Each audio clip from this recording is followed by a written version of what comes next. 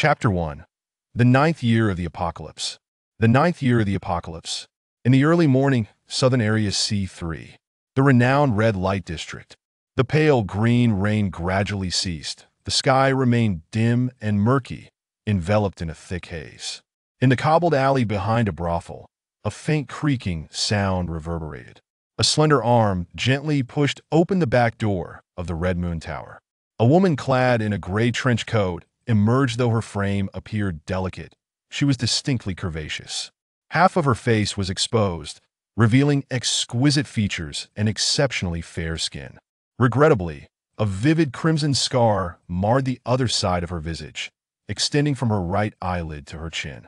Qiu Xintong slowly lowered her gaze, observing the pale green rainwater that had pooled on the bluestone pavement, before calmly stepping onto it. As her silhouette materialized in the narrow alleyway, she immediately spotted two elderly women tidying a garbage bin in the back lane. Clearly taken aback by the sight of someone venturing out at 5 in the morning, the two women, bundled up tightly, paused their labor. Qiu Xintong glanced at them briefly, before hastily bowing her head. In this dystopian world, where civilization had crumbled for several years, elderly women without special abilities were often relegated to such menial tasks to eke out a living. The acrid stench of rotting garbage permeated the air, prompting Qiu Xintong to quickly bypass the two women and hasten forward. Having taken merely a dozen steps, their deliberately hushed voices floated to her like a gentle breeze. Isn't this woman incredibly bold? Venturing out now, if she gets contaminated by that damn green water, how much crystal essence will it take to detoxify the radiation? This building is notorious in this area as a den of vice. Even if the luminous agents are exorbitantly priced, these prostitutes can certainly afford them. One of the women glanced at Qiu Xintong's indistinct silhouette and whispered, "Isn't the Red Moon Tower exclusively for receiving those with special abilities? How can a woman with such a prominent scar serve those esteemed individuals?" The other quickly interjected, "Do not be deceived by her scar. This woman's background is quite extraordinary. It is said her mother was the renowned star Sun Yuzhen before the apocalypse, and prior to her disfigurement, she was even more beautiful than her mother." "Oh dear, what a pity, what a pity." A fleeting sense of melancholy crossed Qiu Xintong's eyes as she lifted her gaze to the still dim sky, continuing to weave through the narrow alley. After half an hour of navigating through a maze of dilapidated buildings, she finally arrived at the expansive hub station. Before her loomed a towering 6-meter-high city wall, with a massive steel gate serving as the sole entrance and exit, flanked by two soldiers in military uniforms. Beyond this iron gate lay the only route to the slums.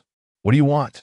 As Qiu Xintong approached the imposing steel door, a guard brandishing a firearm barked at her. She tightened her coat around her and produced a golden document from her grasp to show him. "I am a friend of Lord Li Jinhua. He has permitted me to go out for a while." The soldier scrutinized her with suspicion before responding. "The document appears legitimate, but please wait. I must confirm with Lord Jinhua at headquarters." Qiu Xintong offered a slight smile. "In truth, Lord Jinhua is my guest. He is currently in a deep slumber at the Red Moon Tower, and should he be disturbed, he is certain to unleash his fury." She removed the blue identification badge from around her neck and presented it to him, a hint of embarrassment in her voice. "Here, this is my identification. It indicates my place of employment. I truly work at the Red Moon Tower." The soldier took her document, meticulously verifying her identity. Upon seeing her photograph, a glimmer of astonishment flickered in his eyes. The image, stamped with a regional seal, was evidently taken several years prior. The girl's features were exquisitely striking, devoid of the conspicuous scar that now marred her visage, resembling a grotesque twist of a centipede. A shade of regret crossed the soldier's face as he returned the document to Qiu Xintong, his tone softening. "Very well, but be cautious. The residents of the shanty town are desperate for food, subsisting on meager rations from the base, and there are many marauders about. It is still early, so do return promptly. Open the gate," he shouted over his shoulder. With a resounding boom, the massive gate creaked open. Qiu Xintong murmured her thanks before lowering her head and swiftly passing through the iron door. She exhaled slowly, lifting her gaze to the hazy morning fog outside. Before her lay a dense array of low, dilapidated buildings. The heavy steel door slammed shut behind her, as she followed the direction etched in her memory. The roadside was overgrown with lush wild grasses, littered with decaying wooden debris and tattered, filthy scraps of clothing. Even along the path, some homeless, emaciated vagabonds huddled beneath tattered metal sheets, shivering from the cold. Upon noticing her passing by, they immediately struggled to crawl over, their voices rasping like a broken fan. Please, a bite to eat." Qiu Xintong frowned and quickened her pace, ignoring them. At last, after traversing a series of narrow, pungent alleys, she finally located the dilapidated door she had recalled. Standing before the rusted, pockmarked entrance, Qiu Xintong rapped on the door. "Who is it?" A hoarse voice emanated from within. Upon hearing the familiar tone, Qiu Xintong refrained from replying, but silent tears streamed down her cheeks like beads from a broken string. Creak! After a brief moment, the door creaked open, revealing a gaunt, extremely aged face, its complexion tinged with an unnatural greenish hue. This was a symptom of severe radiation exposure. The impoverished residents of the slums struggled to survive on a meager ration of coarse bread provided by the base each day. Consequently, many of these destitute individuals willingly ventured into high-radiation zones to scavenge useful supplies to barter for food with the base. "Xintong, what are you doing here?" Cough, cough. "What happened to your face?"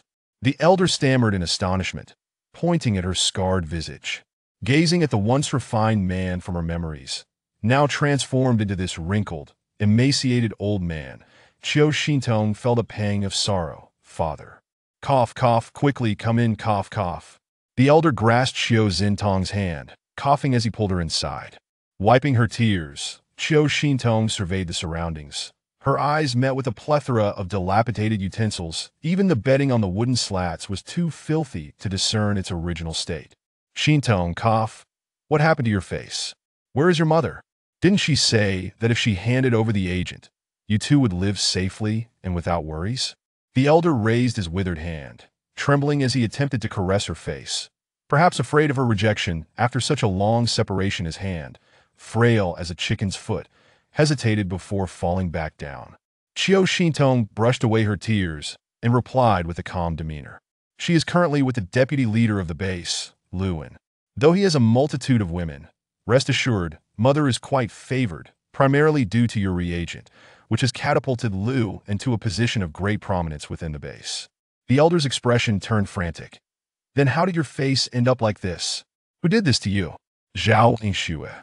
Qiu Xintong bitterly smiled as she uttered the name. "What? She is the leader's wife. How could she commit such an act? As a dual-element ability user, cough, cough, why would an ordinary person like you be subjected to this?" Cough, cough. The elder's throat filled with a metallic taste as he coughed up blood. Witnessing the elder's struggle, as if he might cough out his very lungs, Qiu Xintong's heart ached as she supported him tightly. "It no longer matters. Once I return, I shall find a way to procure a healing agent for you." The elder sighed, falling silent for a moment before speaking. Cough, cough. "I am aware of my own condition. I cannot last much longer. The radiation has long since seeped into my bones, rendering the healing agent ineffective." At his words, Qiu Xintong's eyes glistened with moisture. Turning away to wipe her tears before facing the elder again, she implored, "Father, I recall that when we arrived at the base, there were several vials of polonium toxin mixed agents in the original laboratory. Where are they now?" Surprise flickered in the elder's eyes. "Why do you want that?" Cough, cough. "It is highly toxic. Before the second wave of the zombie tide, I sealed it in a box and buried it deep beneath the abandoned laboratory." "What would you intend to do?" Qiu Xintong removed her trench coat beneath her unprotected vest. Her skin bore a multitude of dark purple finger marks. In the face of the elder's anguished expression, a fierce determination ignited in Qiu Xintong's eyes. "I want them dead." Chapter 2.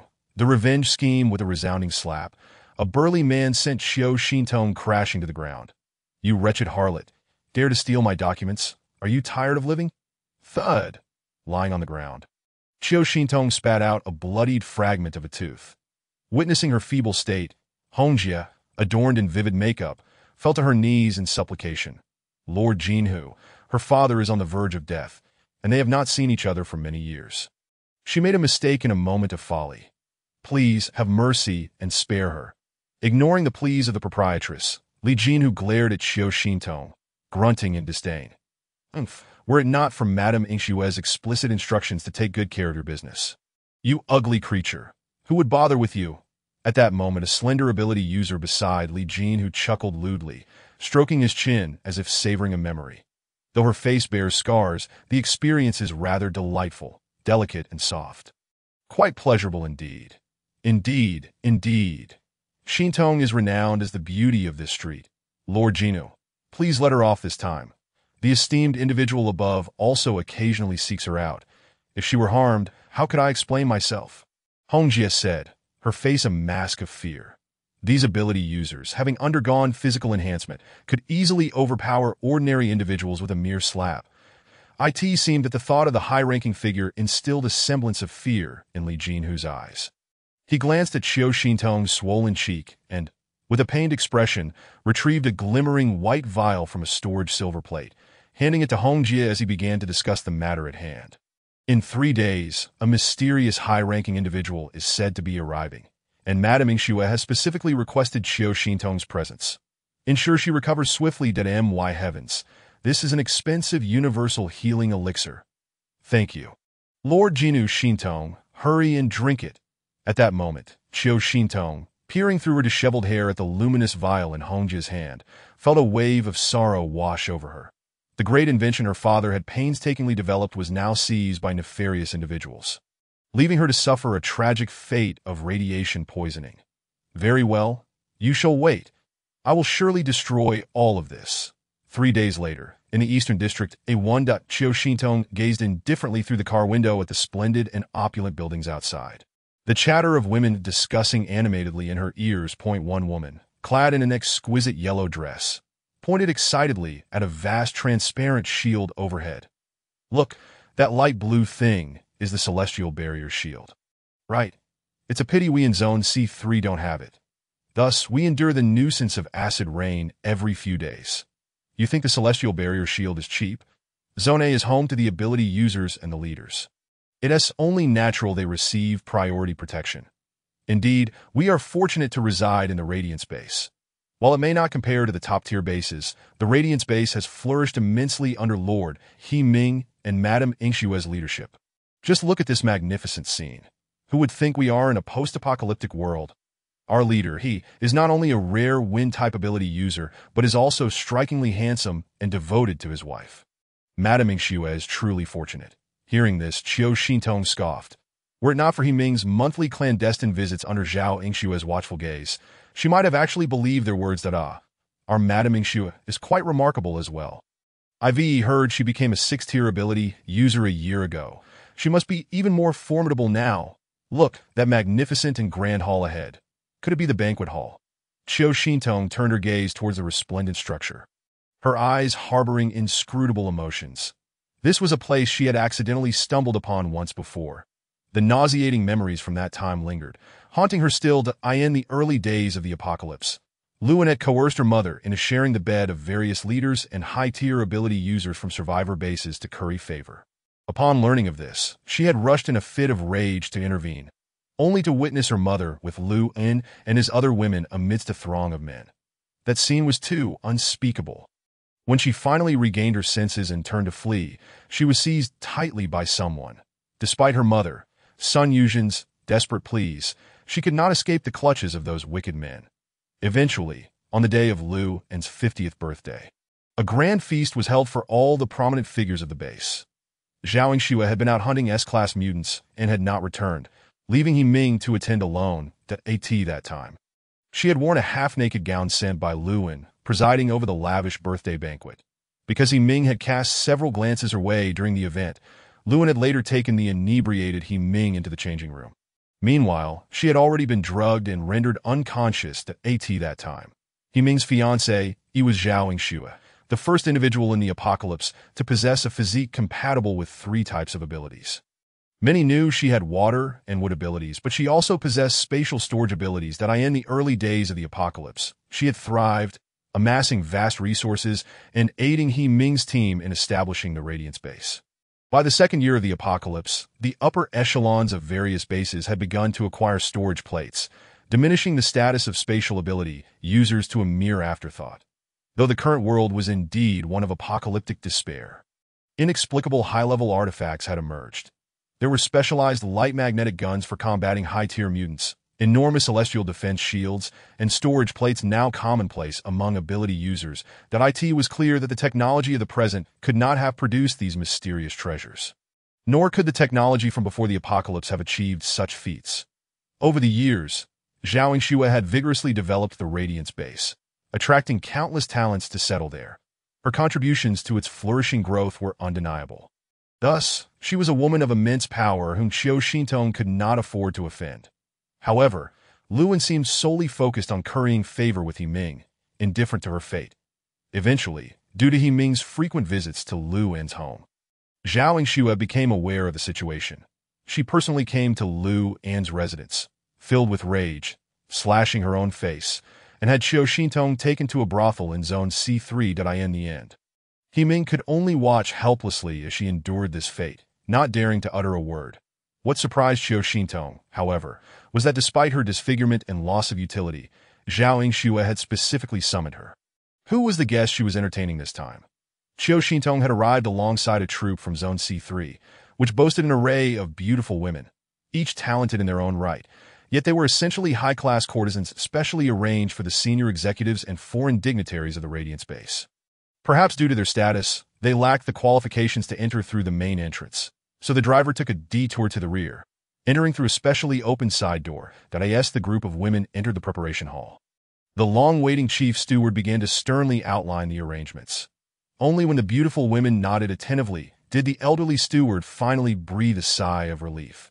Qiu Xintong peered through the opulent curtains of the preparation hall into the grand hall beyond.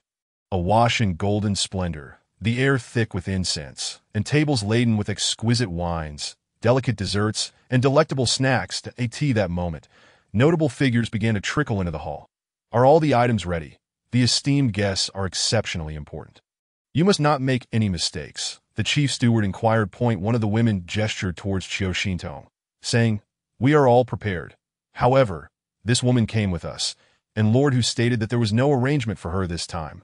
The chief steward glanced at Qiu Xintong before addressing the group of women. She has other arrangements. You may proceed in, but be sure to serve the esteemed guests well, should you incur their displeasure. You know the consequences. Yes, we will certainly attend to the esteemed guests. Qiu Xintong stood still, watching the beautiful women file inside. Amidst the cacophony of music, the chief steward glanced around before quietly approaching Qiu Xintong, his expression betraying complexity. "Miss Xintong, Commander Shun has informed me. Hand over the items." Qiu Xintong turned and extracted 2 small vials from her stitched inner garment, handing them to him. "Will you also perish?" The chief steward asked in a hushed tone. "With so many people accompanying me to the grave, I've struck it rich." Haven Ti, Chapter 3. Chun Jiu, as the elderly man hid the items with a conflicted expression. Qiu Xintong whispered, "Once the items are opened, hold your breath and leave swiftly. Commander Shin will seal all the doors only after he sees you exit. But hurry, someone is coming." Out of the corner of her eye, Yu Guang caught sight of a striking figure approaching with a brisk pace. Qiu Xintong fell silent, while the elderly steward let out a sigh and swiftly exited the preparation hall. A stunningly beautiful lady, in her late 40s yet possessing a visage untouched by the passage of time, approached Qiu Xintong. Each smile and frown exuded a captivating sensuality, truly deserving of her former fame as a pure and enchanting superstar before the apocalypse. Alas, in this post-apocalyptic world, beauty in women is a curse, unless one possesses the abilities and means to match their looks. Otherwise, the outcome is nothing short of tragic. Upon seeing Qiu Xintong, the alluring lady's eyes immediately glistened with tears. "Xintong, for these past years, I have been pleading with Lu and to bring you back." Qiu Xintong gazed sorrowfully at the woman before her, questioning why she continued to cling to Luan as a lifeline. Had their lives not been miserable enough over the years? Enraged by the thought, she exclaimed loudly, "What are you begging him for? He is nothing but a scoundrel who exploits women to solidify his power. Sun Yuzhen, you adore him, yet he treats you as a mere tool. Don't you feel ashamed? You even resorted to stealing your father's reagents to please such a scoundrel." A sharp slap struck Qiu Xintong's face. causing her head to turn. Sun Yuzhen trembled, her lips quivering as she retorted with a fierce expression. The bright potion was developed by Luin. Do not let me hear such words again. With despair in her eyes, tears streamed down Qiu Xintong's face. This was her mother. In just a few years, how had she transformed into this, were it not for her father still being alive? She would wish to escape this life forever. May everyone descend into hell. Let us all perish together. Suddenly, the tension in the hall was shattered as the curtains were drawn back, that a beautiful, enchanting face appeared, accompanied by several dashing female guards. Sun Yuzhen quickly wiped her tears, affectionately linking her arm with the newcomer, smiling. Oh, how delightful to see you, madam. Zhao Yingshu, with a look of disdain, withdrew her arm and lightly brushed off her sleeve, as if Sun Yuzhen were something filthy. She showed no concern for Sun Yuzhen's embarrassment. Miss Sun, could you step outside for a moment? I wish to speak with your daughter. Very well, do as you please, madam, Sun Yuzhen replied with a forced smile. Turning to leave the preparation hall, Zhao Yingshu squinted, surveying Qiu Xintong as though appraising a commodity. Qiu Xintong offered a cold smile, lifting her chin defiantly to meet Zhao Yingshu's gaze. Years had passed, and Zhao Yingshu appeared even more stunning than before, her skin flawless and glowing with health, her aura transformed from that of a meek, hard-working college student into something utterly captivating. How bold you are to look at our madam in such a manner. One of the female guards declared coldly, pointing at Qiu Xintong. Zhao Yingshu glanced at the guard who spoke and then leisurely instructed her companions. You may leave as well. The guard hesitated, casting a wary look at Qiu Xintong. Madam, this woman does not seem to harbor good intentions. Zhao Yingshu regarded Qiu Xintong's slender figure with a dismissive smile. Fear not, she is merely a powerless ordinary person. The guard nodded and exited. Once alone, Zhao Yingshu began to mock Qiu Xintong. Ah, Qiu Xintong, it has not been long since we last met, yet the once-crowned beauty of B University, hailed across the internet as the most stunning star offspring, has now fallen to such a weary state. Ha ha. Zhao Yingshu laughed heartily, then, adopting a victorious stance, reached out her hand. That moment, her fingers transformed into slender green vines, swiftly coiling around Qiu Xintong's neck. Tightening slowly, lifting her chin to relish the flush of suffocation on her face, while she laughed derisively. Oh dear, times have changed. You are now an ordinary person devoid of abilities, reduced to a lowly species. You are not even worthy to carry my shoes. The vines released abruptly, allowing Qiu Xintong to gasp for air, coughing incessantly. Cough, cough. Zhao Yingshu, I have already ruined my appearance. To you, I must have lost all value. Cough, cough. So why have you brought me here? Zhao Yingshu regarded Qiu Xintong with amusement, her smile barely contained.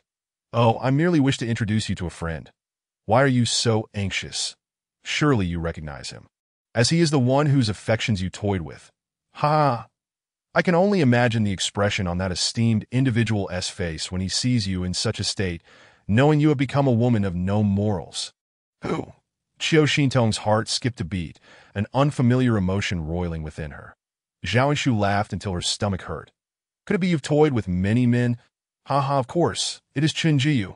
Chen Jiu. The name reverberated in Qiu Xintong's mind, conjuring memories of the boy who used to wear a white shirt before the apocalypse. That moment, she felt as if all her strength had been drained. Her awareness hazy. But he died during the zombie outbreak at school, did he not? Ha! Chen Jiu died in the school zombie outbreak. Oh dear, which era did that rumor originate from? Ha! Seeing Qiu Xintong's shocked and disbelieving expression, Zhao Yingshu continued to provoke her. Do you know? Chen Jiu is a figure revered like a god in this post-apocalyptic era. His powers are unfathomable, and he possesses countless treasures, not to mention that the rumored Seventh City is likely under his control. Surprised, are you? You once humiliated him, and now you must be regretting it deeply. Ha ha! Qiu Xintong's mind was in disarray as she struggled to process this shocking information. She had heard Xinwei speak of the Seventh City. It was a true land of freedom, but it lay far from the bright base, and the journey there required traversing the perilous green mist forest, inhabited by numerous anomalies. However, Xinwei had mentioned that ordinary people living there enjoyed happiness and health. Their status equal to that of the ability users, where everyone received respect, unlike the so-called bases that enslaved ordinary people, forcing them to construct walls in the radiation zones, scavenging for supplies, draining them to their last drop of blood. Most infuriating were the heartless ability users who used impoverished ordinary people as bait to lure in anomalies. This was not limited to the Bright base. Many bases exhibited such practices, with the higher-ups turning a blind eye. Clap, clap, Zhao Yingshu clapped her hands, breaking Xiao Xintong's train of thought. The female guards quickly returned to the preparation hall upon hearing the sound, listening to Zhao Yingshu's orders. Now keep her secure. She will only be released when the esteemed individual arrives. Xiao Xintong's hands, which had been hanging limply, tightened slightly. Although she knew Zhao Yingshu harbored ill intentions and had prepared thoroughly beforehand, she had not anticipated that Chun Jiyu would once again re-enter her life. Zhao Yingshu crossed her arms, a smirk playing on her lips as she observed Xiao Xintong's disheartened demeanor. With a cold laugh, she turned and exited the preparation hall. Xiao Xintong sat in a daze. Held captive by Zhao Yingshu's guards, her spirit tortured as if undergoing a slow and painful dismemberment. Finally, after what felt like an eternity, a loud cheer erupted from the banquet hall. Two female guards, thinking the esteemed individual had arrived, quickly rose to peek through the curtain. To their surprise, a tall ability user, slightly inebriated, stumbled onto the stage, tearing off the clothes of a dancing woman, and proceeded to enact a rather crude display right there. These vile men, such lecherous scoundrels, one of the female guards scoffed, voicing her complaints. Seated at the head of the hall, Ming coughed lightly, sternly admonishing the man's crude behavior. Old Liu, you cannot behave this way tonight. Boss Chun has not yet arrived, after all. This is his first visit to our base. Do not tarnish his reputation. The drunken man, thwarted by Ming, reluctantly released the petite woman beneath him, grumbling, "Damn it. When is that big merchant going to arrive? How dare he keep us waiting this long? He is treating our base with such disdain. Just wait. I'll show him." Another ability user, unable to tolerate the disrespect, interjected, "Old Liu, wake up. You are being utterly reckless. Anyone who has crossed Qinjiyu in recent years has found themselves 6 feet under. Remember the Blood Wolf leader who left you near death? That 5-star dual-element ability user. Do you know what became of the Blood Wolf Mercenary Corps?" A lean ability user chimed in. "I know about that. The Blood Wolf leader merely insulted Chunjiu at the Moonlight Tower in the 7th city. And the next day, his corpse was found hanging at the city gates. The revenge he sought ended with over 20 of his men meeting the same fate. None survived. Old Liu, don't drag us into your folly." Chapter 4. Humiliation. Old Liu glared, unwilling to concede. "I refuse to believe that such a frail boy could possess any real power. The 7th city is filled with experts. Perhaps the Blood Wolf leader was killed due to some conflict with others." Just then, a voice outside called out, "Boss Chun has arrived." Suddenly, the bustling hall fell silent in an instant, as all eyes turned towards the entrance that a figure of unparalleled elegance appeared before the banquet hall's door. The man strolled forward, his exquisitely tailored suit perfectly accentuating his lithe, yet muscular physique. His features were strikingly handsome, complemented by a pair of enchanting peach blossom eyes that radiated a captivating celestial light. Beneath his prominent nose, his lips, of moderate fullness, curled into a beguiling smile. His arrival stood in stark contrast to the burly men within the hall that moment. Even the experienced dancers on stage blushed as they stole glances. Among the seated guests, female ability users began to chatter excitedly. The rumored enigmatic Boss Chun turned out to be such a dashing young man.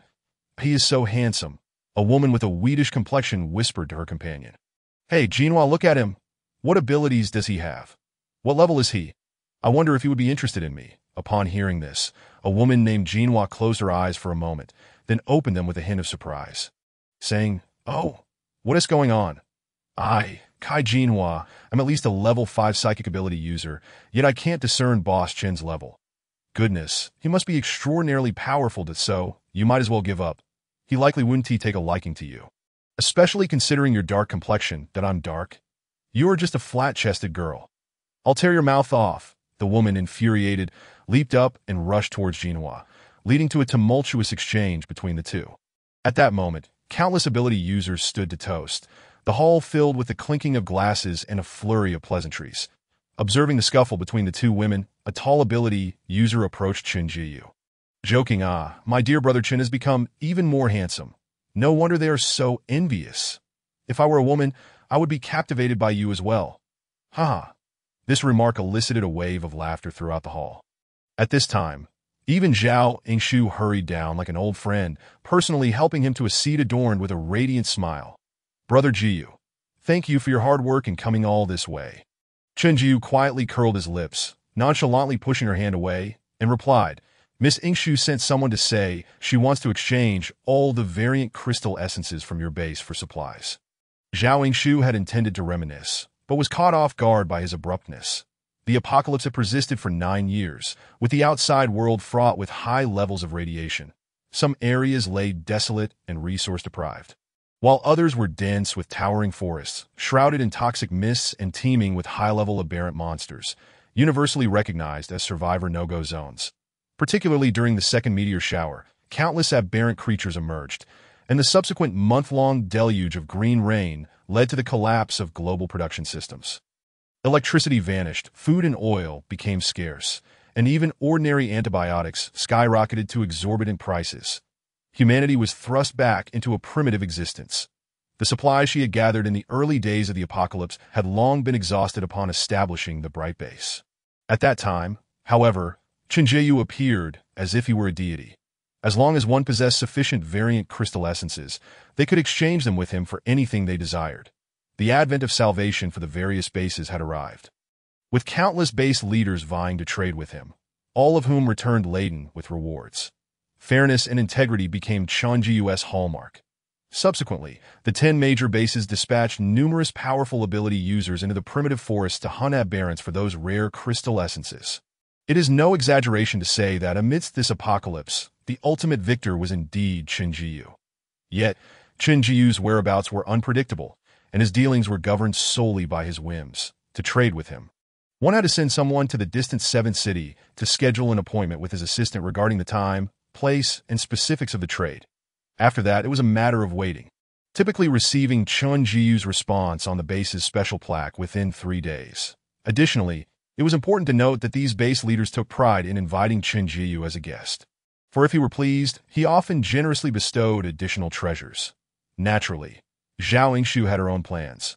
Looking at Chenjiu's handsome visage, she couldn't help but blush as she said, Brother Jiyu, there's no need to rush into business. Let us have a meal first. After dining, we can discuss the trade. Chenjiu lifted his enchanting peach blossom eyes to regard Zhao Yingshu, then smiled faintly as he elegantly took his seat. Zhao Yingshu gazed intently at this godlike man. Brother Jiyu, in conducting business with various bases and navigating through so many factions, your movements are exceedingly unpredictable. Have you given any thought to what I mentioned last time? Would you be interested in staying at our Bright Base? If Chenjiu were to remain at the Bright Base, it would undoubtedly soar to the top of the 10 major bases. The Happiness Base had garnered Chenjiu's favor solely because of Shen Qiqi, who had procured numerous sky shields and rare resources. Shen Qiqi was merely an ordinary junior of Chenjiu. If she could leverage their camaraderie to retain him, how wonderful it would be. Noticing the fervent gaze of Zhao Yingshu, Chenjiu chuckled lightly, his eyes reflecting a hint of arrogance. Miss Zhao, you flatter me that I am naturally reclusive and dislike crowded places. My only passion is to wander and collect some crystal essences that be by the way. Does the crystal essence you're trading with me include any dark attributes? Zhao Yingshu felt as if she had struck cotton, utterly at a loss with this man. She leaned closer, observing the handsome man who was lightly dozing in impatience, and softly asked, Brother Jiyu, do you remember Shinto? Upon hearing this, Chenjiu lazily opened his eyes, glancing at Zhao Yingshu in surprise before scoffing lightly, a subtle ripple passing through his mesmerizing eyes before he closed them again and replied nonchalantly, Who? I don't know her. Zhao Yingshu felt as if she had been shut out, yet she bore no ill will. Instead, she shot a glance over her shoulder. Moments later, the curtain behind her was drawn open, and Shinto was pushed forward, that as she entered the hall, countless gazes unexpectedly fell upon her, including that of the slightly inebriated He Ming, who looked at Zhao Yingshu in confusion. However, Zhao Yingshu feigned ignorance, ignoring He Ming entirely. Whispers filled the hall once more. What is that woman doing here? Isn't she afraid of scaring off the esteemed guest with that appearance? Her face is ruined, but her body is fragrant and soft, quite enticing indeed. Haha, you seem to know her well, Qinshan. Are you a frequent visitor? A man named Qinshan burped, eagerly beckoning his companions. Let me tell you, her body can make you feel like you're in ecstasy. Indeed, her figure is delicate and supple, as if her waist has no bones, easily manipulated. Another burly man also cast a lewd glance at Qiu Xintong. Amidst the vulgar discussions about her, Qiu Xintong's gaze fell upon the impeccably dressed, handsome man resting with his eyes closed. Surely, he must have heard them, right? Qiu Xintong's heart ached. Despite enduring countless humiliations over the years, nothing had made her feel as suffocated as this moment. The boy, who had long been a figment of her past, reappeared before her in such an unbearable manner. It was overwhelming, and she felt as if she could hardly breathe. What are you dawdling for? Hurry up and serve the esteemed guest some wine. Seeing her hesitate, a female bodyguard behind her continued to threaten in a low voice. Your mother, an ordinary person, lives such a wealthy and leisurely life today thanks to the base's kindness. If you disobey, your father, who is languishing in the slums, could meet his end at any moment.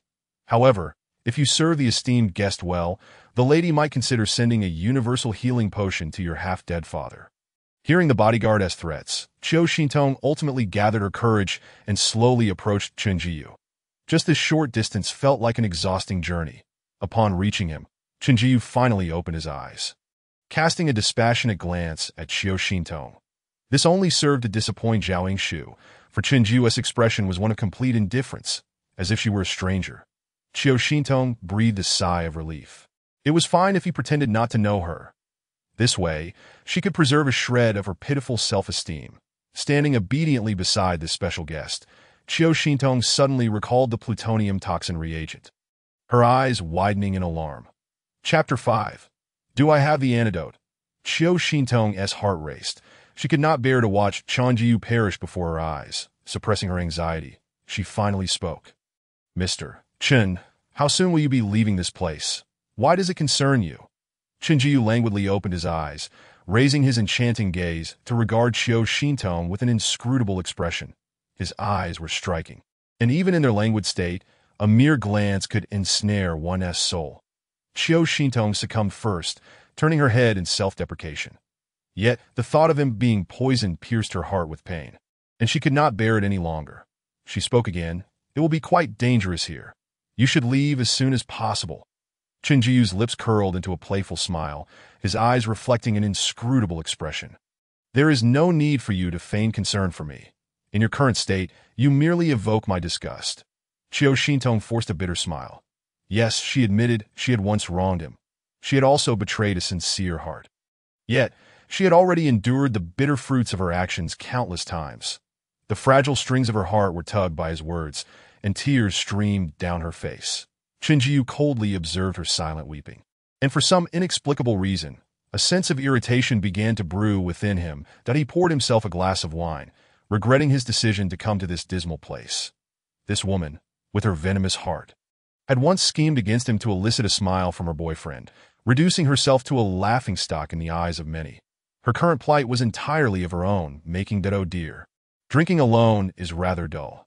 Jiyu, allow me to keep you company. As he spoke, He Ming, his face beaming with mirth, pushed past a throng of supernatural beings who had come to toast him, making his way to Chen Jiyu. Chen Jiyu, irritated, rose without offering any respect to the leader of the great base, his tone laced with impatience. Leader I suggest we expedite our transaction. I suddenly have pressing matters and wish to depart early. He Ming's smile froze on his face. Before he could express his anger, a follower behind him angrily smashed his wine glass and pointed at Chen Jiyu, shouting, You little brat, don't you know your place?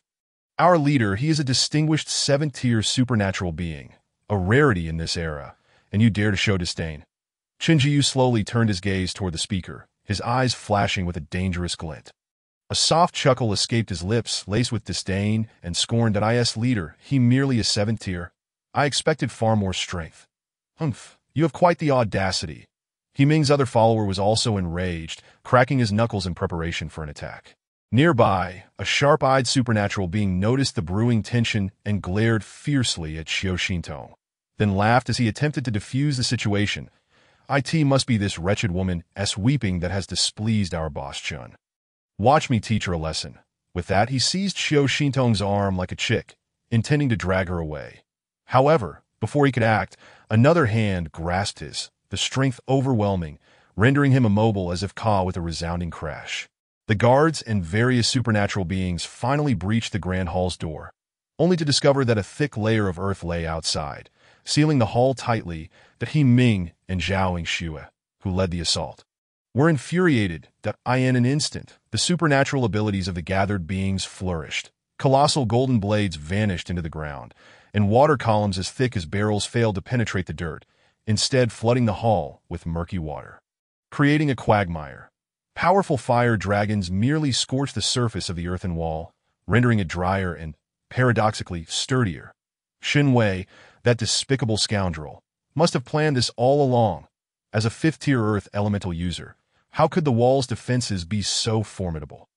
Sai Jinhua closed her eyes, extending her consciousness outward to assess the situation, then opened them with fierce anger. There are 4 figures radiating a brownish hue outside, meaning 4 earth elemental users are reinforcing the soil. Once I escape, I will flay Shen Wei alive. A disheartened voice interjected. Cough. Normally, his earthen shield would be relatively easy to breach, but in this environment, I can hardly hold out in a short span. Many supernatural beings had inhaled the toxic mist, and toxins began to ravage their bodies. Lower-tier users were already collapsing. Hurry, I can't hold on much longer. Who has the universal healing potion? Please, I beg you. It's futile. I've Inge as the head of the last individual before her fell to the ground.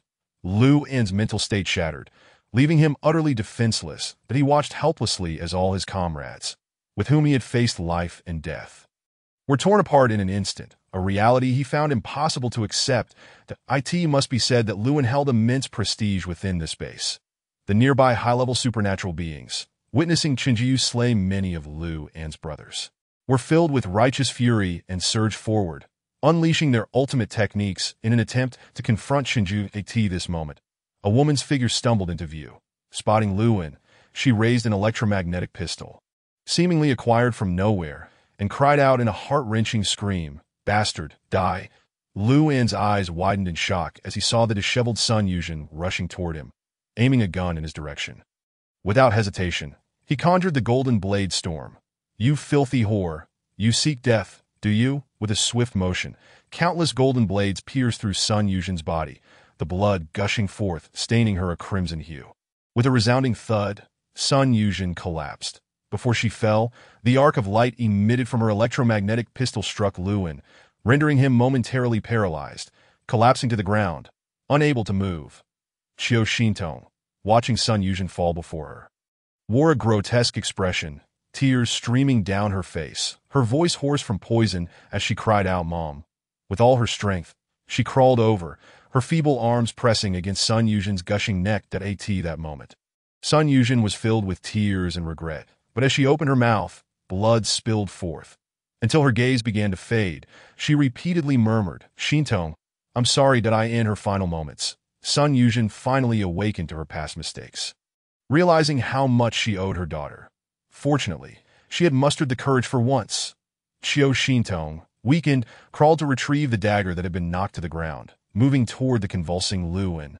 She coughed up a mouthful of blood, determined to plunge the dagger into the heart of this scoundrel. She sought vengeance for her father's stolen life, for the 9 years of humiliation she endured, and for her mother's tragic death.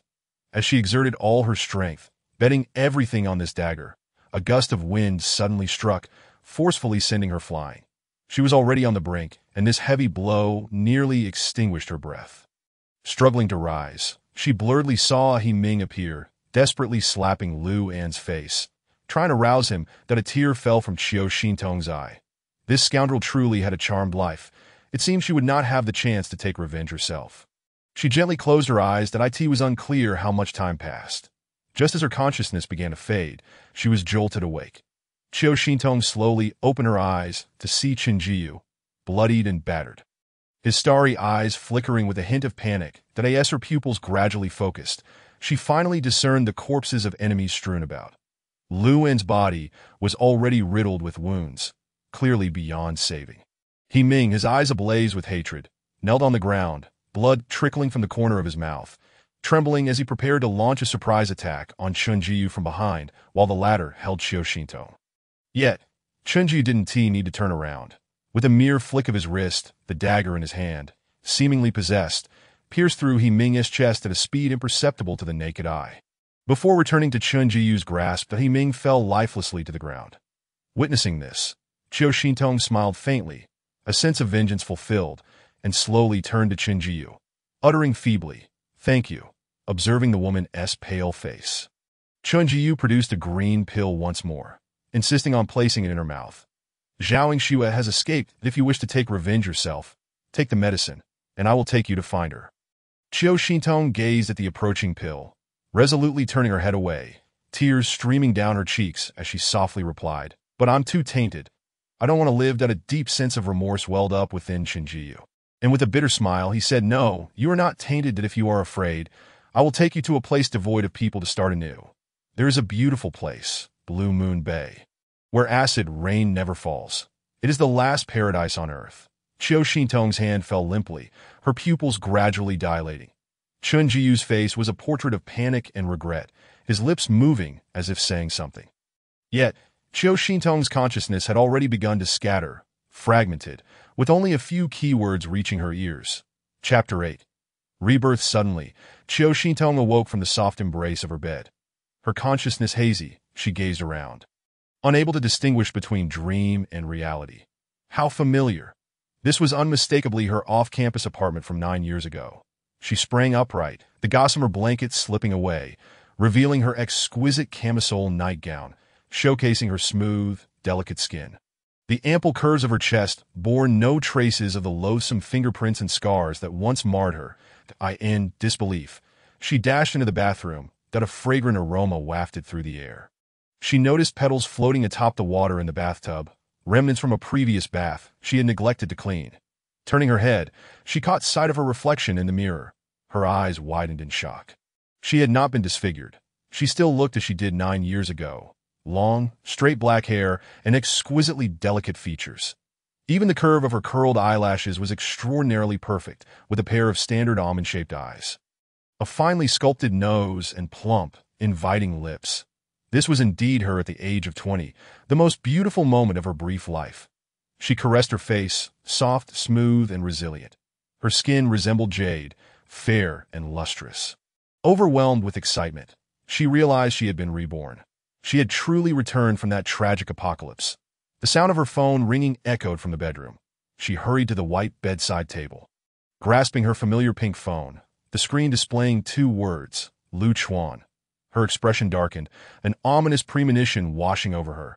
Upon answering, a buoyant male voice erupted from the line. "Baby, you did great. I heard that guy can't even hold his head up at your school anymore." "Ha ha!" Her heart sank. A chorus of approving voices echoed in the background. "Sister-in-law is amazing. Yes, this is a satisfying revenge." The sequence of events unfolding exactly as before left Xiao in stunned silence. Memories flooding back. Her heart turned to ash as she abruptly hung up, swiftly blocking Lu Chuan.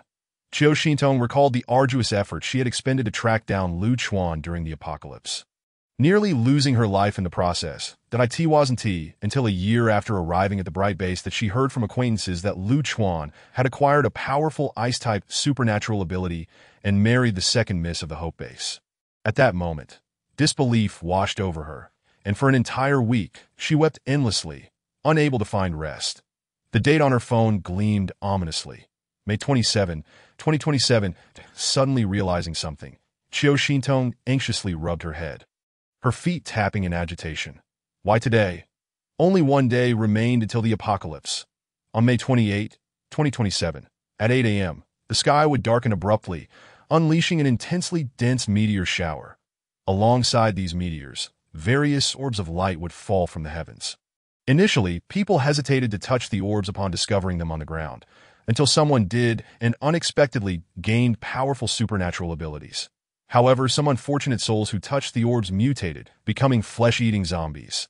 These zombies possessed an extremely high level of infectiousness. Once bitten, a human would be rapidly assimilated within 10 seconds. Thus, the city was besieged by waves of zombies.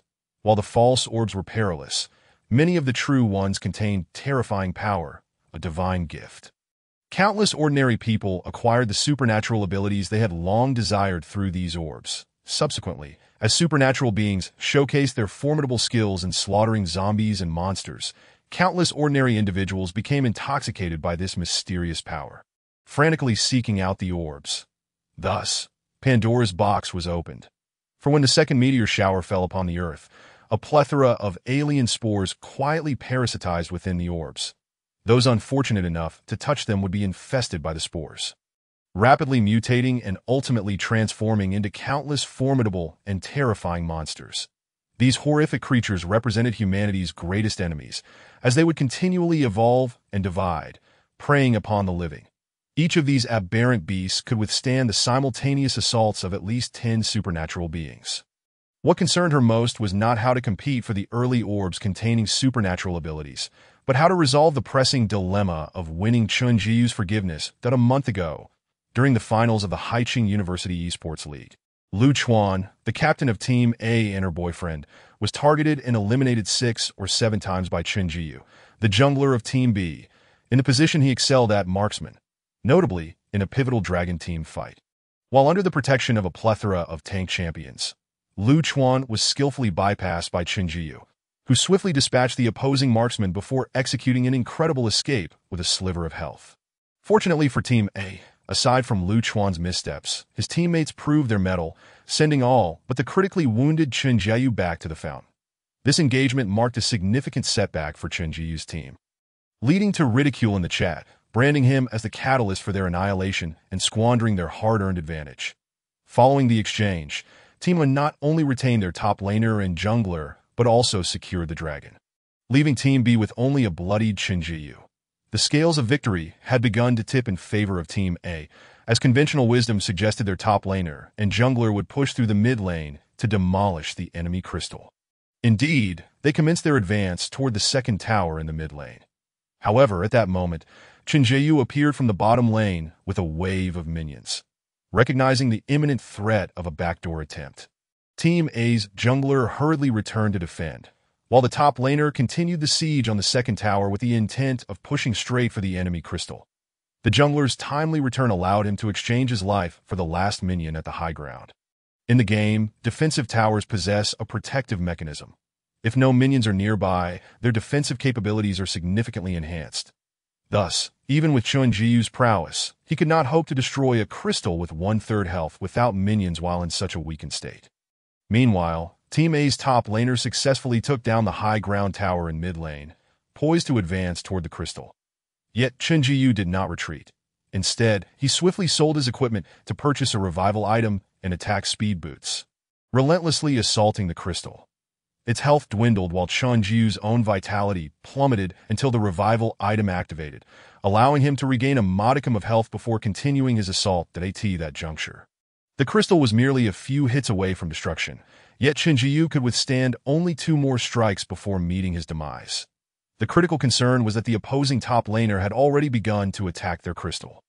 Just as Team A reveled in their perceived certainty of victory, Chun Jiyu activated his signature move, withstanding 2 counterattacks from the crystal, leading to the explosion of Team A's crystal first in a dazzling display of skill before a national audience. Chun Jiyu undoubtedly clinched the championship of the Esports League, provoking the wrath of Lu Chuan, who took note of this affront. After the league concluded, Lu Chuan sought Chun Jiyu privately, demanding a rematch in a best-of-3 format. Streamed live, Chun Jiyu readily agreed, and in the first match, they both played the marksman role. However, Lu Chuan made a positional error, allowing Chun Jiyu to exploit the opening and secure a kill. The subsequent 2 matches followed suit, with Lu Chuan being decisively defeated by Chun Jiyu. The embarrassment was palpable. To make matters worse, the chat in Lu Chuan's livestream began to mock him mercilessly. Just go home. Don't embarrass yourself. 1 defeat wasn't enough. Now you're getting humiliated for 3 matches. Even a chicken's movement is better than yours. This pathetic skill set could never belong to Team, but the deluge of comments left Lu Chuan feeling utterly shamed, etching another score against Chun Jiyu in his heart that he vowed to take revenge. Chapter 9. The Scheme Against Chun Jiyu. Ultimately, an ill-conceived idea emerged from one of his friends. Isn't your sister-in-law the campus beauty from Team B? That student photo shows her ranked first for 3 consecutive years, beating the second place by tens of thousands of votes. Have her pursue Chen Jiyu, then publicly humiliate him before everyone and break up. In a moment of impulsiveness, Lu Chuan found the suggestion quite appealing that he called her, sweet-talking and coaxing until she reluctantly agreed. Thus, Qiu Xintong began her quest to encounter Chen Jiyu. Initially, she believed that her family background and beauty would ensure Chen Jiyu's acceptance. But when she confessed her feelings and sought to date him, he dismissed her entirely. Undeterred by rejection, she relentlessly pursued him, offering water during basketball games, orchestrating chance encounters in the library, and even lurking near the boys' dormitory. Fate favored her tenacity, as rumors of her pursuit spread throughout Team B that eventually, Chen Jiyu, worn down by her persistence, conceded to a trial relationship. Achieving her goal, Qiu Xintong delightedly showered him with affection, dining, shopping, and watching movies together. However, on Chen Jiyu's birthday, she decided to confront him. The breakup was staged in a crowded basketball arena, where she publicly declared that he, a poor boy, was unworthy of her, insisting that her feelings were insincere and that merely looking at him repulsed her. She unleashed a torrent of humiliation upon him. Witnessing Chen Jiyu's face gradually pale and the light in his eyes dim, her heart sank as he pushed away his roommate's support and despondently exited the gym. Although she had long awaited this moment, rehearsing her cruel words repeatedly, seeing him leave in despair filled her with regret. She had betrayed someone who genuinely loved her. Reflecting on their past, Qiu Xintong felt a wave of frustration. Wishing to slap herself in disbelief that in a previous life, she had failed to recognize his worth, breaking his heart irreparably. More importantly, she could not allow Chen Jiyu to harbor hatred toward her again. Nor could she repeat the mistakes of her past life. Before her demise, she vaguely heard him utter words that resonated with significance. I have a system for the eternal star domain plan. Though the meaning eluded her, she sensed it was a profound secret tied to Chen Jiyu's extraordinary capabilities. With this thought, her pupils dilated, and she swiftly grabbed her phone, searching for Chen Jiyu's contact information. Upon finding his name in her contacts, her face brightened, and she dialed without hesitation. The prolonged ringing ensued. How fortunate, for a minute he hadn't blocked her. Sorry, the number you dialed is temporarily unavailable. Alas, while he hadn't blocked her, he wasn't answering her calls. After a moment's thought, she opened her messages and typed, Jiyu, I want to see you, please, and hit send. Qiu Xintong clutched her phone. Waiting anxiously, 0.5 minutes passed. Yet there was no reply. It seemed that to earn his forgiveness, she must face him in person. However, with the immense pain she had caused him, could she truly expect him to forgive her in such a short span? Remembering the past, she recalled how she had misinterpreted the news of Chen Jiyu's presumed demise during the chaos, believing he had perished in the onslaught of zombies at their dormitory. This misconception had plagued her with regret for years. Now, bestowed with a second chance at life, she vowed to seek Chen Jiyu's forgiveness. Furrowing her brow in contemplation, she decided to contact Sun Yuzhen. As Chen Jiyu was not answering, despite her mother's status as a star ensuring her survival at the onset of the apocalypse, they had endured a harrowing existence. Hello, Miss Xintong, this is Ms. Sun Yuzhen's assistant. She is currently engaged in a charitable event. Please share your message, and I can relay it to her. After hanging up, Qiu Xintong realized she would have to stockpile supplies for now. She quickly changed into comfortable athletic wear. Although her mother had provided her with material comforts, she often felt the lack of companionship. Glancing at her 7-figure bank balance, she donned a large backpack and prepared to raid the nearby mall. In addition to her backpack, she carried a large tote bag, making numerous trips back and forth for 3 hours until her living room and kitchen overflowed with supplies. Gasping for breath, she surveyed her bountiful provisions, finally smiling with satisfaction. For the near term, she had no worries, but long term, this stockpile was far from sufficient. Noticing that it was already 3:20 p.m., she realized she had no time to waste on further gathering supplies. As she still had much to accomplish, how could she forget her father? Qiu Xintong picked up her phone and dialed the contact she had noted down. The call connected. Hello, Xintong. Qiu Xintong felt a twinge of discomfort in her nose. Pausing for a moment before saying, Dad, if a meteor shower occurs tomorrow, remember, do not go outside. Steer clear of those luminous orbs nearby, and especially avoid the creatures that chase after people to bite them. If you have the time, Stock up on some essential supplies today. Although there was a significant chance that those glowing orbs could transform her father into an extraordinary being, she did not wish for this middle-aged man, nearing 50, to take any risks. After a brief silence on the other end of the line, her father's cultured laughter resonated. Shintong, are you joking with me? Huh, have you become infatuated with apocalyptic movies after not calling for a few months? Otherwise, why would you call just to tease your dad? How have you been lately? I heard you started dating Chen Jiyu from the mathematics department. Qiu Shintong hesitated. Her father would indeed find it hard to believe such a monumental event as the apocalypse. Moreover, he was generally indifferent to news from the outside world. He didn't even know about her tumultuous breakup with Chen Jiyu that had caused quite a stir just the day before. This was precisely the reason why Sun Yuzhen had reached her breaking point and divorced him. His incessant preference for immersing himself in the laboratory, rendering him a solitary man devoid of any other interests. Dad, I'm not joking that I had a precognitive dream. There will be a meteor shower tomorrow, and many glowing orbs will fall from the sky. Some of these orbs contain treasures that bestow robust physical abilities. But a small fraction harbors a virus capable of parasitizing the human body that I can only say so much. Chapter 10. The you of that time. Qiu Shintong hung up the phone, opened her messaging app, and scrolled through her chat history with Chen Jiyu until she finally spotted a class schedule at the top. That it was the schedule of Chen Jiyu that she had previously photographed. At this moment, he was attending an advanced algebra class. She paused for a moment, recalling her rebirth and their first meeting. She wanted to leave a good impression on him, so she needed to dress herself appropriately. Opening her wardrobe, she changed into a fitted pure white dress. Next, she hurried to her vanity, completing her basic skincare routine before applying a primer and a lightweight foundation. Her complexion was already quite good. She merely needed to even out her skin tone.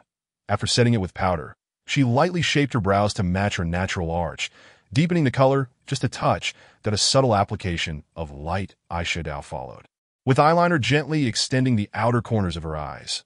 She brushed her already curled lashes to enhance her innocent and gentle gaze. Her plump lips required only a soft lip gloss, and she finished off with a delicate sweep of pink blush on her cheeks. Thus, a refined and thoughtful makeup look was completed, an image reminiscent of first love. With her appearance perfected, Qiu Shintong quickly made her way to the school. Consulting her phone for Chen Jiyu's classroom, there was a glass panel on the back door, allowing a clear view of the large classroom inside. Nervously, she peered in, observing the lecturer passionately explaining sorting algorithms while pointing at the complex formulas on the blackboard. She meticulously searched for Chen Jiyu's figure, and finally spotted his familiar and upright silhouette in the third-to-last row. For reasons unknown, her eyes misted slightly. That moment, Chen Jiyu was bent over, writing something on his paper, oblivious to her gaze that it was his roommate, with a bowl-cut hairstyle, who inadvertently noticed Qiu Shintong and nudged Chen Jiyu, signaling him to look at the back door. Following his roommate's cue, Chen Jiyu indeed caught sight of the meticulously adorned Qiu Shintong. Qiu Shintong also scrutinized Chen Jiyu. He exuded a refreshing aura, his face pale and youthful, lacking the arrogance that had emerged post-apocalypse. His eyes sparkled like a sky full of stars, clear and bright, that it felt as though she hadn't seen him in ages, and all those sealed memories were suddenly awakened. However, their eye contact barely lasted a second before Chen Jiyu coldly turned away, treating her like air, and resumed scribbling down the unfinished formulas. His demeanor was decidedly frosty. Qiu Shintong lingered by the back door, aware that several people in the classroom had noticed her, their gazes filled with astonishment, curiosity, and confusion. During her pursuit of Chen Jiyu, she had occasionally attended classes in the mathematics department, and some faces were familiar, such as the bowl-cut roommate, who cast several meaningful glances her way. Qiu Shintong understood the roommate's thoughts. After all, she had publicly announced her breakup with Chen Jiyu in front of many people yesterday, uttering some rather hurtful words. The roommate was likely puzzled as to why she still had the audacity to approach Chen Jiyu. At that moment, the lecturer on stage turned his back and began writing furiously on the blackboard. Seizing the opportunity, Qiu Shintong pushed the door open and slipped inside, quickly taking a seat in the empty spot in front of Chen Jiyu. She placed her bag down and hastily wrote on a piece of paper, "Jiyu, I know I was wrong. Will you forgive me?" She folded the paper gently and turned to place it on his desk. Upon seeing her offer the note, Chen Jiyu's hand, which was writing, paused momentarily, Without even glancing at the content, he crumpled the paper and tossed it to the floor that a pang of sorrow coursed through Chiu Shintong's heart. What must she do for Chun Ji-yu to forgive her? As the paper fell to the ground, the bowl-cut roommate, curious, leaned down to pick it up, but just then, a swiftly approaching sneaker landed on the note. The roommate looked up in disbelief, meeting Chun Ji-yu's cold gaze. Under the frostiness of his eyes, the roommate silently halted his actions, suppressing his inquisitive heart. Chiu Shintong turned her head and continued writing in her notebook. Ji-yu, I truly realize my mistake. Now let's not break up, okay? This time, she did not fold the torn paper, but placed it directly on Chun Ji-yu's desk for him to see at first glance. She also turned to closely observe the subtle expressions on his face. Unlike before, Chun Ji-yu did not crumple it and discard it. Instead, he lifted his gaze to meet Chiu Shintong's, his eyes harboring an unyielding chill. Before he could speak, a voice boomed like thunder. Student, which department are you from, and what is your student ID? The teacher at the podium had suddenly noticed Chiu Shintong's presence and immediately inquired. A brief silence enveloped the classroom before a female voice spoke up. Teacher, she is a student from the broadcasting and hosting department. She often disrupts the class to pursue Chun Ji-yu, and she has been attending several of your lectures this month without permission. Chiu Shintong turned in shock to face the speaker, a girl with delicate features tied in a high ponytail, who at that moment averted her gaze from Chiu Shintong's ditto. Chiu Shintong finally recalled. This girl was a little admirer of Chun Ji-yu, who had once brought water to him and his roommates daily on the basketball court. Later, when she became his official girlfriend, this girl had been heartbroken for quite some time, her fiery gaze scorching Chiu Shintong whenever they crossed paths. That I do not oppose attending classes, but such attendance to pursue a boyfriend is not for the sake of studying. I do not welcome you. Please leave. Under the watchful eyes of many, Chiu Shintong could hardly refuse to leave. Casting one last glance at Chun Ji-yu, who was still focused on writing formulas, she spoke softly. Feeling wronged. Ji-yu, I will wait for you outside. Can we talk after class? Seeing that Chun Ji-yu did not lift his head, offering no response, Chiu Shintong sighed, lowered her head to gather her things, and slowly exited the room. That it was fine. She would not easily give up. These minor setbacks were nothing. Thus, she waited in the corridor for the end of class. Finally, after over an hour, the lecturer emerged from the classroom, followed by students filing out one by one. Chiu Shintong, unable to contain her excitement, rushed back inside, only to find Chun Ji-yu already standing up, gathering his belongings. Chapter 11. The premature arrival of the apocalypse. She jogged up to Chun Ji-yu, gazing up at the tall, aloof man who towered over her, her expression filled with grievance as she tugged on his arm playfully. Ji-yu, however, before she could even touch his arm, Chun Ji-yu coldly replied, What exactly do you want? At this moment, many students in the classroom paused their activities, pulling out their phones to capture the striking girl before them. After all, there was a video circulating on the campus website of her angrily breaking up with Chun Ji-yu just yesterday. Now, it seemed the tables had turned. Haha, they were eager to witness this drama unfold. And I'm sorry. Please forgive me. Ji-yu. Chiu Shintong's voice quivered with emotion, her autumn-like eyes gazing at Chun Ji-yu with a pitiful look, tinged with a hint of grievance. The icy demeanor on Chun Ji-yu's face softened slightly, yet his dark eyes remained deep and inscrutable. Do you find satisfaction in playing with my feelings? Making me spin in circles? A murmur of sympathy rippled through the crowd. Observing his restrained expression, Chiu Shintong felt a surge of anxiety. She cautiously looked at Chun Ji-yu, her voice softening. Such things as yesterday will never occur again. Ji-yu, let us reconcile. The classroom buzzed with noise, and a female voice chimed in indignantly. What a schemer. How did you humiliate senior Ji-yu yesterday? Now you've donned a new facade, hoping to make amends? Such acting. If you're not sincere about studying, perhaps you should switch majors. Senior, please don't agree to this. Yet amidst the dissent, other voices arose. Didn't you see the school bell on the verge of tears? What is wrong with Chun Ji-yu? Is his heart made of stone? Lu Xiaofeng, are you so easily deceived? Can't you see through the act? Hello, don't mention Xiaofeng, that if I could be entangled by the school beauty like this, I would willingly sacrifice 10 years of my life. Observing Chiu Shintong's tearful expression, Chun Ji-yu replied nonchalantly, Make up, but I'm no longer interested in playing along. With that, he pushed her aside. Don't block the way. As Chiu Shintong stumbled back, barely regaining her balance against the desk, she watched helplessly as his figure exited the classroom.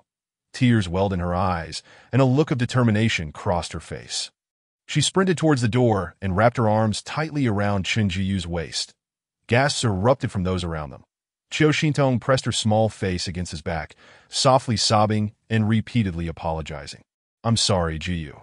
Feeling the softness of her body against him, Chen Jiyu paused for a few seconds. Looking down at the delicate arms clasped around his waist, he softened slightly and said, "Qiu Xintong, have you had your fun yet? Come to my house. I have something important to discuss with you." Qiu Xintong, clinging to him, spoke in a voice filled with grievance. Gasps of surprise echoed around them, but she paid them no mind. A bespectacled boy quickly pulled out his phone. "Hurry and record this. I never expected the school beauty to be such an open woman." That a petite girl turned to her companion and explained. Actually, they were a couple before. Inviting her boyfriend over is not surprising that a young man in the front row sent the video to his friends, captioning it, "Campus Blockbuster. School Beauty's Passionate Confession in the Math Room." Chen Jiyu could no longer maintain his composure. He pulled Qiu Xintong in front of him and gazed into her enchanting eyes. After a moment of silence, he slowly asked, with an undertone of barely perceptible bitterness, "This time, how long do you intend to deceive me?" Qiu Xintong shook her head in distress. Her voice choked. "No, this time I genuinely want to reconcile with you." Chen Jiyu's eyes were filled with scrutiny, searching for a hint of deceit in her pitiful expression. Clearly, Qiu Xintong's face was a picture of grievance and caution, making it difficult for him to voice his refusal. "Look, there's a meteor," someone suddenly exclaimed. "Oh, the sky seems to be dimming, and there's a solar eclipse. My goodness, I can't believe I'm witnessing both a meteor shower and a solar eclipse in my lifetime. Let us go outside and see." Amidst the clamor, many rushed out of the classroom. Simultaneously, a tremendous roar echoed in Chen Jiyu's mind that a strange mechanical voice resonated within his consciousness. "Ding! Activation successful. Congratulations, host. You have been selected by the Savior System to become the child of this world's dimension. Ding! You have received an initial weapon, 1 golden level lottery chance, and a novice gift pack. Ding! A mission has been issued. Please check the mission and claim it promptly. Successful completion will yield point rewards, which can be used on the system's trading platform. Ding! The points trading platform is now open." Gazing at the brilliant meteors reflected in the classroom window, Qiu Xintong's eyes widened, her heart sinking. Why did the meteors appear early? Could it be that her rebirth had caused a deviation in reality, akin to the butterfly effect? At that moment, the sun seemed to be gradually obscured by an unseen hand, and the sky darkened slowly. While everyone marveled at the miraculous daytime phenomenon, only Qiu Xintong understood the imminent danger. The first wave of zombie spores was about to land. Look, the meteors in the sky are so colorful. What a dense meteor shower. Oh, look, a golden light seems to have fallen over by the artificial lake. The classroom erupted with excitement as people shouted, their attention captivated by this enchanting scene. Many rushed outside to witness this once-in-a-lifetime spectacle. Qiu Xintong's petite frame trembled as she grasped Chen Jiyu's arm urgently. "We need to leave here quickly." A number of colorful orbs had already descended, some virus-laden orbs blending in among them. The first person to contract the zombie virus was about to emerge, losing their sanity and ravenously devouring those around them, leading to a terrifying chain reaction. Eventually, every densely populated city would transform into a hell on earth. Returning to reality, Chen Jiyu observed the anxious expression on the girl before him, confusion flickering in his eyes as Qiu Xintong dragged him toward the exit. "Hey, Chendog, are you really following her? Haven't you been fooled enough?" The pot-bellied boy shouted from behind. At that moment, Chen Jiyu hesitated. Glancing back at the pot-bellied boy, he freed his hand from Qiu Xintong's grip, quickly approached the boy, and discreetly handed him something while lowering his voice to convey a few words. Qiu Xintong couldn't hear what he said, but noticed the boy's bewildered expression as he clutched a corner of a black and gold-patterned object tightly. Just as she pondered the nature of that item, Chen Jiyu returned to her side, passing by her with a clear, bright voice, "Follow me." The tranquil campus was showered with countless luminous objects, landing on the roads, the grass, rooftops, and even the branches of some trees, creating a spectacular display of colors that in the playground. A group of joggers spotted the descending red orbs and rushed towards them, exclaiming, "Wow, look, it's colorful meteorites. How beautiful." As the orbs touched the ground, they fell silently. Without a sound, in the front row, A bold man reached out to touch one, but the first to make contact was overwhelmed by a surge of powerful energy. And in an instant, the orb vanished. The person who had touched the orb exclaimed in delight, "Ah, I feel invigorated." He raised his hand, and a fireball began to form in his palm, its intense heat causing nearby students to recoil in shock. With a swift motion, he hurled the fireball onto the ground, igniting the plastic playground in an instant, leaving a charred patch at its center. "Ah, put it out. My goodness, this is incredible.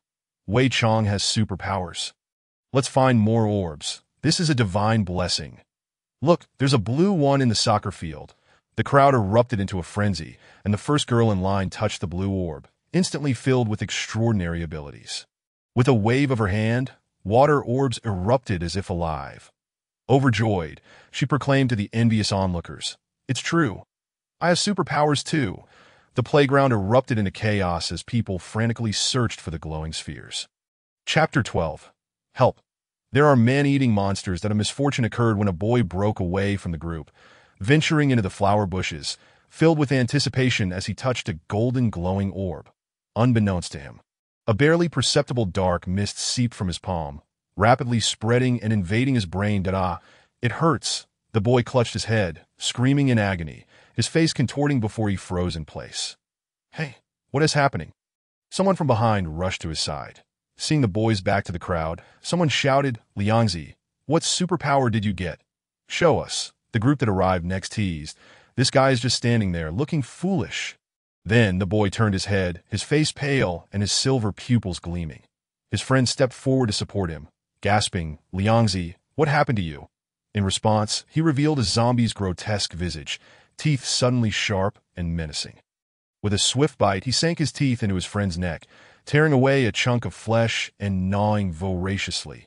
Blood sprayed into the air, and the onlookers screamed in terror. "Ah, Liangzi is eating someone. Quick, save Xiao Yu." Xiao Yu is rolling his eyes. "He's going to die." Brave classmates rush forward, attempting to pry the two apart. "I can't open his mouth. Liangzi has bitten my hand." "Ah, help me." Leave Xiao Yu aside, press down on the wound. "You two pull Liangzi away." "Damn it, he's going to bite my fingers off." "Aching, come and help." Aching, anxious, abandoned Xiao Yu, who was convulsing, and stepped forward to assist. What they didn't realize was that Xiao Yu, who had been lying on the ground, had ceased convulsing, his pupils turning white. Upon hearing the commotion nearby, he suddenly sprang up and bit down hard on a companion's neck from behind. "Help. Call someone. Quick, call the police." The scene descended into chaos. Due to the solar eclipse, the outside world gradually darkened. Fortunately, the hallway lights flickered on as Qiu Xintong followed Chen Jiu down the stairs, one after the other. Following Chen Jiu's lead, they turned left and right until they finally stopped at the door of a storage room behind the math building.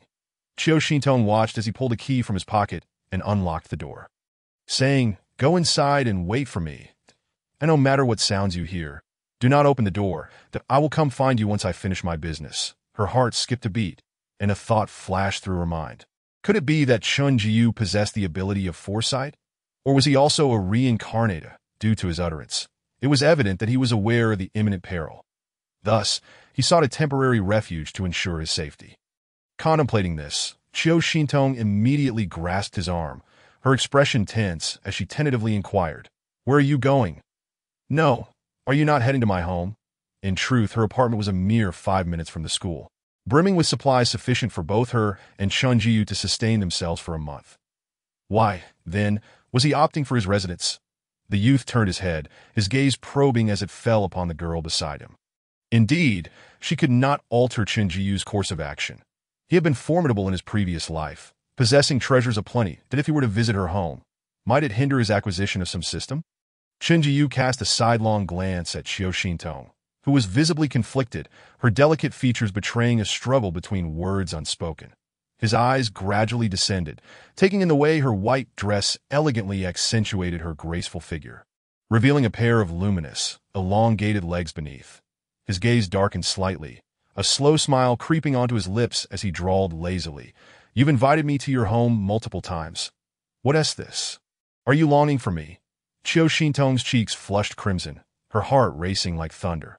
Observing his nonchalant demeanor, her beautiful visage flushed with indignation as she retorted, "Nonsense. You just then," a series of incongruous chimes erupted from her light yellow backpack. She retrieved her phone, only to find a string of unfamiliar numbers, and, with a hint of confusion, pressed the answer key, only to hear Lu Chuan's voice, imbued with both defiance and a touch of anger. "Shatter the rare, intimate atmosphere. Shintong, is there a meteor shower on your end? Why have you been on the line every time I called? What is going on? Did you block me? Why? Oh, a true boyfriend. Is it? Then I shall take my leave and not intrude upon your sweet moments," the youth scoffed, a smirk playing on his lips as he turned to depart. Witnessing Chun Jiyu's impending departure, Qiu Shintong, disregarding Lu Chuan's words, clutched tightly at the hem of his shirt. "Do not abandon me." Her beautiful apricot eyes shimmered with pleading glimmers, gazing imploringly at him. Seeing Chun Jiyu indeed pause, Qiu Shintong shut her eyes briefly and then declared into the phone, "Lu Chuan, I currently only love Chun Jiyu, and my greatest regret is having uttered those insincere words yesterday that wounded his heart. From now on, even if he possesses nothing, I shall continue to love him. Please refrain from calling me again." These words were deliberately spoken for Chun Jiyu's ears. She merely wished to evoke a radiant joy within him, to cling to him shamelessly. "What? You wretched creature, how dare you speak to me like this? Do you believe that with a single word I cannot ruin your mother? You too shall never find peace in Kyoto again." Listening to Lu Chuan's furious outburst on the line, Qiu Shintong's expression darkened as she terminated the call and promptly blocked the number, then decisively powered off her phone. Kyoto, being densely populated, would inevitably become a disaster zone in due time. That Lu Chuan's attempt to leverage her mother's uncertain future against her was indeed a miscalculation. "Are those words you spoke to him sincere? Do you not regret them?" Qiu Shintong looked up, discovering Chun Jiyu's eyes, glimmering like shards of light, peering out from beneath his tousled hair. Qiu Shintong's breath hitched, momentarily mesmerized by his striking features. Regaining her composure, she recalled the tragic events of her previous life and endeavored to charm him. "I do not regret it. After yesterday's events, I spent sleepless nights finally understanding myself. I only love you." Upon uttering this, Qiu Shintong feigned a playful pout, gently shaking his arm as she sweetly probed, "Jiyu, you love me too, don't you? Ah? Who loves you?" "Qiu Shintong, you truly know how to flatter yourself." Chun Jiyu replied, a hint of pride coloring his tone. Taken aback by his outright denial, Qiu Shintong faltered, were it not for witnessing his panicked and helpless expression as he embraced her during her final moments in her previous life. She would not have had the courage to test his affections. Just as she was lost in thought, a familiar voice crackled over the loudspeaker. "Attention, urgent notice that a rabies patient has been reported on campus. The situation is unclear. All students are to return to the nearest classroom and secure the doors." The announcement was abruptly interrupted by a commotion in the broadcasting room, the sound of frantic banging reverberating, followed by the female announcer's terrified screams. Then, with a thud, the microphone hit the ground, and a cacophony ensued as the announcer seemed to be under attack. All were students from the broadcasting department. Qiu Shintong quickly recognized the voice of Zhou Yining, who ranked second in the university's foreign beauty list. Sharing a similar pure aesthetic, they were often compared, yet Zhou Yining harbored resentment, always insinuating that Qiu Shintong's ranking was merely due to her famous mother. In her previous life, she had heard that Zhou Yining, like herself, had not acquired any extraordinary abilities, yet she lived a carefree life with her boyfriend for several years. Why, then, did Zhou Yining meet her untimely demise in this life? It seemed that the apocalypse arriving a day early indeed caused unforeseen changes. The meteor shower had only fallen for a short while, and the zombies had appeared with alarming rapidity. Thus, she felt a pang of concern. Would the early onset of the apocalypse rob Chun Jiyu of his destined opportunities due to the butterfly effect, allowing them to fall into the hands of others? While she was engulfed in anxious thoughts, a scream pierced the air ahead. "Help! There is a man-eating monster!" At that moment, a figure burst from the secluded corridor, catching sight of Chun Jiyu and Qiu Shintong as though they were his salvation. Just as he was about to reach them, a swift shadow lunged from behind, tackling him to the ground and viciously biting him. The man, pinned down, struggled against the creature, his hands desperately warding off the gnashing jaws as he shouted towards them. "You! Hurry, save me!" Chen Jiyu's expression shifted dramatically as he seized Qiu Xintong and swiftly propelled her into the equipment room, locking the door behind them. Once the lights in the equipment room flickered on, Qiu Xintong discerned the disarray of old desks and teaching materials, all shrouded in a thick layer of dust. Outside, curses erupted. "Ah, it hurts, you. How can you stand by and do nothing? You deserve to descend to the 18th level of hell." Noticing Qiu Xintong's dazed expression, Chen Jieyu explained helplessly, "He has been bitten. There's no saving him." Qiu Xintong's heart sank. How do you know that once bitten, one cannot be saved?" His words clearly indicated an understanding of the zombie virus's nature. Logically, this was their first encounter with a zombie, yet he was already aware of such details. She began to suspect that perhaps Chen Jiyu, like herself, was also a reborn soul. The zombie virus possessed a highly contagious nature. Once a victim was bitten, they would inevitably be assimilated. Additionally, mutated zombies were incredibly formidable, their speed and strength far beyond what an ordinary person could withstand. Therefore, once bitten in the early stages of the apocalypse, there was essentially no remedy until 6 months later when her father discovered a highly active substance within the zombie marrow and developed the first bright potion. Faced with Qiu Xintong's probing question, Chen Jiyu fell silent. Just as he hesitated on whether to reveal the existence of the system, a cacophony of footsteps erupted from outside. Qiu Xintong realized that the student who had been bitten had already been assimilated. Now instinctively searching for living prey, Chen Jiyu sighed, gently enveloping the girl before him in an embrace. Inhaling the faint floral and fruity fragrance that enveloped her, he leaned down, whispering soothingly in her ear, "Do not be afraid. The monster did not see us, that we will be fine. This area is seldom frequented." This tender embrace granted Qiu Xintong a long-forgotten sense of security, softly soothing her frayed nerves. Strangely compelled, she found herself greedily inhaling his pure, refreshing scent, gradually pressing her head against his chest, listening to the steady rhythm of his heartbeat. Suddenly, outside, the zombies let out hoarse growls. Minutes passed before the footsteps outside gradually faded away, allowing him to breathe a sigh of relief as he gently released Qiu Xintong, that he then navigated around the scattered equipment on the floor, quietly approaching the left window, pulling aside a corner of the deep blue curtain to observe the outside world. Beyond the window lay an enclosed area surrounded by tall walls.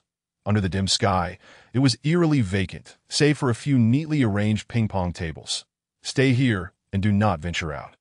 I have important matters to attend to. If I delay, the items may be claimed by others." "You intend to leave me here alone?" Qiu Xintong asked in a hushed tone, her voice tinged with anxiety. An acute sense of insecurity overwhelmed her. Having been granted a second chance at life, she understood all too well that her only lifeline was to cling to Chen Jiyu. Should he deliberately abandon her now? She dared not imagine the consequences. With this thought, she dashed over and embraced him tightly, her voice trembling as she murmured, "I'm scared. Do not leave me." Feeling the tender body in her embrace quiver softly, Chen Jiyu instinctively smiled, his lips curling upward. He cleared his throat gently and reassured, "Fear not. Simply refrain from opening that door. You will truly return to find me. One Tu." Qiu Xintong's voice carried a hint of desperation. "Indeed, so do not be afraid." Chen Jiyu's starry eyes sparkled with promise. Observing the sincerity etched on his face, Qiu Xintong surmised that he would not abandon her, thus loosening her grip around his waist. "All right." Just as Chen Jiyu was about to turn away, a shadow fell before him, and his lips were suddenly enveloped by an astonishing softness. Realizing the moment, he began to respond gently.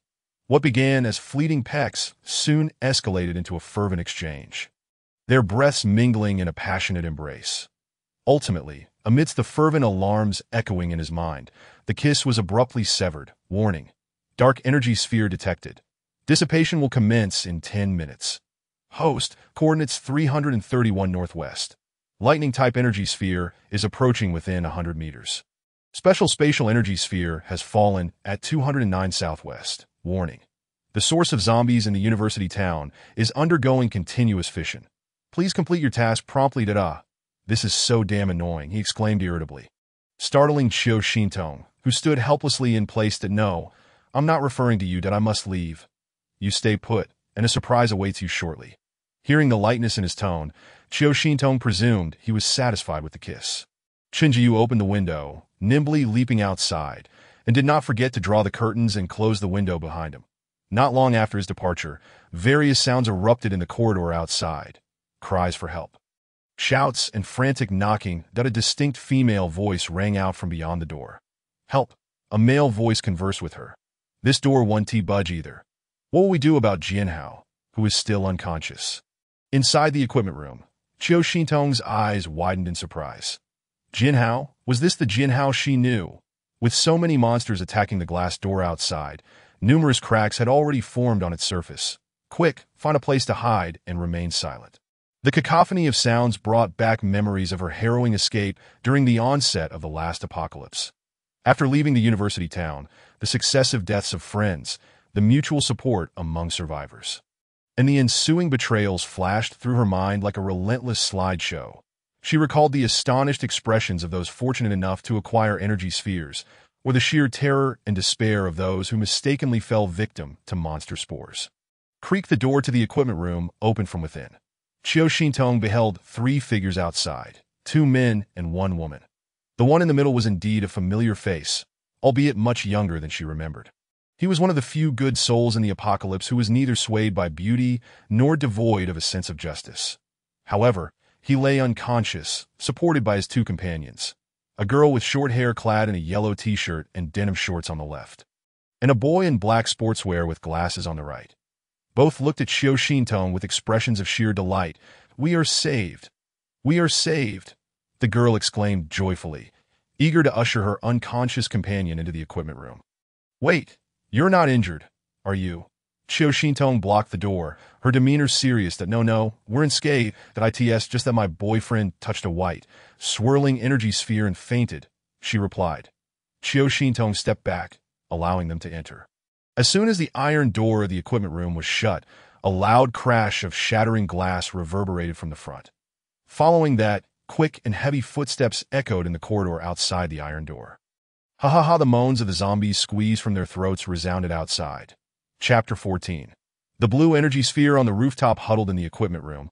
They listened intently, hearts racing with fear at the noises from outside. Finally, after a few minutes, the number of zombies wandering in the hallway began to dwindle. 2 students expressed their gratitude in hushed tones. "Thank goodness someone was here in the equipment room. Otherwise, we would have perished. Indeed, all the doors ahead were locked. We were fortunate to have made it inside. It was a close call. We nearly became fodder for those monsters. Thank you so much to no need for thanks. We all classmates. It's the least I could do," Qiu Xintong replied nonchalantly. The unconscious Wu Jianhao was praised by Luan as the young warrior of the Moonlight Base, that he had once represented the Moonlight Base in discussions at the Bright Base concerning strategies against formidable mutant monsters during the early apocalypse. Luan had hosted them, and at that time, she had benefited from Sun Yuzhen's influence, becoming Luan's assistant in the meetings, thus gaining some preliminary understanding of Wu Jianhao. That Wu Jianhao possessed extraordinary control over consciousness. Having previously outmatched Cai Jinhua in 2 rounds of competition, they were simply not in the same league. The mention of special type abilities inevitably led to discussions about the various elements contained within energy spheres. Besides the 5 most common elemental abilities, metal, wood, water, fire, and earth, there were also exceedingly rare elemental abilities such as wind, lightning, psychic control, healing, and spatial manipulation. However, as an ordinary person, her limited knowledge only encompassed the aforementioned rare abilities. As for the shadow-like ability she witnessed Chunjiu wield before her demise, she remained oblivious to its elemental nature. Thus, she did not intend to interfere with Chunjiu's goals or trajectory. Hoping that in this lifetime, the opportunities that once belonged to him would still be his. My name is Ding Min, and this is Su Yifei. The one unconscious in the middle is my boyfriend. Wu Jianhao. We are second-year computer science students. Hello, I'm Qiu Xintong, a third-year broadcasting and hosting major. Ding Min patted Su Yifei excitedly, pointing towards Qiu Xintong. Oh, I thought she looked familiar. She is the rumored superstar. Sun Yuzhen's daughter. Su Yifei paused, momentarily bewildered. Which Sun Yuzhen? Ding Min playfully slapped Su Yifei's head, exclaiming, "You don't even know Sun Yuzhen. She is so famous, especially after her breakout in the explicit film West Chamber Jade Ming." Suddenly, her awareness returned, abruptly stifling her further remarks. The atmosphere turned palpably awkward. Ding Min glanced at Xiao Xintong, relieved to find her expression still calm. She then quickly changed the subject, saying with a hint of trepidation, "There are monsters everywhere outside. Aren't you afraid to be hiding here alone, Senior Qiu?" "Not at all. My boyfriend will be back shortly," Qiu Xintong replied softly. Ding Min gasped. "He went out. It's terrifying outside. I saw my classmate get bitten and collapse, convulsing on the ground. Before I could save him, my boyfriend dragged me away. When I looked back, oh my God, it nearly terrified me to death. The bitten classmate actually got up and chased after us." At that moment, Su Yifei, still shaken, added, "Then the three of us ran up to the rooftop of the chemistry building, where we discovered 2 glowing spheres. But that audacious Wu Jianhao actually touched the white glowing sphere. And then he fainted." Upon hearing this, Qiu Xintong's heart raced, lifting her gaze to Su Yifei. "You mean you found 2 energy spheres on the rooftop of the chemistry building? What about the other one? What color was it?" Ding Min blurted out. "The other one was a blue energy sphere, its surface flowing like the color of the S.I.N. that moment." Qiu Xintong's heart pounded incessantly. She was certain that the blue energy sphere on the chemistry building rooftop was not a virus sphere, because during her escape, she had overheard Zhao Yingxue discussing it with others. Zhao Yingxue's water-type ability was obtained on the rooftop of the chemistry building. Having been reborn, Qiu Xintong certainly desired to possess an ability. And that thought gnawed at her. She had once had an opportunity. During the second meteor shower that soon followed that time, the celestial phenomena were unlike the first occurrence. The sun did not eclipse, and the sky remained bright. As she journeyed with her father and the chemistry students to the base of the fire seeds, the heavens once again showered them with a meteor rain. Observing the falling orbs of light, the expressions of her companions varied. Some were brimming with excitement and eagerness, while others were conflicted with joy and worry. Only Qiu Xintong's father wore a countenance full of concern. Zhao Yingxue was the first to touch a green orb, and she exuberantly announced to everyone that she had acquired a new plant-based ability. Meanwhile, Qiu Xintong discovered a golden orb descending from the sky, identical to the one her companions had touched, embodying a golden-type ability. Beside her, Xin Wei began to encourage her, urging her to overcome her fear and attempt to touch the orb in their group. Aside from her father, only Qiu Xintong and He Xiaoye had yet to gain any abilities. Thus, she summoned her courage and sprinted towards the direction of the descending orb with all her might. But alas, she was just a step too slow. As she neared the golden orb, a figure appeared before her. She watched helplessly as her dear friend He Xiaoye placed her hand upon the orb and turned to her with a look of guilt. Uttering, "I'm sorry, Xintong, I too wish to become an ability user." Those who followed began to voice their indignation on behalf of Qiu Xintong, denouncing He Xiaoye. Yet, within mere seconds, He Xiaoye's expression changed dramatically, and she began to scream in agony. Her face swelled, her body ballooned like a grotesque balloon, collapsing to the ground and writhing incessantly as crimson tendrils emerged from her gaping maw. Her form continued to mutate, stretching her clothing into tattered shreds. Had Xin Wei not fought to protect her, the grotesque creaturesse appendages would have ensnared her, devouring her whole. Following this incident, Qiu Xintong developed a profound fear of the orbs, ultimately becoming a burden to her team. Whispers of discontent arose, accusing her of being a freeloader, contributing nothing to the group, and requiring ability users to ensure her safety. Secretly, a fire of determination ignited within her. As she awaited the arrival of the next meteor shower, she vowed that, even if she were to become a monstrosity, she would never hinder her team's progress. Yet, she waited for 9 long years. And before her life came to an end, a third meteor shower never graced her with its presence. Chapter 15. Preemptive Action. Ding Min noticed Qiu Xintong's prolonged silence and expressed her concern. "Hey, are you all right? Are you worried about your boyfriend? When you came down from the chemistry building, did you notice any other students going up?" Qiu Xintong glanced at Ding Min, hoping to confirm whether anyone else had discovered the orb.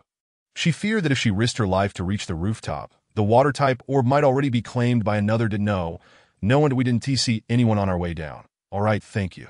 After expressing her gratitude, Qiu Xintong picked up a battered stool and approached the window that Chen Jiyu had climbed over in the early days of the apocalypse, while the zombies moved swiftly. Their hearing was not as acute as that of humans, that if she remained cautious, she should be fine. Although the journey posed certain dangers, the potential rewards were indeed significant. "Hey, Qiu Xintong, Are you planning to go outside? Dingmin asked nervously, observing her actions. Qiu Xintong turned back to her. The chemistry building is not far from here. Then I'll be careful. If all goes well, I should be back in about half an hour. But it's really dangerous for a girl to go out alone. Why don't you, Yifei, accompany her for protection? Dingmin glanced cautiously at Su Yifei to her surprise. Su Yifei reacted as if someone had stepped on his tail. Shouting at Dingmin, "What are you joking about? There are so many flesh-eating monsters outside. I've barely managed to survive. I wouldn't go out even if you killed me." Realizing he had overreacted, Su Yifei adjusted his black-rimmed glasses and softened his tone as he looked at Qiu Xintong by the window. "Qiu Xintong, don't go out. Let us wait here for rescue, with so many monsters around. The government will surely send help to our school." Qiu Xintong smiled gently. She had already experienced this once and was well aware of the situation.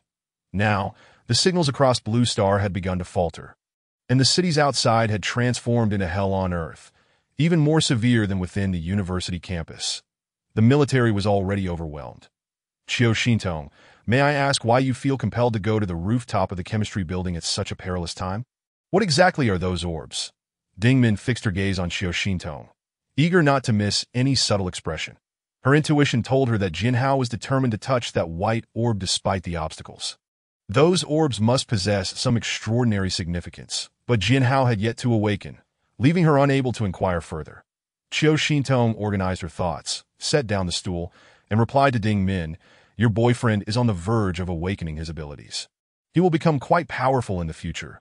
However, those orbs do not guarantee a 100 chance of granting abilities. They could also transform one into a zombie.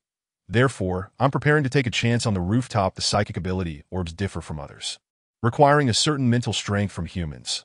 Another psychic ability user Qiu Xintong knew, Sai Jinhua, had also fallen unconscious for several hours after touching an orb.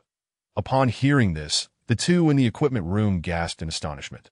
Ding Min incredulously asked, "Qiu Xintong, how do you know this?" After pondering for a while, Su Yifei gritted his teeth and said, "All right, if what you say is true, I will go with you. In fact, besides the blue orb on the rooftop, I also saw a red orb while escaping." Qiu Xintong's eyes lit up as she looked at Su Yifei.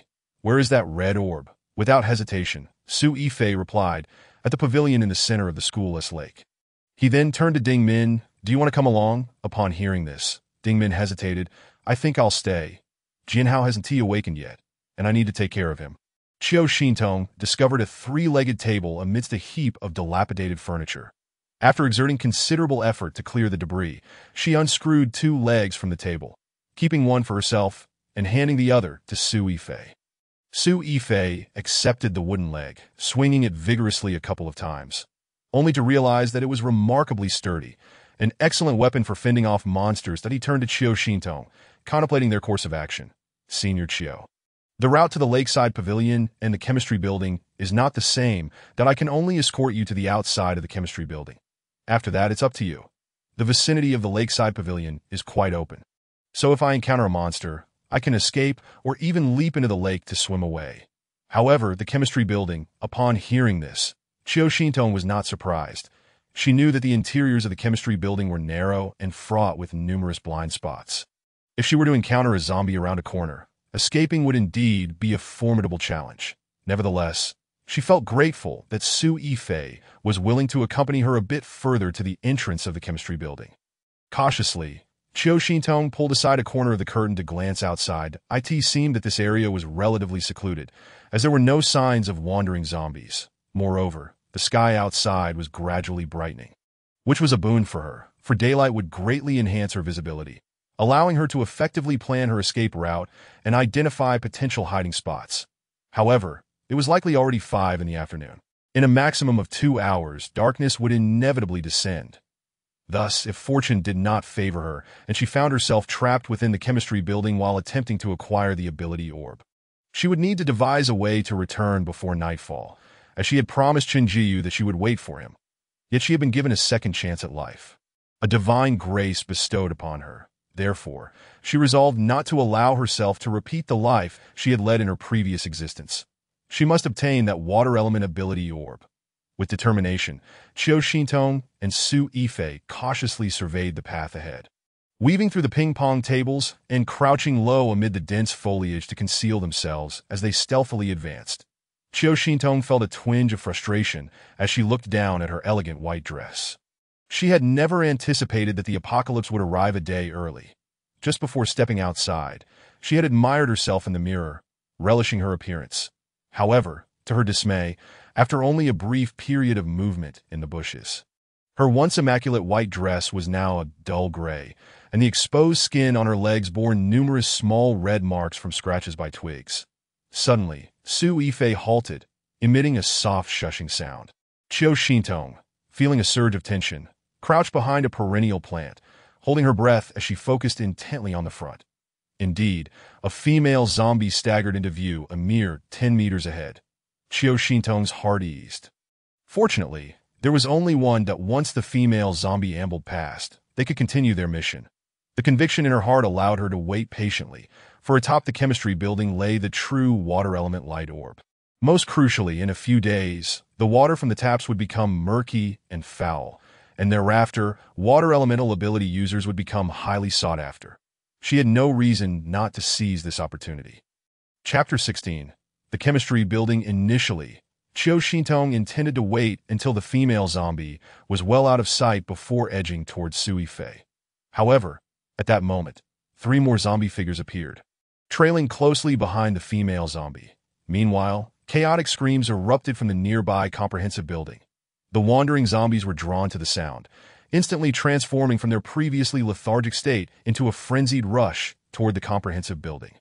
Su Yifei, sensing the urgency, waved his hand, signaling Qiu Xintong to hurry after him. The thicket had reached its end, and there were no longer any tall plants to provide cover. It seemed that once they entered the campus avenue, both she and Su Yifei would need to quicken their pace. Furrowing her brow from behind the trees, Qiu Xintong observed the main thoroughfare of the campus, where numerous students were frantically fleeing in a panic. In one area, a horde of zombies had formed a small mound, gnawing on something. Through the gaps, she could see the body being devoured beneath them, still twitching. Fortunately, among the fleeing students, there were also some fortunate individuals who had gained abilities. A boy wielded a vine-like tendril, dragging the surrounding zombies away, that a few terrified girls followed closely behind him, while a trailing ability user relentlessly hurled fireballs at the pursuing zombies. Su Yifei noticed the flames erupting from the hands of a student ahead. His gaze filled with envy and longing, that he turned to Qiu Xintong and exclaimed, "Now's our chance.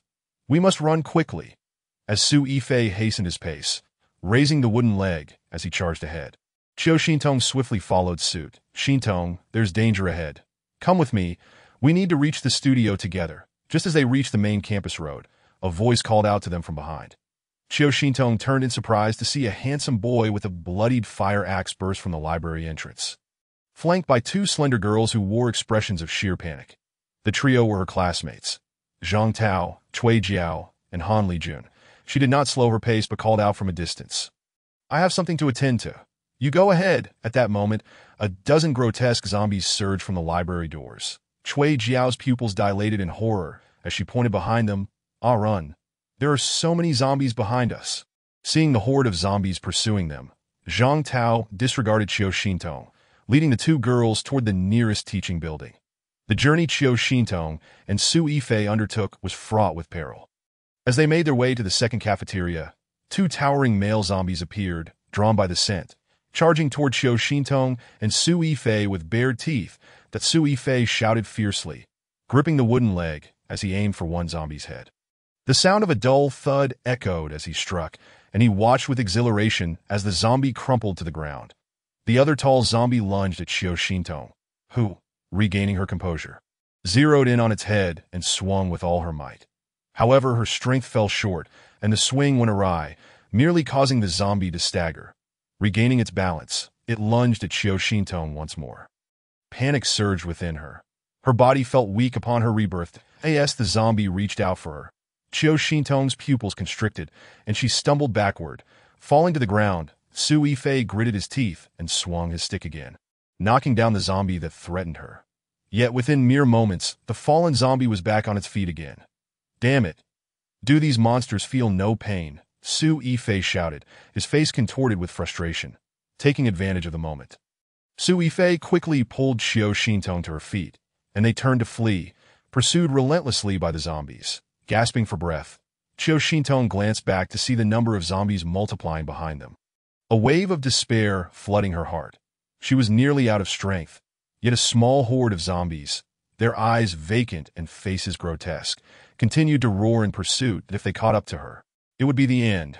Regret washed over her as she thought about following Chan Jiyu's advice to stay in the equipment room. Keep going. We can see the chemistry building. Just hold on for one more minute. Su Yifei urged, pointing toward the large building on their right. Xiao Xintong's forehead was slick with perspiration, and as she looked up, she indeed saw that they were nearing the second cafeteria, with the chemistry building just ahead. However, once they reached this point, she and Su Yifei would have to part ways, for the lakeside pavilion was situated behind the second cafeteria. True to her thoughts, Su Yifei's voice rang out, breathless, split up. There are too many zombies. Senior Qiu, I wish you luck. As Su Yifei veered off toward a side path, Xiao Xintong hurriedly glanced back, noticing that the zombies ahead, drawn away by Su Yifei, had been diverted, leaving only a handful chasing after her. Yet another grave problem arose.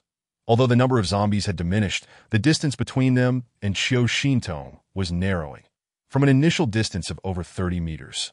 It had gradually shrunk to just 20. Xiao Xintong's legs felt as though they were turning to jelly, and she struggled to lift them, cursing herself for having always focused on maintaining her figure and eating sparingly, resulting in her frail physique. She dared not stop, summoning every ounce of strength she had left to sprint toward the chemistry building. My heavens, she has brought so many monsters with her, exclaimed a girl in a green dress who was running toward the chemistry building, her voice tinged with panic. Her companion, a somewhat stout young man, surveyed the approaching horde and lamented, "We are truly unfortunate that we thought this area would be less crowded, with fewer monsters, yet here comes this swarm." As he gasped for breath, he cast a worried glance back at the female zombie trailing closely behind him. The zombie's cheek was gnawed away, blood and flesh in a horrific state, its tattered clothing stained with fresh blood. He gritted his teeth, suggesting, "Why don't we just go inside and shut the door?" The girl in green gasped, "Isn't that too heartless?" To her astonishment, the stout boy replied excitedly, "Heartless? If it weren't for you closing the door on us. Could Xiao Qian have been bitten and turned into this? Now the emergency lines are all busy, and this entire campus is crawling with these flesh-eating monsters. Even the professors and security guards are out there biting people. We're barely managing to keep ourselves safe. Do you understand?" The girl in the green skirt glanced up at the entrance of the chemistry building, roughly 10 meters away, before turning her gaze back to Xiao Xintong, who was about 30 meters distant. With determination, she declared to the hefty individual beside her, "All right, once we get inside, I will find something to jam the doorknob. This will buy us more time, increasing our chances of survival." At that moment, Xiao Xintong, who was frantically running, also noticed the two individuals ahead of her, completely unaware of the malicious scheme brewing in their minds. That AS anticipated, the girl and the hefty boy were the first to push open the door. When Xiao Xintong, panting heavily, reached the entrance, she saw through the transparent glass that the hefty boy, who had entered before her, was ignoring her completely and was instead bracing the door with both hands. Shocked, Xiao Xintong desperately shook the doorknob, but it would not budge. Chapter 17. Qinyu, the girl in the green skirt, was also searching around for something. After a moment, she picked up a mop from the corner and rushed to the door, intending to use it to secure the doorknob from the inside. Xiao Xintong, glancing back at the horde of zombies just 10 meters behind her, was in a state of despair as she rattled the door. At that moment, a blood-stained female zombie, her face a grotesque mask of blood and flesh, lunged at her from the side. As the zombie bared its teeth and reached for her, a nauseating stench of blood, Asa, upon witnessing Xiao Xintong resolutely push open the fire door. Qinyu paused momentarily before turning to chase after her. The corner. As he observed the silhouette of Xiao Xintong departing, a flicker of resentment crossed the eyes of a girl in a green dress. Before she entered the brightly lit laboratory, the zombies trailing from below emitted low, guttural growls. Taking a deep breath, Xiao Xintong seized the dry powder fire extinguisher placed in the corner of the staircase, released the safety lock, and charged up the stairs to the 5th floor. She prayed fervently that no zombies would appear on the 5th floor staircase, hoping to reach the rooftop safely, given that the entire chemistry building was structured like a square. There were 4 staircases leading to the rooftop, Chiu Shintong thought that once she reached the rooftop and found the blue light orb, she could descend through one of the other staircases. However, fortune favored the unworthy, and her luck was indeed dismal. That as she stepped onto the staircase, she spotted two zombies in blue lab coats staggering down. The greatest threat was that some zombies from the first floor had already reached the fourth floor. The situation was dire. Chiu Shintong was on the verge of being surrounded by zombies. Without hesitation, she pressed the fire extinguisher, releasing a powerful jet of gas directly into the faces of the zombies. Fortunately, at that critical moment, Qin Yu arrived, brandishing another fire extinguisher, using its base to strike the zombies' heads. Together, they successfully reached the fire door leading to the rooftop. Qin Yu swung open the rooftop door, pushing Chiu Shintong inside, and just at the last moment, he slipped in as well. However, the red jersey he wore, emblazoned with the number 7, was caught by a zombie behind them through the closing gap. Swiftly torn into tatters, damn it, that was a custom-made jersey I paid a fortune for. Qin Yu cursed as he yanked the fabric from the gap. Gritting his teeth, he painfully tied the rag tightly around the door handle, securing it with a knot. The rooftop was quite spacious, and Chiu Shintong turned to search its expanse as the sky darkened. The campus was filled with the sounds of growls and cries for help. Indeed, Ding Min and Su Yifei hadn't deceived her. She discovered a floating orb the size of an ostrich egg, radiating a faint blue glow on the side rooftop. Qin Yu also spotted the blue orb, his tone a mix of excitement and concern. No wonder you were so adamant about coming up here. There's an ability orb. But wait, this might not be genuine. Chiu Shintong paid no heed to Qin Yu's words, her heart racing as she reflected on the treacherous journey from the equipment room to the chemistry building to at last. She had found the blue light orb. This time, it had not fallen into Zhao Yingshue's hands. The door behind her was incessantly rattled and pushed, the gap widening, and the fabric tied to the doorknob was stretching thinner by the moment, threatening to snap. Chiu Shintong dashed around the rooftop corner, her eyes fixated on the increasingly close blue orb, almost overwhelmed with J. Oh, wide as she stood breathlessly before the blue orb. She could distinctly see the surface adorned with patterns that flowed like ocean waves. Breathtakingly beautiful, she extended her delicate palm, preparing to touch it that moment. Qin Yu's anxious voice rang out behind her. Don't. Although I obtained my powers this way, I witnessed my friend touch a green orb and turn into one of those flesh-eating monsters. Just as Chiu Shintong was about to make contact with the blue orb, Qin Yu seemed torn for a moment, then suddenly declared loudly, Chiu Shintong, I've saved you twice now if you don't mutate. Will you promise to be my girlfriend? At that instant, the blue orb emitted a dazzling brilliance, and a massive surge of water energy flowed from Chiu Shintong's palm into her body, instantly filling her with a strange yet potent power. She reveled in this newfound strength surging within her. She had succeeded. She had seized the opportunity that rightfully belonged to Zhao Yingxue. The wheels of fate had shifted, and her destiny began to deviate from its previous course. After a few seconds, seeing that her expression remained unchanged, Qin Yu approached her with a face full of excitement and offered a cautious embrace. It's all right, it's all right. Chiu Shintong, you truly scared me. Despite their harrowing experiences, they had forged a bond akin to that of brothers in arms. Yet she was aware that her heart belonged to Qin Jiyu, and she needed to maintain appropriate boundaries with other males. Thus, Chiu Shintong subtly pushed him away. Qin Yu, unperturbed by the rejection, continued, Didn't you break up with Qin Jiyu yesterday? So why can't you be with me, now that I have abilities? I can protect you. I've liked you for 3 whole years, you know. Even my dorm bed is filled with your photos from your Weibo. Chiu Shintong was somewhat taken aback. She never anticipated that Qin Yu would confess his feelings so openly. She lowered her gaze, preparing to explain her reconciliation with Qin Jiyu. However, just then, a cold voice interrupted from the entrance of the rooftop passage. Say yes to him. Young, handsome, and with nice abs. Moreover, he is deeply affectionate towards you. Chiu Shintong, what are you hesitating for? Startled, Chiu Shintong lifted her head to see Qin Jiyu standing at the rooftop passage, bloodied, wielding a gleaming dragon-patterned tang saber, his expression forbidding as he coldly regarded the two. Chapter 19. The reason. For a moment, Chiu Shintong felt dazed, unsure of how to explain the situation. Noticing Qin Jiyu holding the saber, exuding a murderous aura, Qin Yu grew tense as well, stammering, What are you doing here? Chen Jiyu cast a disdainful glance at Qin Yu's bare, muscular torso, scoffing. Then, he fixed a cold stare on the flustered Qiu Xintong, smirking sarcastically. Just kiss me in the equipment room, and now you can't wait to embrace this shirtless guy on the rooftop. Qiu Xintong, you really are something. Qiu Xintong was genuinely exasperated. It had merely been an innocent embrace, a spontaneous act of joy from Qin Yu. How had Chen Jiyu seen it? Now, after all her efforts to win Chen Jiyu over, she found herself back at square one. Qin Yu, overwhelmed, covered his head. You two kissed, didn't you break up yesterday?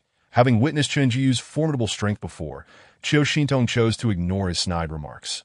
Instead, she donned a pitiful expression, cautiously approaching Chen Jiyu, gazing at him with her doe-like eyes. She momentarily disregarded the deadly saber resting on his shoulder. As expected, Chen Jiyu was unfazed by her act. He merely shot her a sidelong glance and turned his head away, dismissing her entirely. Resolute, Qiu Xintong prepared to unleash her ultimate move. She feigned distress, gently shaking his arm while sweetly declaring her loyalty. Jiyu, you know, I only have eyes for you. I can't see any other boys. You are the best in my heart. Trust me, I will never waver in my affections. With this sugary assault, Qiu Xintong showcased her acting skills, rivaling even her mother's talents. Coupled with Qin Yu's heartbroken expression, she was confident she could diminish Chen Jiyu's anger to a manageable level. However, Chen Jiyu's temperament was unpredictable. Rather than softening, he exploded. Qiu Xintong, didn't I tell you to stay put in the equipment room? You re practically begging for death. Do you have any idea how many zombies I fought through to find you? And the first thing I see is you hugging the shirtless guy. Tears of frustration streamed down Qiu Xintong's face. Hugging a shirtless guy. Help! This was a colossal misunderstanding. As expected, Qin Yu couldn't tolerate it any longer, exclaiming in irritation. Hey, what is with the shirtless guy nonsense? Chen Jiyu, please mind your language. Just then, the rooftop door burst open violently, and a horde of zombies surged in. Inside, Chen Jiyu shouted, drawing his saber and pulling Qiu Xintong behind him. Qiu Xintong noticed that Qin Yu was still lost in his sorrow. Seemingly oblivious to the encroaching zombies, her expression shifted dramatically as she shouted, Qin Yu, run. This well-intentioned warning only served to infuriate Chen Jiyu, who shot her a death glare. Qiu Xintong, at that moment. Qin Yu let out a heart-wrenching cry and turned to unleash a flurry of golden blade attacks on the zombies, seemingly venting his rage on the unfortunate creatures. The first few zombies were struck down by the relentless onslaught, causing those behind them to stumble over their fallen comrades. Soon, Qin Yu rushed at Qiu Xintong, his eyes red, as if imprinting her current visage into his memory. Did I ask my girlfriend beautiful? Chen Jiyu narrowed his eyes dangerously. Seemingly struck once more, Qin Yu let out a sorrowful whimper, then retreated a few steps, running towards the side passage of the rooftop. Qiu Xintong blinked, realizing that Qin Yu did not wish to accompany her and Chen Jiyu.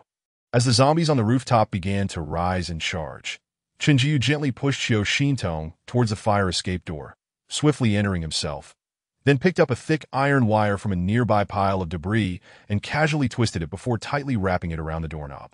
After completing these tasks, Chen Jiyu clapped his hands, fell silent, and descended the stairs without uttering a word.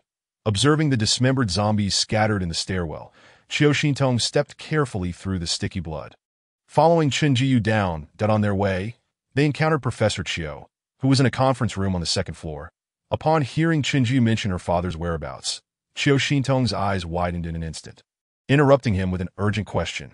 Which conference room is my father in? Suddenly, a zombie, having heard the noise, burst through the fire escape door from the fourth floor. Chen Jiyu raised his tang sword and swung it lightly, the zombie's head falling to the ground like a deflated ball. With an expression of calm indifference, he continued, the third conference room, the one near the tea room. Thank you, Ju. Qiu Xintong exclaimed gratefully. Thankfully, just like in her previous life, her father was safe and sound. Don't celebrate too soon. Aside from him and a few students, there are still 2 zombies bound to chairs who have long been infected. It's getting dark. What, so will you help me find my father? Qiu Xintong asked cautiously, having discerned Chen Jiyu's displeasure following the incident with Qin Yu. Chen Jiyu finally halted, turning his head to fixate intently on Qiu Xintong. Why did you come to the chemistry building? Is that ordinary water-type ability or truly so significant that it warrants risking your life? What if you gamble and lose? Do you realize you might become a zombie? Chen Jiayu was now overwhelmed with frustration, the pent-up anger within him seeking an outlet. When he returned to the equipment room, elated after redeeming his points, he was taken aback to find Xiao Xintong missing and two strangers in the room. As he brandished his Tang sword, intending to kill, he learned from the short-haired girl that she had gone to the chemistry building. His first reaction was to assume Xiao Xintong was searching for her father. To his surprise, the short-haired girl said she had gone to the rooftop of the chemistry building because there was a blue orb of light there. This revelation sent him sprinting over recklessly, even contemplating how many years he would have to wait and how many points he would need to save her if Xiao Xintong turned into a zombie that as long as he could rescue her. That would be fine, but if he couldn't? Noticing Chen Jiyu's unsettling mood, Xiao Xintong fell silent, and after a while, spoke with a touch of sorrow. Having abilities is a fortunate thing. At least it proves your worth. Because you won't understand this in the future. There were some things she felt she could not articulate. Chapter 20. You want abilities? I'll give them to you. In the ensuing apocalyptic era, the plight of ordinary people without abilities will be unbearably harsh. She had experienced all of this. The apocalypse divided humanity into different classes, with those possessing special abilities and dual abilities standing atop the pyramid. Ordinary elemental ability users occupied the second tier, while capable and influential ordinary individuals in the base were in the third tier.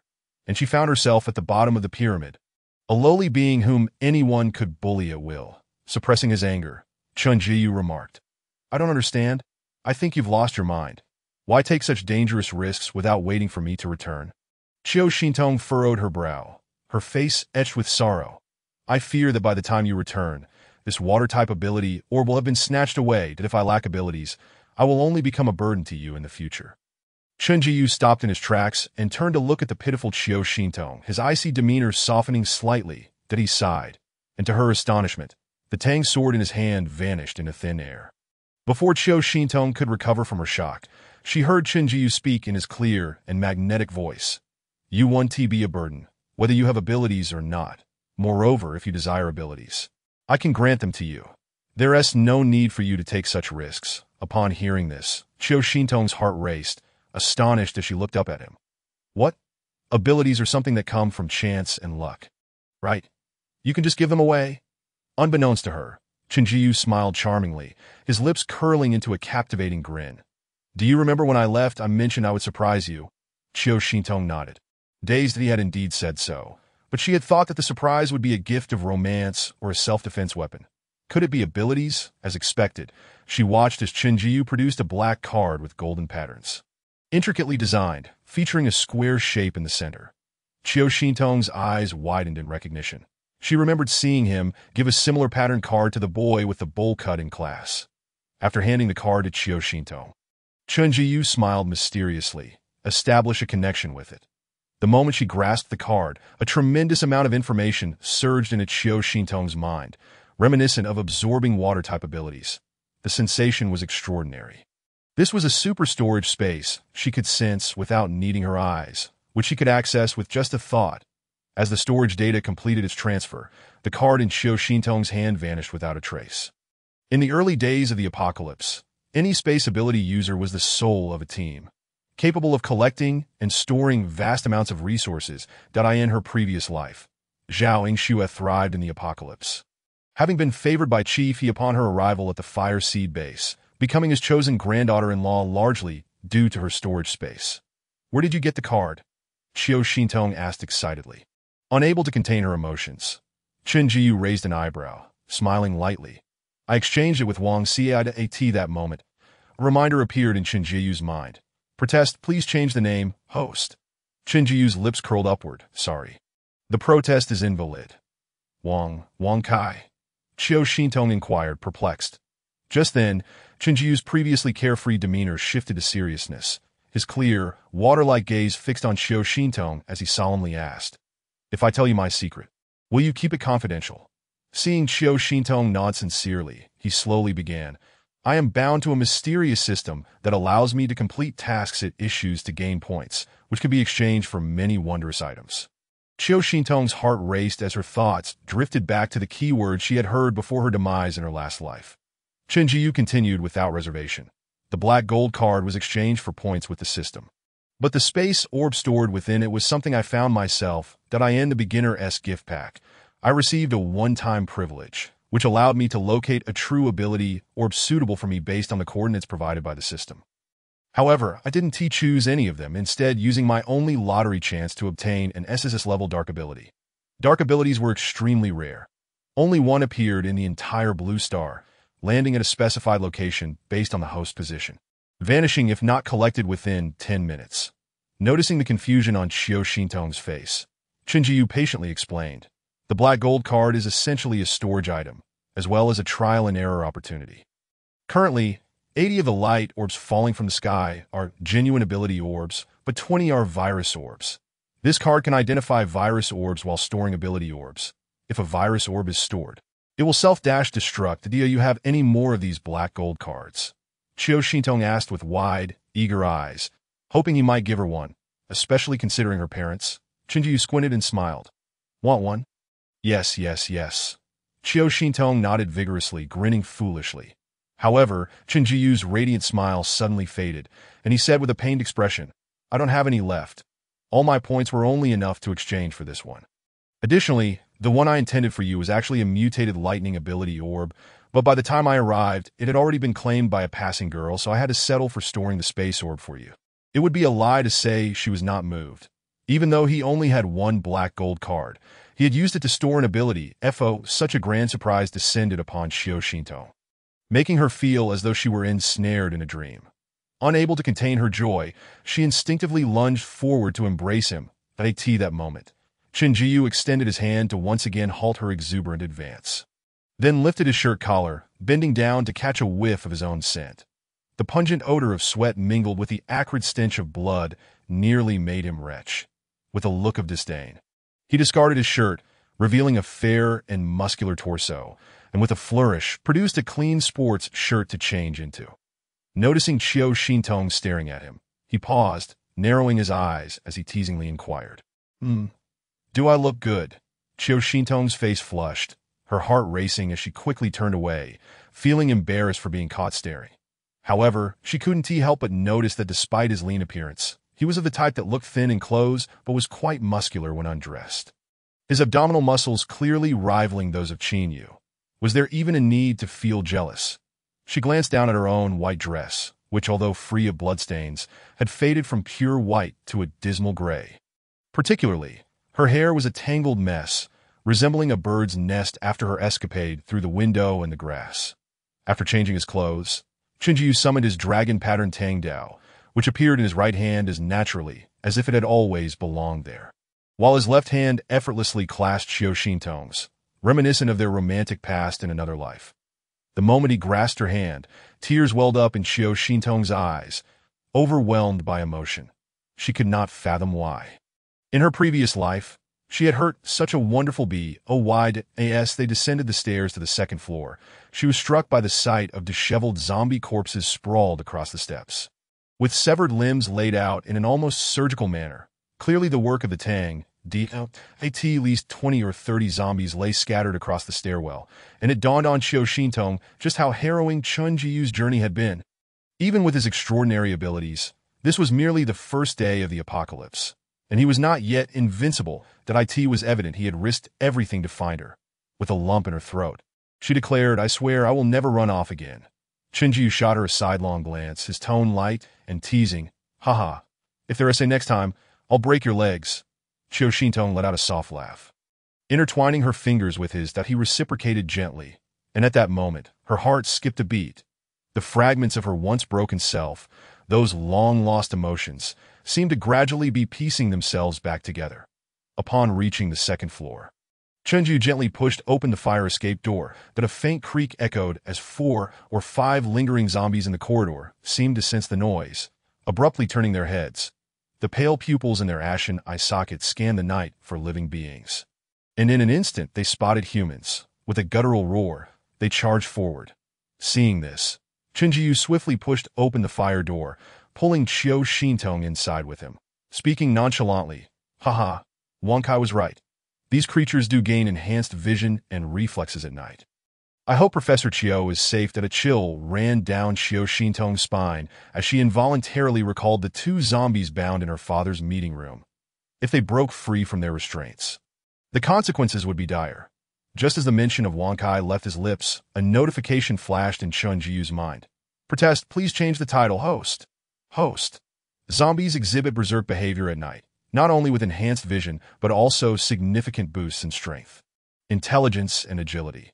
Dismissing the mental alert, Chen Jiu released Xiao Xintong's hand and dashed towards the approaching zombies like a sword unsheathed.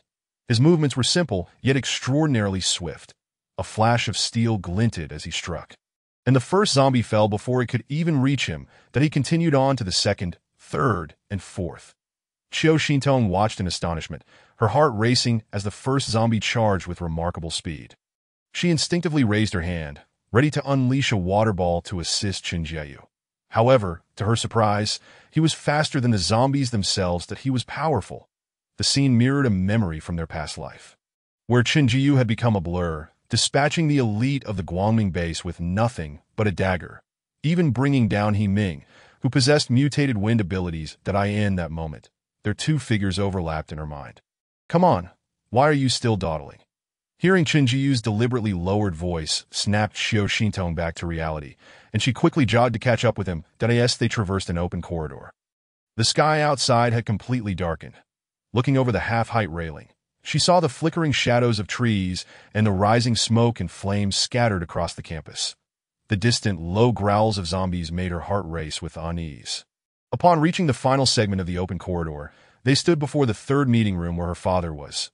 Xiao Xintong instinctively lightened her footsteps, noting that the tempered glass door on the first floor had been shattered. If they made too much noise, it would attract the zombies lurking around the chemistry building. Chen Jiu pressed himself against the corner wall, peering around to assess the corridor ahead. Moments later, he turned to inform Xiao Xintong. The corridor is clear of zombies, but the door to the third meeting room is ajar. Xiao Xintong was taken aback and quickly leaned out to look. Indeed, the corridor was empty, and the red back door of the meeting room stood wide open, with visible bloodstains on the white marble floor near the entrance. Chen Jiu whispered, "Let us go check it out." Xiao Xintong followed slowly, but before they could approach the meeting room, a series of low, guttural growls emanated from within. It was the unmistakable sound of zombies, akin to a raspy voice strained by damage. "Stay still," came Chen Jiu's soft warning. He then released her hand, gripping the Tang Dao as he advanced toward the back door of the third meeting room. Inside the spacious meeting room, there was no one present, only two zombies. A female zombie clad in a black professional outfit, bound tightly to a chair and struggling frantically, and a male zombie in gray casual wear, crouched in the corner gnawing on a severed hand. The scent of fresh blood emanating from the hand drove the female zombie to struggle even more fiercely, the ropes binding her nearly coming undone. Upon spotting humans at the door, she emitted a frantic growl. Hiss, hiss, hiss. Hearing the unique frequency of the female zombie's cry, the male zombie abruptly lost interest in the hand and lunged at Chen Jiu. He raised the Tang Dao, gazing at the male zombie's grotesque face, and sighed softly. "Director Lee, my apologies." In a flash of steel, the sound of a head thudding to the ground echoed as the body collapsed. Chen Jiu maintained a stoic demeanor as he slowly approached the bound female zombie, sighing once more.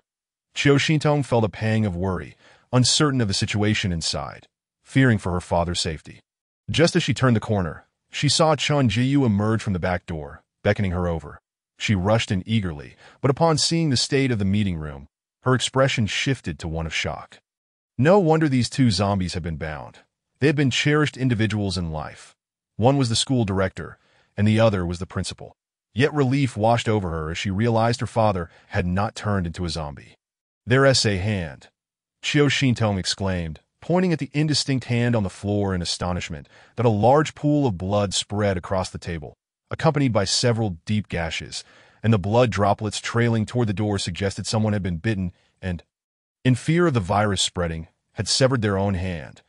Chen Jiu observed the bloodstains on the circular table. Xiao Xintong felt a wave of anxiety, worried her father might have encountered danger. "If my father isn't here, where could he have gone?" "Don't worry. Follow the trail of blood.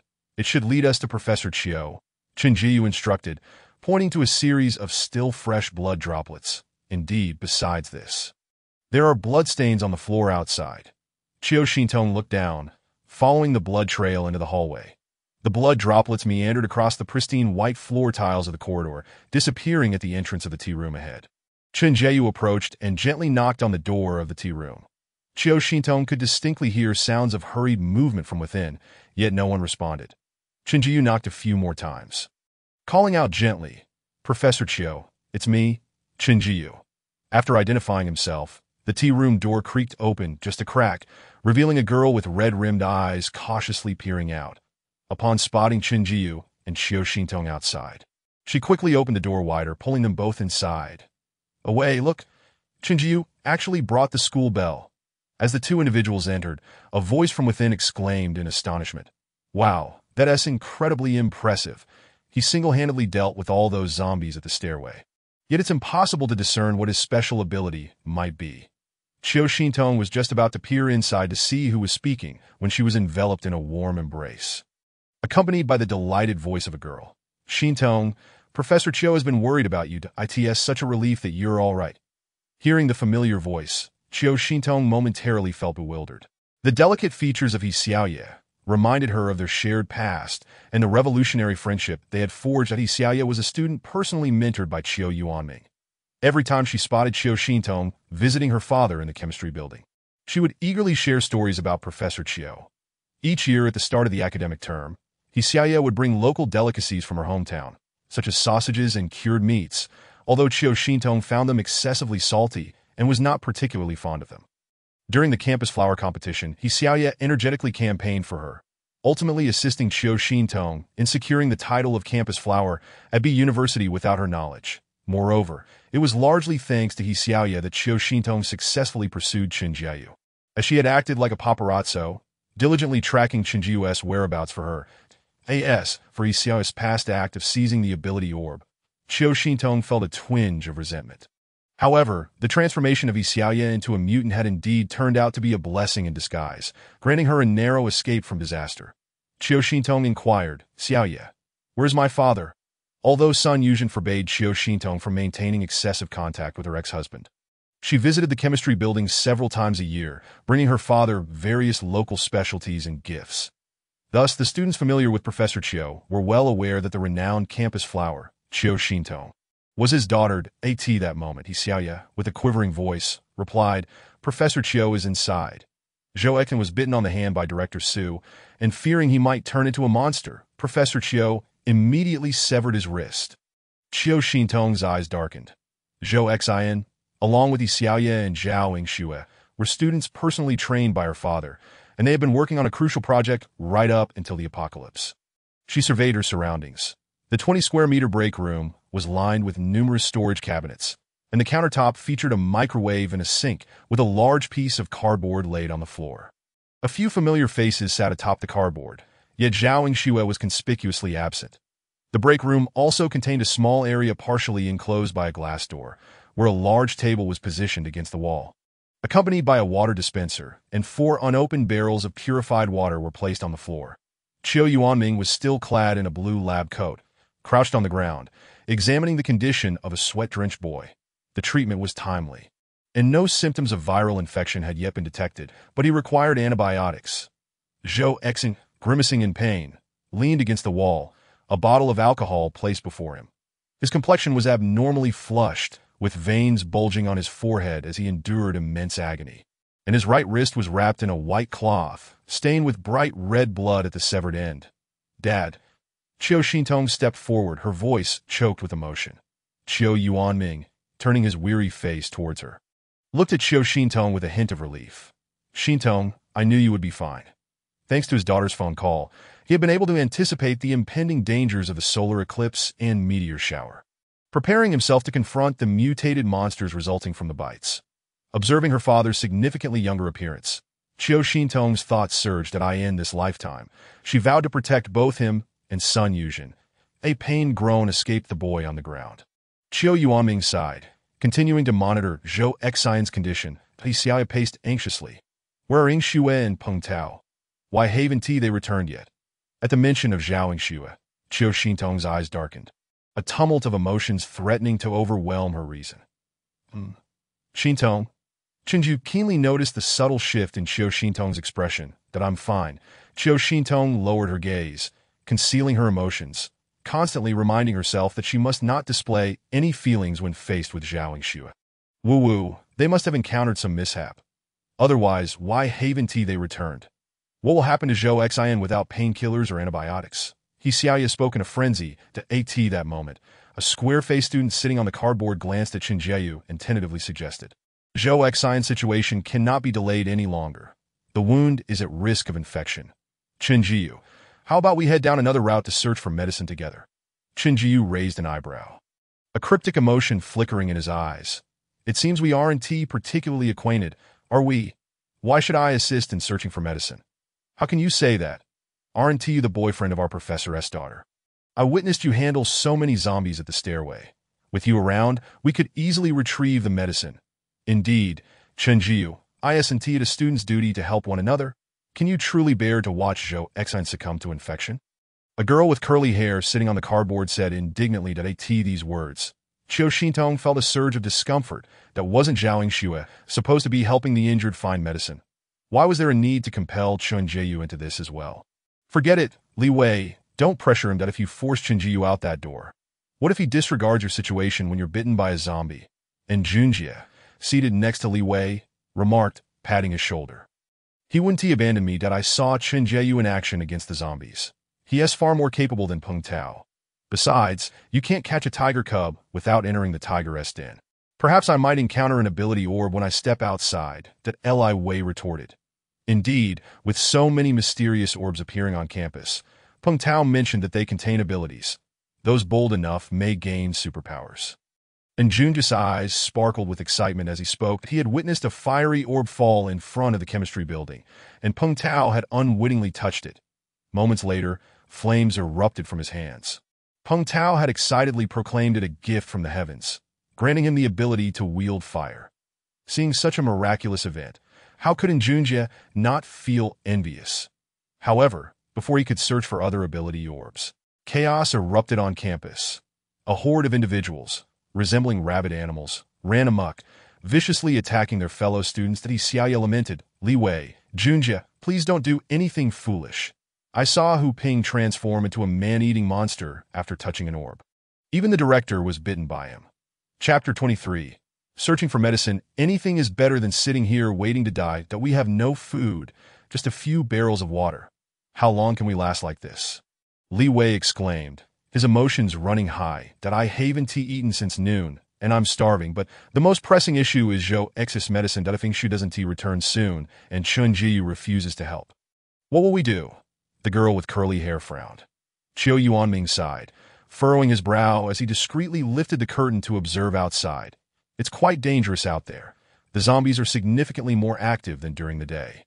Let us wait for Peng Tao and Xu. Professor, you know Zhou Xian's condition.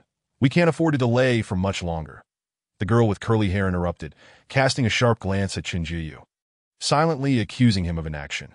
Chen Jiu rubbed his temples and finally relented. Fine, I'll go. Qiu Xintong furrowed her brow, glancing at the girl with curly hair, then turning to Chen Jiu said, Don't push yourself. There are others helping to find medicine. Chen Jiu was not the type to give in to accusations. Perhaps because these individuals were her father's students, he was willing to step out once more to alleviate her father's worries.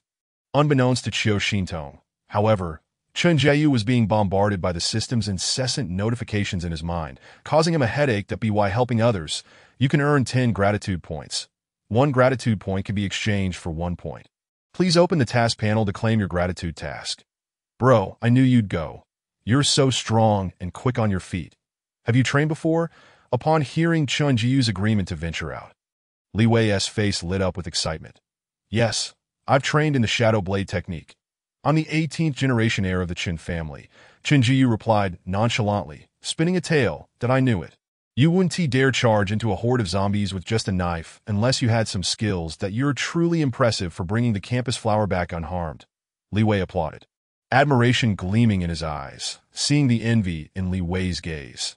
Chen Jiu slowly curled his lips into a smile, choosing to remain silent. Then what are we waiting for? Let us hurry, Junjie urged.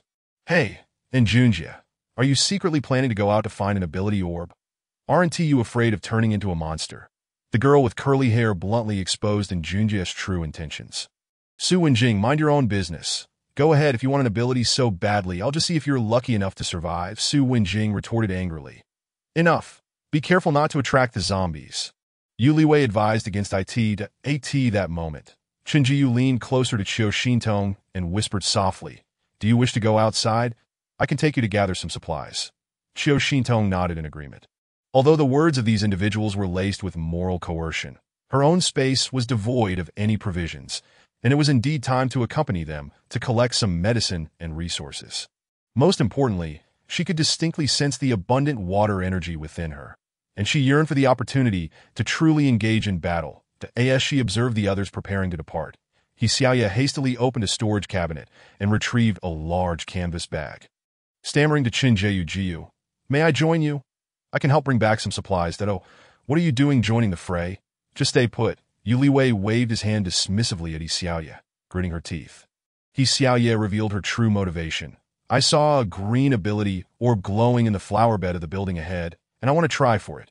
And Junjia was taken aback and hurriedly ran a few steps to pull back the curtain of a small room, only to behold something emitting a shimmering green light in front of the comprehensive building, his face awash with astonishment. Wow, it really exists at Su Wenjing, a girl with curly hair, sitting on the ground. Pondered for a moment, but that orb carries a certain danger. It could turn people into monsters. Yu Liwei clenched his teeth. In the eyes of those monsters, we are but prey that if we hide away, we will eventually starve. Yet now, an opportunity to become a being akin to a deity lies before me. I cannot refuse. I must become a powerful ability user and eradicate all these monsters. His words resonated with those present. Evasion was not a solution, for humanity's frail form could never withstand the might of the zombies.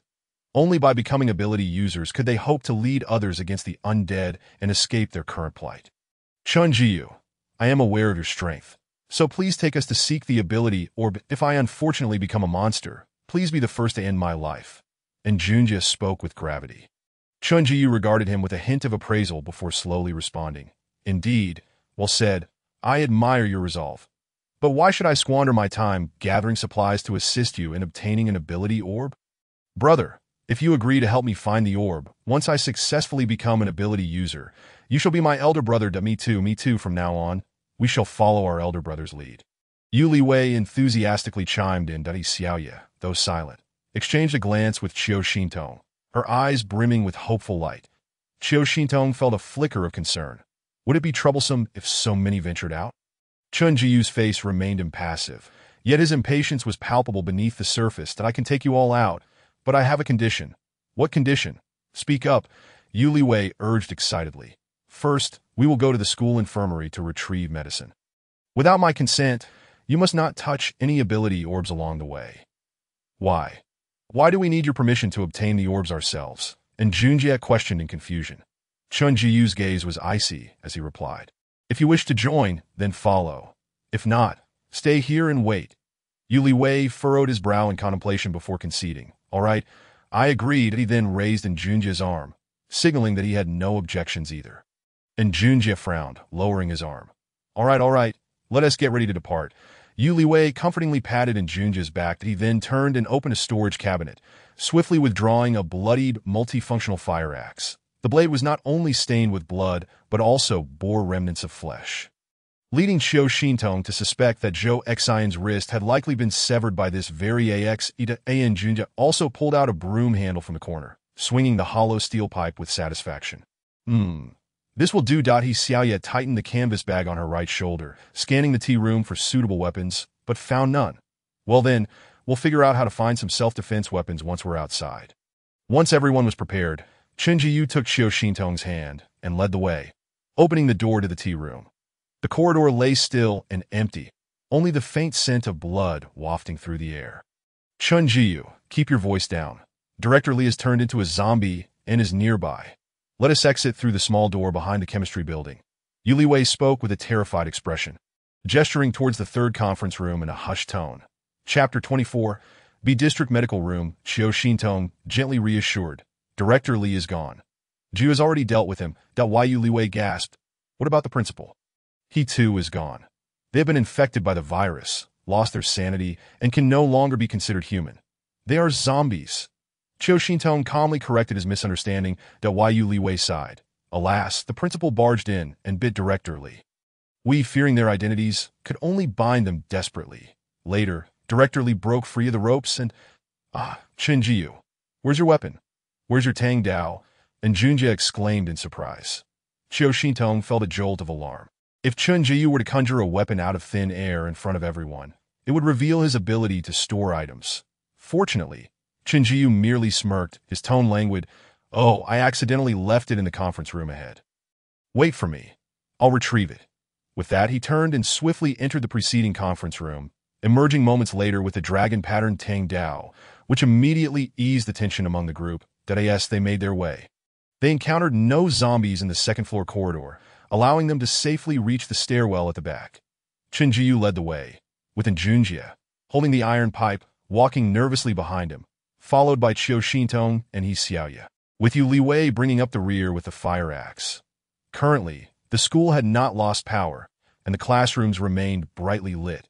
Heaving, the sound of a raspy growl from the zombies on the first floor echoed from the stairwell, prompting the group to instinctively tread more lightly. Qiu Xintong felt He Xiaoye's grip tighten, sensing the sweat forming in her palm, making it slightly sticky. With her crystal-like eyes shimmering like water, she whispered soothingly to He Xiaoye. It's all right. Don't be afraid. He Xiaoye inhaled deeply a few times and nodded. Chen Jiyu descended the stairs with a calm demeanor. As he reached a blind corner, he inexplicably produced a rock and tossed it around the corner with a resounding thud.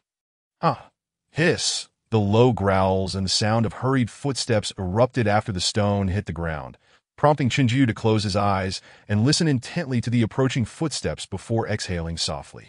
Not many, gripping the dragon-patterned Tang Dao tightly. Chen Jiyu dashed forth at lightning speed, instantly confronting the zombies. Hearing his words, and Junjie, believing there to be only a few, felt an adrenaline rush and charged down after him.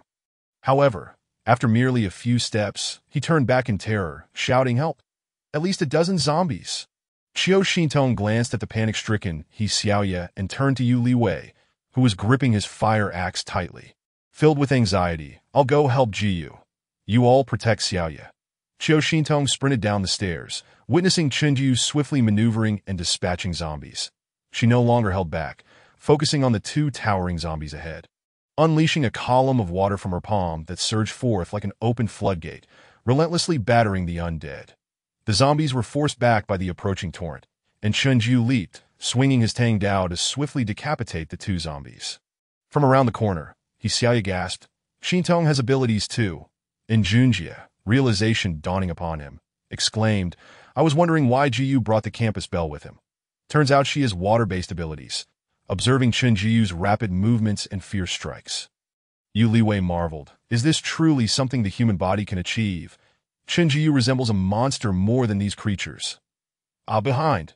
He Xiaoye suddenly recoiled several steps, nearly tumbling down the stairs of a zombie, its shoulder grotesquely mangled and its face twisted in a snarl. Charged down the stairs from behind, Yu Liwei reacted swiftly, swinging his sharp fire axe towards the zombie's head. A dull thud resonated as the weapon embedded itself in the zombie's skull. Yu Liwei was startled to find he could not extract the axe. Roaring, the zombie flailed its arms, nearly grasping Yu Liwei. He stumbled backward, watching in horror at the fire axe lodged in the creature's head, and Junjie seized the iron pipe and thrust it forcefully into the zombie. After several heavy strikes, the hollow steel pipe bent into a V shape. Realizing the futility, and Junjie dropped the pipe and fled down the stairs in a panic. However, in his haste, he collided with He Xiaoye. He Xiaoye tumbled heavily down 2 steps. Yu Liwei dashed down the stairs to help her up, but as the zombies drew closer, He Xiaoye's legs buckled under the immense fear. No good. She can't stand up. Run. What are you doing? Did you twist your ankle? He caught a glimpse of the encroaching zombies and decided to let go of He Xiaoye. Chen Jiyu had just finished off the last zombie. His gaze shifting to the one blocking the stairwell, he hurled his Tang Dao thud. The blade pierced through the zombie's neck, severing its last thread of life. Bang! The zombie's lifeless body collapsed to the ground. Qiu Xintong approached, pulling the tear-streaked He Xiaoye to her feet. You nearly terrified me, Xintong. He Xiaoye trembled. Qiu Xintong embraced her gently, saying such situations will become more frequent. You must adapt quickly, Dum, Xiaoya nodded, determination flickering in her eyes. In her previous life, as the apocalypse commenced, her mental resilience was not much stronger than Xiaoya's. Both were burdens to their team, yet they often encouraged and supported one another, managing to endure the grueling first month. Had it not been for the second meteor shower, Chenjiu opened the back door of the chemistry building, leading the group swiftly along the cobblestone path that in the dim light. The moonlight was obscured by dark clouds, rendering visibility poor. Qiu Xintong could only rely on the faint, yellow glow of the streetlights to discern the road ahead. The chemistry building was situated towards the rear, typically devoid of foot traffic. Their destination was the medical room in Area B. Previously, they had learned in the tea room that Peng Tao and Zhao Yingxue had gone to the supermarket and medical room in Area A to gather food and supplies. Yet they had not returned. That Xiaoya halted, staring intently at a glowing orb of green light nestled within a flower bed approximately 50 meters ahead in the comprehensive building. Chen Jiu said calmly, "Let us proceed to the medical room first, that we can devise a plan to retrieve this wood element orb upon our return." "All right," Xiaoya replied reluctantly, crouching as they moved forward. "Look over there. Isn't there another one in front of the power distribution room?" And Junjie exclaimed excitedly, pointing towards the broad avenue on the right. Outside the power distribution room, about 100 meters away, glowed a golden object, a T-night. These luminous orbs appeared like brilliant beacons, easily visible from a distance. "And there's a red orb atop the second-floor corridor of the Wenba building." And Junjie continued, spotting yet another. Estimating the distance to that location, Yuli Wei shook his head. "That's not feasible. It's too far from us. We should abandon the idea."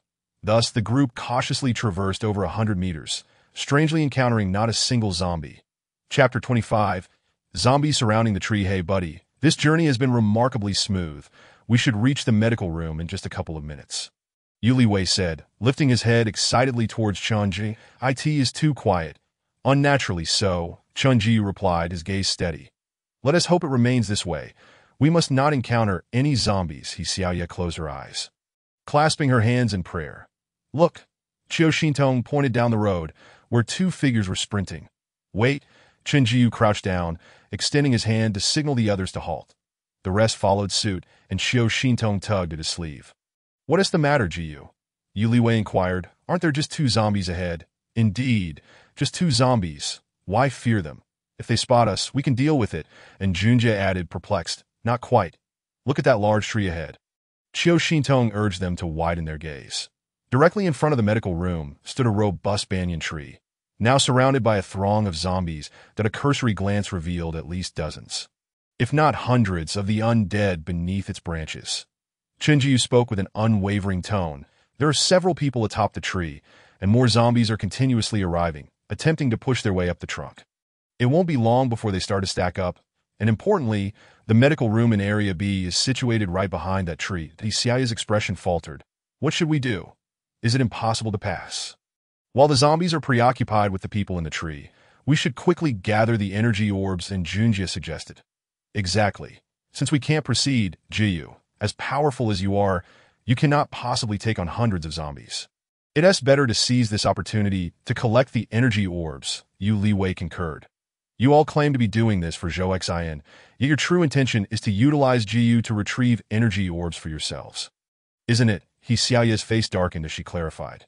Chen Jiu responded coolly. "I have stated that we should prioritize obtaining medical supplies first. We can address the energy orbs afterward. Buddy, it's not that I don't want to help Zhou Xin, but with so many zombies below the tree, how can we get past?" Yuli Wei crossed his arms, clearly dissatisfied. Qiu Xintong furrowed her brow.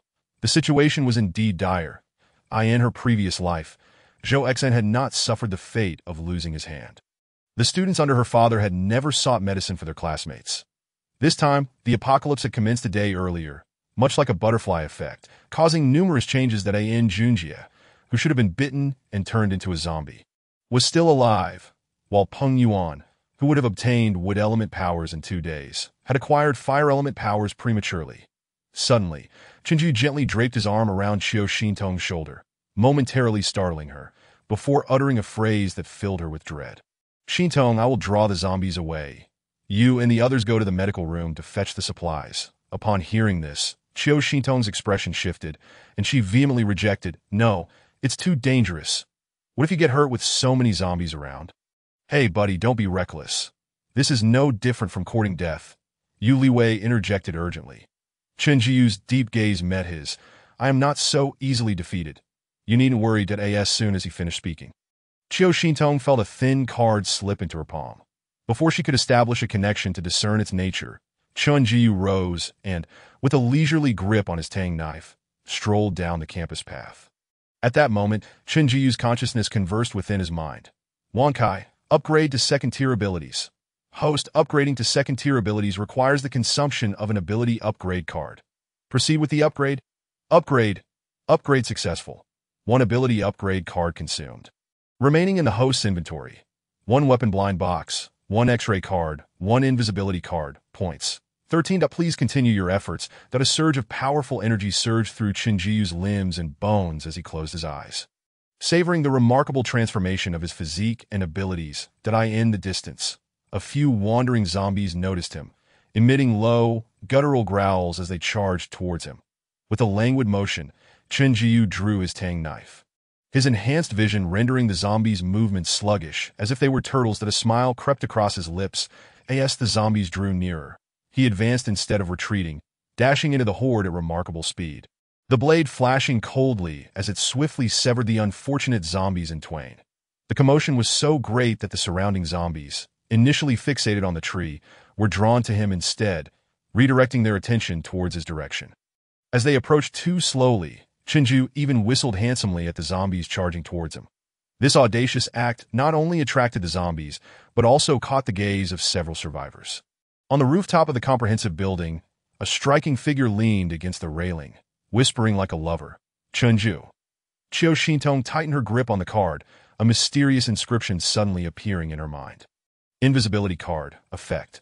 Conceal 1S form for a duration of 5 minutes. With her eyes lowered, Chiu Shintong marveled quietly. This was undoubtedly a life-saving trump card. Such a precious item must be scarce in Chen Jiyu's possession. Otherwise, he would not have discreetly handed it to her during their separation. The zombies beneath the tree were drawn to Chen Jiyu. They surged towards him in an unending tide. He deftly fought back, retreating while dispatching zombies with ease, even as a dozen corpses littered the ground. Yet the remaining zombies continued to swarm towards him like moths to a flame, with only a few scattered zombies remaining around the banyan tree. Chiu Shintong turned to the others, saying, "It's time for us to act." Thus, the group, utilizing the cover of the half-height greenery, crouched low and moved forward without pause as they ascended the stairs to the medical room. The wandering zombies noticed them, as if a violent switch had been flipped, charging towards them with alarming speed. Chiu Shintong stood firm, instructing the others, Xiaoye and Junjie, "You two go inside the medical room to fetch the supplies. Yu Liwei, you'll coordinate with me." Chiu Shintong conjured spheres of water in her hands, launching them at the approaching zombies. The first zombie was struck off balance by a water sphere, and as it staggered, Yu Liwei seized the moment, wielding his fire axe to deliver a decisive blow, severing the zombie's head and rendering it immobile. Xiaoye and Junjie hastily ascended the stairs, preparing to push open the door to the medical room.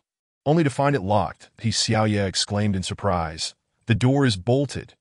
Break it down with the axe." Just as the words left her lips, a terrified voice shouted from within, "Don't break it down. What medicine do you need? We can provide it." The door of the infirmary swung open, and the occupants pulled Xiaoye and Junjie inside. Chiu Shintong unleashed a water sphere, momentarily controlling the zombies, while Yu Liwei displayed his unparalleled bravery in dispatching the undead. With such coordination, the 4 or 5 zombies outside were swiftly dealt with. At that moment, a figure descended from the tree, noticing the absence of zombies below. It was a male and a female college student, accompanied by a sanitation worker clad in a yellow uniform, one of the campus cleaning staff. Chapter 26. The campus supermarket. The 3 individuals who had just climbed down from the tree looked at Chiu Shintong and Yu Liwei, still in shock. The young man tightly grasped his girlfriend's hand, expressing heartfelt gratitude. "We cannot thank you enough. Had it not been for your timely rescue, we would surely have met our doom." The cleaning lady, tears streaming down her face, added, "You are such kind-hearted people. I have been calling for help from the tree for quite some time, but no one came to our aid, and the monsters below only multiplied." The rescued girl, adorned with exquisite makeup and possessing an attractive figure, gazed at Yu Li Wei, who wielded a fire axe, and discreetly loosened her grip on her boyfriend's hand. Her eyes filled with admiration as she exclaimed, "Thank you, Big Brother, for saving us. You are truly remarkable for being able to slay so many monsters." That in response to the girl's praise, Yu Li Wei bashfully scratched his head and grinned. Saving a life is more rewarding than building a 7-story pagoda. Besides, our primary objective was to procure medicine. Assisting you was merely a small effort on our part. After showering Yu Li Wei with compliments, the girl turned her gaze toward Xiao Xintong, filled with both envy and admiration. After a few moments of scrutinizing Xiao Xintong's delicate features, she revealed a complex expression and exclaimed, "Sister, you are so cool. Did you also gain your powers from touching the light sphere?" In response to the girl's inquiry, Xiao Xintong merely nodded and shifted her attention forward, her expression laden with concern as she gazed at the area swarming with countless zombies. Just then, the infirmary door opened again, and Xiaoye emerged, carrying a canvas bag filled with medications. She looked at the pale-faced students inside and asked, "Are you truly unwilling to accompany us to the chemistry building? We have powers to protect us, and we could search for supplies together to ensure our survival." One of the students inside, his demeanor icy, declined. "No, we shall wait for government rescue. The supplies here are sufficient for our needs for several days." Another girl glanced at him, paused, and then suggested, "How about this? If we run out of food and no rescue arrives, we will come to the chemistry building to find you." "Very well. Thank you for the medicine." Xiaoye nodded, and "No need for thanks," came the reply as the infirmary door was shut by the students within. Xiaoye and Junjie turned back, surprised to see the 3 newly rescued survivors. Xiaoye diverted her gaze, peering towards the direction of Chen Jiyu, and voiced her concerns to Qiu Xintong. "We have obtained the medicine. Should we wait for Chen Jiyu to escape before regrouping? Or shall we proceed directly to the supermarket to gather food?" And Junjie pointed ahead at the illuminated sign of the prominent Xinliangking campus supermarket, suggesting, "The supermarket is just up ahead, about 100 meters away. Let us go directly to gather food." At that moment, 2 zombies emerged from behind and charged towards them. Qiu Xintong looked to Yu Li Wei. "Prepare." With a swift motion, she unleashed water spheres that destabilized the 2 approaching zombies, allowing Yu Li Wei to rush in and skillfully deliver the finishing blows. Turning back, Yu Li Wei remarked, "Chen Jiyu is aware of our plan and will join us at the supermarket at the first opportunity after he breaks free." He then addressed the 3 rescued individuals. "You must assist us as well. The more supplies we gather, the better. Rest assured, there will be provisions for you too."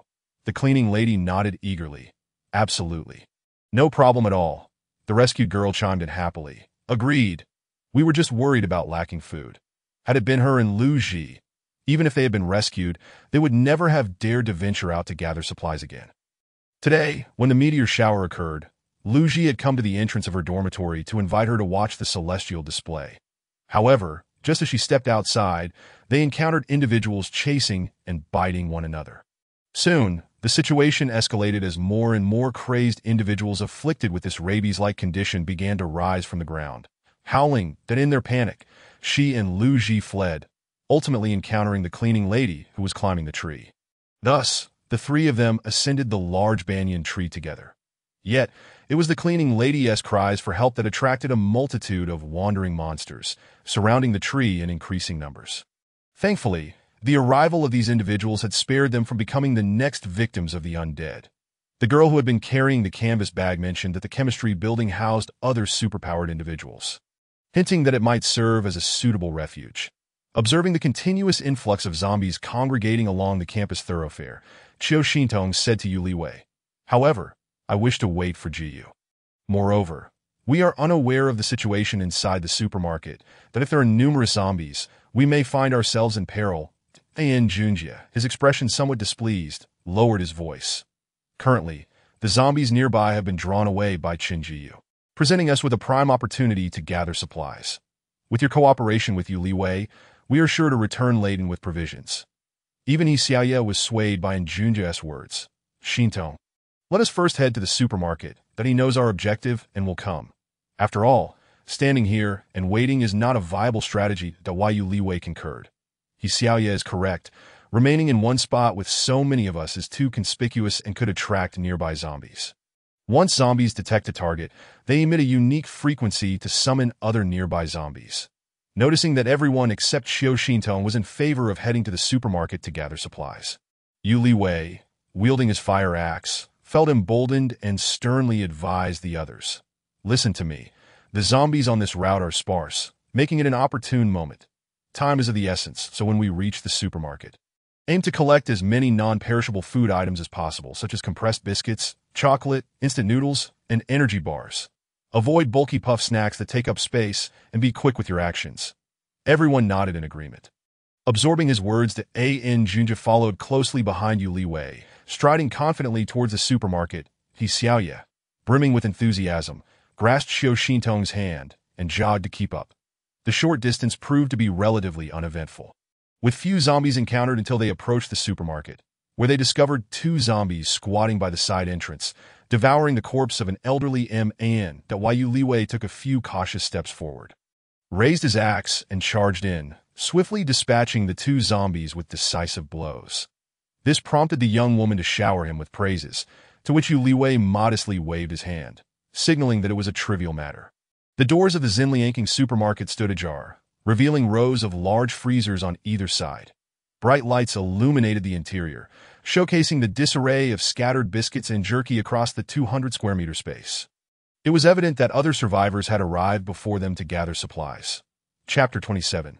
Uninvited guests. The shelves within the supermarket were still brimming with an array of products. Only a small portion of the food shelves were vacant, indicating that the previous visitors had not taken too many supplies. Unfortunately, several zombies wandered the aisles, including two still clad in Xinliangking supermarket uniforms. Yu Li Wei, feeling apprehensive, took a moment to assess the situation. The narrow gaps between the shelves made it inconvenient to confront the zombies head-on. He glanced back at Xiao Xintong, signaling with his fingers that there were 5 zombies inside, indicating the need for her water-based powers to help eliminate them. Upon receiving her nod of agreement, he stepped forward intentionally into the zombies' line of sight. As expected, the zombies quickly noticed Yu Li Wei, emitting a cacophony of guttural screams as they charged towards him. The other 4 zombies, drawn to the commotion, followed suit. This commotion startled the cleaning lady standing outside, causing her to panic and attempt to retreat. Xiaoye rushed after her, firmly grasping the cleaning lady's arm. Don't be afraid. Trust us. The zombies surged forth to attack. Xiao Xintong raised her hands, unleashing a barrage of water spheres that temporarily immobilized the undead, while Yu Li Wei bravely charged in, wielding his fire axe with precision. At that moment, Njunjie spotted a pointed iron shovel in the garden corner of the supermarket entrance. His face lit up with joy as he hurried over, tested the weight of the shovel, and then turned to see Yu Li Wei valiantly swinging his axe. Gritting his teeth, he too charged forward, using the sharp shovel to fell an incoming female zombie. I did it. I successfully killed a zombie, he exclaimed triumphantly. A.N. Junjie exclaimed with palpable excitement. Under the seamless cooperation of the trio, the encroaching zombies were swiftly vanquished, leaving no trace of human presence within. The group, brimming with exhilaration, surged into the supermarket, each clutching a shopping basket and fervently filling it with provisions. Yu Li Wei opened the entrance's air curtain cabinet, retrieved a bottle of energy drink, and, tilting his head back, consumed nearly half in one go. The rescued girl and the cleaning lady hastened to the hot dog machine at the checkout, eagerly extracting the slightly overcooked sausages, stuffing their mouths with them. Observing the dwindling supply of sausages, Xiaoye dashed over, seizing the last 2, and promptly approached Xiao Xintong, extending one towards her. Hurry and eat this. You might never taste such delicious sausages again. The tantalizing aroma of the sausages wafted through the air. And Xiaoye, who had been ravenous since the afternoon, was now utterly famished. Seeing Xiao Xintong accept the sausage and take a bite, Xiaoye smiled, quickly devouring her own, before racing to the instant noodle section to fill her basket with various flavors. Once done, she switched to an empty basket and hurried to the snack aisle, collecting an assortment of pork jerky and beef jerky to add to her haul. Meanwhile, Xiao Xintong, observing everyone diligently gathering food from the shelves, quietly made her way to the back of the supermarket, where she discreetly opened a hidden door and swiftly entered, shutting it behind her. This was the supermarket's storage room. She had previously witnessed staff retrieving stock from here to replenish the shelves. A quick glance revealed neatly stacked boxes of various food items, white plastic crates brimming with fruits, assorted bottled waters, milk, and even various hygiene products tucked away in the farthest corner. Without uttering a word, she glided her hand over the items, and in the blink of an eye, an entire mountain of goods vanished into her space, including the fresh fruits from the dozens of plastic crates on the floor. Watching the now empty storeroom, Qiu Xintong's lips curled into a slight smile as she swiftly exited. "Hey, get lost," a voice erupted outside, followed by another. "Come on, there should be a line. I clearly claimed this shelf first. Can't you go somewhere else?" Qinghua. If he keeps talking back, make him suffer a bit. Upon stepping out, Qiu Xintong was greeted by the sound of a fierce argument. She maneuvered around the shelves to find 4 or 5 boys had entered the supermarket. One notably tall boy, seemingly eager to show off, was tossing a fireball repeatedly into the air. Suddenly, he spotted Qiu Xintong, his eyes lighting up with surprise. "Ah, it's the stunning Qiu. You're here too. Is this loser with you?" With that, Su Qinghua pointed at Yu Li Wei. Frowning, Qiu Xintong recalled that she indeed did not recognize these boys that moment. Xiaoye rushed to her side, indignantly glaring at the large plastic bags they held. "Xintong, these people are utterly intolerable. The supplies we packed were right there at the checkout, and they just took everything, even trying to snatch all the chocolate from right in front of Yu Li Wei. So what if they're abilities users? Does that give them the right to brazenly steal the fruits of our labor?" And Junjie shouted, his face flushed with anger as he saw the bag of hard-earned snacks being hoisted by them. The leading man scoffed, "Your labor? Did you pay a single cent? We're all in this for free. Just shut up. Besides, we clearly picked these up off the ground." "Exactly. We found them first," Su Qinghua's companions chimed in with laughter. Xiaoye's eyes brimmed with tears as she retorted, You're lying. We packed them up to carry more bags and left them right at the door. Give them back." And Junjie, his face crimson, raised a shovel in his hands, ready to fight if they refused to return their belongings.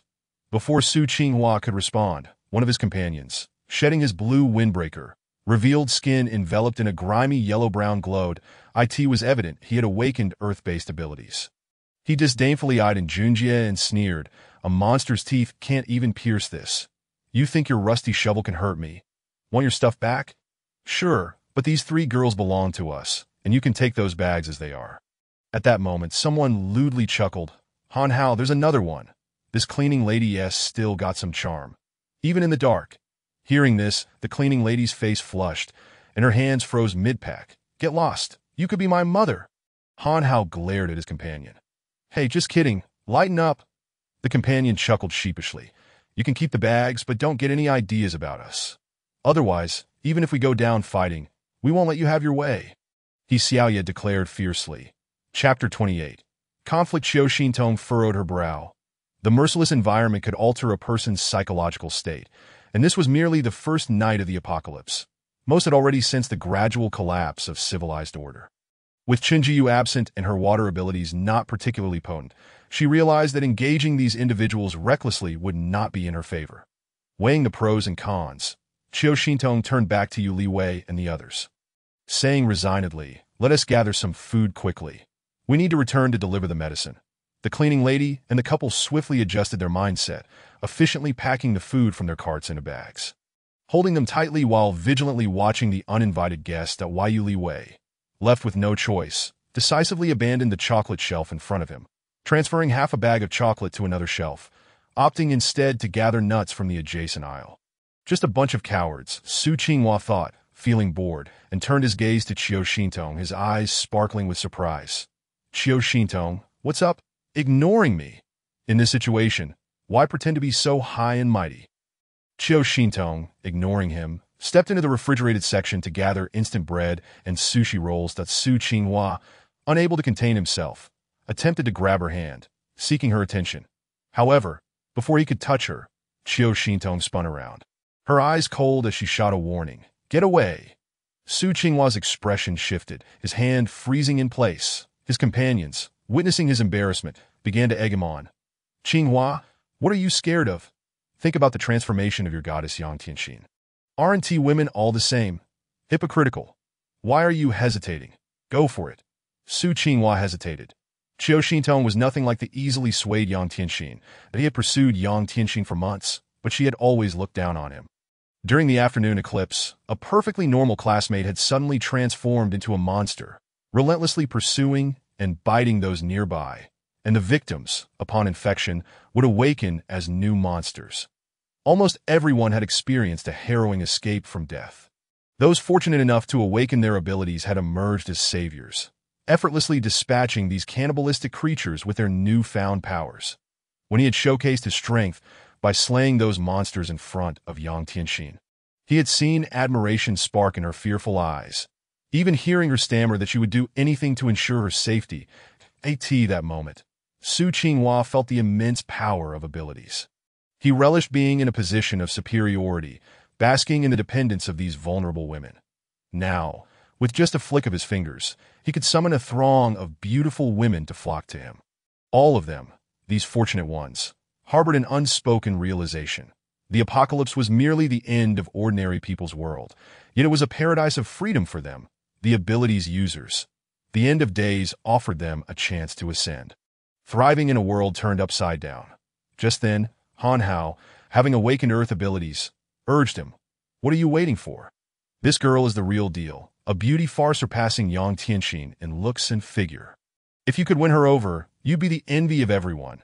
Indeed, while Yang Tianxin was a minor internet celebrity with hundreds of thousands of followers, during the annual campus beauty contest, she barely made it into the top 10. Even with her heavily filtered photos in contrast, Qiu Xintong, with just a candid shot backlit by the sun, exuded effortless beauty that could captivate countless hearts, compelling them to cast their votes for her. Even now, despite her white dress being soiled and appearing somewhat disheveled, it did nothing to detract from her beauty. Instead, it gave her the allure of a goddess who had descended from the heavens. Infused with an earthy charm that if you dare to lay a finger on Xintong, her boyfriend Chen Jiyu will not let you off easily, he Xiaoya declared, stepping protectively in front of Qiu Xintong. "Chen Jiyu, what abilities does he have? Can he possibly be stronger than me?"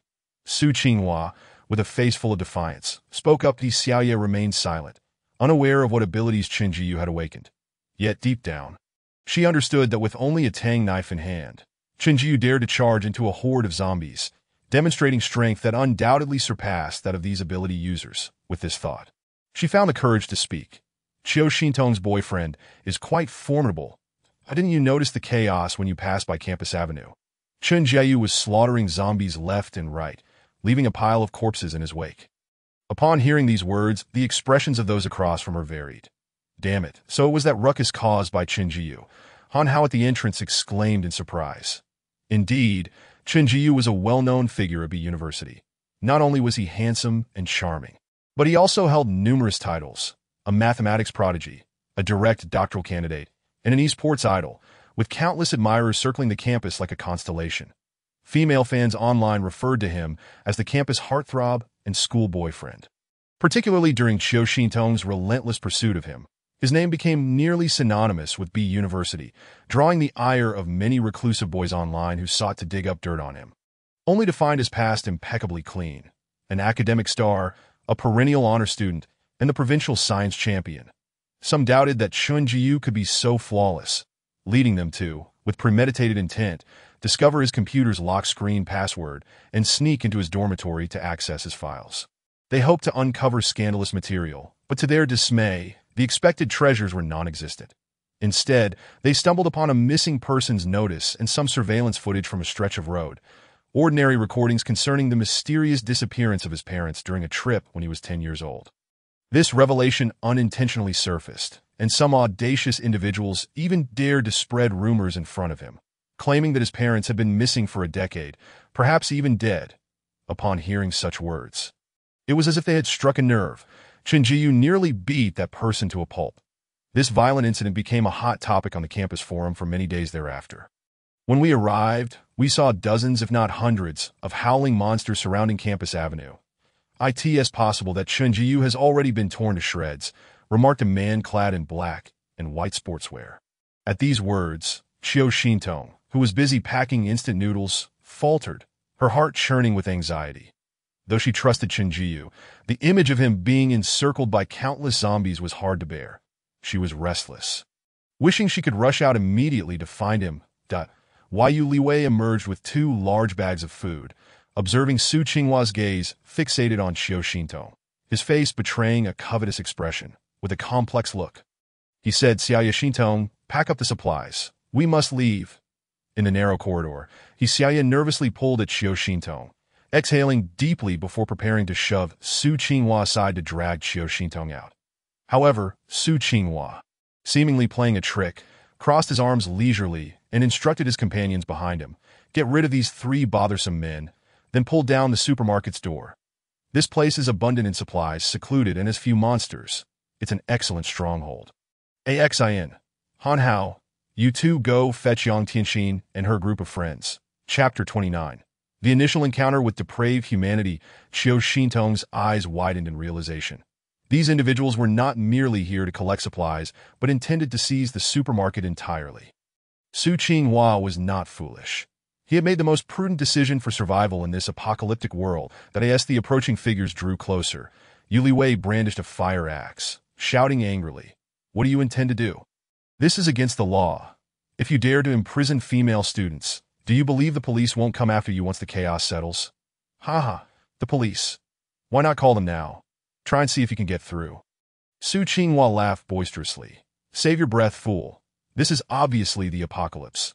The campus is crawling with monsters and corpses, and outside, who knows how chaotic it is?" Zheng Exin mocked in agreement. Han Hao wasted no time. Disregarding Junjie, who was frantically jabbing at him with a shovel, and stepped forward with determination, Junjie closed his eyes and swung the shovel, yelling, "Stay back! Don't force me!"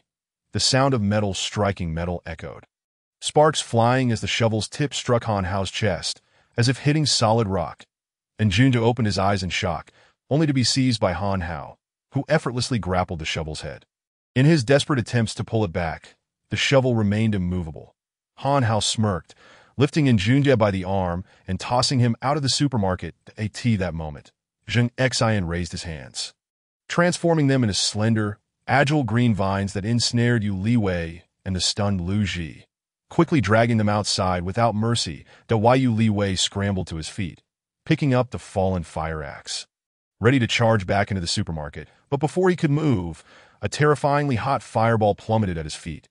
Frightened, he looked up to see Su Qinghua conjuring another fireball in his hand. Glaring at him with blatant menace, Yu Liwei swallowed hard, realizing that if he took one more step toward the supermarket, that fireball would surely be unleashed upon him. "Qinghua, watch out behind you," Zheng Exin warned. Eyes wide, Su Qinghua turned in confusion, just as a massive water sphere soared from Xiao Xintong's hands, ambushing him and sending him crashing to the ground. Seizing the opportunity, Xiao Xintong swiftly grabbed Xiaoya and calmly dashed out from behind the food freezer. However, the moment the two girls exited the counter, 2 slender vines lunged toward them, aiming to ensnare them. In a critical moment, a familiar dark, gold-veined, curved dagger flew in from outside, severing the vine's tips. Xiao Xintong's eyes flickered. It was Chun Jiyu's dagger. That he had arrived. In her previous life, before her demise, she had seen Chun Jiyu wielding this very dagger. The familiar figure appeared at the supermarket entrance. Xiao Xintong's eyes brimmed with tears as she looked at the blood-soaked man before her. Thank goodness, Chun Jiyu was unharmed, albeit in a disheveled state, his white shirt drenched in blood, within the supermarket. Zheng Xin's anguished cries echoed. "Ah, my fingers, it hurts." Gazing at the missing fingers, Zheng Xin was incredulous. Just earlier in the cafeteria, Han Hao had merely left superficial scratches on his vines with a kitchen knife. What was this strange dagger that could so easily sever his fingers? Fortunately, as a wood ability user, he could regenerate his limbs, and once his powers were replenished, his fingers would grow back. That's Su Qinghua, drenched and standing, turned to Chun Jiyu at the entrance, his expression wary that he could not discern what ability this man possessed, but it was evident he was now unarmed, after severing Zheng Xian's vines. The dagger had pierced through a shelf and embedded itself in the wall. Seeing Chun Jiyu unarmed, Han Hao sneered coldly and charged at him, exclaiming, "You dare to harm my brother? I'll take your life." Simultaneously, Su Qinghua narrowed his eyes, gathering a fireball in his hand. Aiming to incinerate Chun Jiyu alive, in an instant, flames surged toward him from the left, while a burly man approached with murderous intent from the right. Chun Jiyu remained unfazed, a wicked smile creeping across his lips. Even without upgrading to the second tier of abilities, these individuals posed no threat to him. Moreover, his vision, stamina, and speed had ascended to a new echelon. The attacks of these novice ability users appeared painfully slow to him. In the blink of an eye, Chen Jiyu vanished from sight, leaving Su Qinghua in shock. Then, a blur suddenly appeared before him. In an instant, he felt a sharp pain in his neck, and a figure loomed before him. Chen Jiyu's grip tightened around Su Qinghua's throat, the sensation of suffocation crashing over him like a tidal wave, rendering his mind dizzy and foggy. His eyes widened, fixated on Chen Jiyu, but words failed him. Despite not being much larger than Su Qinghua, Chen Jiyu effortlessly held him like a helpless pup, devoid of any means to retaliate. Zheng Xian watched in astonishment as Han Hao dashed toward Chen Jiyu's previous position, that he witnessed Chen Jiyu, like a specter, teleport directly in front of Su Qinghua, controlling him right under their noses. Su Qinghua's hands bulged with veins, his face contorted, desperately clawing at the hand constricting his throat. Yet, no matter how fiercely he struggled, that jade-like slender hand remained unyielding, dead on the verge of asphyxiation.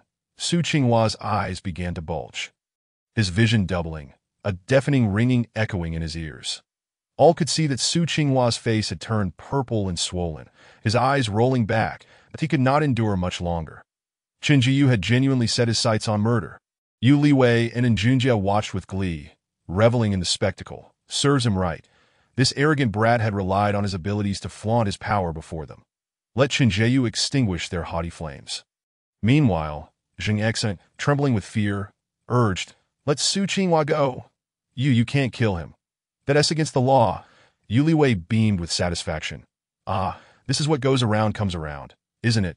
Just moments ago, you lot were so brazen while robbing us of our supplies. Now, your tails are tucked between your legs. Huh." He chimed in, "Exactly. You were just bullying us. It's truly poetic justice." Han Hao was utterly unable to perceive Chen Jiyu's true strength, gritting his teeth. He said, "Chen Jiyu, we surrendered. As long as you release Su Qinghua, we can negotiate everything else. The supermarket will be yours. We will leave immediately." Chen Jiyu's gaze lazily swept over Su Qinghua, who was rolling his eyes and appearing as if he were on the verge of death. Well, since the objective was achieved, he relaxed his grip, and Su Qinghua collapsed to the ground like a lifeless dog. Chapter 30. Gathering food, Chen Jiyu approached the wall where a dagger with dark patterns was embedded and withdrew it.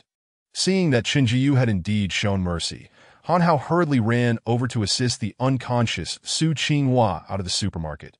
Zheng Xian, leaning against a shelf, grasped his injured hand and watched Chen Jiyu's retreating figure. A flicker of resentment evident in his eyes before he too exited the supermarket. As they passed each other, Pei and Jun spat towards their departing backs. "You bastard." Han Hao turned, his expression fierce as he pointed at An Junj. Never mind. Given their current capabilities, they were no match for Chen Jiyu. It was best not to create unnecessary complications. Before leaving, Han Hao cast a venomous glance at Chen Jiyu. This grudge would not be forgotten.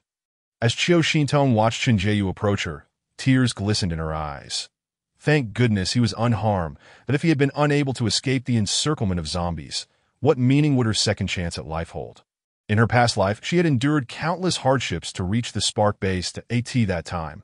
Even though Lu Chuan possessed formidable rare ice abilities, he had never sought her out, instead marrying the second miss of the Hope base. From that moment on, her perspective had shifted.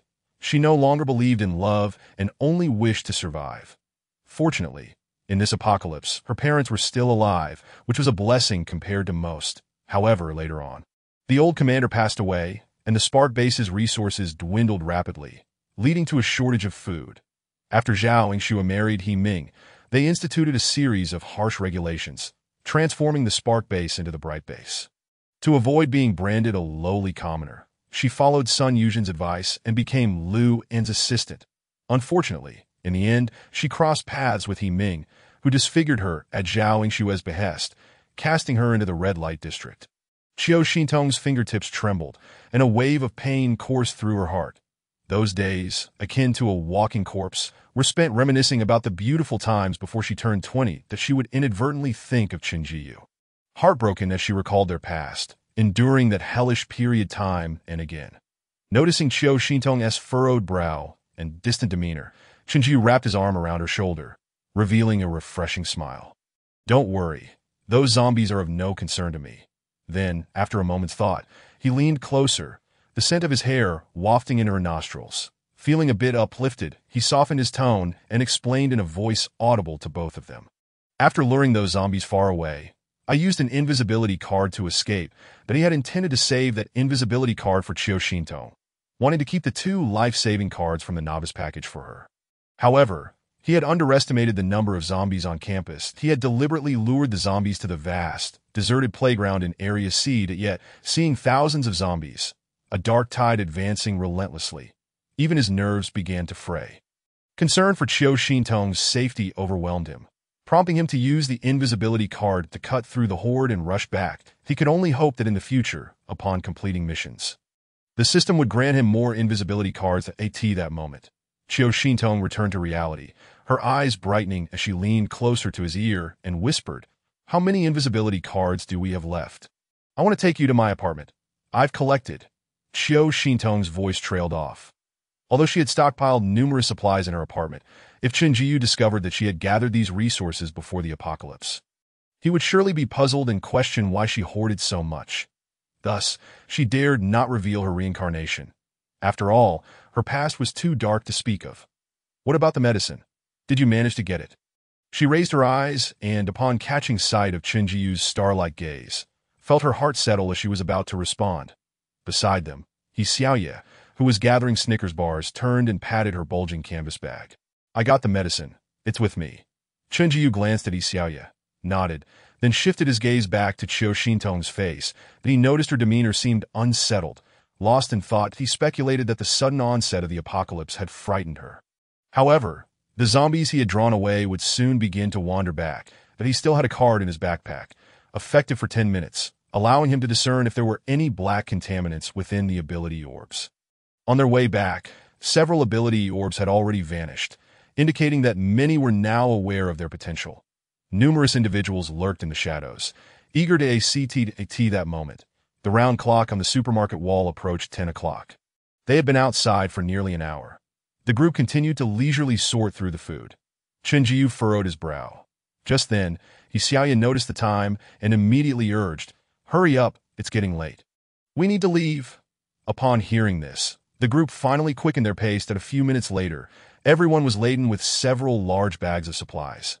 After all, with over 200 square meters in the supermarket, even after their thorough sweep, they had barely taken a fraction of the goods. Xiaoye surveyed the supermarket, noting that many shelves were still brimming with products, wishing fervently that she could grow a few extra hands. Chiu Shintong symbolically picked up a bag of instant noodles and a large bag of beef jerky, trailing behind, preparing to discreetly store the supermarket shelves into her space when no one was watching. Although the small storeroom supplies had been emptied, her space still felt empty upon entry. Chen Jiyu hoisted 2 large bags of food from the ground, observing Chiu Shintong's eyes glimmering as she fixated on the jelly shelf ahead. Recalling the earlier reminder from Wankai, he slightly twitched his lips and leaned in to gently advise Chiu Shintong, "Let's leave the food here, Shintong. There are still many surviving students at school. Tomorrow, we can raid the malls outside together." Hearing this, Chiu Shintong was somewhat taken aback, lowering her hand from the shelf and gazing at Chen Jiyu with bright eyes. Food was essential for survival in the apocalypse, and in a world where the strong preyed on the weak, most would become selfish and cold-hearted. Yet, here stood before her someone with a kind heart that at this moment, he had yet to experience the darkness of human nature in the apocalypse. However, during her past life in the banquet hall, there were those who cursed him as a vile merchant. Surely, in those 9 years, he had weathered many storms and seen through the hearts of men, ultimately becoming the indifferent figure he was today. Perpetually wearing a detached smile to that moment, Chiu Shintong looked at him gently, responding softly, "Okay." Chen Jiyu's star-like eyes curved with warmth as he naturally took the plastic bag from Chiu Shintong's hand. Gently holding hers as they exited the supermarket, in his mind, the mechanical voice of the system resonated. "Host, why would I deceive you? There are indeed 159 survivors near this supermarket, and many will come here tomorrow to gather food. Our salvation system is dedicated to helping others." Chapter 31. Returning to the chemistry building on Campus Avenue, flames blazed in many areas ahead, while screams and cries for help echoed from afar, drifting into the ears of the crowd. Once a picturesque campus, it now resembled a hell on earth. This area was relatively remote, and with Chinju deliberately luring away many zombies, the way back revealed only vague shadows wandering under dim lights in the distance. They proceeded cautiously, the only sounds being the occasional rustle of plastic bags and the slightly heavy breaths of the group. Da-da. Where are the ability orbs? What happened to the ones in front of the distribution room? Are you trying to scare me, kid? Keep your voice down. The cleaning lady turned around, trembling and still shaken, as she complained to Anjunj behind her that Yu Liwei was startled and immediately raised his eyes. His expression turning grave as he tossed the 2 bags of supplies in his left hand toward Lu Jihuai behind him. Dude, help me carry these, that he then turned back, speaking urgently to Anjunj. They're gone. How could they be gone? Junjie, quick, let us check the flower bed in front of Wenbao building and the comprehensive building.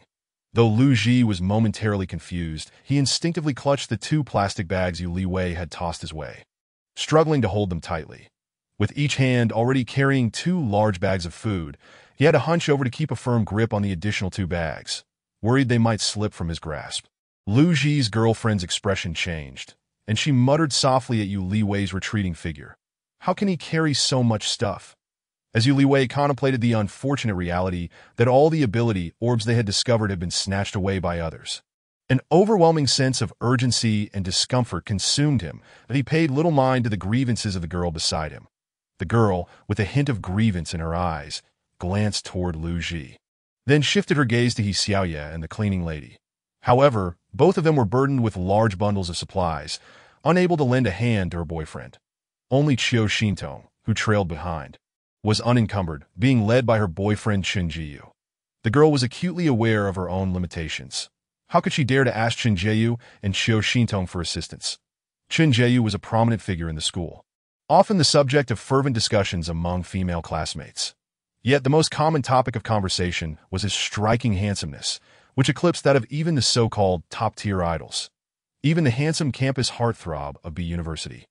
The son of a provincial secretary and the student council president Zhang Wang could hardly compare to him. As for Qiu Xintong, her exquisite beauty seemed as though it had been meticulously sculpted by the goddess Enhua herself. Everyone was human. Why was there such disparity? She too was a minor internet celebrity with tens of thousands of followers, yet no matter how she tried to emulate Qiu Xintong's appearance, she could never quite capture it. Especially not her enchanting eyes. Qiu Xintong's eyes were irresistibly alluring, with a slight upward curve at the corners that held a beguiling charm with every smile. This trait was reminiscent of her famous mother. Sun Yuzhen, done on the day of their freshman orientation, Sun Yuzhen had caused quite a stir. Sitting in the front row, she had seen Sun Yuzhen wearing sunglasses, her lips a vibrant red, exuding an unattainable beauty. Surrounded by a throng of assistants and bodyguards, she had personally met with the school's leaders before generously donating an entire library building. How could she, a mere girl, muster the courage to ask someone of such high social standing for help? A fleeting moment of complexity crossed Kai Wenwen's eyes before she lowered her head, quietly assisting Lu Ji with a bag. Thankfully, Yu Liwei had only tossed over 2 large bags of jerky, which weren't overly heavy to AT that moment, and Junjie, visibly agitated, exclaimed, "With so many fewer zombies in this area, those bastards must know the significance of the ability orbs and have taken the risk to come out. We must hurry." He Xiaoye, seeing the 2 unable to contain their impatience, remarked disapprovingly, "Did we not agree to retrieve the medicines and food first? With so many glowing ability orbs at the school, it is impossible that they've all been taken." Yu Liwei's face was etched with impatience. "You go ahead. I'll take a quick look up ahead." With that, he tightened his grip on the axe in his hand and hastily ran forward. And Junjie, equally anxious, quickened his pace to keep up with Yu Liwei. He Xiaoye watched as the 2 truly abandoned the group, stamping her foot in frustration as she turned to Chen Jiyu, saying, "Chen Jiyu, they've run off." At her complaint, the 2 halted abruptly, turning back to face Chen Jiyu's cold, handsome visage. The Yu Liwei's heart sank. Indeed, they had promised Chen Jiyu upon their departure to follow his instructions. However, the circumstances were exceptional. Chen Jiyu, "We're just going to take a." Qiu Xintong concealed her animosity towards Zhao Xue and nodded slightly. How could she, who shared an irreconcilable feud with Zhao Xue, possibly allow Chen Jiyu to assist her in locating an ability orb? He Xiaoye had died prematurely in her past life, failing to witness Zhao Xue's true nature at that time. Everyone was aware that her father had toiled tirelessly in the laboratory for 4 months, to the point of his hair turning white, to successfully develop the bright medicine that in the end. However, her father was threatened by Lewin, who demanded the formula under the threat of delivering both her and Sun Yuzhen's heads to him the very next day. Previously, Lewin had incited Sun Yuzhen to steal the reagent formula, but she had failed. Now, with the lives of his ex-wife and daughter in another's hands, he had no choice but to hand over both the medicine and the formula to Sun Yuzhen. Instructing her to deliver it to Lu and to AT that time, Qiu Xintong was unaware of these circumstances. Thus, when the Fireseed base announced the news about the bright medicine, she was overwhelmed with excitement, joyfully applauding her father's achievement. Yet, when the broadcast revealed the name of the researcher, her heart plummeted into despair. She had harbored hatred for Lewin from the very beginning, while he professed his love for Sun Yuzhen in front of everyone. Only she perceived the hypocrisy lurking within his eyes, that he merely exploited Sun Yuzhen's influence and body to elevate his own status. She and Xinwei sought out Zhao Yingxue, and she would forever remember the scene within the studio. She questioned Zhao Yingxue, her heart twisted with pain, demanding to know why she would attribute her father's accomplishments to the despicable Lu and did Zhao Yingxue and not know who had truly developed the medicine. Was it fair for the base to act in such a manner towards her father?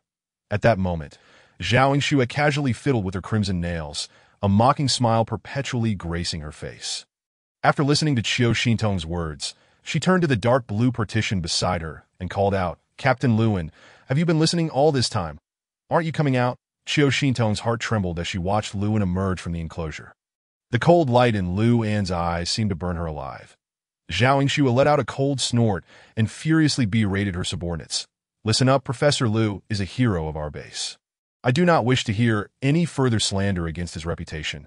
Should such incidents occur again, you need not live." In that moment, her heart turned to ashes, as Xinwei pulled her down to kneel before Zhao Yingxue. While her tears of humiliation flowed, Xinwei swore his loyalty to Zhao Yingxue, vowing never to rebel in the end. It remained unclear what means Zhao Yingxue and Lewin employed. A matter so well known was forcibly suppressed. Eventually, aside from Li Jinhua, who thrived as Lu An's lackey, the assistants in her father's laboratory either perished or vanished. The truth of that year sank silently into the depths of the sea. Forever lost. "Hey, cleaning lady, this way," enter through the small door at the back. With Xiaoya's voice ringing beside her, Qiu Xintong lifted her gaze. That IT turned out they had already arrived at the chemistry building. She let out a soft breath, mentally preparing herself. Since encountering Zhao Yingxue was inevitable, she had to appear natural. After all, she had gained the advantage of rebirth and had seized Zhao Yingxue's water ability. Most importantly, she was aware of the subsequent events. Thus, dealing with Zhao Yingxue would become quite simple, wouldn't it? So what if she had to endure for a few days? Suddenly, a dull thud echoed, the sound of a body hitting the ground. "Ah!" He fell from the rooftop. "Quick, help!" The cleaning lady's cry pierced the stillness of the night like thunder. There was no time to chastise the cleaning lady for her shrill exclamation. Thud, thud. Two more figures plummeted from the upper levels of the chemistry building, crashing to the ground in succession. Shadows began to rush over, accompanied by the heavy, familiar hissing of zombies. Just as the figure on the ground was about to rise unsteadily, Xiaya trembled, urging, "Quick, get inside. That is not a person, it's a zombie. Hurry, run." Qiu Xintong raised her eyes, clearly seeing a dozen grinning heads emerging from the rooftop, their bodies jostling over the concrete railing. They were the zombies that Chunjiyu had confined to the top floor.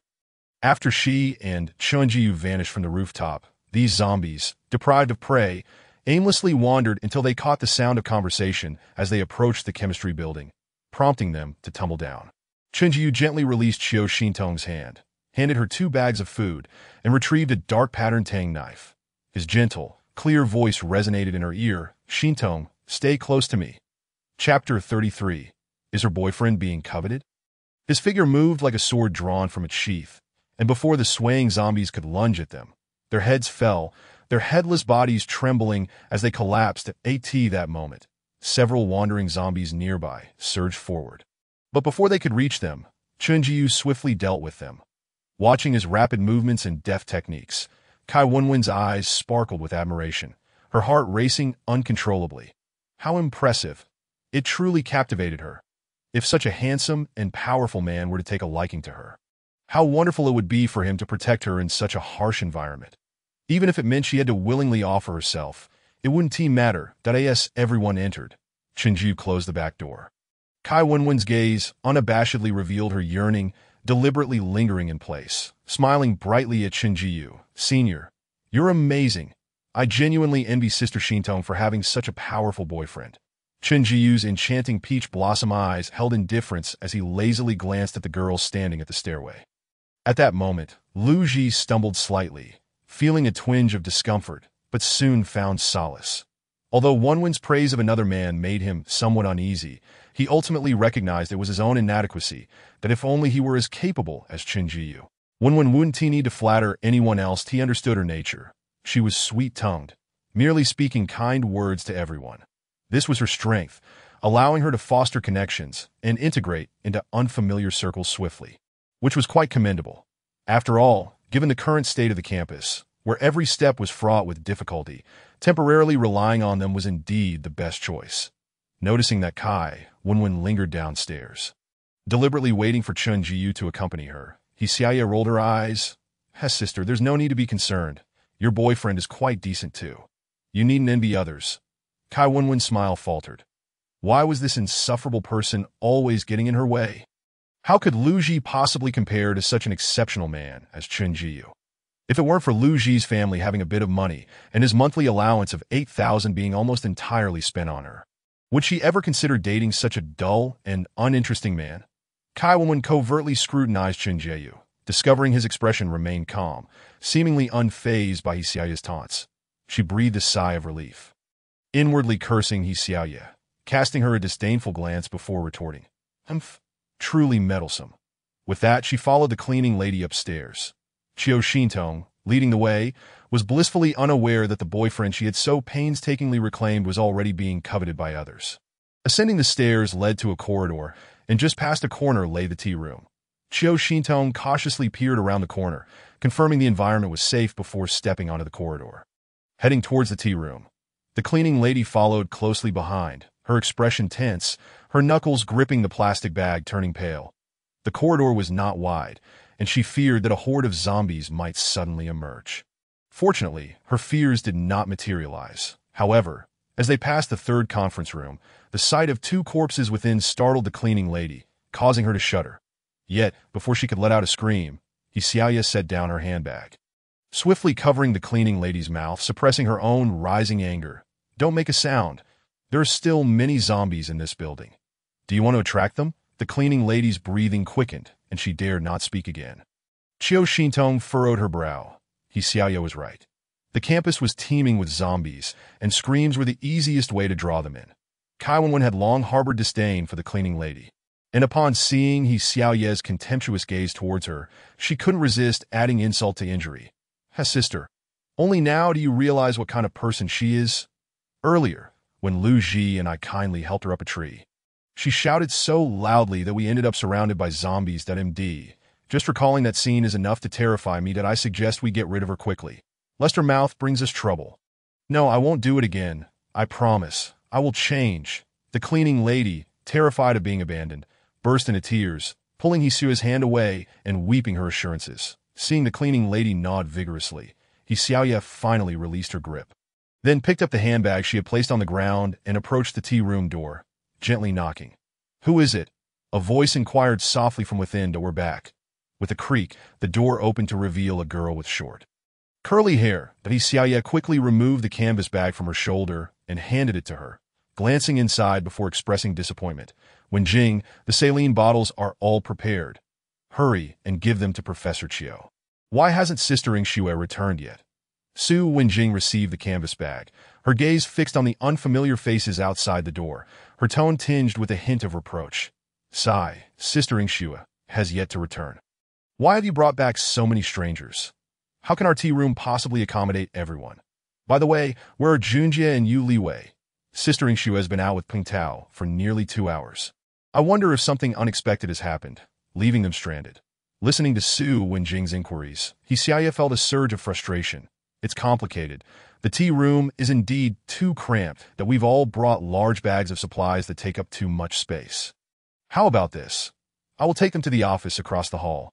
Once I have organized the food, I will distribute it according to the number of people. After the unexpected incident in the third conference room, Professor Chiu intended to lead everyone to the spacious faculty office for refuge. However, the tea room across the hall boasted lockers, a faucet, a single sink, and even a lounge area with sofas and a water dispenser, alongside 4 large barrels of purified water. Weighing the options, everyone decided that even if it was a bit crowded, they would prefer the tea room. Chen Jiu took the plastic bag from Qiu Xintong's hands and naturally grasped hers. Following He Xiaoye into the expansive office, Qiu Xintong surveyed her surroundings. The spacious room with pristine white walls, a wall of filing cabinets on the right, 2 standing printers nestled behind the cabinets, and 3 desks on either side. There was ample space behind the desks, and a water dispenser in the corner held only half a barrel of purified water, flanked by 2 potted plants adorned with pothos, asparagus fern, and various vibrant succulents. Once everyone had entered, He Xiaoye quickly closed the door, her eyes gleaming with excitement as she looked at Chen Jiu. Chen Jiu, can we set off now? I desire a fire-producing ability, like what Peng Tao and that supermarket guy, Su Shihua, have. Qiu Xintong lowered her gaze thoughtfully. Zombies devoid of pain instinctively feared flames. He Xiaoye was astute, recognizing that fire abilities could be remarkably effective against zombies. Her choice was wise, for not only do zombies fear fire, but the peculiar monsters that would later emerge do as well. Fire abilities could be more useful against high-level variants than some rare powers, such as wind, lightning, or ice. Thus, the status of fire users in every guild team within the base would never be low. For instance, Sei's friend, Hei Meguei, was promoted to vice captain of the Divine Flower Legion due to her proficiency in fire abilities. At this moment, He Xiaoye gazed longingly at Chen Jiu, pleading, "Brother, please take me with you." Chen Jiu raised an elegant eyebrow. To be honest, he was somewhat reluctant to undertake such a thankless task if it weren't for the 10 gratitude points associated with the medicine-seeking mission. He would not have foolishly agreed to assist those 2 naive youths and He Xiaoye in locating the ability orbs. Although 10 gratitude points could be exchanged for 10 points, it could only spin the novice wheel once. Hence, he was bound to incur a loss, as the items obtained from the novice wheel might not be of greater worth than rare treasures like the X-ray card. Nevertheless, he considered that Qiu Xintong had a cool and aloof demeanor. With few friends, even among her female classmates in the same department, he had seen He Xiaoye before. She had a good rapport with Xintong. Last month, when Xintong had been persistently seeking him out, He Xiaoye had deliberately appeared several times beneath the boys' dormitory. Every time she saw him return, her eyes would light up, deftly pulling out her phone to type something that a few minutes later, Qiu Xintong arrived. He turned to look at the disheveled girl, whose expression was pitiful, and smiled wryly. Activating the system panel in his mind, a 3-dimensional miniature landscape of the area within a 500-meter radius materialized. The virtual position panel displayed everything in remarkable clarity. Consequently, he deliberately searched for the fiery orbs. However, trouble loomed. The nearest fire ability orb lay over 300 meters away in the banyan grove. Thus, it was likely that the journey would encounter numerous zombies, that he would have to prioritize the ability orbs in the nearby area. Without hesitation, he selected the 2 closest orbs. The X-ray card provided by the system had a 10-minute duration. If he acted swiftly, he could thoroughly investigate the second orb's conditions before the card expired. Seeing that Chen Jiu ignored He Xiaoye's eager expression and did not verbally agree to take her in search of the ability orbs, Kai Wenwen couldn't help but smirk slightly, her eyes shimmering with intrigue. That it appeared that Chen Jiu was not cold only towards her, but also to He Xiaoye. Indeed, a man with such an outwardly aloof yet powerful demeanor would be all the more interesting to conquer. Unbeknownst to him, as he engaged in his own thoughts, Chen Jiu was busy lamenting to the system in his mind. "Wankai, this could be considered actively helping others. Why not reward me with gratitude points again? Host, please call me by my original name, Xingxing." "Xingxing? Well, to be honest, I think Wankai suits you better." Chen Jiu's lips twitched. Xingxing, a dilapidated system that had only bound itself to him a second before the apocalypse, dared to bear such an endearing name? And audaciously claimed to be a salvation system from the first star system? Bah! If it had possessed even a modicum of conscience, it would have bound him days earlier, allowing him to rent a secure, luxurious residence in advance. He could have traversed various shopping malls, utilizing an infinite backpack for zero-cost purchases, hoarding supplies that would last a lifetime, and effortlessly lounging during the apocalypse. Why should he have to endure such hardships alongside Shinto? Just look at his blood-stained attire, a picture of utter disarray. This beggar-like appearance was hardly befitting of someone favored by a mysterious system as a child of destiny. Host, gratitude points are only triggered when saving others' lives. Helping others obtain ability orbs does not fall within this category. You should focus on eliminating more zombies, as each slain zombie yields 1 point. Based on today's performance, you could unlock the VIP trading platform in just half a month to exchange for high-end weapons. Another half month, Chinju narrowed his eyes. This worthless system. What good are you? After the fruitless communication, Chinju raised his gaze to Xiaoye, his typically crisp, magnetic voice now laced with seriousness. I noticed on my way back that there don't seem to be any fire ability orbs nearby. However, I know there are 2 orbs behind the chemistry building. One is sky blue, near the lotus pond, and the other is pale white, located in the bamboo grove on the right. These are the only 2 nearby. The choice is yours, that Xiaoyan nodded vigorously. Yes, I want them. Is the sky blue one an ability like Shinto's? What about the pale white one? Chinjiyu, of course, was aware when he opened the panel and locked onto the orb. The system had already provided the information. Yet in this era of limited information, he felt it prudent not to divulge too much. He replied casually, I don't know, perhaps it's a rare ability. Chio Shintong lowered her head in contemplation. The sky blue orb represented a water ability, while the pale white one was likely a wind ability, akin to He Ming's. However, a dilemma arose. In her previous life, she had been trapped in this building for a full 5 days. That afternoon, an announcement had been made via the broadcasting room to all survivors on campus regarding a plan to cleanse the zombies from the campus, requiring all ability users to gather at the 4th cafeteria in the Economic and Trade Zone, where one key directive was to report their ability attributes. Thus, the following noon, all ability users flocked to the 4th cafeteria, including Peng Tao and Zhao Yingxue. Unfortunately, she had not been an ability user at that time, lacking the qualifications and capability to participate in that operation. Fortunately, Qinyu learned from Peng Tao that she was trapped in the chemistry building and subsequently left his original team to join Peng Tao's, solely to be with her. During that time, she had also gleaned some information about the school from Qinyu. She recalled that her first question to him had been whether he had seen Qin Jiyu at the 4th cafeteria. At that moment, Qinyu felt a fleeting sense of disappointment, yet he solemnly reminded himself that he had not encountered Qin Jiyu in the 4th cafeteria. Even the reported list of ability users did not include his name. At that point, she finally resigned herself to reality, accepting that the boy who adored wearing pristine white shirts had perished amidst the zombie outbreak in the dormitory building, his body rendered unrecognizable by bites. Ultimately, he became just another wandering corpse among the countless undead that roamed the school. What Qiu Xintong did not know was that on the 3rd day of the zombie outbreak in her past life, Chen Jiyu had chased a remarkably swift mutated zombie out of the school, thereby missing the meeting at the 4th cafeteria. Shortly thereafter, Qin Yu informed her that there were a total of 45 ability users in the entire school, which included 3 special type ability users. Therefore, she distinctly recalled that Qin Yu mentioned a lightning type ability user, a healing type ability user, and a psychic type ability user, with no wind type ability user present at all. The pale ability sphere that had appeared was likely a virus sphere. Upon realizing that Shen Jiyu had indeed gone out to assist Xiaoyan in searching for the ability sphere, Kai Wenwen was momentarily taken aback, preparing to concoct a persuasive argument to accompany them. Unexpectedly, at that moment, Lu Ji anxiously turned to Chen Jiyu and made a request. Classmate Chen Jiyu, I am actually a fan of CG. I have been following CG during every collegiate league and other competitive events, including the live broadcast of the April Double City Battles Finals. So, since there are 2 ability spheres, could you possibly take me along? May I join you?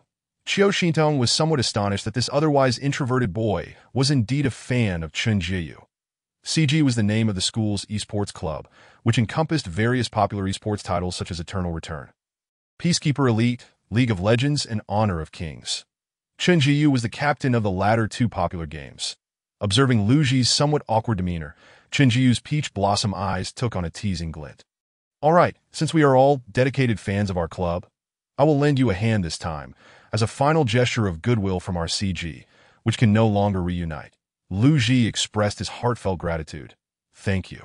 Thank you, Brother Jiyu. Lu Ji feigned an expression of overwhelming gratitude, secretly thinking to himself.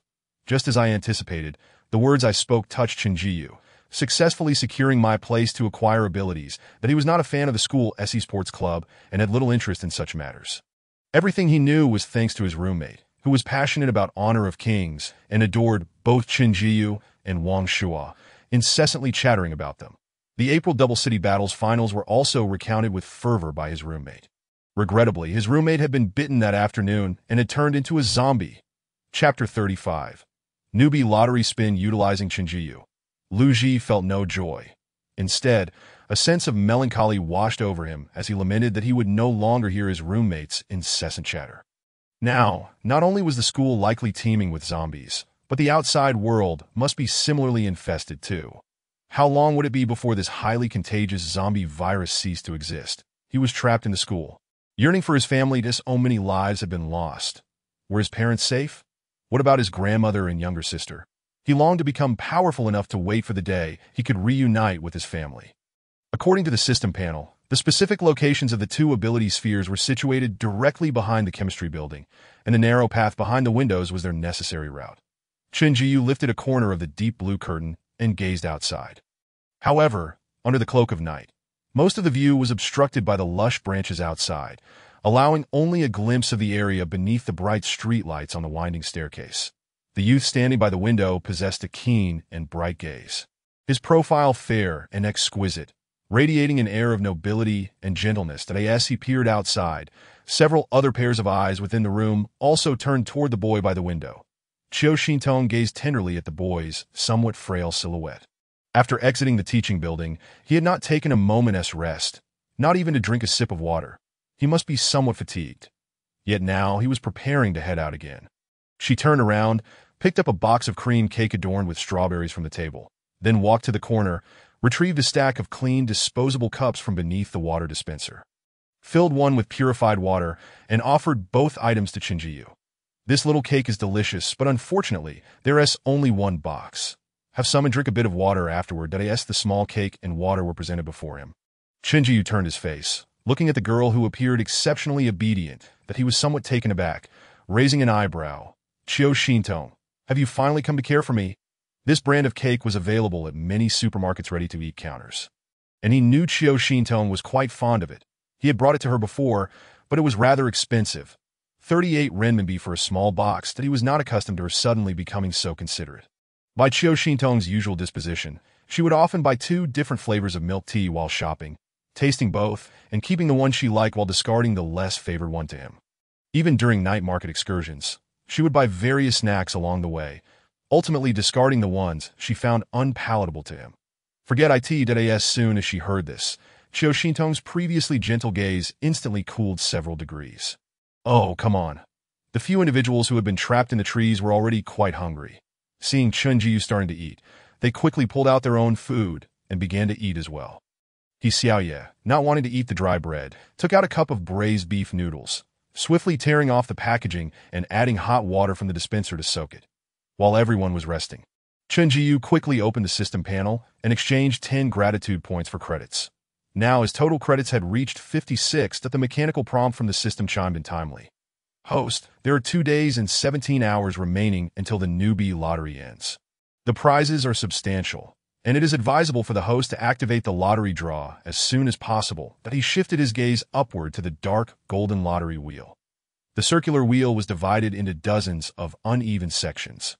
The widest and most easily drawn sections contained various enhancement cards, while the lesser sections held physical items. The array of prizes on the wheel was quite enticing, including speed cards, stamina cards, immunity cards, invisibility cards, health potions, mental resistance pills, temporary safe houses, hallucinogenic powders, weapon blind boxes, 1 cubic meter storage plaques, portable water containers, beauty-enhancing pills, corpse tree saplings, explosive fireballs 10, electromagnetic pistols, doppelganger dolls, luminescent lamps, and 10 cubic meter storage plaques, as well as universal keys. His gaze was drawn to the narrowest section of the wheel. It was a black gold card, a prop card capable of storing ability spheres, while the speed cards and stamina cards were available in the system mall at a modest price of 20 credits each. 1 cubic meter storage plaques and electromagnetic pistols fetched a steep price of 100 credits. Most items on the newbie lottery wheel were not even available in the system mall, such as the corpse tree saplings and doppelganger dolls. Presumably, his current permissions were insufficient to unlock the VIP trading platform. Once he accumulated enough credits, he might be able to purchase these special items in the VIP trading platform. Qin Jiyu decisively clicked for a 5-draw spin. Ding! Congratulations! You have won a temporary safe house. Congratulations! You have won a 1 cubic meter storage plaque. Congratulations! You have won an electromagnetic pistol. Congratulations! You have won explosive fireballs. 10. Congratulations! You have won a black gold card. Not bad. He successfully drew the item he desired most. The others were not held to high expectations. As for the final black gold card, it was purely a delightful surprise. However, the ability sphere positioning system was about to shut down in 12 hours. With a countdown of 4 hours and 36 minutes remaining. Once it closed, he would no longer be able to see the status of the remaining ability spheres. Therefore, he needed to utilize this black gold card as soon as possible. Fortunately, the newbie lottery could still be activated for another 2 days and 17 hours, providing him with the opportunity to make the most of this newbie lottery. Having completed their rest, it was time to depart. Xiaoya was the first to pull open the door. Qiu Xintong, feeling conflicted, took a couple of steps forward to grasp Xiaoya's hand, lowering her voice with a hint of urgency. Xiaoya, water-type abilities are incredibly useful. Although their attack power is somewhat weak, in a few days, the city's tap water will surely become undrinkable, so you should also choose a water-type ability like me. She did not want Xiaoya to come into contact with that pale ability sphere. She suspected it might be a virus sphere, that if someone were to bear the consequences of that likely virus sphere, she would rather it be Lu Ji, who could have anticipated that Xiaoya would cheerfully respond to her. If I ever find myself without water, I shall have you by my side. Did your boyfriend not mention that pale-colored ability orb? It is highly likely to be a rare type of ability that if I were to acquire some rare power, Xintong, rest assured, I will protect you for the rest of my life. Upon seeing Qiu Xintong frowning in concern, Qin Jiyu gently draped his arm over her shoulder, brushing aside a few strands of hair that had fallen onto her shoulder, and leaned in to whisper in her ear. Xintong, she will not face any misfortune. Wait for me here. In addition to assisting them, I shall also help your father. I will return in no more than half an hour. Hearing the boy's uniquely clear voice, Qiu Xintong nodded, a wave of uncontainable emotion swelling within her. Qin Jiyu had considered her father as well. It seemed he truly understood her. When Qin Jiyu had gifted her the dark pattern card containing the spatial ability orb, she had selfishly inquired if such items were still available. In truth, she simply desired to save her father. In her past life, her father, devoid of abilities, lacked the capacity to safeguard his beloved offspring and the glory that rightfully belonged to him. Ultimately, he was driven to a destitute shantytown, scavenging in radiation zones to exchange for food, and lying on filthy, tattered bedding, slowly awaiting death. However, since Jiyu had promised to assist her father, he must have obtained that dark pattern card capable of storing abilities. What merit did she possess to warrant such sacrifices from him? Tears welled in her eyes, rendering the handsome boy's face somewhat blurred. Qin Jiyu cradled her head in his hands, gazing adoringly at the girl with tear-filled eyes, and teased her with a light laugh. What's this? Are you already crying from emotion? Xintong, I've noticed you were particularly easy to move today. Say, you were so tough before me, scolding me as if I were a dog. Why do you seem like a different person today? Qiu Xintong did not mind the dried blood staining the boy's clothes. She held him tightly until her anxious, shattered heart began to mend. Nestled against his chest, she reverently listened to the rhythm of his powerful heartbeat. In that moment, she finally reclaimed the priceless treasure she had long lost. Her gentle voice softly broke the silence. What should I do? How can I repay you, Jiyu? At her words, Qin Jiyu paused, and after a moment, his peach blossom eyes curved with a hint of excitement. Indeed, after all this effort on your behalf, you must repay me properly. Qiu Xintong, taken aback, lifted her head with a puzzled expression and asked, How do you want me to repay you? Qin Jiyu, with a playful smile, replied nonchalantly, Of course, by marrying me soon and perhaps bearing me 10 or 8 children. What did you just say? Qiu Xintong's heart skipped a beat at that moment. Her eyes sparkled with a flurry of startled emotions, and he slowly gazed at her dewy lips, his peach blossom eyes reflecting a hint of desire. Having tasted those soft lips before, he found them quite pleasant to kiss. Thus, he prepared to lean in for another kiss. Hey, that's enough. Chin-Ji-yu, we really must get going. Xiaoya gazed at the two entwined in a tender embrace with a look of exasperation. Qiu Xintong, her face flushed with embarrassment, turned away. This was mortifying with so many eyes upon them, but as she found herself empty-armed, Chin-Ji-yu wore a sullen expression, reluctantly stepping out the door. Chapter 36. Electromagnetic handgun beat Daxiangsi campus boys' dormitory on the third-floor corridor. A place that should have been filled with the fragrance of spring and books was now saturated with a pungent scent of blood. The anguished cries echoing from outside were the most jarring noise to the ears of the surviving students, while the chaotic and dense footsteps outside felt as if they were trampling upon their very hearts, mercilessly tormenting their fragile nerves. Within many closed doors, the surviving boys encouraged one another, hastily moving large objects to barricade their doors. They prayed for the dawn to bring orderly troops to escort them, the survivors, to safety at the end of the corridor. Behind the door marked 308 Male God Club. A boy with a bowl haircut pointed at the exaggerated spiked mace on the bed, explaining to a boy in a gray hoodie across from him. Ah Shua, this mace is indeed a transformation of the card given to me by Chin-Ji-Yu. Do you think I could have smuggled such a controlled weapon into school?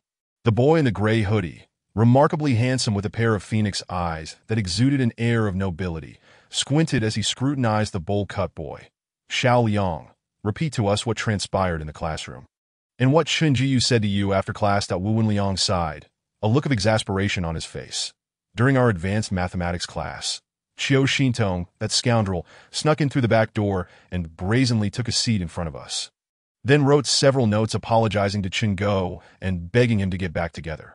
Lin Ruofing stood on the dormitory balcony, his tall figure clad in a simple sports outfit, his short hair neatly styled. He looked down at the chaotic scene unfolding below. Amidst the blazing flames, a horde of rampaging zombies relentlessly pursued a few survivors at last. The last runner stumbled and was besieged by ravenous zombies, who devoured the unfortunate student, while the other survivors managed to escape. The boy turned back into the dormitory, closing the small door to the balcony, and cast a probing gaze at the bowl-cut boy. And then, he agreed to get back together? Wu Wenliang frowned and stammered. He didn't exactly agree. That scoundrel was even thrown out by the professor. But she was relentless, and after class she barged in again, clinging to Chin Go as if she would resort to any means if they didn't reconcile. Then, darkness fell, and meteor showers began to that moment. Chin Go shook off the scoundrel-esque grasp and walked over to me, handing me this card, urging me to call you all immediately to warn that the school was about to face extreme danger and to return to the dormitory as soon as possible. Wang Shua's gaze suddenly narrowed, questions etched upon his brow. How could Chin-Ji-Yu have foreseen this? How could a mere thin card transform into a mace? It defies logic. Did he mention when he would return to the dormitory to regroup with us? Wu Wenliang pondered for a moment before answering. Regroup? He didn't say that, but the card was indeed magical. When he handed it to me, a clear inscription appeared in my mind, labeled Weapon Blind Box Card, which, upon use, could randomly generate a type of cold weapon. I was so taken aback that I forgot to stop Chin-Ji-Yu, watching helplessly as he followed that scoundrel Qiu Xintong. Wang Shuo looked thoughtfully at Lin Ruofing, a hint of intrigue in his eyes. It seems that Chin Go is certainly harboring secrets we are unaware of. Do you think he will return to the dormitory to find us? Lin Ruofing shook his head. Chin-Ji-Yu likely won't come back. The zombies downstairs number in the hundreds or thousands. Just now, a few students risked their lives to escape, led by someone capable of launching fireballs from their palms. Yet even they met their demise. Wang Shuo replied with a mysterious smile. No, Chin-Ji-Yu will definitely return. His beloved computer is still here. However, we should also prepare ourselves, assess the situation for tomorrow. If any ability users lead a charge outside, we shall follow and find a way to locate Chin-Ji-Yu. Hey, before the internet went down, did you see the last bits of news? Many said those glowing orbs falling from the sky could grant people abilities. The bowl-cut boy exclaimed excitedly. Lin Ruofing nodded. I saw it, but before the internet cut out, someone live-streamed the entire process of obtaining abilities. The blogger touched a yellow orb and convulsed for about 10 seconds before turning into a zombie. I value my life too much to risk touching such things. The bowl-cut boy contemplated for a moment. By the way, in novels, protagonists typically awaken their abilities either through fever before the apocalypse or by being bitten by a zombie. Do you think if I were bitten by a zombie, I would awaken too? Wang Shuo replied with a teasing glint in his eyes. A splendid idea. Shall I open the door and push you out to try? No, I'm just joking, the bowl-cut boy exclaimed, hastily waving his hands. Lin Ruofeng reflected for a moment. Given humanity's current limited potential, self-awakening abilities is implausible. The mysterious orbs that fell from the sky likely contain the key to unlocking the human genetic code, enabling ordinary people to awaken abilities. Yet, I cannot fathom why some ability orbs cause normal individuals to transform into zombies. That is it that humanity cannot endure such energy. Some of the luminous orbs inherently harbored terrifying viruses. Contemplating this, Lin Ruofeng furrowed his brow, as a voice within urged him incessantly. Qinjiu possessed secrets. If they wish to survive in such a brutal environment, they must locate him. Qiu Xintong, shielded by the computer on her desk, discreetly retrieved a slender card for inspection. The card, the size of a playing card, boasted a pitch-black background encircled by a mysterious dark golden inscription, with a familiar handgun motif at its center. This card had been slipped to her by Chunjiu during their embrace. Though initially taken aback, she promptly stowed it away in her spatial pocket. Now, she finally had the opportunity to establish a connection with the card. Almost instantaneously, information about the item flooded her mind. Electromagnetic handgun, equipped with a magnetic core, currently capable of utilizing 100 energy. Upon striking a target, it can instantaneously paralyze the enemy. Can paralyze all carbon-based life forms. Indeed, it was the electromagnetic handgun she recognized. In her previous life, the Bright Base maintained strict management, and only a select few high-ranking ability users possessed such a weapon done on the black market. It was valued almost equivalent to one S-class crystal essence. And even then, it was scarce. The classification of mutant creatures ranged from S to D, with S being the most formidable. Within the Bright Base, an average strength team of ability users could consider themselves fortunate to hunt an A-class mutant after a week in the Green Mist Forest. An S-class crystal essence was approximately equivalent to 10 A-class crystal essences. Only the larger ability user legions within the base could manage to hunt an S-class mutant with minimal casualties. The electromagnetic handgun disregarded the rank of ability users. As long as the target was a carbon-based life form, it would incapacitate them upon impact. All life on Earth, including the current zombies and the mutants that would soon appear, were carbon-based. It was evident just how invaluable this handgun was. In her previous life, she had painstakingly amassed a mere 10 B-class crystal essences over several years at the Red Moon Tower. She wondered what means Sun Yuzhen had employed to acquire this electromagnetic handgun. Perhaps she had stealthily infiltrated Lu and studied to steal it, or perhaps she had connections to procure it from the black market. Don't you want to use the restroom? The timid voice of the cleaning lady echoed faintly in the corner. Chapter 37.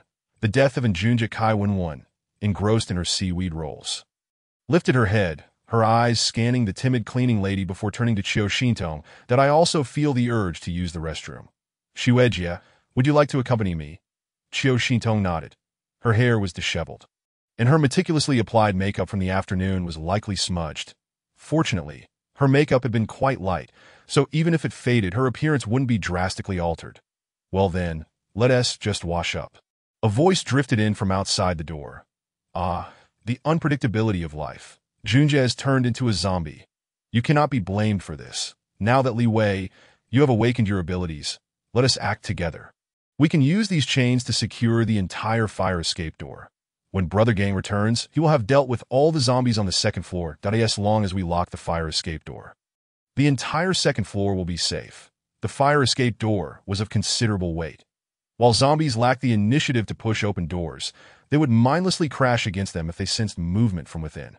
Hence, locking it with chains was the safest approach. Xuejia, is it true that Njunja has become a zombie? Kai Wenwen exclaimed, astonished as she turned to Qiu Xintong. That moment, Qiu Xintong lowered her gaze. Silent, her eyes brewing a tempest of hatred. She recognized the voice, Li Jinhui. Noticing that Qiu Xintong was ignoring him, Kai Wenwen pouted and rolled her eyes before rising to open the door to Li Wei. Have you succeeded? Kai Wenwen approached Li Wei, her eyes sparkling with excitement. Standing outside were two young men. One was Li Wei, and the other was a sturdy fellow with a square jaw, one hand gripping several long iron chains, the other holding several large padlocks. That Yu Liwei nodded, though the redness around his eyes betrayed his despondency. Congratulations. I knew you would succeed, Li Wei. Kai Wenwen beamed with flattery. And this junior sister is? Li Jinhui inquired, pointing at Kai Wenwen. Hello, I am Kai Wenwen, a sophomore in Chinese language studies. Hello, Kai junior sister. I Jinhui scrutinized the youthful and vibrant girl before him, his eyes narrowing into slits with a smile. At that moment, Qiu Xintong emerged from the room with the cleaning lady. Concealing the coldness in her eyes, she spoke in a calm tone, directing them to the end of the right corridor. My boyfriend and his companions just went downstairs. They will likely come through that door in about half an hour. Please, when you lock the door later, leave the right fire escape door unlocked. Did Chen Jieyu indeed take Yi Xiaoye to find the ability orbs? Yu Liwei asked, surprised as he looked at Qiu Xintong. Indeed. Observing the regret on Yu Liwei's face, Qiu Xintong nodded, that Yu Liwei's eyes were filled with remorse as he muttered. I thought he was merely speaking idly. He had stubbornly taken Junjie away from the group, believing he could manage without Chen Jieyu. Although he had successfully awakened his wood-based abilities, and Junjie had been bitten on the arm by a zombie that lunged from behind a thicket, crying out for him to flee just before succumbing to zombification. You are Qiu Xintong, truly the renowned campus beauty.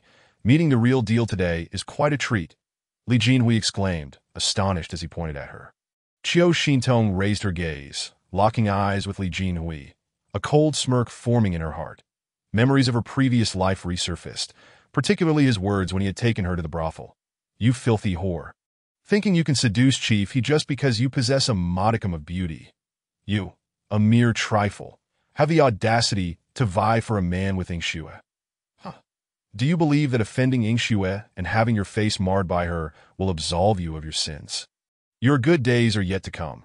Seeing the stunning beauty gaze at him intently, a subtle smile graced Li Jinhui's lips as he said, Qiu Campus Beauty, I am Li Jinhui, temporarily residing in the small conference room adjacent to the pantry. If there's anything you need, do not hesitate to ask. I will certainly assist. By the way, are you girls heading to the restroom? Would you like me to wait outside for you? After saying so much, Li Jinhui realized that Qiu Xintong was completely disregarding him, that he turned and led the cleaning lady toward the restroom at the end of the left corridor. Is that truly possible, Senior Jinhui? If you can wait for us, that would be wonderful. Thank you, thank you, Kai Wenwen exclaimed, her face alight with joy as she looked at Li Jin. That moment, Yu Liwei cast an incredulous glance at Li Jinhui, paused as if contemplating something, then nodded. All right, you can wait outside the restroom for them. The restroom is right next to the third fire escape, in case any zombies rush in from the staircase. You should hurry and lock it. I'm a bit tired today and wish to rest. Once you secure the door, return promptly. Qiu Xintong lowered her head, lightly treading on the pristine tiles, suppressing the murderous intent in her eyes. In a manner unnoticed by others, she subtly curled her lips into a smile. Chen Jieyu, accompanied by Yi Xiaoye and Lu Ji, had successfully evaded several waves of zombies and finally reached the Lotus Pond corridor. A light sheen of sweat adorned Chen Jiu's forehead as he spotted the water-based ability orb and immediately utilized his X-ray card. That a silver glimmer flashed in his eyes, penetrating the undulating blue light before him, revealing a core as pristine as the ocean within the orb. Confirming it was not a virus orb, Chen Jiu felt a sense of relief. However, noticing the two who had yet to act, he could not refrain from urging them. Who among you desires this ability orb? Yi Xiaoye, panting heavily, turned to Lu Ji. Do you want it? I'm not particularly interested in water-based abilities. I prefer those with formidable offensive capabilities. Lu Ji also expressed disinterest in the water-based ability, having witnessed Qiu Xintong's water ball technique. To be frank, he found her weak offensive power unimpressive. The only advantage was the abundance of water. Lu Ji shook his head. I don't want this either, Sister Xiaoye. How about you take it? Yi Xiaoye felt a flare of anger, glaring at Lu Ji. What? Are you looking down on it? You dare to be choosy? Lu Ji ignored her, resolutely fixated on the pale ability or behind it, unwilling to concede that as time ticked away. Both remained stuck, unwilling to budge. Chen Jiu, amused by their stubbornness, declared, I will count to 3. If no one claims this water-based ability orb, I will return to the chemistry building and see to the orb in Jiyuan alone. Point 1. All right, I want it. Ultimately, Yi Xiaoye relented, placing her palm upon it. moments later as she sensed the changes within her body. She spread her hand, attempting to cultivate her first water ball in her palm. Gradually, a transparent droplet swelled within her hand, growing to the size of a basketball within mere breaths. This wondrous sight dissipated her earlier irritation, replacing it with excitement. Chapter 38. I don't believe you. Chen Jiu catching a glimpse of Lu Ji still with his head bowed in silence. He Xiaoye concealed her enthusiasm, casting a light, disdainful glance in his direction. It seems I underestimated you, that I yielded not for your sake, but to spare Chen Jiu any difficulty. Cursed be her misfortune. This seemingly simple-minded individual harbors considerable ambition. Presently, the number of ability orbs on campus is dwindling at an alarming rate, and it is anticipated that tomorrow, even more teams will be dispatched to seek these orbs. She cannot afford to overlook the opportunity that lies before her. On the invisible panel, the countdown on the perspective card displays a remaining time of 8 minutes and 41 seconds. Chen Jiu turns his gaze towards the direction of the bamboo grove. His tone laced with urgency. Keep up the pace. There is another one over there. Lu Ji remains silent, striding forward to keep pace with Chen Jiu. That Xiaoye feels a sense of loss, still harboring grievances against Lu Ji. Upon noticing that the two have nearly exited the corridor, she disregards her discontent and begins to jog closely behind them. However, the two ahead continue to quicken their pace, leaving her no choice but to maintain her light run. Her breathing grows erratic, her mind increasingly agitated. Why the haste when there are no zombies in pursuit? Xiaoye exhales deeply and, glancing back casually, indeed spots several figures sprinting towards her from a distance of a few meters. Her heart races in alarm, and she quickly lowers her voice to call out to the figures ahead. There are zombies. They are chasing us. Chen Jiu halts, turning to observe the approaching zombies with a glint of sharpness in his clear eyes. Although this area is remote, it is not devoid of zombies. After dispatching the ones that had caught up, Chen Jiu takes a convoluted route for 6 or 7 minutes to avoid attracting more dead last. As they near the bamboo forest, they catch sight of an orb emitting a soft white light. This area lacks streetlights, shrouded in darkness by day. It is a serene spot for appreciation. Yet at night, it exudes an eerie ambience, the cool breeze rustling the bamboo leaves with a gentle whisper. Lu Ji raises his phone flashlight, casually moving aside a thick bamboo that lies across the ground. His eyes widen in delight at the sight of the softly glowing ability orb, which pulsates gently with a pale light. The orb's surface displays a faint halo, swirling in peculiar vortices. Lu Ji's expression brightens, and he reaches out eagerly to touch it. Wait, this orb is problematic, Chen Jiu warns, his eyes narrowing as he stops Lu Ji. With only 7 seconds left on the perspective card's countdown, Chen Jiu swiftly investigates the orb. His gaze penetrates the orb's interior, revealing numerous eerie black threads that resemble swirling black smoke, spreading like a tangled web within. Absolutely do not touch it. Lu Ji lowers his hand, bewildered as he looks at Chen Jiu. What is wrong? How can you say it's problematic? Its glow is so gentle and pure. How could it possibly pose a threat? Lu Ji's gaze drops, a cold smile creeping into his heart. Chen Jiu's insistence to abandon the orb seems to him a ruse to secretly bring others to claim it instead. His keen hearing had caught Chen Jiu's whispered conversation with Qiu Xintong prior to their departure, where he explicitly promised to help her father. Chen Jiu rubs his brow and states, I have a sense that something unusual resides within this orb. Thus we cannot touch it. Let us return. You will have your chance. When you encounter a suitable ability orb, I will not hinder you. Lu Ji's furrowed brow reflects disbelief, and Xiaoye wears a similarly perplexed expression. Chen Jiu's reasoning fails to fully convince her. A mere assertion of intuition, a hasty judgment on such a rare and precious orb. Could it be due to the enhanced perception of an ability user, possessing a stronger awareness than an ordinary person? Perhaps he perceives things that are out of the ordinary. Yet, she too is an ability user. Apart from sensing the familiar and abundant water element within her body, she feels nothing else in fact. As she gazes at the softly glowing orb, she perceives its radiance as exceptionally gentle and warm. Lu Ji lowers his head, his voice heavy fine. Let us go back then. Wenwen is still waiting for me. Chen Jiu's clear eyes curve into a smile. Perhaps resisting temptation and relinquishing the orb indicates Lu Ji has indeed taken his advice to heart. Watching Lu Ji turn and follow, Chen Jieyu smiles in satisfaction. Retracing their steps, he Xiaoye, seeing Lu Ji willingly give up, feels no lingering attachment. She refrains from voicing her thoughts, glancing back longingly at the ability orb before turning to closely follow Chen Jieyu. Suddenly, Lu Ji halts, staring blankly at the boy's figure now 5 or 6 meters away, silently pondering. The ripples of this orb are so pure and beautiful. How could it possibly harbor the zombie virus? If I dare to touch it, I will possess a rare and powerful ability. Chen Jieyu, you are selfish. Why should I trust you? With that, he takes a few steps back, raising his hand to caress the exquisite pale orb.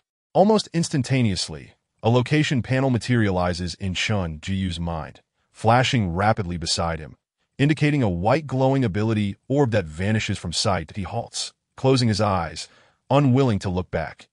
Invisible black threads swiftly invade Lu Ji's palm. Racing towards his brain. Help! Save me! Cough, cough. Lu Ji's voice echoes from behind. Xiaoye spins around, witnessing a heart-stopping scene. Lu Ji's face is contorted with agony, clutching his neck as if possessed by a malevolent spirit in the dark.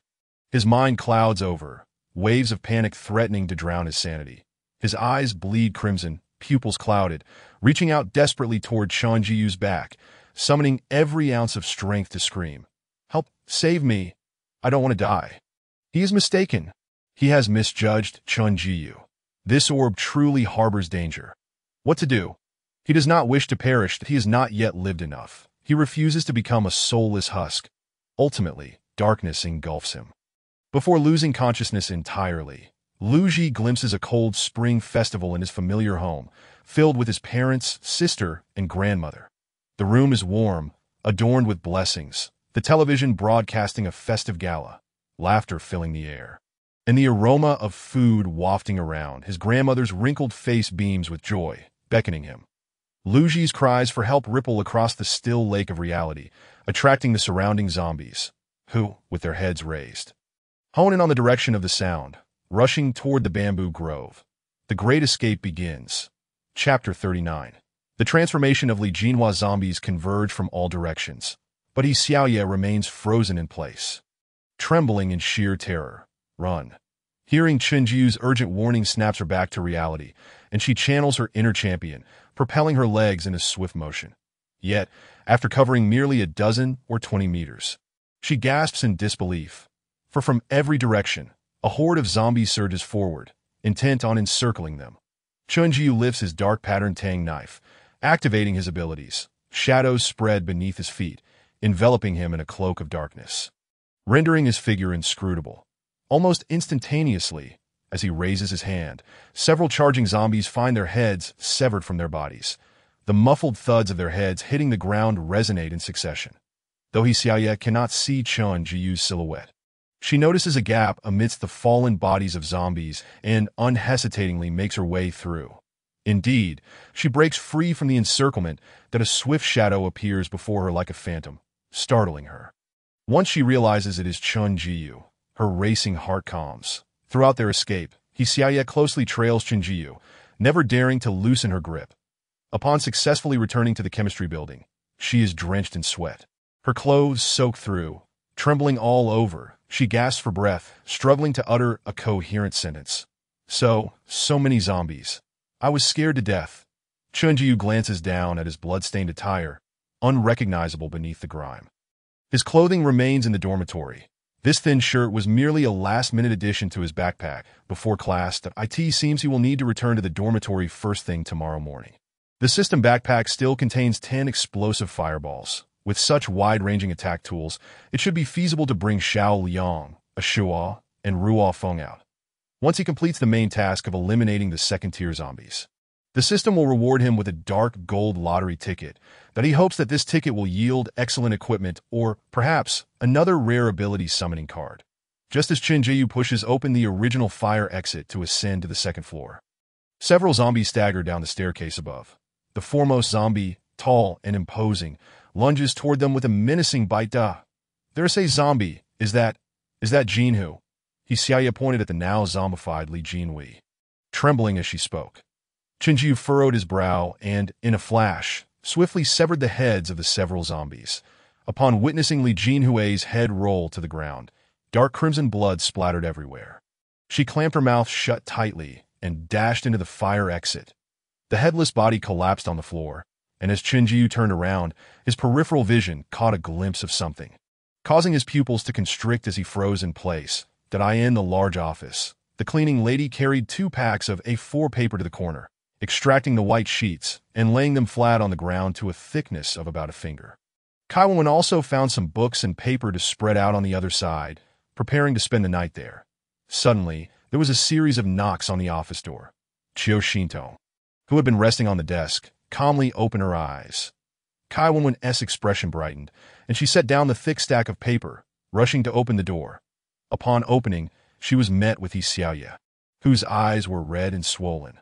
Kai Wen glanced at her suspiciously, searching for Lu Ji's figure, but only saw Chen Jiu approaching with a cold demeanor, his pitch-black eyes betraying no emotion.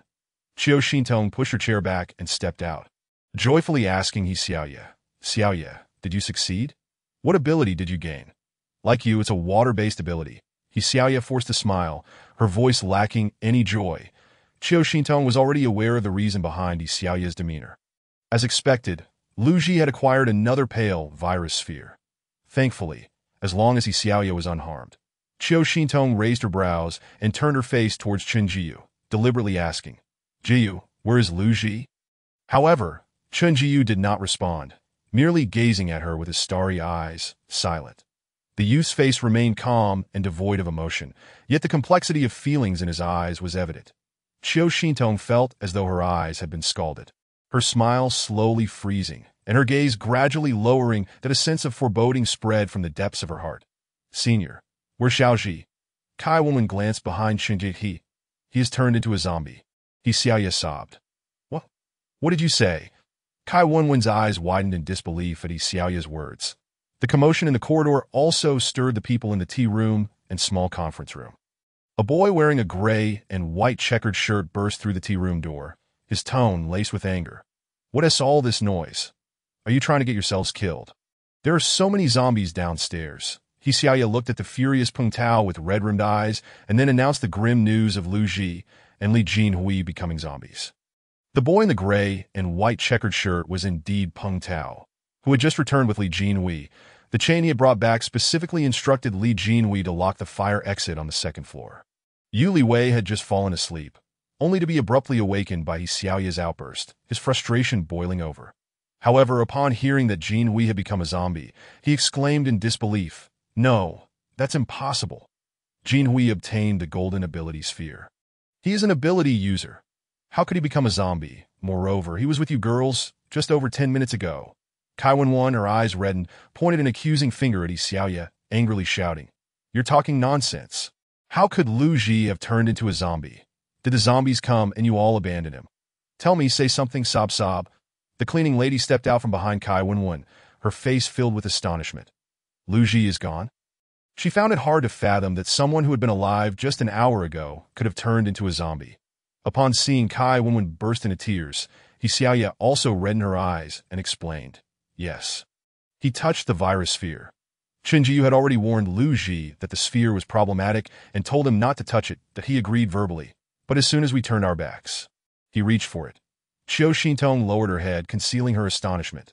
"Jiu, you knew that the ability sphere was problematic. Shut up. If anyone makes noise again, get out of the chemistry building," Peng Tao said sternly. Glaring at He Xiaoye that he had already learned from Su Wenjing that He Xiaoye had brought a group of strangers back and housed them in the adjacent teaching office. Under Peng Tao's reprimand, Kai Wen wiped her face and lowered her head, no longer daring to speak. "Xiaoye, where's Jinhui? Take me to see him." That He Xiaoye noticed Peng Tao's serious inquiry and immediately pointed to the corner at the end of the corridor, just outside that fire exit. Chapter 40. Revenge. Yu Liwei, anxious and restless, quickly ran to the right staircase and pushed open the fire door. Sure enough, he immediately spotted Li Jinhui's corpse. The body was covered in dark bruises, and the head, which had fallen to the side, looked grotesque, with grayish-white pupils and sharp, exposed teeth. That was unmistakably the symptoms of having turned into a zombie. That moment, others began to gather, examining Li Jinhui's body. Peng Tao suddenly furrowed his brow, crouching down to closely inspect the bite marks on Li Jinhui's arm. His tone laced with suspicion. Jinhui is a metal ability user. He could have taken on 7 or 8 of these zombies alone. How could he have been careless enough to get bitten? After being severed at the wrist, Zhou Xian had voluntarily taken on the task of retrieving medicine with Yingxue. When passing by the drawing room on the first floor, they discovered a distress message on the ground. Thus, the three of them carefully navigated their way, ultimately rescuing Li Jinhui from the drawing room. Along the way, they even helped Jinhui find a golden ability sphere. He had thought that with Jinhui having obtained such a powerful metal ability, they would have an additional combatant in the chemistry building, making it much easier to venture out for supplies. Who would have thought that Jinhui would end up in a dire situation, inadvertently bitten by a zombie? It seemed a conclusion was drawn. Ability users lack antibodies to the zombie virus within their bodies. Even if bitten, they would still turn into zombies. That Yu Li Wei's eyes reddened as he covered his face, sorrowfully saying, "It's my fault. I should have locked the door with him." At this point, Yu Li Wei paused, as if realizing a crucial issue. Wait, Jinhui was only locking the second floor. Why did he go to the third floor? The zombies on the third floor had not been cleared. How could he have dared to? Kai Wenwen seemed to recall something and raised her head to look at Xiao Xintong's figure standing in front of her, a hint of doubt in her eyes that Xiaoyan nodded vigorously. That's right. I saw Li Jinhui charge down from the third floor, attacking me and Chen Jiyu. Thankfully, Chen Jiyu reacted quickly and severed Jinhui's head. The cleaning lady pondered for a moment and offered a conclusion. This young man, being so robust and an ability user, must have grown overconfident while locking the door. He might have had a sudden whim to explore the third floor, and as a result, he was carelessly bitten by a zombie. That should be the case. Everyone disperse. It's already quite late. Rest well tonight, and remember to handle these bodies tomorrow. Peng Tao's gaze fell on the dark patterned tang knife in Chen Jiyu's hand, and he furrowed his brow, directly asking, "Where did you obtain that tang knife?" There was a shop called Longquan Sword Shop over on West Street, where he had seen a similar tang knife the previous week. However, this knife was clearly sharpened. How did Chen Jiyu bring it into the school? Why should I tell you? Chen Jiyu frowned slightly, his impatience evident in his eyes. After saying this, he turned away, disregarding Peng Tao's feelings. Weaving through the crowd, he took Xiao Xintong's hand and left the corridor. Peng Tao frowned, having only asked out of curiosity, not expecting Chen Jiyu to embarrass him in front of so many people. Never mind, with Chen Jiyu's haughty demeanor, he must have some capital to back it up, especially since his girlfriend was the daughter of his mentor. There was no need to ruin their relationship. With a sigh, Peng Tao also turned to leave. The situation with the zombies at school was dire, and the signal had been consistently interrupted. He felt restless. Previously, Yingxue had left him, saying she would return after finding something she had dropped. Yet she had refused his offer to accompany her. Now, she still had not returned at the agreed time. Bang, the fire door slammed shut, and everyone began to disperse, with Chen Jiyu holding her hand. Xiao Xintong's gaze fell coldly at that moment. She heard Yu Li Wei calling out to Peng Tao from behind. "Brother Tao, should we lock that door? What if Sister Yingxue can't get in if we do?" "Lock it, don't worry. I'll know the moment she returns," Peng Tao replied. They had agreed when parting with Yingxue that Li Jinhui would lock all the fire exits on the second floor. This would not only prevent zombies from entering, but also deter any other ill-intentioned ability users. If anyone were to return from outside, they would pull on the string intentionally left at the tea room window. One end of the string was connected to a bell the size of a peanut. Taken from Su Wenjing's cartoon backpack, as long as someone pulled the string, the people in the tea room would hear it in time. The tea room window faced the main road outside, making it easy to observe the situation below. Thus, when those in the tea room heard the bell ring and confirmed the arrival of someone, they would go out and unlock the fire door on the right. "Xintong, come with me." That a gentle force drew the palm of Xiao Xintong into a room, and upon raising her gaze, she discovered it was the third conference room. After the two entered, Chen Jiyu promptly closed the door behind them. The two lifeless bodies remained in the room, and the air was thick with the pungent scent of blood. Concealing the emotions swirling within her eyes, Xiao Xintong finally lifted her head and looked at him with a puzzled expression. "Jiyu, what's wrong? Is there something you wish to tell me?" Chen Jiyu turned his gaze towards her, his eyes reflecting a focused seriousness. The delicate lashes of Xiao Xintong fluttered slightly as she spoke. "No. Why do you ask that? Why would I kill?" Chunju softened his voice, his brow furrowing in distress. Instantly, Chiu Shintong's complexion paled, and she forced a smile. Jiu, how could I possibly kill? Show me the electromagnetic gun. Let me see it. Chun Jiu interrupted her, his gaze fixed intently on her exquisite face, not missing even the slightest change in her expression. Tears shimmered in Chiu Shintong's eyes as her lips curved into a pale smile. Her entire being fragile like a delicate porcelain doll. Indeed, she could not hide anything from him.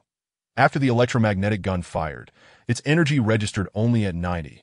Once he retrieved the gun, he would naturally understand everything.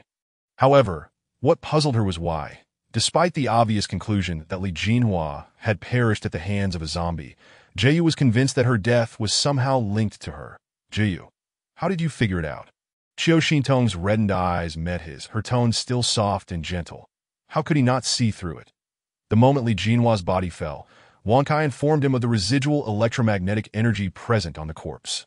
Following Wang Kai's hint, he noticed a small black spot on the white t-shirt Li Jinhua had been wearing. Wang Kai claimed that the black spot was the result of the electromagnetic gun firing at close range. In the electromagnetic gun, only she possessed. Chapter 41. Your girlfriend is cheating on you behind your back. Are you sure you don't want to explain? Qin Jiu turned slightly, closing his eyes, unwilling to meet her gaze any longer. Chiu Shintong's eyes, much like her person, appeared innocent and pure, yet they bore an intense deceptive quality, capable of ensnaring him without warning, leaving him defenseless, ultimately leading him to believe that she was the true victim. Will you break up with me? The mention of parting elicited a bittersweet smile from Chiu Shintong, tears gliding down her radiant cheeks like fine threads. She would not explain herself to Qin Jiu. The word simply could not escape her lips. How could she articulate it?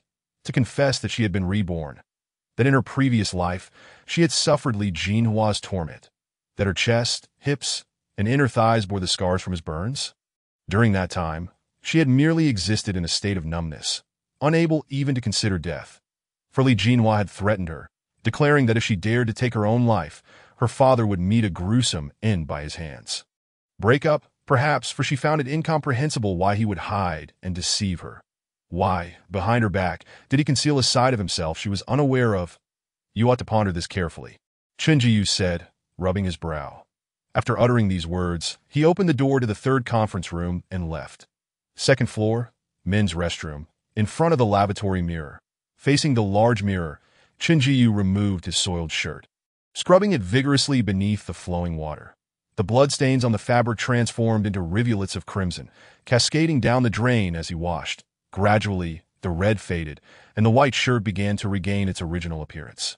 At that moment, a female voice called from behind him. Senior Jiu, is it convenient to talk? I have something to tell you. Qin Jiu lifted his gaze, meeting the reflection of the woman in the mirror. A faint smirk graced his lips, his tone imbued with a touch of indifference. Kai Tongxue, this is the men's restroom. Kai Wenwen gazed intently at the robust figure reflected in the mirror, covering her mouth with a smile, her eyes sparkling with excitement. Aren't you curious about how Li Jinhua became a zombie? Who was he with before his transformation? Qin Jiu turned around, his eyes coldly assessing Kai Wenwen. Despite the chill in his gaze, she remained undeterred, grinning. Senior, I'll keep your secret. After all, it wouldn't reflect well on you if word gets out that your girlfriend was cheating on you, leading to the demise of her lover at the hands of a zombie. Cheating? Qin Jiu curled the corner of his mouth, naturally disbelieving Kai Wenwen's claims. She scrutinized the handsome man before her, noting his unperturbed demeanor, as if he could never fathom that his girlfriend would betray him. Kai Wenwen's expression darkened. She sensed his disbelief. Admittedly, Qin Jiu stood over 180 centimeters tall, possessing striking looks and an aura of mystery and aloofness. In contrast, Li Jinhua was stocky, with an unremarkable face that would easily blend into a crowd, his only advantage being his status as an ability user. Yet, she had indeed overheard Chiu Shintong's flirtations with Li Jinhua. Thus, Kai Wenwen cleared her throat and recounted the scene she had witnessed at the time. She had followed Chiu Shintong, alongside a cleaning lady, to the restroom, where Li Jinhua waited outside. The cleaning lady returned first, followed by her. Initially, she assumed Li Jinhua would escort her back to the office. However, upon seeing her, he simply smiled and stated he would wait for Chiu Shintong, even asking if she wished to wait with him. She had no desire to wait for Chiu Xiantong. That as she rounded the corner, she heard Li Jinhua's excited voice. Chiu Xintong, let us go. I'll accompany you back. Chiu Xintong's voice was low. From a distance, she could only vaguely discern her asking Li Jinhua if he could accompany her to the third-floor laboratory to retrieve something. Then, she heard Li Jinhua's enthusiastic response. I'll help you. How will Chiu Xintong repay me? There are zombies on the third floor. What astonished her was Chiu Xintong's reply, which was that as long as he accompanied her upstairs, he could do whatever he wanted. At this point, Kai Wenwen paused, glancing furtively at Chun Jiyu's expression. In truth, she had omitted some details. After hearing Chiu Xintong's promise to Li Jinhua, she immediately retrieved her phone from her pocket, eager to capture a video with the camera. Although the phone had no signal, it was still capable of recording. Seizing such a once-in-a-lifetime opportunity, she intended to document it that if she captured footage of Chiu Xintong and Li Jinhua in the act, she could sow discord between Chun Jiyu and Chiu Xintong. Once Chun Jiyu cast Chiu Xintong aside, wouldn't she then have her chance? As she prepared to unlock her phone, open the camera, and slowly extend it, the restroom entrance had already become deserted. Reluctantly, she tiptoed forward, carefully pursuing them. Yet, she lost track of them, having circled halfway around the second floor, arriving at the door of the party and government office. Still, she failed to catch sight of Li Jinhua and Chiu Xintong.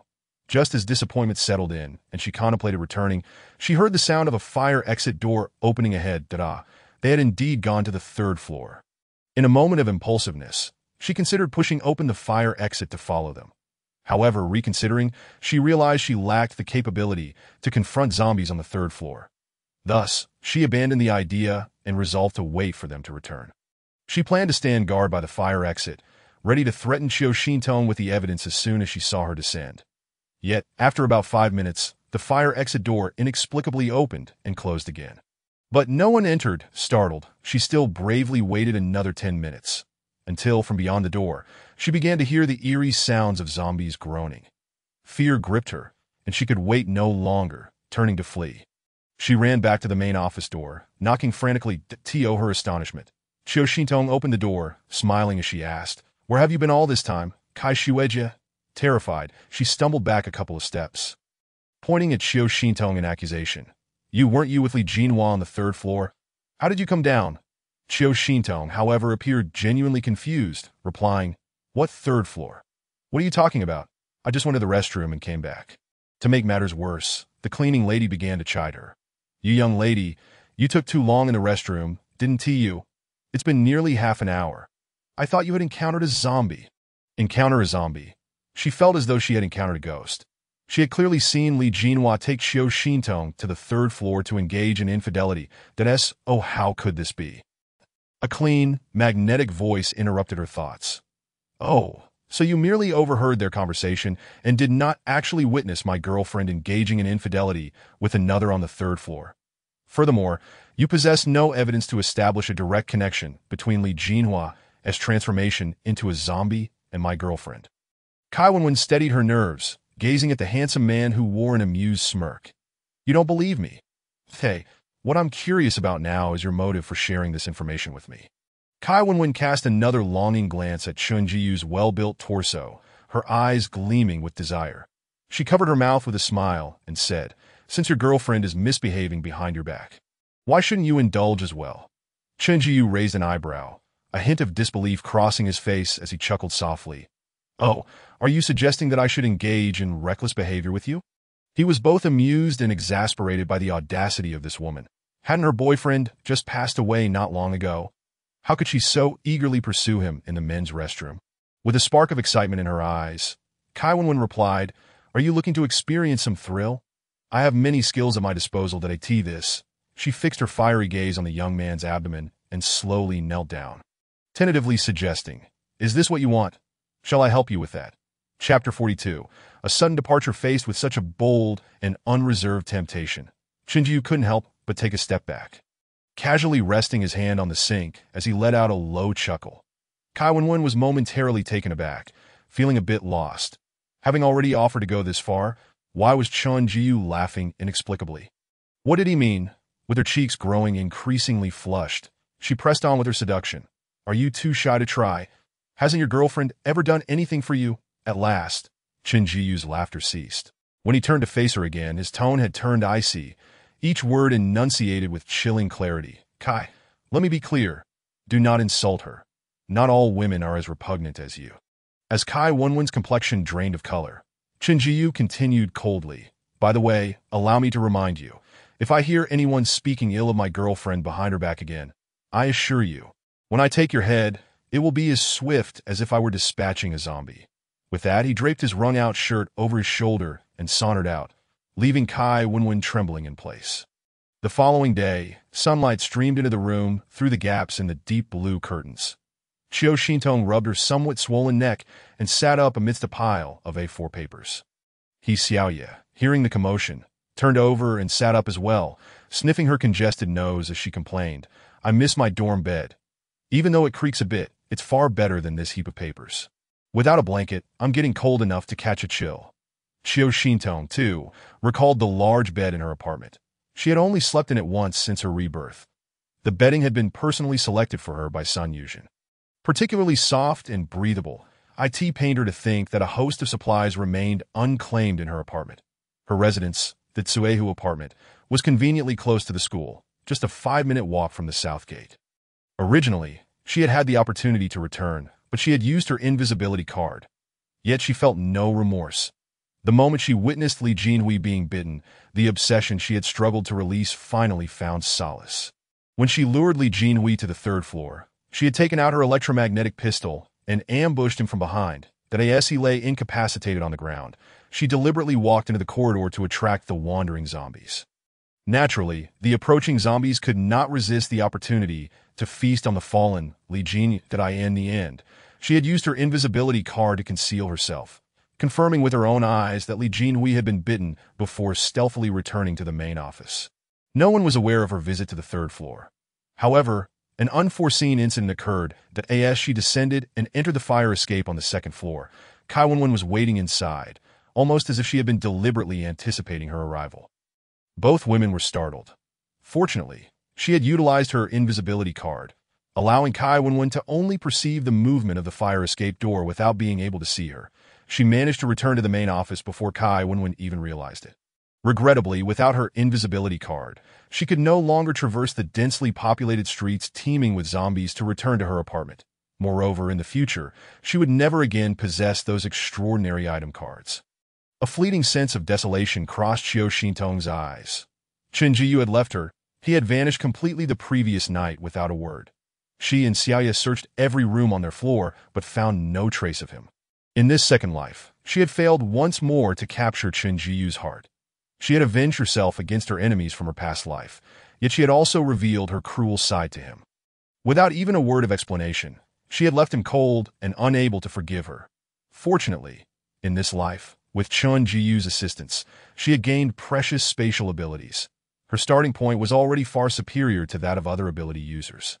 As long as she continued to gather supplies and conceal her spatial powers, she would lead a fulfilling life in the days to come. Yet, a tinge of sadness lingered within her. Sighing, she thought, Oh, Xintong, why are you crying so early in the morning? Is it because you're worried about Chen Jiyu? Perhaps he had to rush out for something urgent. Don't fret, he will come back to find you. Qiu Xintong shook her head, tears streaming uncontrollably down her face, her tone flat yet tinged with sorrow that he won't come back. He has broken up with me. Kai Wenwen, lying against another wall, quietly curled the corners of her lips. It seemed that in the end, Chen Jiyu had indeed believed that Qiu Xintong had betrayed him. He Xiaoye rose, grabbing a few tissues from the desk and approached, gently wiping Qiu Xintong's face while comforting her. How dare he break up with you? The next time I see him, I'll spit at him. Xintong, don't be afraid. You have me and your father, and we will always be here for you. Qiu Xintong embraced the girl in front of her, expressing her gratitude. Xiaoye, thank you for comforting me. The breakup was my own doing. Now is not the time for sorrow, that we have many tasks ahead of us today. And I am feeling much better that as they endeavored to avoid direct contact with the zombies, maintaining distance and utilizing the environment for cover. A rumbling sound echoed from outside, accompanied by the approach of loudspeaker announcements. Xiaoye sprang up, rushing to the window, her voice filled with excitement. It's a helicopter. Xintong, the government is here to rescue us. The cleaning lady leapt up as well, rushing to the window to peek outside, only to express her disappointment. Why are there only a few helicopters? How can they take so many people? What is that falling down? So much paper. Chiu Shintong lowered her gaze, recognizing the flurry of paper cascading from the helicopter survivors' self-help guides. These were promotional materials prepared by the government in response to the zombie outbreak. The contents were consistent with the announcements blaring from the helicopter's loudspeakers. As one helicopter flew low, its loudspeaker broadcasted to the gathered survivors. We urge all survivors to collect all available resources and medications to ensure their survival amid the unprecedented crisis of the Blue Star zombie outbreak. Currently, energy facilities such as electricity, water, and fuel are no longer operational. Please stockpile sufficient water. We will soon face water and power shortages, so prepare accordingly. The various colored orbs falling from the sky had a high likelihood of helping humans become ability users. Survivors were encouraged to attempt to collect them while also taking necessary defensive measures. Acquire and prepare weapons such as kitchen knives, wooden sticks, and fire axes. When attacking zombies, aim for the head, as this is their weakness. We recommend collaborating with other survivors and ability users to establish a formidable team. The loudspeaker's voice resonated far and wide, drawing a throng of zombies from all corners of the campus. Their numbers swelling as they gathered on the roads, clawing at the sky. Chapter 43. Zhao Yingshua's test. The helicopter circled higher, gradually disappearing, leaving behind a tumult of unsettled emotions among the crowd. What is going on? Aren't the helicopters here to rescue us? The cleaning lady exclaimed, her eyes wide as she pointed at the receding aircraft. My goodness. Look at how many zombies are approaching on the road. Are we to be trapped here for eternity? Fearing they would attract the zombies' attention, Kai Wen hastily lowered the curtain. Is it true that even the government can only convey messages without eliminating these zombies? This truly feels like the end of the world. Xiaoye clutched her head in despair. Don't panic. The helicopters will return, and there will be good news for us. Chiu Shintong reassured as she patted Xiaoye's back. She began to recall the events that would unfold. This situation mirrored her previous life. A week later, more helicopters would come to deliver messages. That time, they would call upon ability users to unite and lead the survivors to government-designated safe zones. In High City, the nearest safe point was Qinghu Prison. The events of this life were not significantly different from her past experiences. Although the number of zombies was high now, within a month, the flesh-starved zombies would begin to die off in large numbers. People would mistakenly believe this was the end of the apocalypse, rejoicing in anticipation of returning to the once thriving nation. Little did they know, this was merely the true beginning of the apocalypse.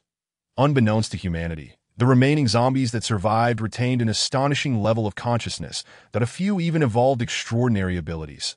Subsequently, a second meteor shower would descend, unleashing bizarre and monstrous beings that would sprout like mushrooms after rain. These creatures would parasitize all nearby life forms, grotesque yet powerful, rendering even the evolved zombies pale in comparison. Subsequently, a relentless month of acid rain descended, enveloping the globe in intense radiation. From that moment onward, individuals with extraordinary abilities discovered that the evolved zombies and aberrations contained a potent crystal essence brimming with energy. Eventually, society began to utilize these remarkable crystals not only to enhance their own powers, but also as a medium for trade, medical purposes, and as a source of energy for various bases. Henceforth, the survivors adopted the crystal essence as their primary currency. However, those who survived to witness the emergence of the crystal essence were not merely fortunate. They either hoarded resources in the early days of the apocalypse or resorted to plundering, staining their hands with the blood of countless innocents. Xiaoye leaned in towards Chiu Shintong and said, Shintong, the broadcast indicated that there will soon be power and water outages. The lack of water is not a concern, as we can easily fill a water balloon with several liters, but the power outage poses a significant problem. Knock, knock, knock. There was a rap at the door. Xiaoye tilted her head and called out, Who is it? A melodious voice responded, Xiaoye, it's me. That voice resonated like thunder in Chiu Shintong's heart, causing her to pinch her palm sharply. It's Sister Yingxue. Xiaoye's eyes brightened, and she hurried to open the door. Upon opening it, a graceful and gentle face appeared before them. Zhao Yingxue, wearing a smile, first surveyed the office before her gaze settled on Chiu Shintong, her smile deepening. Today, we plan to clear the zombies from this building. Wei mentioned that you and Shintong are water element users. So I'm here to take you along to gain some combat experience that in truth. Wei's primary reason for bringing them was that Peng Tao, a formidable fire element user, risked igniting equipment when unleashing flames on the zombies. And the lab feared fire above all else, as many chemicals could react explosively, that Xiaoye, brimming with enthusiasm, exclaimed, "Sister Xue, please tell me, what powers have you acquired?" Zhao Xue replied nonchalantly, "I have obtained the rare healing ability." Upon hearing this, Qiu Xintong felt an overwhelming shock. Healing orbs were exceedingly rare, said to be a faint green hue. The healing ability was immensely powerful, capable of reviving individuals within 10 golden seconds even after being bitten by a zombie. In her previous life, she had heard from Xin Wei that healing element users were akin to national treasures, with no more than 10 existing among the living. Thus, even in the populous Guangming base, no healing element user could be found. The only healing element user she was familiar with was Shin Chi-Chi from the Happiness Base. Coincidentally, Shin Chi-Chi was also a student at B University. She found it strange. Why would an ability that should belong to Shin Chi-Chi be possessed by Zhao Xue in this life? Wow, that is amazing. Sister Xue, a healing ability sounds incredibly powerful, Xiaoye exclaimed, jumping in excitement. Zhao Xue, with a hint of sadness, said, "Alas, if I had acquired the healing ability sooner, Zhou X's hand wouldn't have needed to be severed at this point." Zhao Xue smiled at Qiu Xintong. Her tone laced with curiosity. "I heard that the beautiful Qiu obtained her water ability on the rooftop of the chemistry building." A jolt ran through Qiu Xintong, stirring a tempest within her. Zhao Xue's demeanor fell off, and an unsettling sense of danger crept into her heart. Suppressing her tumultuous emotions, Qiu Xintong raised her clear apricot eyes and smiled gently at Zhao Xue. "Yes, when the zombies first erupted, I went to the chemistry building looking for my father, but unexpectedly encountered a horde of zombies chasing after me that I nearly perished at their hands. But fortunately, Qin Yu from the School S basketball team rescued me while making a Molotov cocktail at the entrance of the chemistry building. While evading the zombies, we inadvertently stumbled onto the rooftop, where we discovered that blue orb.my curiosity led me to touch it, awakening my water ability." Zhao Xue's gaze remained fixed on Qiu Xintong's eyes, only shifting away once she finished speaking, then smiled. Though her smile did not reach her eyes, that I see. "The beautiful Qiu has had quite the stroke of luck that I have another matter of curiosity. May I ask you about it?" Qiu Xintong regarded Zhao Xue with a detached gaze. Zhao Xue feigned shyness and began, "I remember that a popular post circulated yesterday about how the beautiful Qiu pursued Chen Jiyu from the mathematics department to win the favor of the young master of the Liu family, only to unilaterally announce a breakup once the moment was right, and even ridiculed Chen Jiyu's personality flaws in the gym, calling him selfish and hypocritical, among other humiliating remarks. However, I heard Wei mention that Chen Jiyu came to the chemistry building to find you and helped everyone retrieve food and medicine. So I'm a bit curious. Are you two back together?" Upon hearing Zhao Xue's lengthy inquiry, Qiu Xintong finally confirmed her suspicions. Zhao Xue, like her, had been reborn. Moreover, she was probing to see if Qiu Xintong was also a reborn individual. In this life, Qiu Xintong had claimed the water ability orb that originally belonged to Zhao Xue, and now her relationship with Chen Jiu caused Zhao Xue to suspect that the trajectory of events had diverged from their previous life. In that moment, a fierce impulse surged within Qiu Xintong. She yearned to tear off the Fade and confront Zhao Xue, even contemplating using her electromagnetic pistol to eliminate her. However, such an act would be unwise. The electromagnetic pistol would only incapacitate Zhao Xue, rendering her unconscious but not fatal. Not to mention Peng Tao, Yuli Wei was right across from them, and even Xiaoye would never stand by and watch as she dealt a lethal blow to Zhao Xue. At that moment, Zhao Xue had yet to reveal her arrogant and ruthless side. Presently, she excelled academically, was well-liked, and was regarded as an exemplary student by teachers and a trusted guide by new students. Therefore, Qiu Xintong knew she could not act impulsively. She needed to devise a meticulously planned scheme for revenge, but Xiaoye was taken aback, unable to comprehend why the gentle and wise Xue would pose such a scandalous and uncomfortable question to Xintong. She awkwardly chuckled, attempting to diffuse the tension. "Sister Xue, matters of love are complex and elusive that I suspect Xintong would prefer never to hear those 3 words." Chenjiu, again. They are indeed broken up. A glimmer of surprise flickered in Zhao Yingshua's eyes. Broken up? That shouldn't be the case if Qiu Xintong is also reborn. She should understand how formidable Chenjiu will become. There is no reason for her to end things. A worthless person like her, who only seeks to cling to men for survival, should have used every means at her disposal to retain Chenjiu. Regrettably, she had returned from her rebirth too late to stockpile ample resources. By the time she regained consciousness, the apocalypse had already commenced. The world was in chaos, and she heard of Zhou Exin being bitten, his hands severed by Qiu Yuanming, as they desperately sought anti-inflammatory medication. At that time, Peng Tao had already acquired his fire abilities and volunteered to search for medicine. Immediately, she thought of that orb, the most precious healing orb on campus. Thus, under the pretense of helping, she followed Peng Tao out of the chemistry building. Fortunately, she arrived before Shinqiqi and secured the healing orb for herself. However, the space ability orb that should have been by the Yu Xiuhai had vanished without a trace.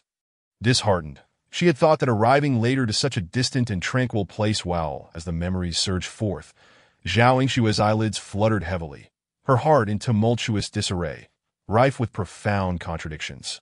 In her past life, she harbored intense feelings for Chen Jieyu. Moreover, she suspected him to be the elusive mastermind behind the Seventh City. The Seventh City dwarfed the Bright Base, being heralded as a land of freedom among the superpowered, stemming from its origins as a designated survivor outpost during the early days of the apocalypse. However, its location was far from ideal, bordering two zones that would later become forbidden: the Phantom Forest of Zone 4 and the verdant miasma marsh of Zone 5. During those times, numerous aberrant creatures roamed at night, preying on the survivors at the outpost's fringes, leaving the leader of the 7th outpost in a state of despair, as if calamity were not enough. A year later, the Zombie King unleashed a second horde, sweeping from east to west and obliterating human strongholds, leading to the downfall of the 7th outpost. Soon after, Wang Shuo led the CG team to vanquish the Zombie King, establishing the 7th city atop the ruins of the outpost. Subsequently, the abundant resources from the two perilous zones transformed the 7th city into a thriving trade hub, with the influx of superpowered individuals. The city's fame soared, and its expanse grew ever more prosperous. Wang Shuo, the city lord, was hailed as a prodigy, becoming an idol in the hearts of countless superpowered beings. Zhao Yingxua once received an invitation to a trade banquet in the 7th city, where she met Wang Shuo through the introduction of Xin Wei. Upon learning that Zhao Yingxua hailed from his hometown of Angxi, Wang Shuo significantly lowered his stance, bridging the gap between them. During the banquet, amidst Zhao Yingshua's flattery, Wang Shuo subtly revealed that although he was the city lord, the true mastermind behind the 7th city was another AT that moment. Her thoughts immediately turned to Chen Jieyu. Rumors suggested he resided in the 7th city, traversing forbidden zones and high-radiation areas with ease, frequently moving between major bases to engage in trade with their leaders. That he was solitary, enigmatic, strikingly handsome, and disinterested in women. Surrounded by no female companions, his storage token brimming with coveted mysterious treasures. Who could resist such a man? Yet now, her heart brimmed only with resentment towards Changji. He had slain many of her trusted subordinates at the banquet and destroyed the bright base she had painstakingly built. How could she possibly swallow such indignation? Nevertheless, Chen Jiyu was not yet the formidable man he would become 9 years hence. He was not yet so ruthless. She was determined to make him infatuated with her, to bring him to his knees at her feet. In truth, she could perceive Chen Jiyu as an exquisite sword. If wielded correctly, he could become the scepter that would elevate her to the pinnacle of power. Her ambition was to ascend as the queen at the apex of the apocalyptic era. Even the 10 major bases would bow before her. She believed in her eventual success, for Chen Jiyu was akin to a blank canvas at present. As long as she found a way to approach him, to share with him the myriad of information concerning the post-apocalyptic world, such as the impending natural disasters, the terrains of the various forbidden zones, and the types of aberrant creatures, then together, they could forge a 7th city more expansive than in her past life. As for that despicable Qiu Xintong, she posed no threat in her previous life. Zhao Yingxua had easily manipulated her in this life.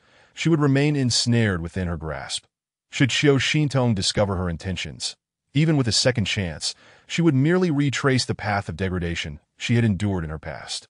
The despair and collapse she would experience would be far more entertaining than simply ending her life. After all, Qiu Xintong's Achilles heel was her own divine assistance. Zhao Yingshue's confidant, Luan, was a revered figure among the apocalyptic elite. Qiu Xintong's father had once vowed to use his life's knowledge to transform the entire apocalypse. Such a naive and simple-minded individual was someone she could easily manipulate. Ultimately, the fruits of their endeavors would fall into her hands. Zhao Yingxue concealed her cold smirk, her lips curving slightly. My apologies, Miss Qiu. I am merely curious about these rumors. Please do not take offense. Peng Tao mentioned we would depart at 8:30, and there are still 10 minutes left for you to prepare. Hearing Zhao Yingshue's customary disingenuous apology, Qiu Xintong lowered her feathery lashes, masking her disdain. Senior Zhao, understood. Xiaoye and I will be punctual. Qiu Xintong was unperturbed by any potential schemes Zhao Yingxue might devise. Armed with her electromagnetic pistol, she feared no one. Moreover, Zhao Yingxue had only acquired a healing ability in this life. That as for the spatial ability she had possessed in her past life, how could two such abilities coexist within a school's limited confines? Qiu Xintong smirked that it was highly likely that the spatial ability orb given to her by Qinju had originally belonged to Zhao Yingxue. Heh, you snatched it from Shinqiqi, that I shall seize yours. Fair is fair. Chapter 45. You will be defeated thoroughly after the apocalypse descended. Due to the limitations of human physiology and the rarity of ability orbs, most fortunate individuals were lucky to acquire a single power. And even that was considered fortunate. Those who managed to possess two abilities concurrently were exceedingly rare. In her previous life, during the early days of the apocalypse, Xin Wei, who had already acquired Earth-type abilities, found several different colored ability orbs, but upon touching them, he realized he could not absorb the powers contained within. The outcome was the same with each orb he tried. This phenomenon was not unique to him. Most superpowered individuals faced the same predicament. Thus, it was no wonder that Zhao Yingxue possessed three abilities: water, wood, and space, leading to He Ming's grandfather's satisfaction with this granddaughter-in-law. Of course, Qiu Xintong was equally content, as she had simultaneously acquired two abilities. Quite commendable. However, the spatial ability was particularly special. She could not afford to expose it. Should it be revealed inadvertently, countless individuals would covet it. In her previous life, Zhao Yingxue had unwittingly exposed her spatial ability only after becoming engaged to He Ming. That time, many high-ranking officials who sought to ally with the He family looked down upon Zhao Yingxue, a mere girl without any backing. In a bid to prove her worthiness to those who underestimated her, Zhao Yingxue publicly showcased her spatial ability, even revealing all the resources within it to aid the Spark base in its expansion. Once her spatial ability was disclosed, it indeed served as a resounding slap in the face to those who belittled her. Conversely, Qiu Xintong resolved to hoard supplies and bide her time, even after her storage token was made public and circulated widely in the ability community. She would remain discreet. The third floor of the chemistry building mirrored the second, with several spectrum laboratories and pharmaceutical analysis centers immediately upon ascent, filled with large-scale testing equipment and apparatus. Dispatching the zombies in these rooms required little thought. One merely had to open the door and stand in the corridor. Upon sighting a human, the zombies would instinctively catch the scent of fresh blood and rush towards them. The scattered zombies were few in number and easily dealt with. Yu Liwei took the lead, his arm transforming into vines that ensnared the oncoming zombies. Flames erupted from Peng Tao's hands, scorching the heads of the zombies with towering columns of fire until they ceased moving. Should a zombie break free from the vines, flailing about in a fiery frenzy, Qiu Xintong would extinguish the flames. Then Xiaoye would charge forward, using a fire axe to decapitate the zombies. Initially, when Xiaoye learned to sever the heads of zombies, she would tremble with anxiety, claiming her nerves would give her a stomachache. However, under the stern encouragement of Peng Tao and Yu Liwei, she had no choice but to steady her mindset and swing the axe with her eyes closed. Yet, in doing so, she often miscalculated her aim, splattering herself with crimson and white.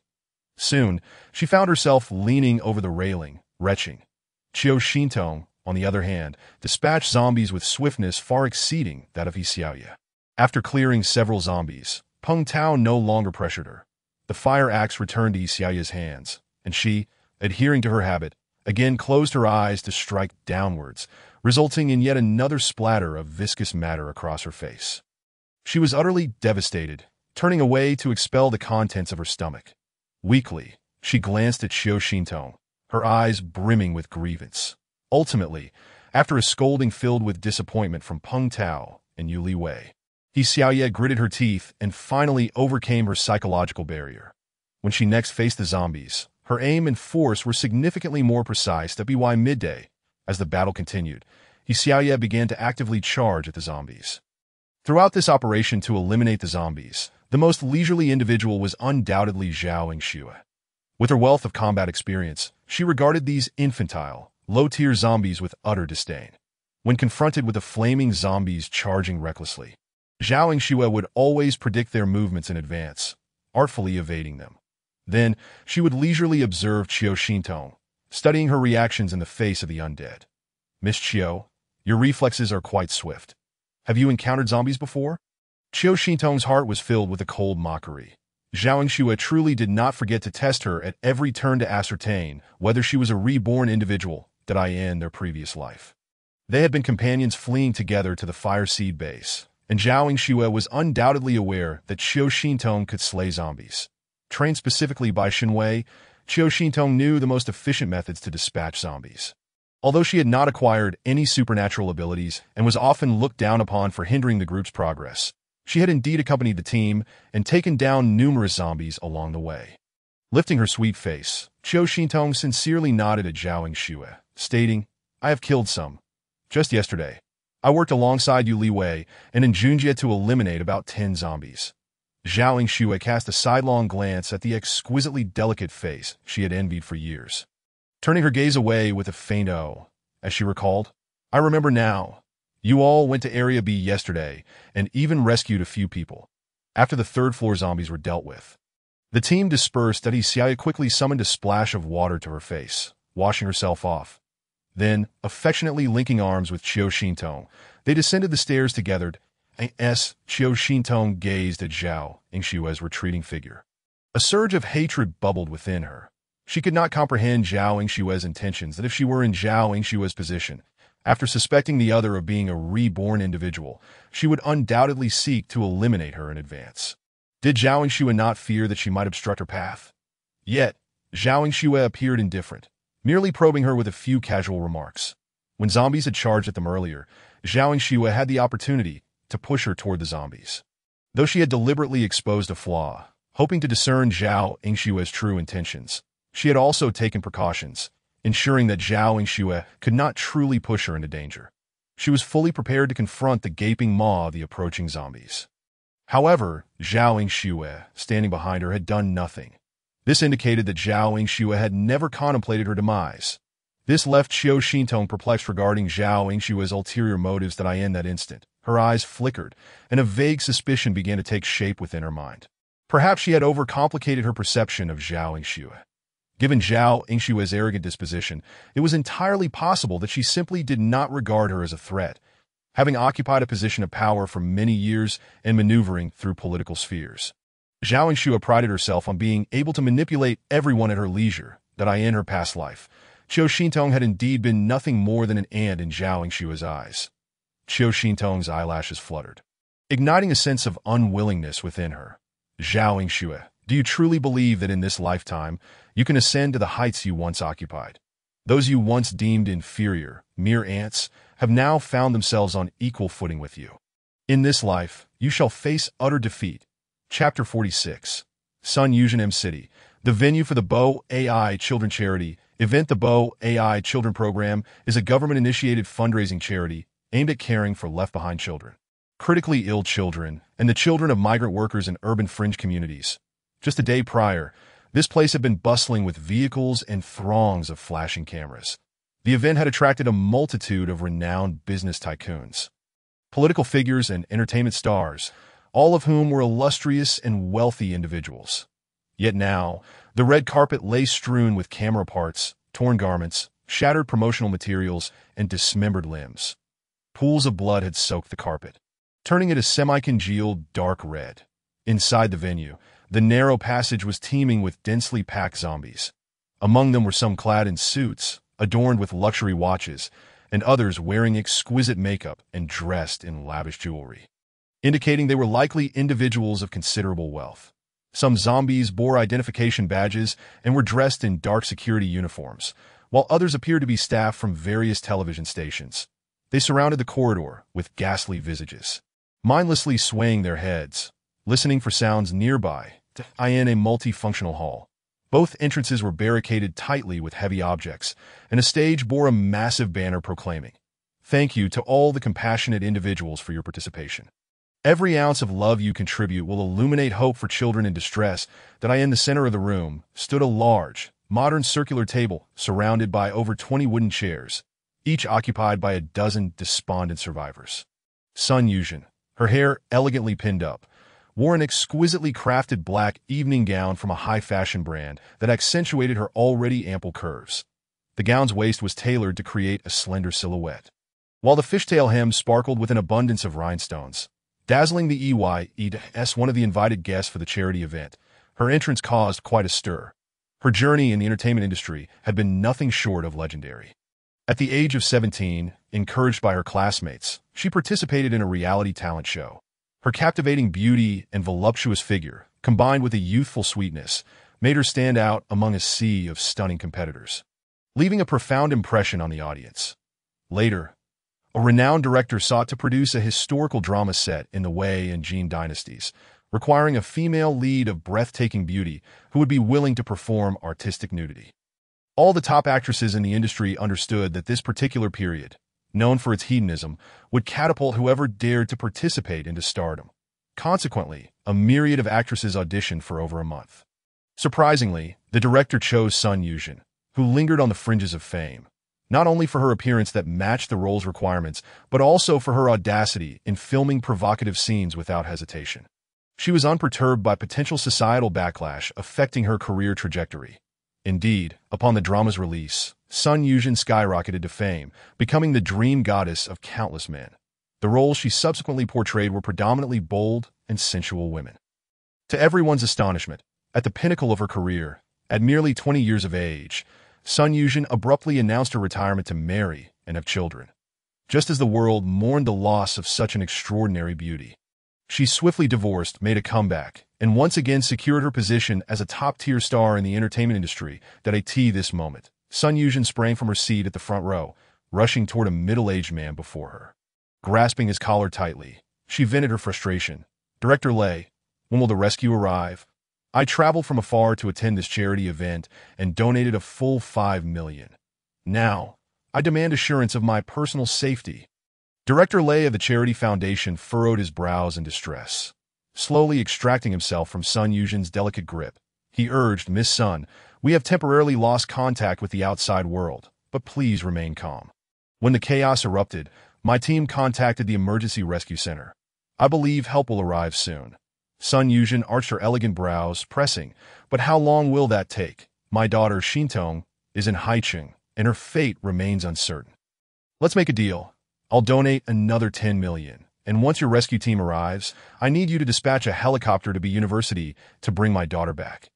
Next to Sun Yuzhen sat a strikingly beautiful woman named Song Jieli, clad in an elegant purple gown from a prestigious fashion house, exuding grace and poise, softening her previously sharp features. A billion-dollar actress in her own right, her fame paled in comparison to Sun Yuzhen's.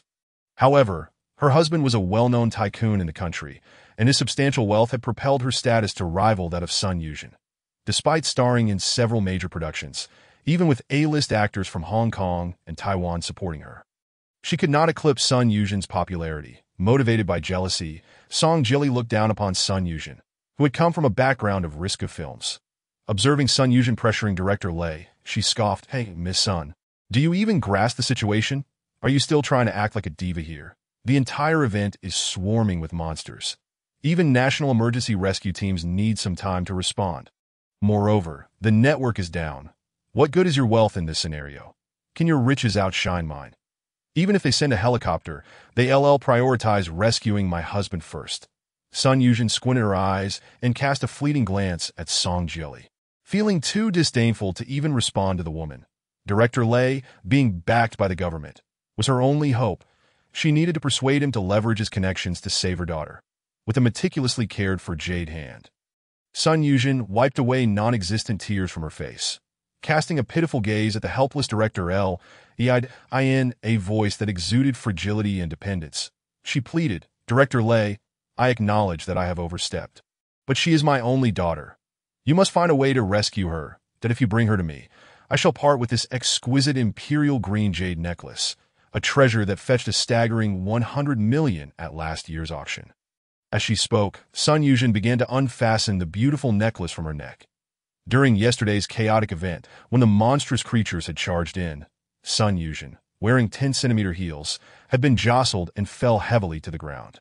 Her manager and assistant were also swept away by the crowd as they tried to help her up. After witnessing the indiscriminate attacks of those man-eating monsters, her face drained of color from sheer terror. No longer concerned about her celebrity image, she hastily kicked off her high heels and fled in a state of utter disarray. Fortunately, she encountered Director Lei, who pulled her into a multifunctional hall to take refuge. Now, feeling utterly isolated and helpless, she could only hope that Director Lei would consider the value of her precious jade and assist her in finding a helicopter to rescue her daughter. Director Lei halted Sun Yuzhen's attempt to remove the necklace, shaking his head in dismay, indicating his own powerlessness. "Miss Sun, as of now, no rescue efforts have arrived, which signifies that the external world has completely fallen. You must prioritize your own safety. With the dense population of Haiqing and the presence of tens of thousands of students at the university, your daughter may no longer be alive in this world." Upon hearing Director Lei's words, Sun Yuzhen's beautiful eyes widened, her mind swirling in dizziness. She swayed and began to topple backward. Chapter 47. Second Stage Zombie, May 30, 2027, fourth day of the Apocalypse, Haiqing. Jiangbei Avenue, on the rooftop of a commercial building with an excellent view, a handsome man in a white shirt lounged casually on a concrete platform. His demeanor was relaxed, one slender hand playing with a gem the size of a pigeon's egg.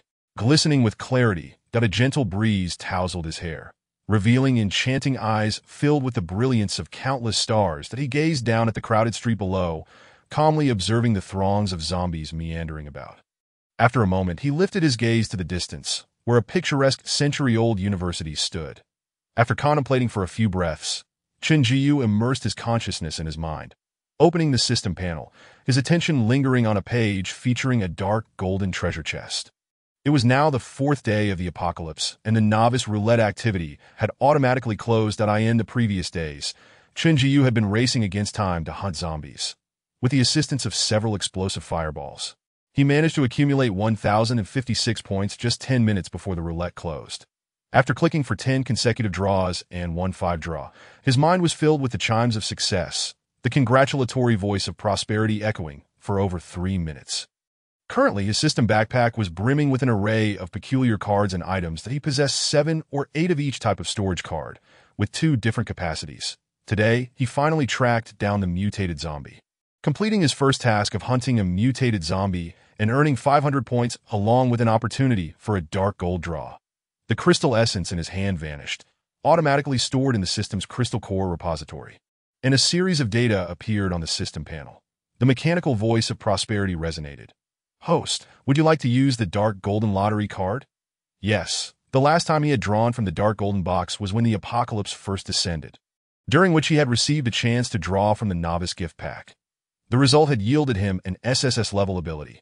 The dark golden box's lottery opportunities could not be exchanged for points. Aside from the free draw from the novice gift pack, subsequent chances could only be obtained by completing significantly challenging tasks that he had pursued that second stage zombie for a full 2 days.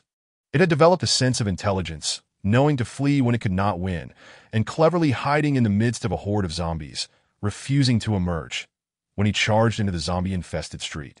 The creature even commanded its minions to surround him. Faced with the relentless tide of zombies converging from all sides, he had no choice but to use explosive fireballs to carve out an escape route. Ultimately, he successfully fled from a pile of decaying, foul-smelling flesh.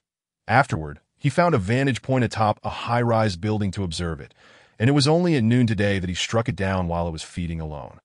The transparent crystal he held was a remnant that had sprouted from the back of its head. Logically, something obtained through such arduous effort should yield a delightful surprise. The dark golden prize box began to emit a series of crisp, rattling sounds. Moments later, a chime echoed, "Congratulations, host.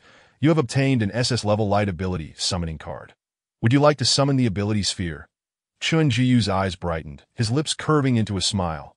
After enduring several days of lurking, he indeed received a commendable reward, SS-level ability.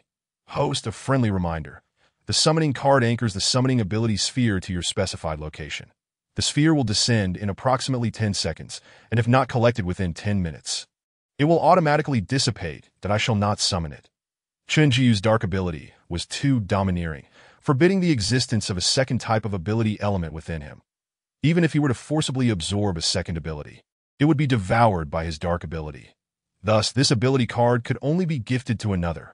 Prosperity, I have an inquiry for you. The mechanical voice resonated in his mind. Host, as long as the star's database contains relevant information, I can answer your questions. Why have these ability spheres and zombie virus spheres appeared on Blue Star? How many rare ability spheres exist nearby? Where are they distributed?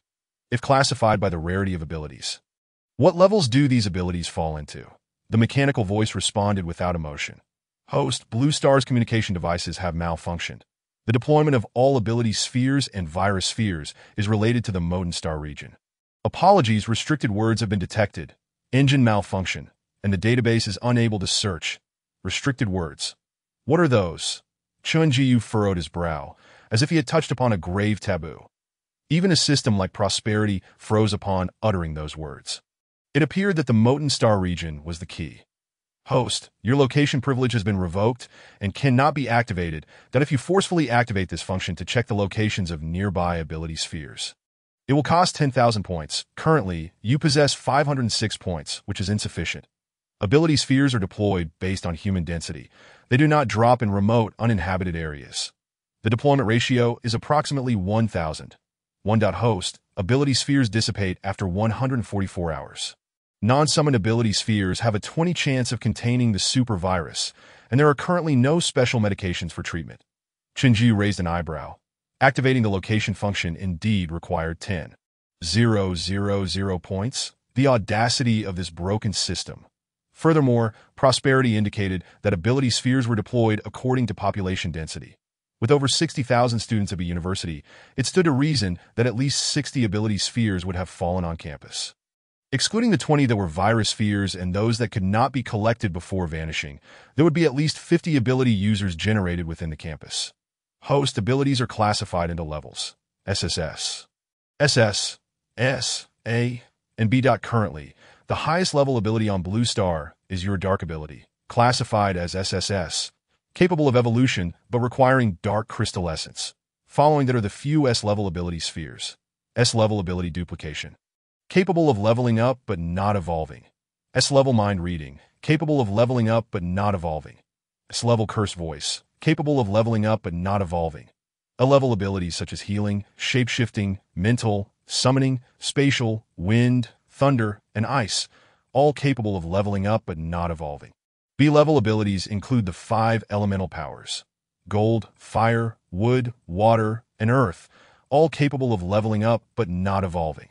What about unsummoned abilities? Host, the star only counts the ability spheres that have descended upon Blue Star. The unused ability summoning card in your possession is not included. After digesting the information provided by Prosperity, Chinjiyu finally felt that this broken system had made some sense, that at the very least. It had enlightened him about what other ability users existed on Blue Star apart from himself, and their levels of power. It seemed, for now, he remained the most formidable. With a swift motion, Chinjiyu flipped over and lightly landed on the rooftop, brushing off the dust that clung to him. His eyes narrowed with a smile as he gazed across at the grand structure illuminated by neon lights. Emblazoned with the words Yida Plaza. Prosperity. Host, I am here. Can the system backpack accommodate the entirety of Yida? Rest assured, the system backpack has infinite capacity, linked to another dimension, where all items are stored in a parallel realm. With no flow speed and time standing still. Chapter 48. Yida Mall. As Chunjiyu descended from the top floor, he found himself standing in a corridor directly facing the entrance of Yida. From this vantage point, it was apparent that the grand entrance of Yida Plaza was firmly shut. Logically speaking, for days prior, during the afternoon when the zombie outbreak erupted, the foot traffic would have been at its peak. Inside, there were undoubtedly numerous zombies. Who would dare to close the door, shielding a vast stockpile of resources while fending off countless zombies? A flicker of doubt crossed Chun Jiyu's eyes after a moment's contemplation. He retrieved a voluminous black hooded coat and a black mask from the system space, ensuring he was thoroughly concealed. This black hooded coat was acquired during a chase of a second-tier zombie, when he casually stripped it from a mannequin outside a sporting goods store. After dispatching the zombie, he realized the coat was of decent quality, and upon returning, he had transferred all the clothing and shells from the store into his system space. Chenju moved stealthily, opting to forego the main entrance, believing that entering through the underground parking garage would be a more prudent choice. His long fingers tightened around the Tang Hung knife as he edged along the perimeter of the garage. As he stepped into the garage, a wave of acrid, burnt stench assailed him. The overwhelming odor of decay made his eyes redden with irritation. His nose seemed to malfunction, rendering him unable to pinpoint the source of the foul smell. Furrowing his brow, Chen Jiyu retrieved a thick mask from his space, donning it for some relief. The garage was expansive, shrouded in dim light, with vehicles crammed together in chaotic disarray. After dispatching a few zombies that inadvertently crossed his path, Chun Jiyu's attention was drawn to a black Hummer positioned awkwardly in the middle of the road. The door stood ajar, and within the towering driver's seat, a corpulent zombie was ensnared by the seatbelt, thrashing about in a futile struggle. Its left arm was a gruesome sight, flesh torn and bloodied, the gaping wound unmistakably inflicted by a set of sharp teeth. It appeared that the vehicle's owner had attempted to flee immediately after being bitten, but had transformed into a zombie midway through the parking lot. Noticing a large set of keys beside the zombie, Chen Jiyu sheathed the Tang Hung knife and replaced it with a dark patterned dagger, advancing calmly.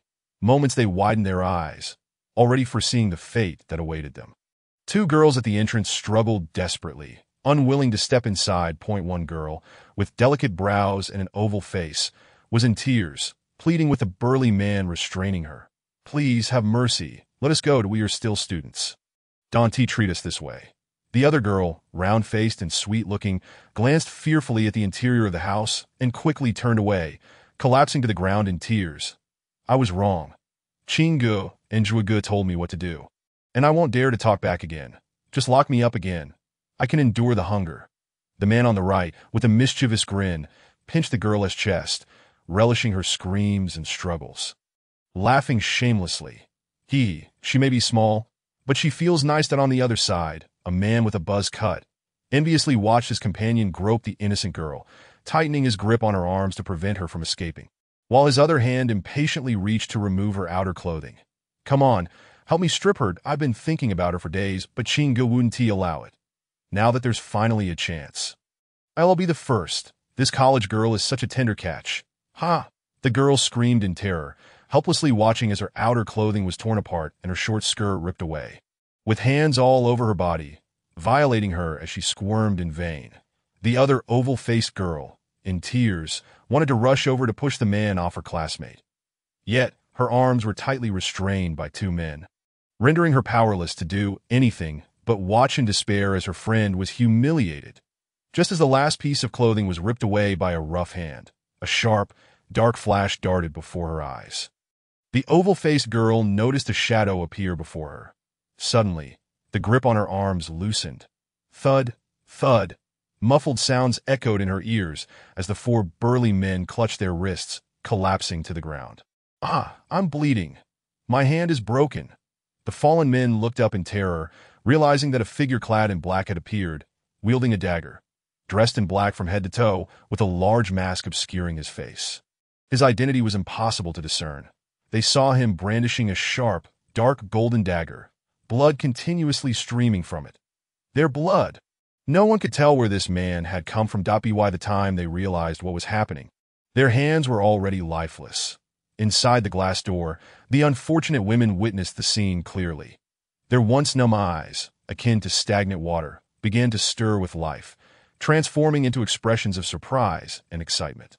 They were saved. Someone had come to rescue them. The imposing figure who had sent the four men flying stood tall, exuding a profound respect for women, even though he could have turned his head slightly to glimpse the sordid scene inside through the partitioned glass. He refrained, not even casting a glance in that direction. At this moment, He unzipped his jacket, swiftly shedding the black tracksuit. He tossed it over his shoulder, draping it over the nearly naked girl behind him.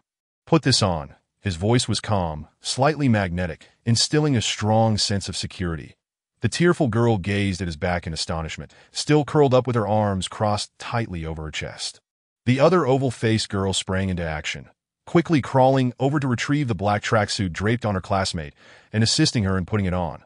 The four fallen men, faces pale with panic, stared intently at the dagger in his hand, their bodies instinctively retreating in unison. "Who are you? What do you want?"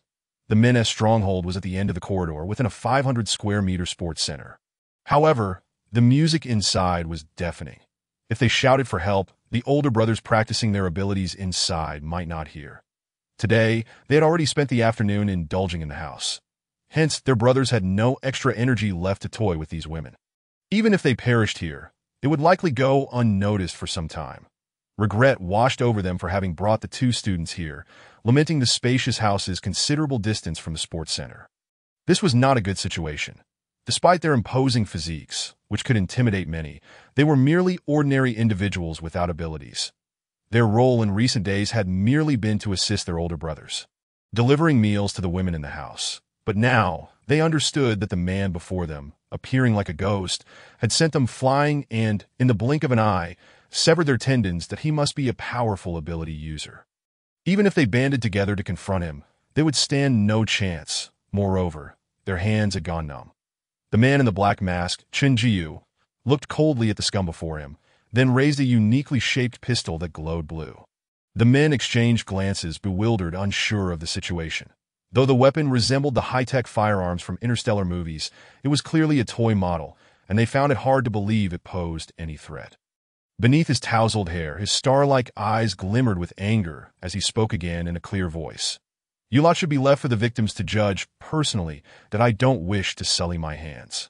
Whether you live or die will be decided by them." With a soft click, a swift arc of light flashed.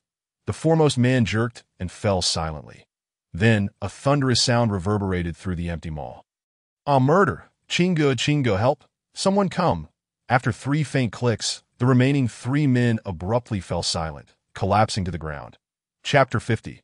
Art Department student Shinju lowered the electromagnetic pistol, his gaze calmly fixed on the end of the corridor, nonchalantly cleaning his ears. The wails of the scum, before they fell, were indeed heart-wrenching, ringing in his ears. With a clang, a dagger adorned with dark patterns was tossed before the two girls. The clear, slightly magnetic voice resonated gently above the two tightly embracing students. "You two, go inside and untie the ropes binding those women. These 4 scum will awaken in 5 minutes. The dagger is for you. Whether to kill them or not is your decision." That moment, individuals began to gather at the corridor's end, drawn by the commotion, peering over the rounded railing. Indeed, the horrific cries from the scum had reached the ears of those in the sports center. Dozens of figures surged forward, rushing toward the young man with a jade-like stature. Shinjiyu raised an eyebrow. "Pleased. Come at me all at once. It saves me from searching for you one by one." The oval-faced girl picked up the dagger before her, panic etched across her face, her voice urgent. "Sir, you must flee. There are many ability users inside, including one named Chingo, who can unleash powerful lightning. He has killed many. You can't defeat him. Please, just escape." The other round-faced girl crawled over in tears, grasping Chinju's pant leg. "If you manage to escape, please save my classmate Bai Li." To avoid humiliation, she secretly cut her wrist. Thankfully, the bleeding was minimal, and she was rescued, but now she is locked in a rest room behind the sports center. Chun Jiyu's eyes flickered. "Bai Li? What a coincidence. You are dancers from B University." The two girls nodded vigorously, wide-eyed, staring at the man in the large black mask. Are you also from our school?" The girl with an oval face is named Lu Xiaoyu, and the round-faced girl she supports is called Zheng Jiaojiao. Both of them, along with Bai Li, are dance students at B University's esteemed arts program. Chinjiyu did not respond. Instead, beneath his tousled hair, a faint smile danced in his peach blossom eyes. Bai Li is a modestly renowned internet celebrity within B University's arts department, and she is also the goddess in Wu Wenliang's heart.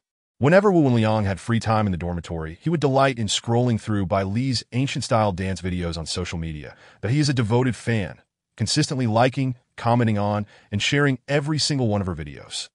His phone had inundated the devices of the three of them with a plethora of by Lee's dance performances. Under the relentless barrage of daily videos from him, the trio once contemplated blocking Wu Wenliang. Ultimately, Ashua, overwhelmed by Wu Wenliang's incessant pestering, took that step. Subsequently, Wu Wenliang chose to disregard Ashua, only sharing with him and Ruofeng.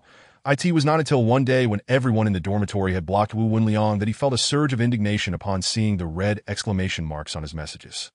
He shouted in anger at the three of them. "You Philistines! You three simply cannot appreciate Bai Li's breathtaking dance, nor can you grasp the profound essence she wishes to convey to the world through her movements.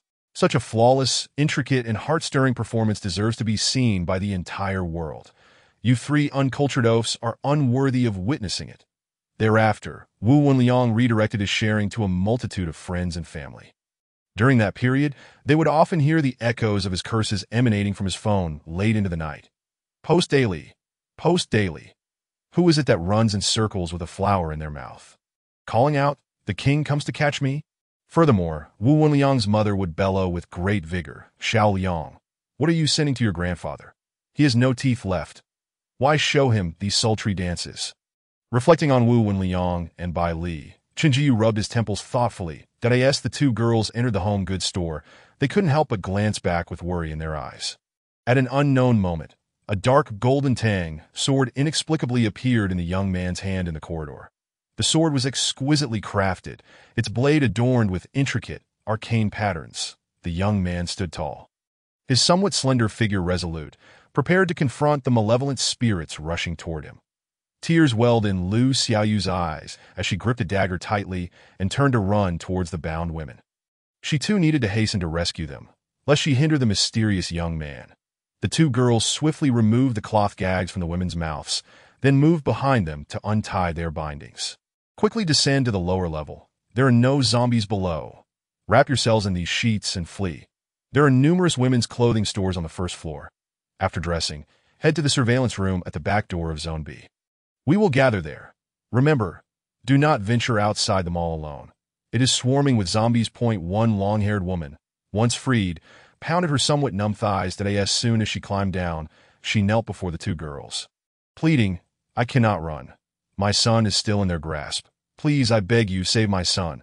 He is only 6 years old." Lu Xiaoyu and Zheng Jiaojiao exchanged a glance, both reflecting a trace of sorrow. They recognized this woman. Before the zombie outbreak, she had been dressed in a floral dress, bustling about with her son, purchasing clothes. Suddenly, chaos erupted. Someone on the first floor had shouted about a biochemical crisis involving zombies. In a frenzy, everyone in Yida Plaza abandoned their possessions and fled outside. Given the unprecedented nature of the incident, their first instinct was to return home to AT that moment. The woman in the floral dress understood she could not outrun the zombies with her child. Rather than risk their lives outside, it was wiser to hide and await rescue. Thus, she concealed herself and her son in a fitting room of a children's clothing store. Fortunately, the throngs of people rushed out, and the pursuing zombies followed suit, leaving relatively few zombies behind in the mall. At that time, the three girls were trying on clothes in a trendy women's fashion store across from the children's shop. When the zombies burst in through the door, they were forced to take refuge in the fitting room. Through the thin door, they could clearly see the zombies shuffling aimlessly outside through the gaps beneath it. Terrified, the three girls huddled together, silently weeping throughout the night. By noon the following day, a cacophony of clashing sounds echoed through the plaza. It turned out that over 20 men had banded together to gather supplies and were clearing the zombies within.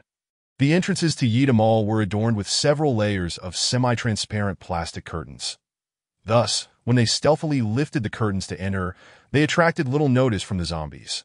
Among their number, most wielded kitchen knives, steel pipes, and wooden sticks, collaborating with various supernatural beings at the forefront to eradicate the scattered zombies nearby. After dispatching a multitude of zombies, they began to search for survivors. At that time, numerous survivors were still hiding in Yida Plaza. Hearing the calls from outside, "Is anyone alive? We are supernatural beings here to rescue you. Come out.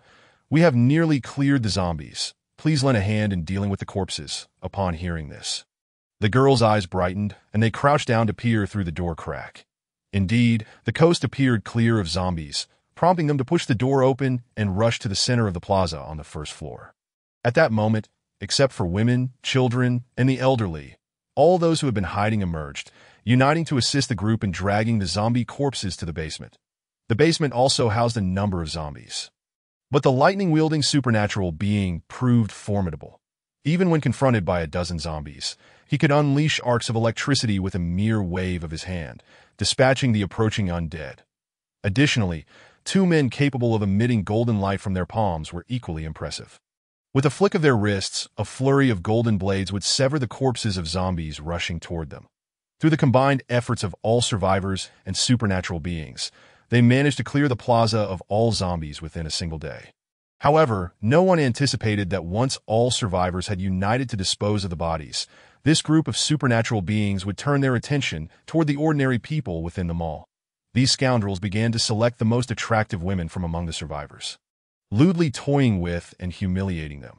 They bound these women and forcibly escorted them to the Home Goods Experience Center. That time, several men among the survivors stood up to prevent the humiliation of women.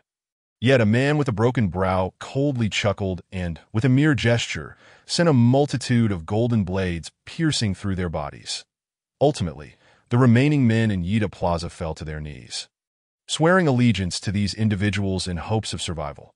Among this group were staff members from the mall's surveillance and management rooms, who were well acquainted with the layout and structure of the establishment. Most importantly, they possessed the keys to all the mall's passages. Following their counsel, the group locked all external entrances to the mall. In doing so, they ensured that as long as no one could enter, the vast resources within the plaza would suffice for their sustenance for an extended period. Particularly in the basement, there existed a large supermarket of several thousand square meters, stocked with ample rice, flour, and other essentials for daily living. However, regardless of the abundance of supplies, these individuals had no intention of sheltering the remaining 7 or 8 children and a dozen elderly people. Thus, after deliberation, the elderly and children were callously abandoned.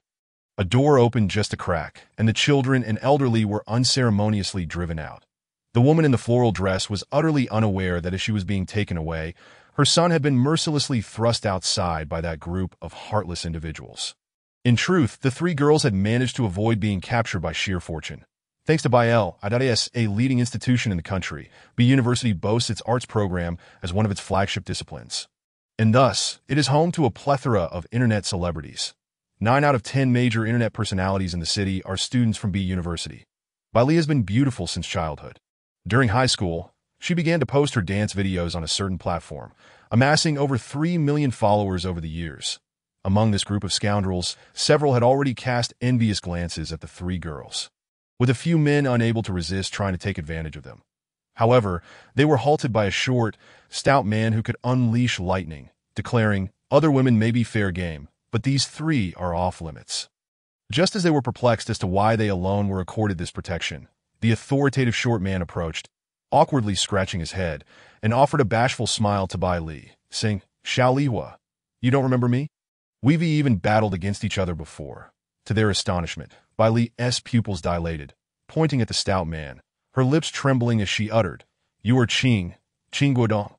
Thus, due to Bai Li's acquaintance with their leader, a stout, short man who happens to be a certain popular streaming platform's entertainment host, these 3 female students were spared from peril, confined instead to a separate area, as for the curly-haired woman who chose not to flee.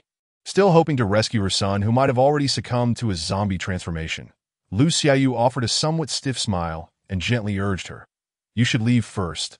I will assist you in finding your child shortly. If after half an hour I have not returned, you must find a way to escape the mall. Rather than languishing here as prey for the villains, it was far better to venture out and take their chances." Even if it meant confronting a horde of zombies, there remained a glimmer of hope. After all, with so many shops along the way, there might be survivors within, and surely some good Samaritan would extend a helping hand. Zheng Zhaojiao's eyes glimmered with resolve. Bai Li had lost too much blood and lay in the storage room of the sports city. That masked youth outside might cruelly meet his end at the hands of those scoundrels. He had rescued her from the clutches of those demons, and had even shed his coat to shield her. Thus she refused to abandon him. Even in death, she wished to remain by this young man's side. "I entrust my son to you," she stammered, trembling as she expressed her gratitude, wrapping the bedsheet tightly around herself and scurrying after the other women towards the rear of the home goods store. All these women knew that behind the home goods store lay a staircase leading down. Running to the back would allow them to descend directly to the first floor that moment. A short-haired woman, appearing quite capable, after securing her bedsheet, chose not to flee but stood her ground, glaring with enmity at the unconscious men sprawled in the corridor. She addressed Lu Xiaoyu, who was helping the last woman sever her bindings. "Give me the dagger. I will slay these bastards." Lu Xiaoyu used the dagger to cut the final rope, raising her gaze to the short-haired woman with a hint of trepidation in her eyes. The short-haired woman, having just acquired the ornate dagger, dashed out without hesitation. Just as reinforcements arrived, dozens of individuals stood in a dense formation 5 meters away, confronting the young man before them. In truth, among that group, only 8 or 9 were capable of supernatural abilities. The rest were mere ordinary folk. Observing the young man in the corridor, casually wielding a tang knife, they hesitated to act, fully aware that given the mall's lockdown, his quiet entry was no ordinary feat. Uncertain of his capabilities, none dared to make the first move. The short-haired woman, undeterred by the crowd, crouched down, raising the dagger high, ready to plunge it into the heart of the unconscious man before her. "You filthy bitch, do you dare?" A thunderous male voice erupted from behind her. Chapter 52. The battle in the mall. The short-haired woman disregarded the warning entirely. Her eyes glinted with hatred as she gritted her teeth and thrust the dagger downward. Having been forced and humiliated by these scoundrels, she had already resigned herself to death. Every life she could take would be a gain for her. The blade pierced through the man's ribcage, embedding itself in his heart on the left side. She withdrew the dagger, marveling at its exquisite craftsmanship and surprised by its unexpected effectiveness. It took little effort for her to drive it into that bastard's heart. After slaying the man, the short-haired woman turned to face her surroundings, a smirk of mockery gracing her lips. Opposite the young man in the white shirt stood over 30 men of various statures. The leader, a man in his 40s clad in a black short-sleeved shirt, had slender eyes and a notch in his left eyebrow, known among the group as Brother Zhua. The furious words, "You filthy bitch, do you dare?" had just escaped his lips. Brother Zhua watched in stunned rage as the short-haired woman murdered one of his comrades. He unleashed a series of golden blades from his hands, aimed at the young man and her. The short-haired woman, seeing the golden blades approaching, calmly lowered her head, glancing at the wedding ring on her finger. A bitter smile crept onto her face. At last, she could reunite with her husband. "We even die in the same manner." Clangs of metal echoed in her ears, but the anticipated pain never came. Raising her eyes, she caught sight of the young man in the white shirt deftly shaking the tang knife. Gasps of astonishment erupted from the crowd. "What is happening? He is not dead. He blocked it with his knife. How did he move so fast? What kind of ability is this?" Seeing that the young man could deflect Brother Zhua's golden blade attacks bolstered her confidence. She provocatively smiled at Brother Zhua, tightening her grip on the dagger as she approached the second man lying on the ground. Brother Zhua's pupils constricted, his eyes blazing with fury. This woman dared to be so brazen, openly challenging him before so many of his brothers. If he allowed her to continue her rampage, how could he maintain his authority among them? This woman, like her husband, deserved to die. Just days prior, her husband had audaciously cried out for human rights before them, demanding the protection of women and children, leading a rebellion against them. If he did not make an example of her, how could he ensure obedience among his remaining men? This woman was merely relying on her strength and numbers. Without the support of the young man in the white shirt, she would never dare to kill. Yet this lad was clearly formidable. His instantaneous golden blades were incredibly swift, capable of piercing even the most vigilant of abilities, and he had managed to block his rapid attacks. Indeed, he was no easy opponent. Engaging him in a fight, even with 8 or 9 superhumans on his side, would likely cost them dearly. Not a wise trade-off. Resources can be acquired, but able-bodied allies are not easily found. Brother Zhua mused, furrowing his brow. After a moment's consideration, he declared, "Young man, let her cease. Let us converse." Chenju raised his gaze slowly, regarding the broken-browed man across from him. "Oh, what shall we discuss?" At that moment, the short-haired woman, crouched on the ground, trembled slightly, a glimmer of desolation in her eyes. Yet in an instant, a determination seemed to solidify within her, and her expression was once again consumed by vengeance. She sprang to her feet and thrust the dagger into the heart of the second man. Swiftly withdrawing the dagger, she then advanced toward the third man. Brother Zhua's eyelids twitched violently as he furiously pointed at the woman, shouting, "Stop! I command you to stop!" On the opposing side, an impatient fire manipulator's eyes gleamed with malevolence upon witnessing the woman's audacity. Summoning a ball of flame in his palm, he hurled it toward her. "You little bastard, let's see how you handle this fire." Chenjiu languidly twirled his tang knife, enveloping it in a dark sheen. As the fireball approached, he moved with purpose, swinging the tang knife. Boom! At the moment of impact, the searing flames collided with the blade as though crashing against a tightly woven wall of air, rebounding violently back toward the fire user. The fire manipulator's eyes widened in horror as he beheld the inferno racing toward him. "Dada!" he screamed, hastily shielding his face with his arms. In that instant, flames engulfed his body, the fiery explosion scattering sparks that ignited several nearby individuals, their clothing instantly ablaze. Cries of panic erupted. "Ah, Lao Wu, help me put out the fire! Hurry, fetch Chinga, dammit, who is this kid? How could he block the flames?" Chaos ensued, and in the rear, a man clad in a black vest, sensing the tide had turned, quickly retreated, slipping away unnoticed. The front lines erupted in a frenzy, blades clashing and fire soaring. Under Chenjiu's protection, the short-haired woman successfully dispatched the final man with her dagger.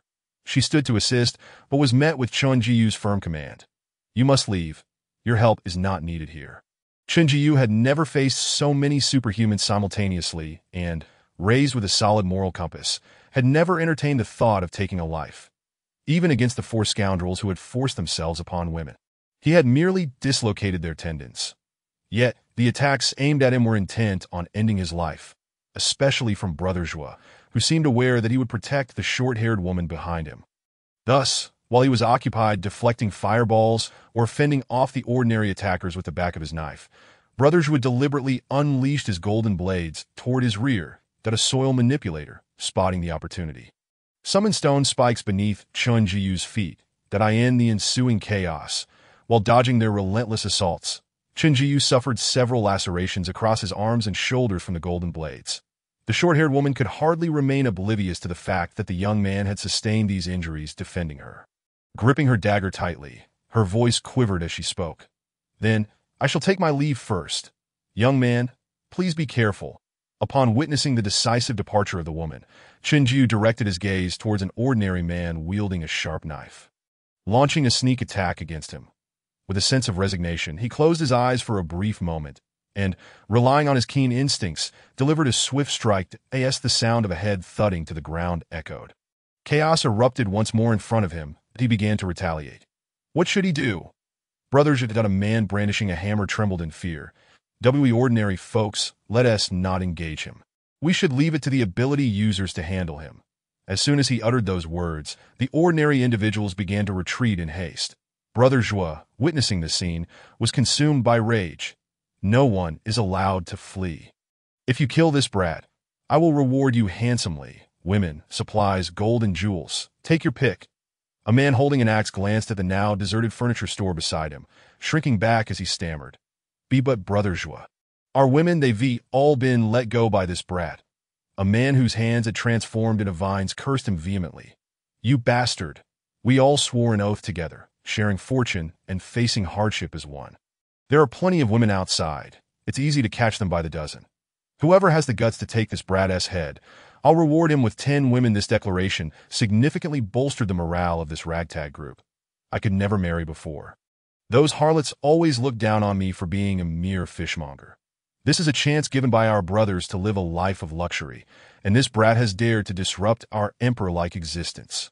Brothers, let us kill him. You little bastard, die. Charge! Chapter 53. The Market Brawl 2. At the rear of the sports city, in a lounge, a girl of striking beauty, marked by a distinct handprint on her right cheek, lay sprawled on a sofa. Her eyes were crimson, brimming with unshed tears. She donned a vibrant campus-style short-sleeved top paired with a gray knitted cardigan and a plaid skirt that revealed her slender, graceful legs. However, her right wrist was wrapped in a bandage, which was already seeping with fresh blood. That a short, stout man lounged leisurely in a chair opposite her, pointing at the girl with a face devoid of hope, and bellowed, "Damn it!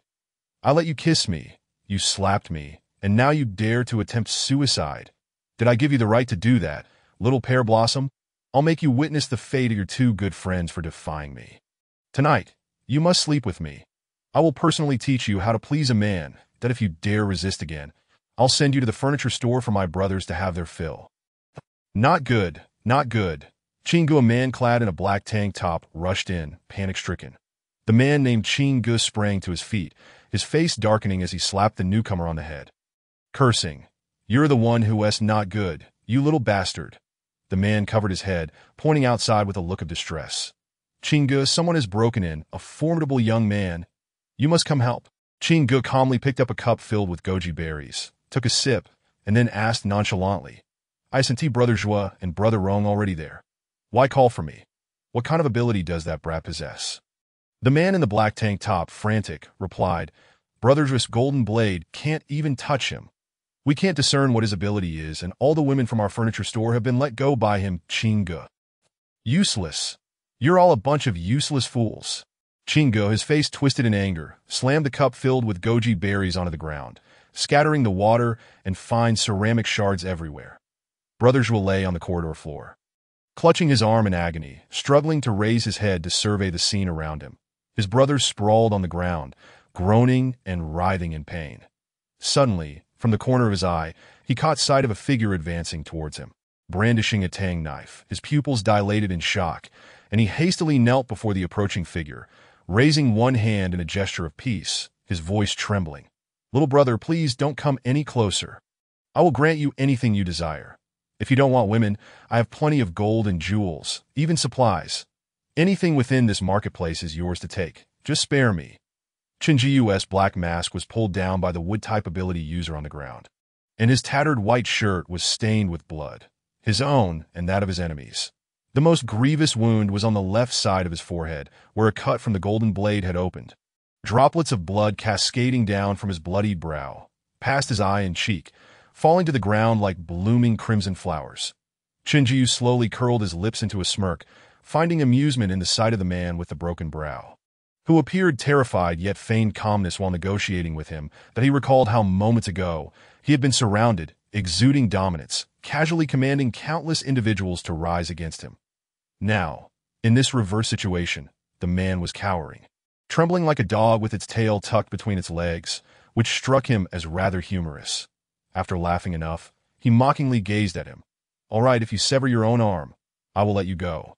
The man with the broken brow wore an expression of distress.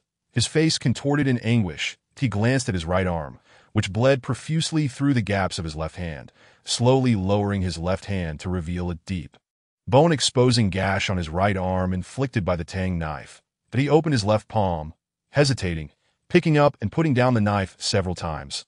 Unable to bring himself to act, the thought of self-amputation was utterly impossible for him. He contemplated stalling for time, hoping that his older brother would realize something was amiss and come to his aid. This brat should have exhausted his strength by now. Once his brother arrives, he would undoubtedly perish under his terrifying lightning abilities. Observing the man with the broken brow deliberately dragging out the time, Chunjiu raised an eyebrow. "Oh, would you like me to assist you?" Seeing the young man casually lifting the tang knife, stepping closer, the man with the broken brow, in sheer terror, knelt and scooted backward, exclaiming in fright, "No, I'll do it myself, I'll do it myself." Gritting his teeth, a glimmer of golden light began to emanate from his palm when a furious roar sounded from behind him. "Where did this little bastard come from? Killing my brothers left and right. Yuri's seeking death." A crackling surge of lightning erupted from the stout man approaching from behind, instantly forming a thick lightning whip that lashed out towards Chunjiu with reckless abandon. Chunjiu's eyes, as transparent as black glass, reflected the impending lightning. A graceful curve formed at the corners of his mouth. Finally, the leader of this scum had arrived, a lightning ability user. "You say? Then I shall unleash some abilities of my own to entertain you." The lightning whip, held skillfully in the stout man's hand, swung with precision, capable of attacking from various angles. As Chunjiu dodged and weaved, shadows enveloped him, spreading outward from his center. Within this darkened shroud, he accelerated by 200, rendering his already swift movements a mere blur of afterimages. The stout man, taken aback, had never encountered such a perplexing ability. He gritted his teeth, channeling more of his energy to wield the lightning whip with even greater precision, that he understood that if the lightning struck the brat even once, it would render him completely incapacitated. He was determined to kill him. How dare he invade his territory, slaying so many of his brothers and allowing so many beautiful women to escape? This brat deserved 1,000 deaths for the hatred burning in his heart. The lightning whip in the stout man's hand surged with increased energy as he bellowed, charging toward the advancing youth at that moment. 3 figures frantically rushed down the escalator from a distance. The man named Inyo dropped a large bag of vegetables and fruits from his shoulder, rushing to support the still kneeling man with the broken brow, his tone filled with disbelief. "Brother Joie, we just went down for a moment. How did such a thing happen?" Brother Joie, his face twisted in fury, pointed an accusatory finger at the 3. "You 3 useless gluttons. How could you not notice such a large person sneaking in? Look at how many brothers have died because of your incompetence." Another man, slightly older, upon seeing his fallen brothers, collapsed to the ground, crawling toward the wood-type ability user, whose neck had been severed halfway and was barely clinging to life. "Dong Rong. Don T die. We haven't enjoyed our brotherhood enough yet. You mustn't leave us." The wood-type ability user seemed to comprehend as he faced his kin in his final moments. He mustered one last breath before succumbing, his body convulsing slightly as he closed his eyes. Chapter 54. The lightning ability user. At this moment, the stout man grew increasingly alarmed. This brat moved with such speed that even his tightly woven lightning whip couldn't touch him. It felt as though he was battling a ghost. Brother Joie, supported by Inyo, trembled uncontrollably, his eyes filled with dread. Did I end this apocalyptic era? How could such a monster exist, despite the efforts of their 30-plus brothers? They couldn't compel this brat to reveal such shadow-like abilities. Now, had he finally unleashed his true strength? What had the previous skirmish been? Was this brat merely toying with him? Perhaps even the older brother would not be a match for him. Due to the ever-diminishing distance between the two individuals, a terrifying thought struck Duanmei, who, with a look of panic on his face, urgently warned the stout man, "Brother, do not let him get close. It is absolutely imperative that this scoundrel is kept at bay, for all those brothers were slain by him in close quarters." Upon hearing Duanmei's loud caution, the stout man immediately sensed the gravity of the situation and began to retreat frantically. But alas, it was ultimately a step too late. A dark golden light flashed in the stout man's eyes, and as he felt a sharp pain in his neck, he instinctively raised a hand to touch it, only to suddenly find his vision plummeting downward. That turned out his head had separated from his body. The headless corpse fell backward, the thunder whip extending from his palm gradually extinguishing, dissipating completely into the air. Chun Jiu stood before the lifeless body, his Tang Dao still held in a reverse grip. His lips were as red as freshly dyed rouge, his indifferent gaze fixed upon the head that rolled at his feet. As he slowly lowered the sword that had been crossed in front of his chest, "Run. Even Chingu is dead." Witnessing their leader's demise at the hands of this man, the few remaining survivors were paralyzed with fear, scrambling to flee in disarray. Indeed, as long as the green hills remain, one need not worry about firewood. In a state of panic, Zhuge clutched his arm tightly and sprinted away, not daring to pause even for a moment. In his frantic state, he tumbled down the escalator, yet he scrambled back to his feet without a second's hesitation. Who would have thought that a figure wielding a sharp blade would suddenly appear before him? Zhuge, terrified, fell to the ground, eyes wide with dread, trembling as he raised his left hand. "Do not strike. I shall sever my own arm." A flash of dark golden light coursed through the air, followed by the resounding thud of a head striking the floor. A clear yet slightly mocking voice echoed in the air. "Apologies, but the opportunity was given." Among the last 3 fleeing men, one was a fire element ability user. Leading the pack, he glanced at the clothing stores along the way. A vengeful light ignited in his eyes. "You little brat, having killed my younger brother, even if I cannot burn you to ashes, I shall ensure you gain nothing." With a flourish of his hand, a fireball materialized from his palm and was hurled toward a nearby clothing store, igniting the flammable garments within. Gradually, an entire row of shelves was engulfed in flames, the fire voraciously consuming all combustible materials in its vicinity. After dispatching the 2 men trailing behind, Chen Jiyu found that the fire element user had already ignited 7 or 8 clothing stores in his wake. Thick smoke billowed, and the flames grew ever larger, seemingly intent on devouring everything. The fleeing man wore a vengeful smile, continuing to conjure fireballs in his palm, preparing to target a nearby lingerie store. However, before he could launch the fireball, a searing pain shot through his chest, rendering him unable to utter a curse. Zheng Jiaojiao dashed down from the escalator, taken aback by the multitude of shops ablaze. Earlier, she had chosen not to flee with the other women, instead remaining in the home goods store, cautiously assessing the situation outside. For love often arises in the most unexpected moments, and her heart fluttered the moment the young man tossed clothing her way. She was genuinely concerned for him, silently praying for his safety, fervently beseeching the divine that if he could vanquish these villains, she would willingly sacrifice her lifetime of good fortune. Eventually, the heavens seemed to heed her prayers, for the youth, after a brief moment of distress, proceeded to overpower his adversaries with ease that he truly was formidable. Within that seemingly frail body lay boundless potential. While she was astonished by the prowess he displayed, what truly left her in shock was when a wood element ability user attacked him with a barrage of thorny vines, only for him to gracefully evade the assault midair. Yet his mask was torn away in the process, finally revealing his true visage to Zheng Jiao. In that instant, her emotions were a tumultuous blend of admiration, concern, and profound astonishment. She had not anticipated that the enigmatic youth who had captured her heart was, in fact, one of the protagonists in the recent sensational news about the campus belle seeking revenge on the math department's heartthrob. Lacking any abilities and unable to run swiftly, Zheng Jiaojiao found herself gasping for breath, finally catching sight of the young man standing 50 meters away. That moment, Chen Jiyu was extracting his Tang Dao from the fallen man. After catching her breath, Zheng Jiaojiao resumed her hurried pace. The fire! The fire! A woman with red-dyed hair emerged, having detected the thick smoke, and upon discovering the flames, she shouted toward the monitoring room in the back. The women who had fled from the home goods store quickly returned, their eyes wide with disbelief as they beheld the towering infernos, momentarily at a loss for what to do, unaware of the situation on the second floor. They could not know that the young man had successfully eradicated the wicked gang. Thus, they hesitated, pondering whether to first put out the fire or to pry open the door leading to the basement and escape while the flames were still manageable. A composed woman with short hair also emerged, surveying her surroundings before spotting the young man ahead, drawing her face into a smile. Understanding that if this youth stood unscathed, the scoundrels above could not possibly meet a good end, she quickly rallied the other women. Hurry! The clothing stores must have fire extinguishers. We are many. Let us find them and extinguish the flames. With her urging, the women organized themselves to fight the fire. Lu Xiaoyu, peering through the perfume counter in the hall, caught sight of the tattered young man ahead. Her eyes sparkled with delight.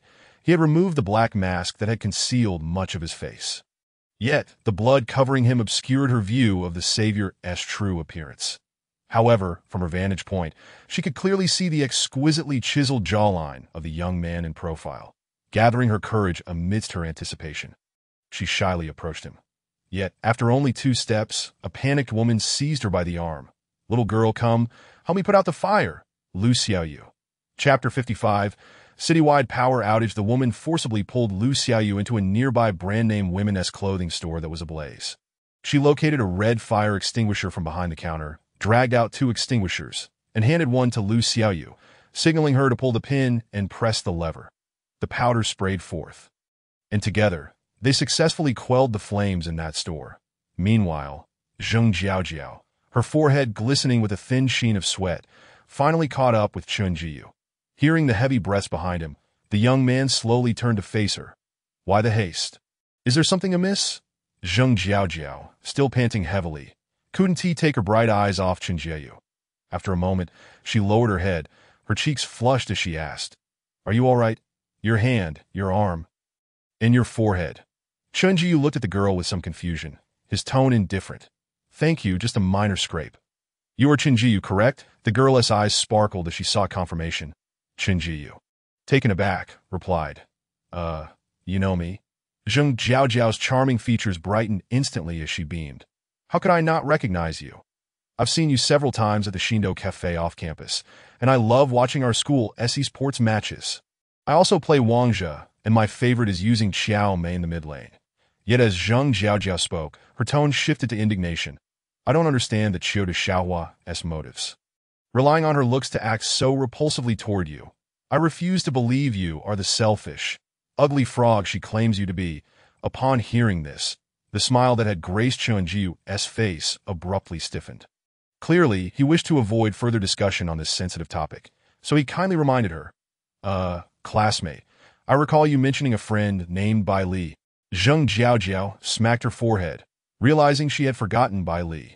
She turned and dashed back toward the escalator, glancing back anxiously. Chunjiu, don't you dare leave. We'll be down shortly. Casting a languid glance at Zheng Jiaojiao's retreating figure, Chunjiu reclined against the display case nonchalantly. Why would he leave? He had just vanquished this vile crew, and there were still plenty of spoils to collect. At that moment, a shadowy figure slipped past behind the escalator. Chunjiu's gaze flicked over.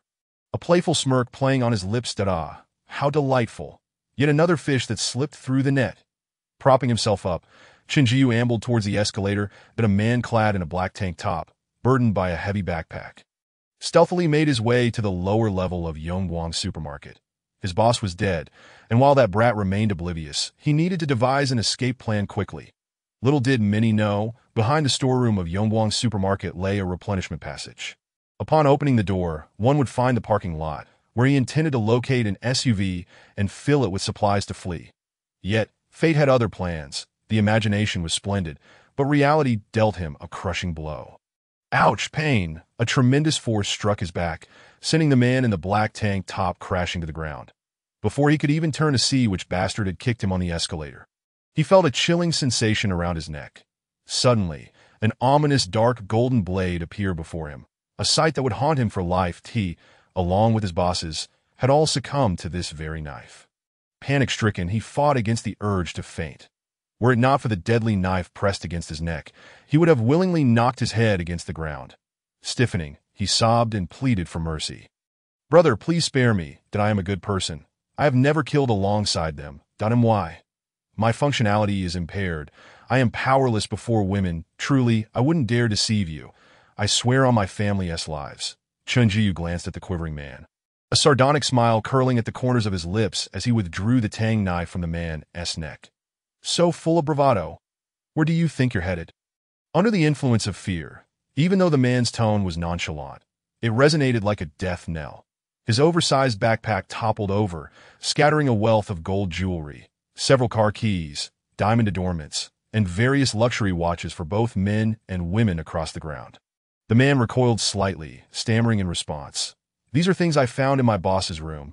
They don't need them anymore since they passed on. Chunjiu fixated on the scattered car keys, his voice laced with temptation. Do you wish to live? I can offer you a chance for redemption. The man turned in surprise, his face a mask of obsequiousness. Thank you, brother. I promise to turn over a new leaf. To benefit society, June 1, 2027, that the entire city was plunged into darkness at Yida parking lot. The man in the black tank top wielded a flashlight, pointing at the SUVs parked in the corridor, their headlights illuminating the space that he then eagerly handed over the keys to the women emerging from the supermarket's restocking passage. Each vehicle had been meticulously selected, boasting over 80 fuel capacity, with trunks and back seats filled to the brim with supplies and self-defense weapons. The women, trapped in Yida Plaza for nearly a week, had already plotted their escape route, planning to drive out that very morning. Among them were those wishing to return home, some opting for refuge in the suburbs with fewer zombies. There were also students from out of town attending school in Haicheng, who fervently implored Chunjiu to escort them back to their campus. 3 radiant young women linked arms, gazing back into the darkness as they stepped into the shadows with the young man once more. Zheng Jiaojiao tugged at Bai Li, moving towards a brightly lit SUV. Her heart filled with uncertainty, she glanced at her 2 companions. Do you think Chunjiu might have forgotten something? Bai Li, both anxious and resigned, replied. What if he deliberately ran off to shake us? Reflecting on his reluctant demeanor from the previous day, Lu Xiaoyu contemplated the moment when Chunjiu turned back towards the supermarket, his expression indifferent as he instructed them. You all get in the car first. I'll be right back. Despite having known Qin Jiyu for a short time, an inexplicable trust blossomed within Lu Xiaoyu. He might come off as aloof, projecting a persona that kept others at a distance. Yet he conducted himself with gentleness and grace, considering matters from all angles that he rescued these women without seeking anything in return, assisting them in finding vehicles, weapons, and supplies that Lu Xiaoyu smiled reassuringly at Bai Li, affirming, "He would never abandon us. We can wait patiently." Chapter 56. The meeting at the fourth cafeteria due to the power outage. The entire supermarket lay in darkness, save for a few scattered emergency lights flickering above. The vast expanse of Yongguang supermarket was meticulously divided into sections: frozen goods area, fresh produce area, food area, grain and oil area, condiment area, beverage area, alcoholic beverages area, tobacco area, low-temperature freezing area, dairy products area, cleaning supplies area, stationery and toys area, daily necessities area, knitted goods area, smart appliances area. At that moment, Qin Jiyu stood in the grain and oil area, retrieving an exceptionally bright sphere the size of an ostrich egg from his system backpack and tossing it into the air. As the sphere ascended, it hovered, casting light that illuminated every detail of the surroundings.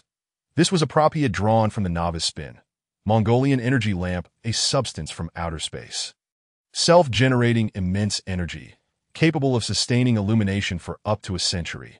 With an impassive expression, Qin Jiyu collected bags of flour before lifting his gaze to behold an array of various premium rice, including Wuchang rice, pearl rice, silk-seed rice, and Thai rice before him.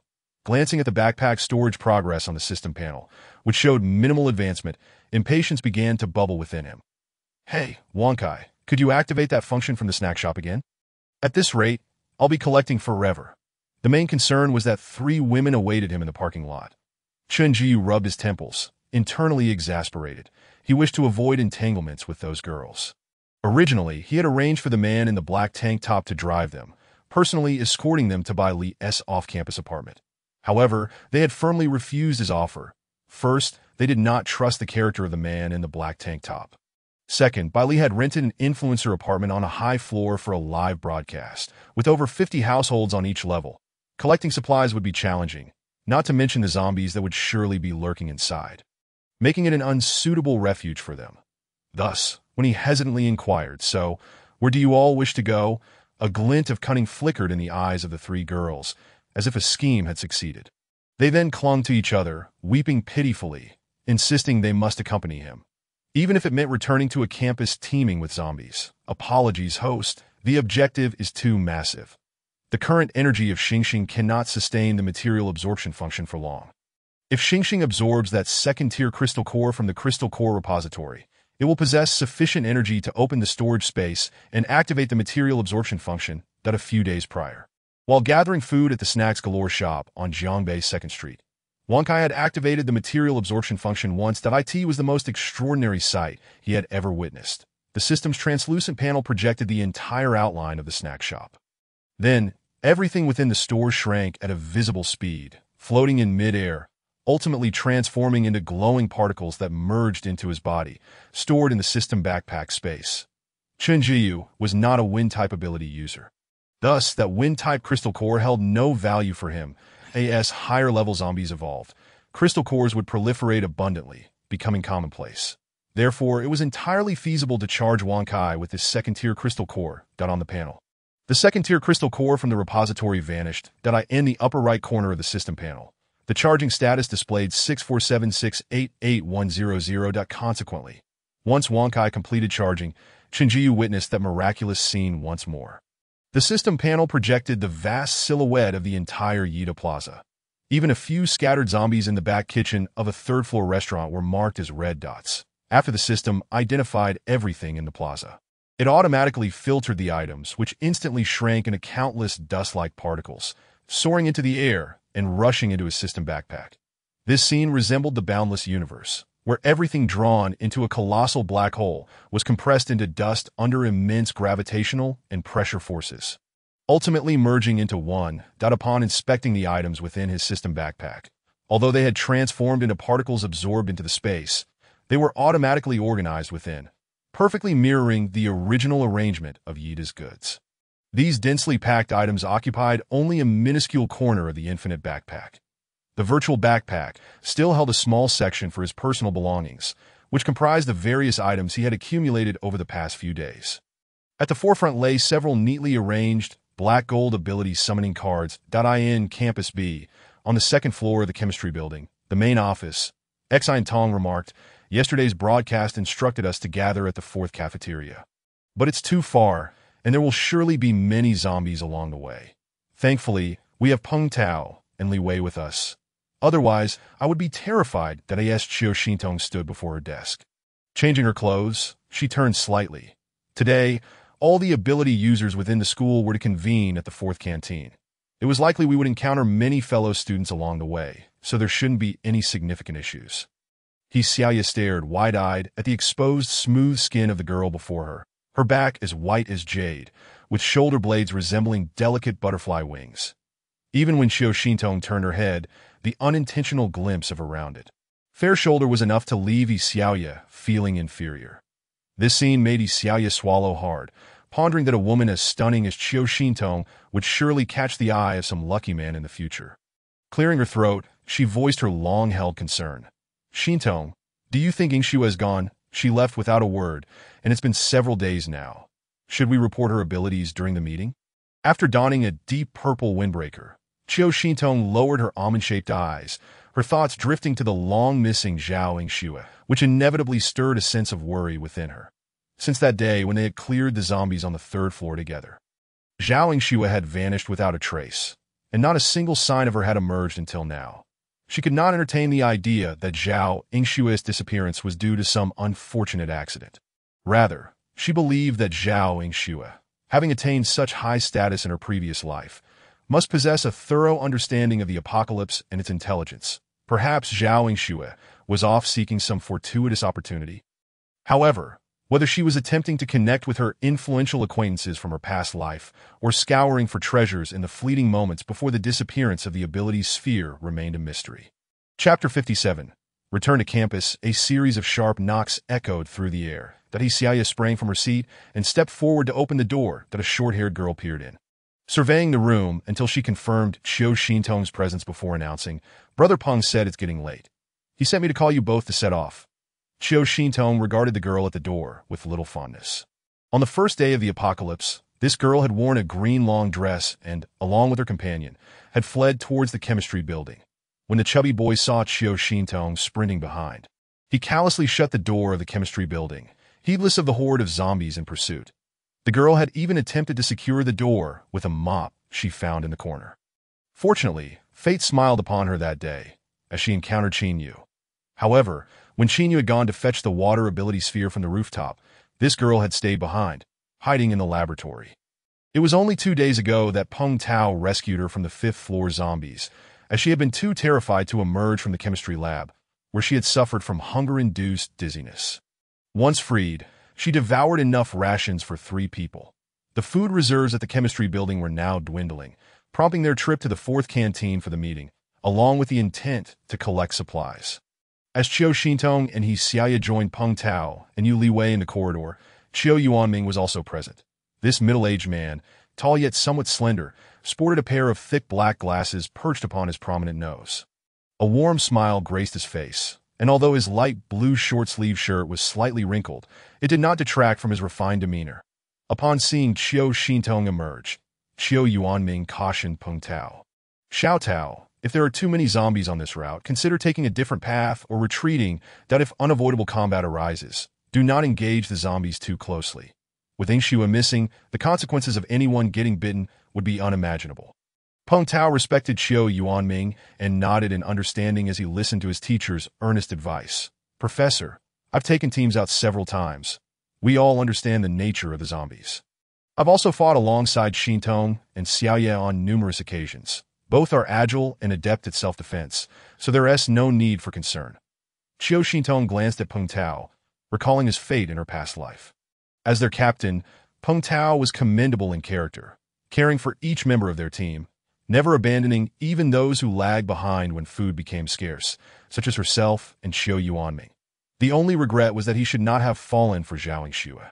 In her previous life, he had protected everyone, enduring countless hardships to reach the Spark base at that time. Zhao and Shue had secretly participated in a guild mission, capturing a third-tier wind-type mutant, which led her to meet He Ming, the young master of the Spark Base. They soon developed mutual feelings, and with their newfound status and abilities surpassing those of Peng Tao, she no longer regarded him.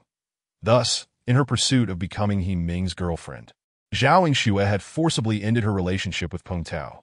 Yet, Peng Tao could not accept this betrayal. Vowing to make He Ming pay dearly that I end their ensuing confrontation, Peng Tao realized he was no match for He Ming. His fire dragon was swiftly countered by He Ming's tornado, nearly resulting in his own demise. Ultimately, He Ming left Peng Tao battered and humiliated, scoffing at his audacity to challenge a special wind-type ability user. What pained Peng Tao most was not the physical agony, but Zhao Yingshue's cold demeanor upon learning of their duel. Not only did she deny ever being his girlfriend in front of He Ming, but she also claimed to have never been close to him. The following day, a heartbroken Peng Tao left the Spark Base in despair.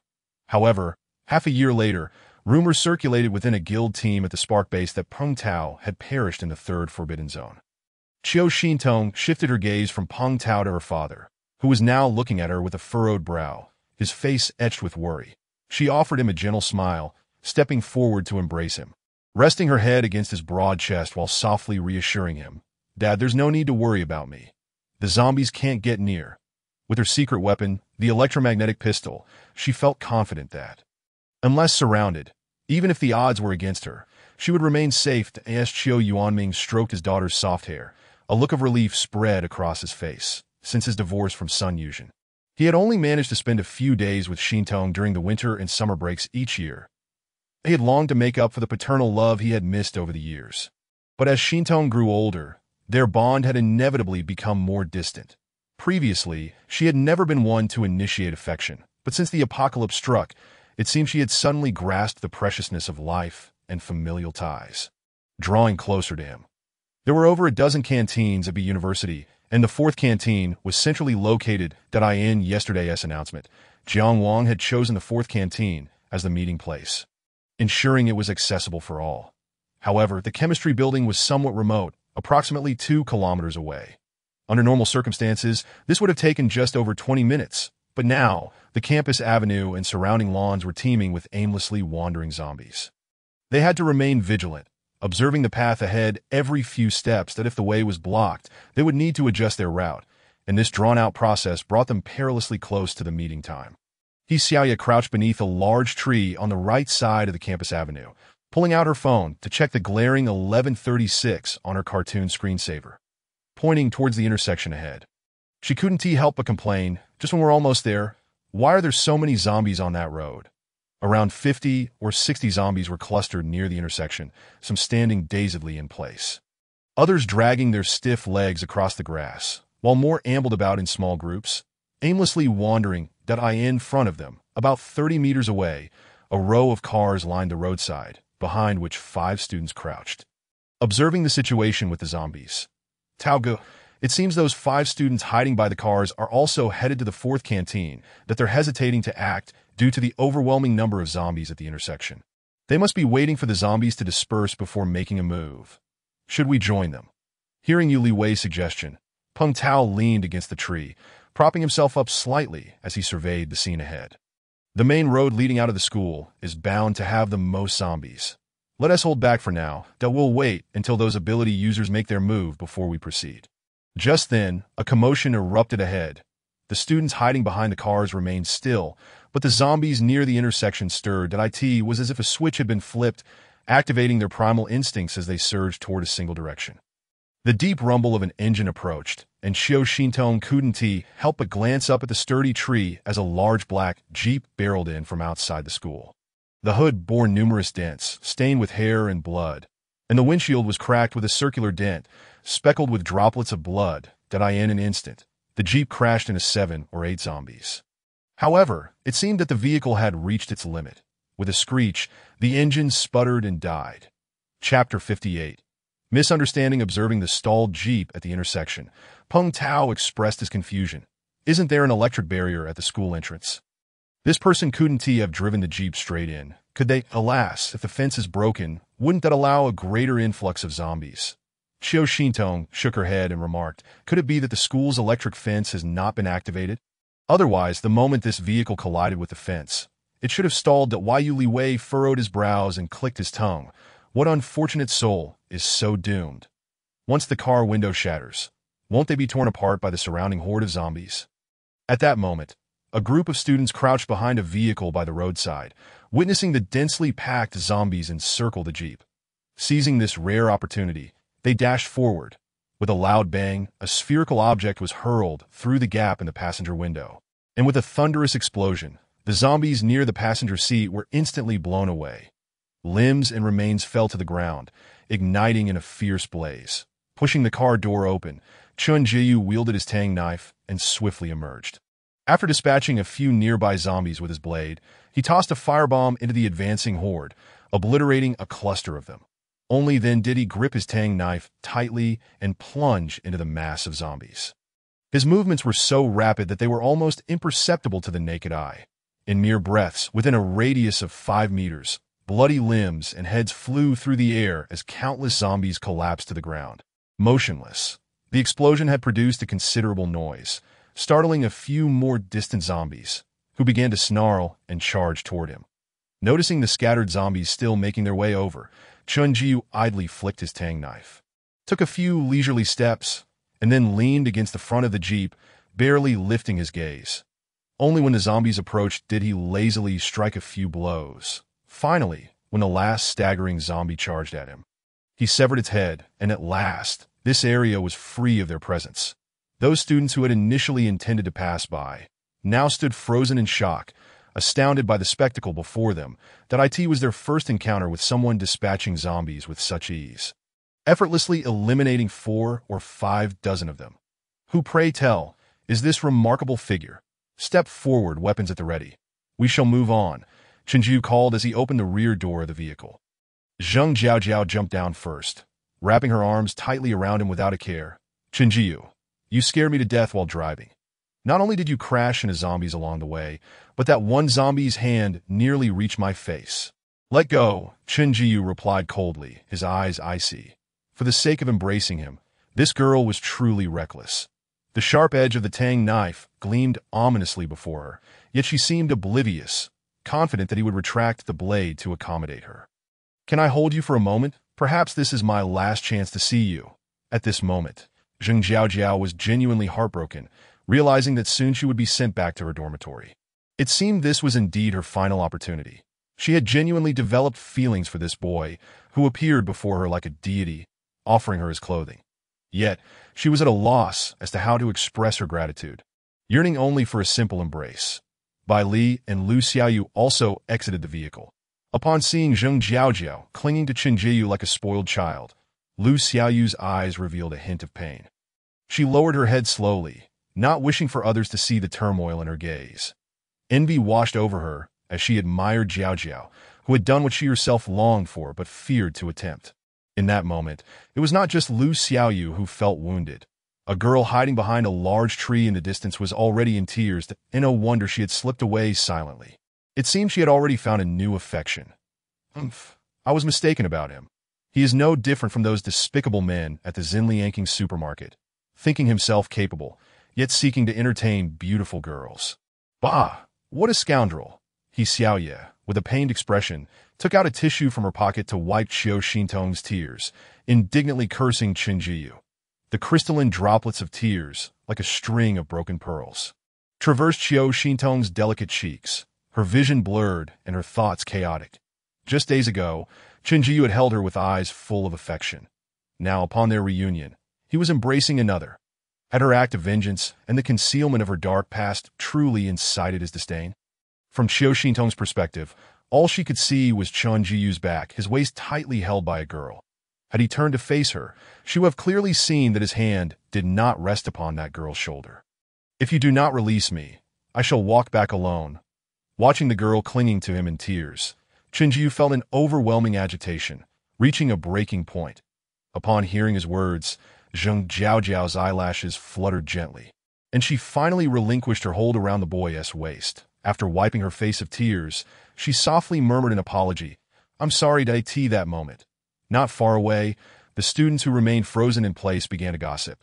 This remarkable figure seems somewhat familiar. I just can't recall where I've seen him. Truly lucky to be surrounded by 3 stunning beauties. Look at them. Each more beautiful than the last, their dresses so pristine. Clearly, they are part of this gentleman's harem. How extravagant! Doesn't he fear being drained of energy? Ah, who cares, as the saying goes. I would rather die beneath the peony blossom than live a dull life. If I had such beautiful girls with me every night, I would willingly exhaust myself completely. Speak quietly, be cautious, lest he hears you and comes over to deal with you. Chinjiyu lifted his gaze toward the group of students who had been murmuring for some time, curious to inquire about the situation near the Fenyuden female dormitory. However, as soon as he opened his mouth, the students fled in a panic as if they had seen a ghost, seeing them sprint away inexplicably. Chinjiyu turned in disbelief and opened the jeep's trunk, gazing at the neatly stacked boxes and 6 packs of Waha purified water. The 3 girls approached to help, but after each carrying 1 box, they hesitated to take anything more. In truth, beneath the surface, the man in the black vest had prepared a box of weapons for them. Watermelon knives, iron rods, and fire axes. Bailey glanced at the remaining supplies in the trunk with reluctance and said to Chinjiyu, "What should we do? The vehicle is broken, and there are so many supplies. How can we transport them?" Chinjiyu briefly surveyed the items they were holding, taking only a few packs of instant noodles weighing 4 or 5 pounds, and replied coolly, "If you cannot carry them, then leave them behind." Seeing that the supplies would indeed be abandoned, the 3 girls displayed pained expressions and hurriedly retrieved more items. As he closed the trunk, Chinjiyu, with a stern countenance, produced a silver plaque, discreetly pressing a concealed slot on it, causing the remaining supplies in the trunk to vanish without a trace. Chapter 59. Encountering Chinyu again by the time Qiu Shintong and the others reached the 4th cafeteria. It was already 12:20. Not only were they late, but behind them trailed a male and a female student, both breathless from their rush. Though the cafeteria's doors were closed, it seemed someone was attentively monitoring the situation outside. Just as they set foot on the long staircase, the doors opened a crack, with someone inside urging, "Why are there still people? Hurry, hurry." The 2 trailing students swiftly ascended the stairs and entered alongside them. Upon entering the cafeteria, a pungent odor of decay assaulted their senses. The outbreak had coincided with mealtime, and many students had been dining within. Before their eyes lay dark brown bloodstains, filthy trays, and a plethora of spoiled remnants. While flies buzzed incessantly around them, the leading boy, who wore thick glasses, secured the door behind them and led the way further inside, intending to ascend to the 2nd floor of the cafeteria. President Jiang and the others were upstairs, and due to the time constraints, the 1st floor had not been cleared. Upon stepping onto the spiral staircase, they could indeed hear muffled voices from above. The government has designated Qinghu Prison as a base. Without supplies, the school is an isolated island. Even if all the ability users clear out the zombies. Having finished the staircase and entered the 2nd floor of the cafeteria, they found a considerable number of boys and girls already gathered there. Xiaoye tugged at Qiu Shintong, urging her to stand at the back of the line. At that moment, a strikingly handsome boy turned his head, and upon recognizing Qiu Shintong, his face lit up with delight. Qiu Shintong lifted her slightly swollen eyes and smiled at Chinyu, acknowledging him. However, under the warmth of Chinyu's radiant smile and fervent gaze, she turned her face away, deliberately avoiding his intense gaze. A fleeting shadow of disappointment flickered in Chinyu's eyes. After smiling, he turned his head back. Jiang Wang, holding a small microphone, stood seriously at a dining table, declaring, "Now, everyone's primary task is to gather enough supplies and devise a way to reach Qinghu Prison. The individuals gifted with extraordinary abilities are forbidden from engaging in combat. They must join forces to navigate the challenges that lie ahead in light of the water contamination crisis. Each team is required to ensure the presence of at least 1 water-based ability wielder for logistical support. Please report the names and abilities of all participants. Should any team possess an abundance of ability wielders, we will arrange for some of the unawakened survivors to accompany your group beyond the city limits. The greater the gift bestowed by the heavens, the weightier the mission that follows. May we all remain true to our original aspirations, utilizing our abilities for noble purposes, for only through the flourishing of society can we hope for revival." As the meeting concluded, each individual inscribed their abilities, but after Qiu Shintong filled in her details, She merely noted her water-based ability in the corresponding field that in the end, Jiang Wang's assistant, a bespectacled girl with shoulder-length hair, presented the completed forms to him. Upon seeing the unique abilities of spiritual, healing, and lightning manipulation inscribed, Jiang Wang's dark eyes visibly brightened. May I invite Wu Jianhao, Zhao Xue, and Guan Feifei to step forward? With Jiang Wang's voice tinged with surprise, the previously loud crowd fell silent. Among the throng, two students slowly emerged, drawing the attention of nearly everyone present. After a brief pause, Jiang Wang inquired, "Is Zhao Xue not in attendance?" He Xiaoye raised her hand, slightly flushed, and informed Jiang Wang, "President Jiang, I assisted Zhao Xue in filling out her information. She must have had an urgent matter that required her to leave the campus. Rest assured, the information is accurate. Xue possesses a light green orb, which is markedly different from the deep green orb associated with wood abilities. She indeed has acquired healing powers." Whispers began to circulate in the crowd. "Wow, I've only seen Guan Feifei's lightning abilities. What can healing abilities do? Can they cure ailments?" At that moment, a male voice exclaimed in delight. "What? They can cure ailments? Does anyone know Zhao Xue? Please introduce me. I've been suffering from hemorrhoids for days and cannot get to a hospital. Zhao Fan, would you like me to send you a golden blade to take care of that? Get lost. How is it possible to leave the campus? This healing ability wielder is impressive. Hey, what kind of ability is the spiritual one?" Upon hearing that Zhao Xue was absent from the meeting, Jiang Wang's expression briefly shifted to disappointment before he regained his composure and turned his attention to Wu Jianhao and Guan Feifei. "After the meeting, may I ask the two of you to remain for a moment? I have something significant to discuss with you." Qiu Xintong cast her gaze downward, understanding Jiang Wang's intentions for retaining the two unique ability wielders. They were to form a team of ability wielders to venture outside the campus in search of vehicles and fuel, with the goal of transporting all survivors within the campus to Qinghu Prison. Although they had indeed located a considerable amount of vehicles and fuel, the real danger awaited them on the highway leading to Qinghu Prison. After driving for over an hour, they began to encounter a series of haphazardly parked cars along the roadside. They found it peculiar but paid it little mind until they reached an elevated bridge, where a horrifying scene unfolded before them that an endless line of abandoned vehicles completely filled the bridge, leaving not even a sliver of space to pass. It was at this moment that everyone realized the road ahead was impassable. Subsequently, they discovered that numerous zombies had appeared on the bridge. Surging toward their vehicles, countless students behind the wheels succumbed to panic. As they attempted to retreat, those behind remained oblivious to the chaos unfolding ahead. The utter lack of order, fueled by the terror of those in front, resulted in a chaotic pileup of vehicles, collisions, and flames. As the zombies drew nearer, they ultimately abandoned their cars, pushing and shoving each other in a desperate bid for survival, trampling over one another. The once orderly bridge now resembled a dilapidated parking lot. In the midst of the turmoil, Qiu Xintong was knocked to the ground. As those fleeing trampled over her, a male student, in his frantic escape, stepped on her ankle as he ran past in her agony. It was Qin Yu who pulled her up, shielding her as they fled. Ultimately, as the zombies closed in, he chose to stand before the horde, sacrificing his own safety to buy her time, even at the cost of exhausting his abilities. Qiu Xintong lifted her glistening almond-shaped eyes to gaze at the tall figure ahead, her heart awash with guilt. She understood that this boy harbored feelings for her, yet she always seemed to bring him misfortune. The tragedies of his past life, all stemming from her actions. Thus, in this lifetime, the greatest protection she could offer him was to keep her distance. "I'm sorry, Qin Yu, I hope in this life you find a fulfilling and beautiful conclusion." Chapter 60. Call out foster father twice to hear it in the girls' dormitory. Floor 4. Lu Xiaoyu pushed open the door to room 402.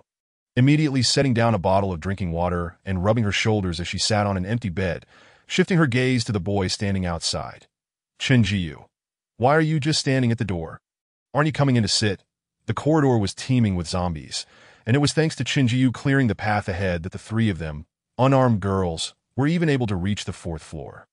Bailey also set down her 2 cups of instant noodles, tearfully voicing her complaints to her 2 friends. We only have so little food. How long can it last? There are so many supplies left in the vehicle." "Oh, it hurts my heart. Zheng Jiaojiao placed a box of instant rice porridge and self-heating rice on the innermost bed before glancing at the door. Her eyes slightly reddened, her voice subdued. Are we really never going to see each other again? As soon as she finished speaking, her two friends nervously turned their gazes toward Chen Jiyu, their eyes filled with anticipation. That I don't know, Chen Jiyu replied calmly. Perhaps we will meet again. After all, if the bowl-cut boy discovers that his dream goddess, Bai Li, is right here, he would likely want to camp out at room 402, eager to serve her at any moment. Thinking of his three roommates, he wondered how they were faring, but he should also distribute the ability summoning cards from his backpack to them. Chen Jiyu lazily lifted his gaze to Bai Li. Hey, before I leave, don't you have something to return to me? Upon hearing this, Bai Li's eyes widened, and she quickly took off her leather backpack. Clutching it tightly to her chest, "No way. I'm not giving it back." Sister Cheong said this dagger can cut through iron like mud. It's too dangerous for us three girls to be without a weapon. The Sister Cheong she mentioned was the short-haired woman who had slain 4 men behind Chen Jiyu. Chen Jiyu let out a cold laugh, recalling his professor's favorite saying, "Only women and petty men are difficult to raise." That dagger was his initial weapon granted by the system. Chen Jiyu's previously languid gaze sharpened, his voice turning icy. "Give it to me. I won't ask a second time." Hearing the sudden chill in his tone, Bai Li's eyes reddened as she reluctantly tossed the entire backpack to him. Fine, fine. Take it. Why are you so fierce? The weapons in the vehicle are so heavy. We need to carry these supplies. We don't even have a wooden stick now. If zombies come, we might as well wait for death." Before she could finish her frustrated words, she suddenly felt a small silver piece added to her hands. Bai Li examined the silver piece, marveling at its peculiar texture, and when she flipped it to the other side, her fingers pressed down on a small protrusion that moment. It felt as though she had been immobilized, her eyes wide open and unblinking. Chen Jiyu frowned, handing her a cubic storage token before opening her pink backpack, successfully locating the dagger, which had been wrapped in a scarf multiple times. Just as he pulled out the dagger, Bai Li's trembling voice broke through the silence. "Chen Jiyu, where did this come from? My older brother gave it to me." Chen Jiyu did not look up as he unwrapped the scarf from the dagger. Bai Li's voice was filled with excitement. "You have an older brother. Who is he? Is he even more formidable than you?" At that moment, the two other girls looked at Bai Li in surprise. Puzzled by her emotional fluctuations, they then simultaneously turned their gazes to the small silver piece she clutched tightly in her hand. "His name is Wu Wenliang. He has liked you for a long time. Yes, he is much more powerful than I am. If fate allows, you will meet him." After uttering those final words, Chen Jiyu closed the door to their room and turned to leave that moment. An image of a mysterious and valiant man began to take shape in Bai Li's mind. In the boys' dormitory of Xiangxia Community, meanwhile, Chen Jiyu skillfully dispatched a few wandering zombies in the corridor, stowing away his dark golden tang knife, and knocked on the door adorned with a plaque of the 308 Male God Club. "Is anyone there?" Bowl cut. Isha, Ruofeng, with a sudden creak, the door was opened by the impassive figure known as Guogai. Just as Chen Jiyu managed to muster a faint smile, he was yanked inside. In that moment, what awaited him was not the long-awaited warm embrace of a roommate, but rather an oversized bed sheet. The sheet descended upon him like a shroud, and as it enveloped his head, his 3 aggrieved roommates unleashed a flurry of punches and kicks. Well, Chindog, we thought you had perished. It's been a week. And only now do you decide to return. You scoundrel." Guogai summoned us back to the dormitory without uttering a word, leaving me so famished I almost gnawed on my belt. Damn it. As Chen Jiyu struggled to tear the bedsheet away, Guogai plopped down upon him, bellowing, "Chindog, behold my might." Witnessing a hefty posterior hurtling towards his face, Chen Jiyu's pupils constricted, and he swiftly evaded. Immediately, the floor resonated with Guogai's lament. "Ouch, that hurt my backside," after surveying his companions. Chen Jiyu raised an eyebrow and remarked, "Well, my friends, is this truly how you welcome your esteemed guardian? Guardian, have you no shame?" Lin Ruofeng scoffed, rolling his eyes and tilting his head aside. Wang Shuan narrowed his beautiful phoenix eyes and fixed a cold glare upon him, letting out a disdainful snort. Guogai rubbed his rear as he stood up, fuming. "Guardian? Bah! You abandoned your brothers to run off with that wretched Xiao Xintong, and only now do you remember us. It's all your fault for telling us to hide in the dormitory, causing us to miss the chance to find ability orbs. Now, all the orbs at school have been snatched away. Chindog, you owe me for the losses. Observing Guogai's woeful countenance, Chinju couldn't help but smirk, his mood lifting considerably. Then a disdainful smile curled upon his crimson lips. What value do those low-tier ability orbs hold? What was there to snatch? At this, the three roommates exchanged glances, astonished that Chinju would utter such audacious words. He reclined back upon his bed, and his roommates felt a surge of curiosity, waiting for Chinju to elaborate. However, upon glancing over, they found him sprawled on his bed, appearing ready to drift off to sleep, which incited their ire. Just as they were about to roll up their sleeves and give him a piece of their minds, Chinju turned his handsome face towards them, his peach blossom eyes half squinting with a fox-like grin. Let me hear you call me Guardian a few times, and I shall reward you with S-class abilities. At that moment, 3 black gold cards materialized in his hands, with the backs facing his roommates.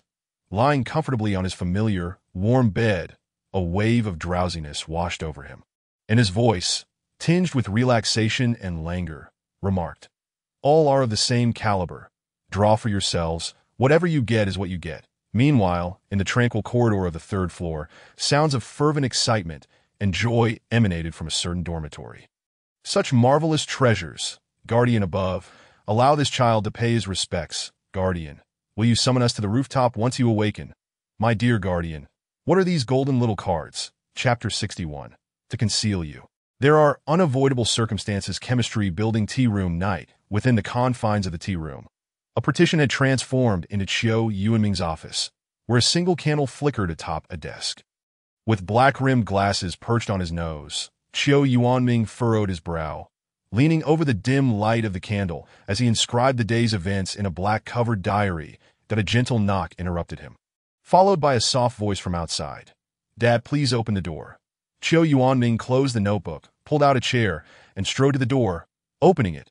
"Shintong, why are you still awake at this hour?" The candle on his desk was a cheap, aromatic one sourced from a nearby convenience store, casting a faint light that barely illuminated the room, accompanied by a rather pungent odor. Chiu Shintong lowered her lashes, sharing her concerns with her father. "You already know about our meeting's agenda from Xiaoya. Once we secure transportation, the school plans to head to Qinghu Prison. However, Dad, I've had another premonition. This dream warned us against taking the highway to Qinghu Prison." Noticing the deepening furrow in Chiu Yuanming's brow, Chiu Shintong continued, "In my dream, we traveled along the highway outside the city, where it became clogged with an interminable line of vehicles at a point beneath an overpass.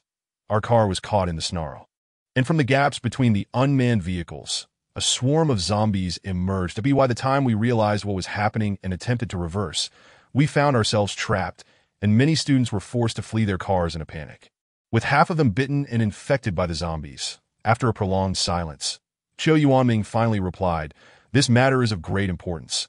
A mere dream will not convince others. After the school's zombie cleanup is mostly complete, I will consult Professor Qin and the others that if they refuse to listen, we shall take a detour via the National Road." Chiu Yuanming believed in his daughter that on the very first day of the apocalypse, Shintong had called him, warning him about the arrival of ability orbs and meteor showers. Although there was a slight timing discrepancy, the subsequent events unfolded precisely as she had predicted. Today, Chiu Shintong exited the tea room. The full moon cast a gentle glow upon the horizon. She stepped onto the floor, glimmering as if coated in silver, and pushed open the door to the large office opposite her. Suddenly, a powerful force yanked her arm into an embrace, and as she struggled, she caught a whiff of a familiar, crisp scent. Recognizing him, Chiu Shintong felt a surge of anger and bit down on his wrist. "Oh, are you upset?" came his familiar, magnetic voice. The more she struggled, the more anxious she became as she glanced at Xiaoya, who lay on the low cushion inside. "That I sprinkled a bit of sedative powder. She's currently in a deep slumber," with her eyes slightly reddened. Chiu Shintong's soft voice carried a hint of grievance. "Haven't we already broken up? You said such final words. Why come looking for me?" At that moment, Chinju felt as if his heart was being squeezed, making it difficult to breathe. That he tightened his hold around her waist, bringing his exquisite lips closer to her hair, savoring her familiar fragrance, which eased his heart somewhat. "Shintong, dear, let us step outside and talk." Suddenly realizing something, Chiu Shintong's eyes widened. "The fire escape doors are locked. How did you get in?" "Come with me." Before she could refuse, Chinju forcefully grasped her hand and led her to a certain spot in the corridor. As they halted by the railing, Chiu Shintong glanced down to see a vast expanse of dark grass below. "Hold on tight." Chen Jiu scooped her up in a princess carry, and as she finally processed what was happening, her eyes widened in shock. "You intend to jump down with me? This is at least 4 meters off the ground. Don't be afraid. Hold on tight." Chen Jiu gently reassured her, his voice laced with an almost imperceptible tenderness. Chiu Shintong had no choice but to close her eyes, burying her face in his embrace, clutching tightly to his shoulder. Uncertain of how Chen Jiu leapt with her, she only felt the rush of wind past her ears before he gently set her down. And she realized she was indeed standing on the soft grass. Although all ability users had enhanced physiques, Chiu Shintong could distinctly sense that her stamina had improved significantly. However, a drop from 4 meters, given her current first-tier abilities, would merely ensure she landed unscathed. Moreover, Chen Jiu was carrying her and had leaped over the railing, which stood over a meter high. By all calculations, he had jumped at least 5 meters while holding her. Just a week into the apocalypse, had Chen Jiu already ascended a tier? How could his advancement be so rapid? Clearly, in his previous life, Peng Tao and Xin Wei had only reached the 2nd tier a month later when the acid rain arrived. Chiu Shintong gazed at Chen Jiu in disbelief, only to find his gaze fixated on the grass, seemingly assessing its dimensions. Moments later, a miniature version of a room appeared in his hand. After taking a few steps back, he crouched down to place this diminutive room on the lawn. Suddenly, the tiny room vanished, yet the entire expanse of grass seemed to dip slightly. Chiu Shintong could not discern what lay upon the lawn, but Chen Jiu could see it, for a semi-transparent room had materialized upon the grass. This was an item he had drawn a few days prior, that limited-time safe house in imitation of a suite from a hotel on Blue Star. Upon activation, the room initiates a countdown of 100 hours. The owner's rights can be transferred, and the room actively shields against all external disturbances, rendering it impervious to any monster attacks. Time halts when the room is unoccupied, and the safe house can be reclaimed at any moment. After residing for 100 hours, the safe house will automatically disappear. As Chen Jiu gently pushed open the translucent door, he pulled Chiu Shintong inside. Aware of the peculiar items often found in Chen Jiu's possession, Chiu Shintong was nonetheless astonished to discover that he could conjure even such a luxurious hotel suite. This peculiar room was invisible from the outside. Passers-by would remain oblivious, yet every corner within exuded an air of exquisite simplicity. Upon entering, one would find a luggage rack and a wardrobe, with a living room unfolding before them. A sumptuous silver-white sofa was nestled against the wall, accompanied by a minimalist white coffee table in front. On the opposite wall hung a curtain that shimmered with a silver glow, its purpose unknown, yet it certainly was not a television. To the right, a white wooden door likely led to a bedroom, while at the far end, a large frosted glass panel presumably concealed a bathroom. Remarkably, there were no visible light fixtures within the room, yet the walls emanated a warm glow, illuminating the entire space with brilliance. Against the wall by the sofa, a countdown timer read, 99, 59, 51. Observing Chen Jiu lead her toward the sofa, Chiu Shintong forcefully broke free from his grasp, her voice laced with cold indifference. "What are you bringing me here for?" However, Chen Jiu embraced her tightly, holding her captive in his arms. Noticing her continued struggle, he leaned closer to her ear and softly coaxed. "I know you didn't rest well on the mat. I brought you here to rest." Chiu Shintong's eyes reddened once more. "Why do you care? We clearly have no relationship anymore. Didn't we break up? Have you forgotten?" Chen Jiu's heart sank, the brilliance in his eyes filled with countless deep affections, dimming abruptly. His once soothing voice now seemed to falter. "Shintong, I was wrong. I'm sorry." Hearing his careful apology only deepened Chiu Shintong's sense of grievance. She lifted her tear-streaked gaze to him, tears cascading down like a torrential downpour. "Jiu, why did you leave me without a word? Was it because I killed Li Jinhua? Do you know? I concealed it from you out of necessity. A kind of anguish I would rather die than reveal." In that moment, Chiu Shintong, as if struck by a sudden realization, wept bitterly in his embrace, gasping for breath as if to purge all the suffering she had endured in her past life. The girl clutched him tightly, akin to a drowning person grasping a piece of driftwood. Her tears soaked through his shirt, leaving a large wet patch. He closed his eyes in discomfort, a familiar suffocating sensation gripping his heart, tormenting him with unbearable pain. Chapter 62. Do not soil your hands. With his head slightly bowed, Chinjiu gazed at her with deep, tender eyes. When her sobs softened, he cupped her tear-streaked face, gently wiping away her tears with his fingertips, his voice low and somewhat hoarse. Shintong, I was wrong. I should have trusted you unconditionally. I was angry for 2 reasons. First, your concealment from me. Given my honesty toward you, I believed you would reciprocate in kind.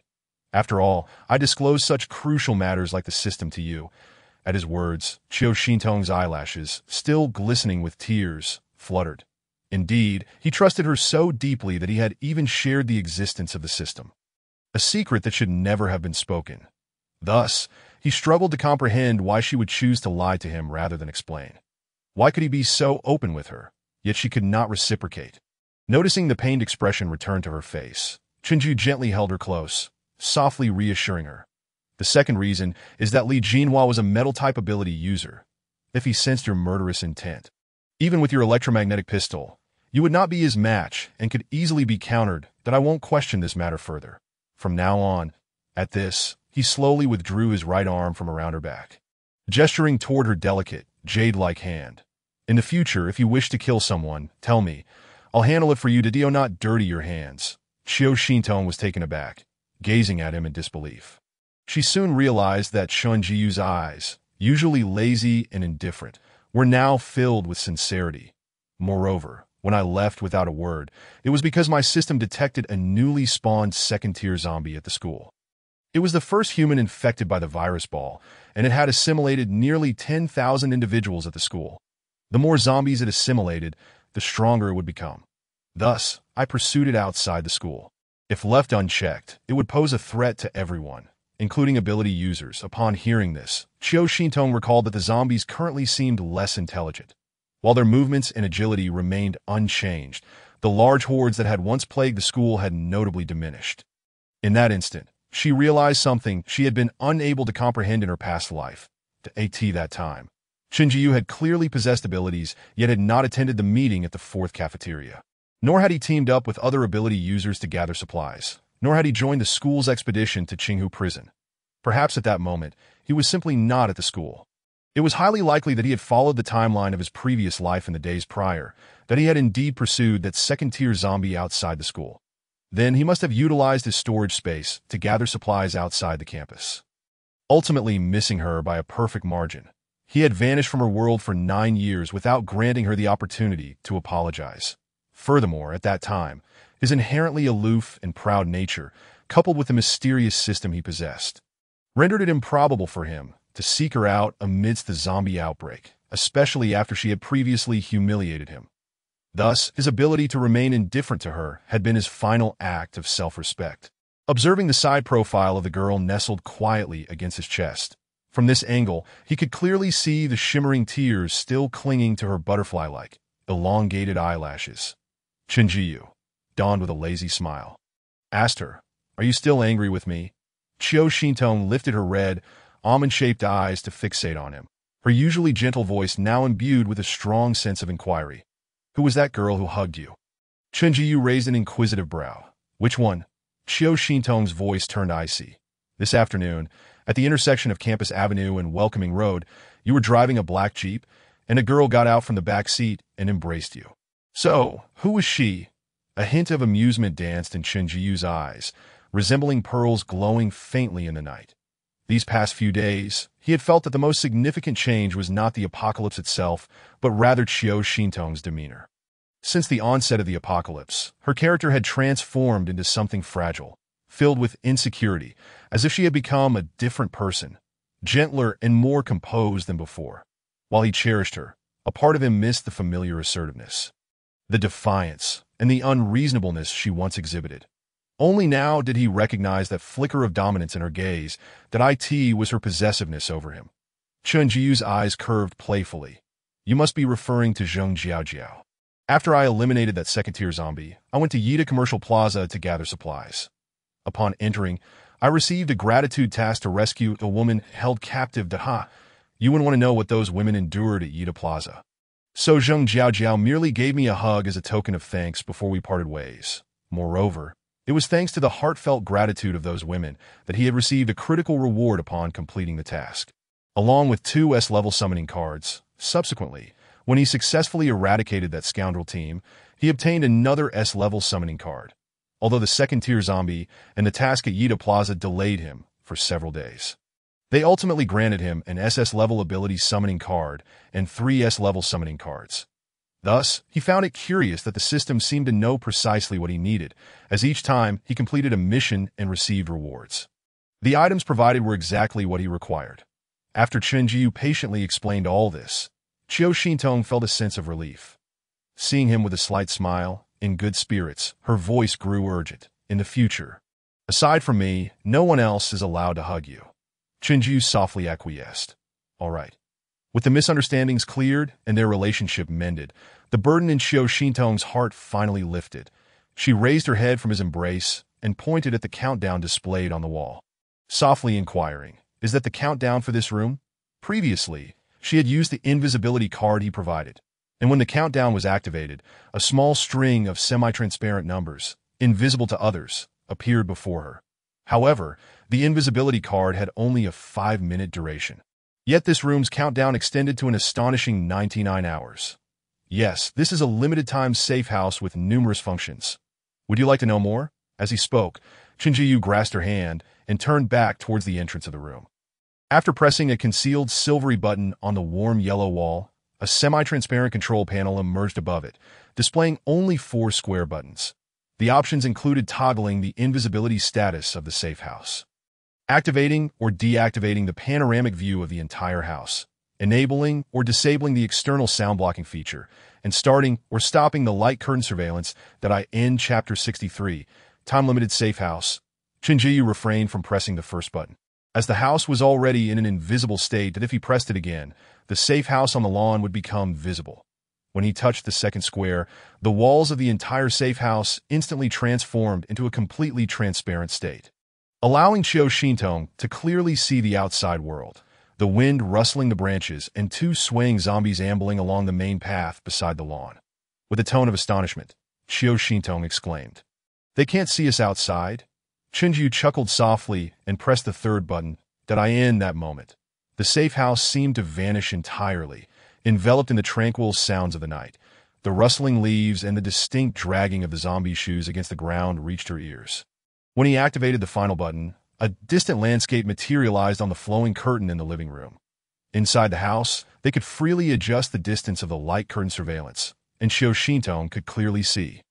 Approximately 100 meters away, the entrance on the right side of the teaching building where 2 dismembered zombie bodies lay. Thus, with the 4th button, the house could function as a massive camera, adjustable for proximity. With a languid smile, Chen Jiu said, "I will transfer the authority of this safe house to you that I end the future. Even if I am not by your side, you can retreat here if you encounter any danger while waiting for my return. Tomorrow, my roommates and I have planned to venture out in search of supplies, and we want to return until late, possibly for several consecutive days. Therefore, we do not intend to visit Qinghu Prison. What about you, Xintong? Would you like to come with me?" Qiu Xintong slowly raised her gaze to Chen Jiu. It was true that every corner of Haiqing was plastered with leaflets dropped by government helicopters, fervently urging citizens and ability users to seek refuge at designated safe points. However, these locations merely ensured the basic safety of ordinary individuals and ability users. Yet, Chen Jiu's strength rendered him entirely self-sufficient in terms of safety. With his enigmatic abilities, what place in Haiqing was beyond his reach? Even the resources of the entire city would be but a simple acquisition for him. Moreover, soon after, with the onset of acid rain, earthquakes became rampant, and the southern and northern cities of Blue Star were shrouded in intense radiation, with freshwater resources severely polluted. Countless once thriving steel skyscrapers were now tightly entwined with wildly growing vines, transforming into a primordial forest within just a year. Haiqing was merely one among them. Even if Chen Jiu chose not to gather resources in Haiqing, those supplies would simply fade into the earth, becoming sustenance for those peculiar plants. Yet, she could not accompany Chen Jiu. If she did not go to Qinghu Prison, she would not encounter Sun Yuzhen. When Sun Yuzhen discovered that the government had designated Qinghu Prison as the safe point for Haiqing, she invested immense effort to reach there. Before the outbreak of the zombies, Sun Yuzhen was in M City, which, although not far from Haicheng, was still a full 700 kilometers away. Later, upon hearing Sun Yuzhen recount the arduous journey, she learned that after taking a helicopter and then switching to a car and losing an ability user who was protecting her, she finally arrived at Qinghu Prison. Thus, when she saw herself still alive, she trembled with excitement, both crying and laughing. After a prolonged silence, Qiu Xintong lifted her eyes, glistening with moisture, and spoke with a soft but helpless tone. "Jiu, my mother knows that if I am alive, she will surely go to Qinghu Prison, so I must leave with my father and the others." Most importantly, she needed to go to Qinghu Prison to prevent her mother from meeting Luan. Qinghu Prison had a rule. Ability users were not required to surrender supplies, but they would be assigned tasks, and upon completion, they could exchange contribution points for a residence permit. Ordinary residents of Qinghu Prison had to continuously provide supplies to extend their residence permit. Her father, due to his status as a professor, was assigned by the safe point to a nearby town to test freshwater resources, leaving her and Sun Yuzhen behind at that time. Neither she nor Sun Yuzhen had abilities. And even though they did not need to surrender supplies to obtain a residence permit, they still had to search for food in nearby towns daily. Within the Qinghu safe point, many male ability users coveted Sun Yuzhen, the star, offering supplies in exchange for her body. However, her mother, a pampered celebrity, held herself in high regard and looked down upon such propositions. Even in her fallen state, she could not tolerate being humiliated by these unscrupulous men, and her fiery temper led her to offend many. Although there were rules against internal conflict at the safe point, alleviating fears of retaliation from those ability users, one day, Sun Yuzhen vanished the moment she stepped outside the safe point. This disappearance lasted 2 days, and when Sun Yuzhen returned, she said nothing, her body covered in bruises that time. No one knew what she had endured. Subsequently, Sun Yuzhen fell gravely ill. The medications within the safe point were exorbitantly priced, and they lacked sufficient supplies to trade for them. In desperation to secure medicine for Sun Yuzhen, Qiu Xintong traded her own purity. The thought of this filled Qiu Xintong's heart with a pang of bitterness. That day, her mother, after taking the medicine, held her and wept, insisting they leave for a safer place, a more distant base of the flamed seed. Later, after her mother recovered and joined her in searching for supplies, she suddenly went missing. Qiu Xintong frantically searched but was unable to find her mother. Eventually, when they reunited, Sun Yuzhen had already become Luan's woman at the Flame Seed base at that time. Sun Yuzhen joyfully told her that she had found true love, that Luan had saved her in a moment of life and death, carrying her to the Flame Seed base while she was unconscious. Because they had previously agreed to settle at the Flame Seed base, Sun Yuzhen had been waiting for her there that moment.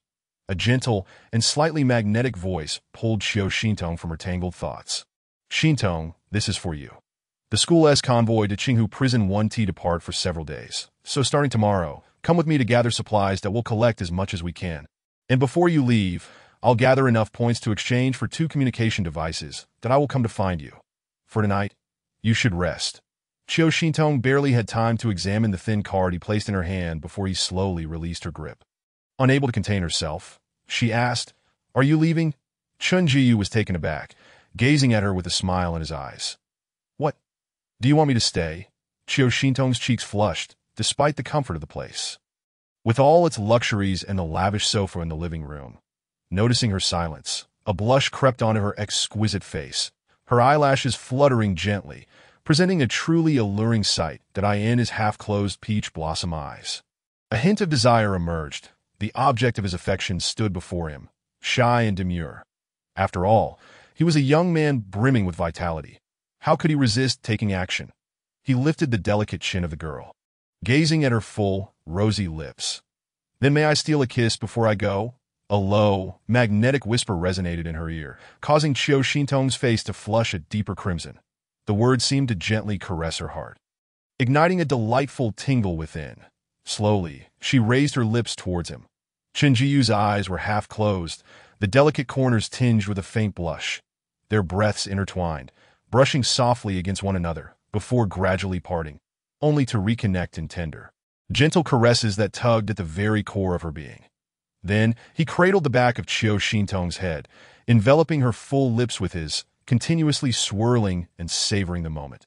The heat of his breath sent shivers down her spine, rendering her somewhat unsteady, forcing her to instinctively rest her hands on his shoulders for support. His kisses deepened, soft yet insistent, each inch a subtle demand that left her breathless and overwhelmed. Chen Jiyu's hand slipped beneath the hem of her clothing, exploring the softness of her slender waist, teasingly grazing her porcelain skin, while his kisses wandered from her lips to her neck and behind her ears. His fingers gradually ascended, reaching that forbidden softness ensnared by lace.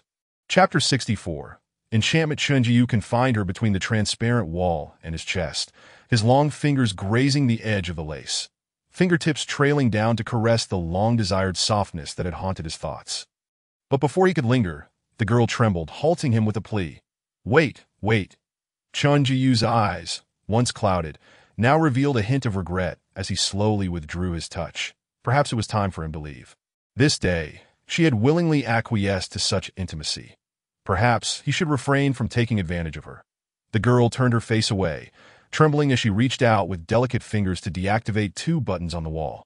Then softly exhaled, "The room is a bit dark. I've turned off the transparency and sound suppression that I in the absence of total transparency." She felt somewhat uneasy engaging in such intimate kisses with him. Once the buttons were pressed, the warm glow of the walls reappeared, restoring the room to its original state. "Well, I'll take my leave. You should wash up and rest." "I've already washed up," without waiting for him to finish. The girl replied a bit anxiously. "All right then, good night." Yet, just as they were about to part, Qiu Xintong hesitantly grasped his hand, her eyelashes fluttering slightly. "Do you want to?" Upon hearing those words, Chen Jiyu's pupils widened in disbelief, his body trembling at her proposition. Observing the girl in his embrace, her cheeks flushed and breath uneven, he suddenly laughed. "Do you know what you're suggesting?" Qiu Xintong took several heavy breaths, her hazy almond eyes flashing with determination. "I do. It's exactly what you're thinking." At that moment, she recalled her past life, a memory she wished to forget, but a pang of bitterness surged within her heart, remembering how she had hastily surrendered her cherished first time to a stranger. Thankfully, in this lifetime, she was pure and whole. She genuinely wished to give herself to him. The girl before him trembled slightly, her gaze brimming with earnestness. Chen Jiyu, with his soulful peach blossom eyes, silently regarded her. "Don't regret it," she replied softly. I wanted at a subtle smile graced Chen Jiyu's lips, his starry eyes concealing boundless surprise as he leaned closer, half closing his eyes, his fingers weaving through her silken hair. Once more cradling the back of her head, capturing her full lips that shimmered like water under moonlight, tenderly responding to her. Their kiss deepened, from soft to fervent, steeped in ambiguity and sweetness. He lifted her, supporting her hips as her legs draped over his strong waist, and together they traversed the living room. Upon pushing open the white door, he gently laid her on the bed, his body pressing down upon hers. He kissed her slightly swollen lips with fervor, his hands no longer content to merely graze her skin through fabric. He tenderly removed her thin, white cotton garment, revealing the body he had longed for. Pure and delicate, as the last piece of lace fell to the floor, Chen Jiyu's gaze darkened, filled with a lustful yearning. Her figure was slender and soft, yet her chest was abundantly full, too much for his hands to encompass. The sensation exquisitely smooth, bare, he revealed his own well-toned physique, a hint of anxiety visible beneath the tousled strands of hair, beads of sweat forming on his forehead. Qiu Xintong, pinned beneath him, acutely sensed the boy's remarkable physical response. She turned her head slightly, breathing gently, exposing her graceful neck, her damp hair falling messily against her cheek. At that moment, her peripheral vision inadvertently caught sight of his lower abdomen, a sight that was perhaps too ample. She was taken aback, her brow furrowing slightly, a sense of trepidation washing over her as the moment approached. Chen Jiyu, hovering above her, gently lifted the disheveled strands of hair from her cheek, kissing her with tenderness and care. His voice a husky whisper, "Don't be afraid. I'll be gentle." Yet moments later, he gazed at her in disbelief, her face flushed. Did it happen so quickly? This isn't right. Qiu Xintong breathed heavily, her voice soft and laced with urgency. "Go wash up, then sleep." Lowering her gaze, she was acutely aware of her own unique body. 10 years ago, Sun Yuzhen had brought an elderly woman with white hair to examine her. Sun Yuzhen led the woman into her room. Closing the door behind them, the woman thoroughly examined her body, then whispered something to Sun Yuzhen. Upon receiving a nod, she removed her silver thread gloves, revealing a dry but elongated hand. Her fingers were grotesquely thin, far exceeding the length a normal person could achieve. She instructed Qiu Xintong to undress and lie on the bed. Initially oblivious to the woman's intentions, Qiu Xintong resisted as she felt the woman's slender fingers encroach upon her. Only when Sun Yuzhen, visibly displeased, ordered her to remain still did she, with a face full of humiliation, allow the woman to continue her examination. After completing the assessment, the woman donned her special silver thread gloves, beaming as she congratulated Sun Yuzhen. "Congratulations, Miss Sun. Your daughter truly inherited your physique. A natural allured, no man can withstand her for more than 3 minutes, unless he possesses extraordinary talents." Facing the woman's flattery, Sun Yuzhen's expression remained indifferent, revealing no hint of emotion. "0.2 million will be transferred to your account. Please keep this matter confidential. Rest assured, Miss Sun, I am aware that your daughter's figure is exceptionally proportionate and delicate, destined to be a rare beauty, indeed, a rare, exquisite woman. Congratulations." After dismissing the woman, Sun Yuzhen turned to Qiu Xintong with a serious expression. "Xintong, pretend you know nothing of this. Before marriage, you must not lose your virtue. I will personally find you a suitable match." Later, during her 18th birthday celebration, Sun Yuzhen extended invitations to countless offspring of prominent families who were of similar age, with intentions that were unmistakably clear. In her circle, the affluent only mingled with their own kind. The tales of princes falling in love with commoners were mere fantasies confined to storybooks. The elite families, with their esteemed status, were inclined solely towards intermarriage among themselves. In Huaxia, the truly powerful families remained hidden from the limelight of television and media. The world was oblivious to their authentic lifestyles. The snippets of information available were merely fragments that they deemed inconsequential and were willing to reveal. Even Sun Yuzhen, despite her 2 decades of toil in the entertainment industry and her status as a household name throughout Huaxia, had amassed nearly 10 billion with the assistance of several influential figures in politics and business, still found herself at the bottom of the social hierarchy among the wealthy. Thus, in her quest to transcend social classes and genuinely integrate into the affluent circle, she placed all her hopes on her daughter. It was to be her most extravagant birthday, held at an exclusive venue where no journalists or paparazzi could intrude, to capture a single photograph that a cake adorned with 9 layers of pink roses stood at the center. Surrounded by an abundance of flowers, balloons, and champagne that a highly renowned makeup artist was commissioned to create her look, and her attire comprised custom-made gowns by Sun Yuzhen herself, complemented by exquisite jewelry from the Bao family. With these adornments costing no less than 100 million on that day, she radiated brilliance, and Lu Chuan was instantly captivated by her. Chapter 65. He truly was a child favored by fate in earlier years. The Lu family business was known as Lu's department store, thriving on the sale of electric fans and televisions. Capitalizing on Huaxia's lenient export policies, Lu Chuan's grandfather ventured to export these appliances to underdeveloped countries, such as those in Africa, thereby amassing his initial fortune. As time progressed, he adeptly navigated the tides of change, utilizing all available liquid assets and bank collateral to penetrate the real estate market. Thus, Lu's department store transformed into the Lu Group. Following this transformation, the business diversified extensively, engaging in nearly every lucrative venture within Huaxia. Lu Chuan epitomized the quintessential second-generation heir, characterized by impulsive and irritable behavior. Prior to his relationship with Qiu Xintong, he had enough girlfriends to fill a table. Not only did he lavish money on his partners, but he also had a penchant for sports cars. With dozens of idle vehicles in his family's garage, and he relished the company of a rowdy entourage, indulging in extravagant spending at upscale bars at that time, Qiu Xintong held little interest in Lu Chuan. However, upon seeing her, Lu Chuan was utterly enchanted. Determined to win her affection, he resolved to change, swiftly severing ties with the numerous fleeting relationships he had and steering clear of the hedonistic nightlife. Replacing his former companions with a more respectable circle of friends at that juncture, her mother, Sun Yuzhen, was also unimpressed by Lu Chuan's character. Yet his wealth was irresistible, and Sun Yuzhen had a fondness for affluence. Consequently, several major projects sponsored by the Lu Group featured Sun Yuzhen as their spokesperson.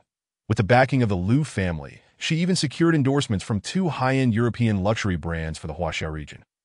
Given the vastness of the Huaxia market, the selection of local representatives by these luxury brands was exceedingly stringent, leading female stars in the entertainment industry to employ various tactics to compete for these coveted endorsements. Some even resorting to self-financed promotions to undermine rivals in Huaxia. While many first-tier female stars existed, there were distinctions in their standing, largely determined by the endorsements they held. Sun Yuzhen, who had maintained her prominence from the age of 20 into her 40s, still holding several high-end European endorsements, was undoubtedly at the pinnacle of the industry. Thus, she felt a surge of pride, believing that if her daughter married into the Liu family, they would provide her with even more resources. As for Sun Yuzhen's feelings towards her daughter, there was indeed love, yet her self-love was paramount. Her journey through the entertainment industry had been fraught with challenges, often facing oppression from senior figures who sought to monopolize resources. Deeply vain, she craved genuine respect from others while simultaneously relishing the view from atop. However, those who stood above others often found it difficult to earn true respect, unless one remained perpetually elevated. The facade of camaraderie would crumble, leading to a swift downfall when the time came. Thus, the Liu family represented a long-term pillar of support for her, that Liu Chuan, in turn, held genuine respect for Qiu Xintong. Even when she expressed her intent to abstain from intimacy before marriage, he readily acquiesced, eagerly anticipating their union following their university graduation. At that time, she believed she would marry Liu Chuan and become his wife. Little did she know, Chen Jiyu would soon complicate matters. It was as if fate had conspired against her. During that period, she found herself inexplicably agreeing to the outrageous demands made by Liu Chuan. As she toyed with Chen Jiyu's affections, it felt as though divine retribution had befallen her. Her fortunes plummeted, leading to an utterly miserable existence, with those around her experiencing similarly tragic fates, not one to easily believe in destiny. The unfolding events compelled her to ponder the truth. Chen Jiyu was undeniably a child favored by fate. Just now, lacking experience, let us try again. His low, magnetic voice lured her. Qiu Xintong found herself once more beneath him. Yet this time, it truly lasted. For a long while he cradled her in his arms, their chests pressed tightly together, feeling the rhythm of each other's heartbeats. They were ensnared in a sensual embrace, as if waves were sweeping over her. At that moment, she recalled her previous life in the Red Moon Tower, where she had been forced to endure the taunts of customers after their encounters. After spending so much essence, it ended so quickly. This woman is truly strange that I have always lasted an hour. Yet, in the end, the value of the experience was undeniable. A few minutes of pleasure surpassed an hour of mundane encounters. He brushed aside the damp strands of hair from her long eyelashes. Qiu Xintong gasped lightly, lifting her somewhat dazed gaze to take in the chiseled contours of his waist and abdomen. Before her eyes traveled up to his exquisitely delicate, almost feminine features. Drops of sweat trickled down his forehead, glistening as they fell onto her body, while his starry, radiant eyes held a wealth of deep affection. Time slipped away, and she lost count of how many times he coaxed her into submission. It felt as though she had tasted the essence of life itself, leading her to faint when she regained consciousness. It seemed as if dawn had arrived. He was already clad in a white shirt, propping himself up on one arm, quietly observing her with delight dancing in his bright, starry eyes. As she slowly opened her eyes, Chen Jiyu, with a gentle smile, said, "Sleep a little longer. I must leave to meet Ashuo and the others." Qiu Xintong recalled that he had made plans with his roommates to gather supplies outside. As she pulled back the soft, thin blanket to rise, she noticed numerous ambiguous red marks adorning her chest, akin to blooming pink flowers on her skin. That a fleeting glimmer passed through Chen Jiyu's eyes, mingling guilt with a hint of pleasure. Qiu Xintong's skin seemed particularly delicate, and he was certain he had not exerted excessive force. Even during their passionate moments, the slender waist he held in his grasp bore faint bruises. After she had fallen asleep, he had applied some ointment to her, yet the efficacy appeared minimal. Chapter 66. SS-class light-type abilities. Under his bright and unambiguous gaze, Qiu Xintong shyly lowered her eyes. Although they had both bared their souls the previous day, a sense of bashfulness lingered, especially since it had been her who had initiated it. Initially, she had planned to join her friends in collecting supplies today. However, She now felt utterly unwell, particularly at this thought. She pulled the blanket up and buried her head beneath it, only to peek out moments later, for she had just caught a glimpse of her clothes from yesterday resting on the other white pillow. Jiyu, could you take me back to the apartment tonight? I wish to stay at my own home for the next few days. Within the confines of the school, there remain numerous individuals endowed with extraordinary abilities as well as survivors. The institution must procure a sufficient number of vehicles and fuel before embarking on their journey to Qinghu Prison. She recalled from her previous life that the school's convoy set forth 4 days later. She had not had the opportunity to return to Tsuehu apartment, and even her attire was borrowed from Isiaya. The female dormitory at B University comprises 6 distinct sections, each designated according to the students' respective majors and academic standings. In recent days, the team of empowered individuals organized by the school has been gradually searching for other living students while simultaneously clearing some dormitory areas. The zombies surrounding Hisiaya's dormitory have also been eradicated. As she does not reside on campus and lacks a change of clothes, she had to accompany Hisiaya to her dormitory to retrieve 2 outfits. However, Hisiaya's undergarments were 2 sizes smaller, rendering them unwearable for her. It was Hisiaya, noticing her embarrassment while she changed, took the initiative to seek out Kai Wenwon, who had a similar physique, and fortuitously borrowed a brand new piece of lingerie still adorned with its tag. Her water-based abilities were rather feeble, insufficient to vanquish zombies, and she had yet to ascend to a level capable of summoning powerful waves. She dared not return to Tsuehu apartment alone, especially given the current chaotic conditions outside, which were undoubtedly more tumultuous than those within the school. "All right, I'll come back to fetch you in the evening," Chinjiyu said with a smile, leaning closer to her and gently placing a kiss on her exposed, fair forehead. Yet as he propped himself up and moved toward the door, he couldn't resist glancing back at her. "Shintong, regarding the ability summoning card I gave you, hold off on summoning it for now. We'll discuss it when I return." Chiyo Shintong nodded. "Yes, it's meant for my father, right?" She recalled that Chunjiyu had previously mentioned assisting her father in acquiring abilities. Chunjiyu paused and replied, "That card is for you. An SS-level light ability. Wonkai mentioned that this kind of ability is incredibly formidable, though it does have a drawback." "Well, let's wait until I come back to elaborate." At that moment, Chiyo Shintong's pupils widened in astonishment.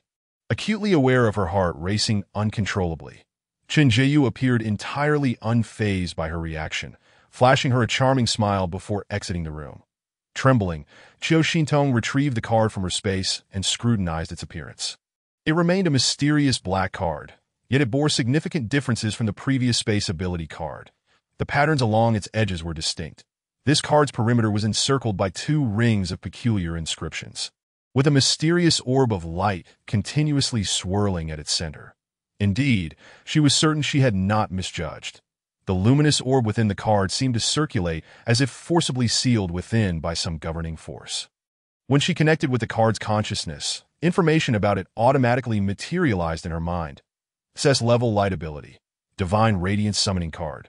The summoning card uses the holder's designated location as an anchor point to summon an ability sphere, which descends approximately 10 seconds later and dissipates automatically after 10 minutes if not reclaimed. Ability Skill 1. Light Condensation. Concentrates the power of light upon a weapon, coating its surface with radiance that can slice through enemy defenses during combat. Note: it can also inflict additional damage to parasitic organisms. Ability Skill 2. Silence. Within the realm of light, it disrupts enemy actions, preventing them from unleashing their full potential. Ability Skill 3. Holy Rain. Releases a sacred rain that rapidly heals wounds and restores abilities under its cover. Ability Skill 4. Divine Shield. Creates a barrier of light to deflect enemy attacks. The light ability can evolve using light essence crystals. Unique ability. Yes or no to summon. In her previous life, Chiyo Shintong spent 8 years at Red Moon Tower. Yet that was in Zone C3, where the residents were merely ordinary individuals with some contribution value to the base, and information was severely limited. She could only glean knowledge of various abilities from the empowered individuals. Yet she had never heard of an S-level ability. An SS-level light ability, such as this, must be exceedingly rare, perhaps even more precious than the rare healing abilities. This light ability, Divine Radiance, encompasses one of the healing ability skills. She had always valued her life dearly. When the ability sphere descended, she had not impulsively reached for those abilities she did not understand. Thus, when she learned that the ability sphere Zhao Yingxue had obtained still existed, she dared to venture onto the rooftop of the chemistry building. She no longer wished to remain an ordinary person, so even if the ability on that rooftop was a low-damage water ability, as long as it bore no virus, she yearned to possess it. That day, when Qin Jiyu gifted her the space ability, she was already overwhelmed with surprise and gratitude. Last night, he had bestowed upon her this unprecedented and invaluable SS-level ability. Haiqing Fuho Street within the Hanyuan Market grain and oil section as the largest logistics and vegetable market center in Haiqing.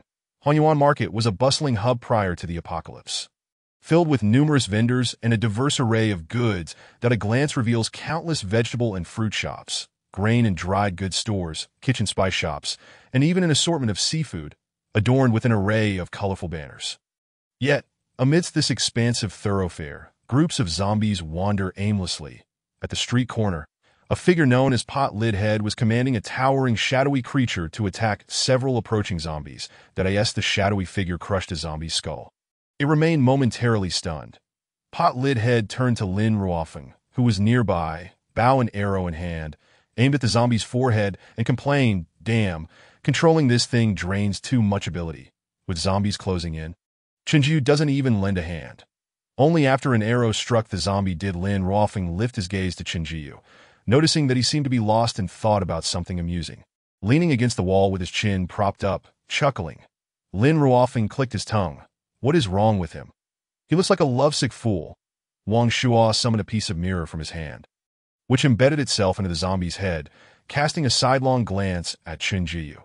Who knows? He didn't come back last night, and now he s like this. Pot Lid Head, exasperated, cursed Qinjiu.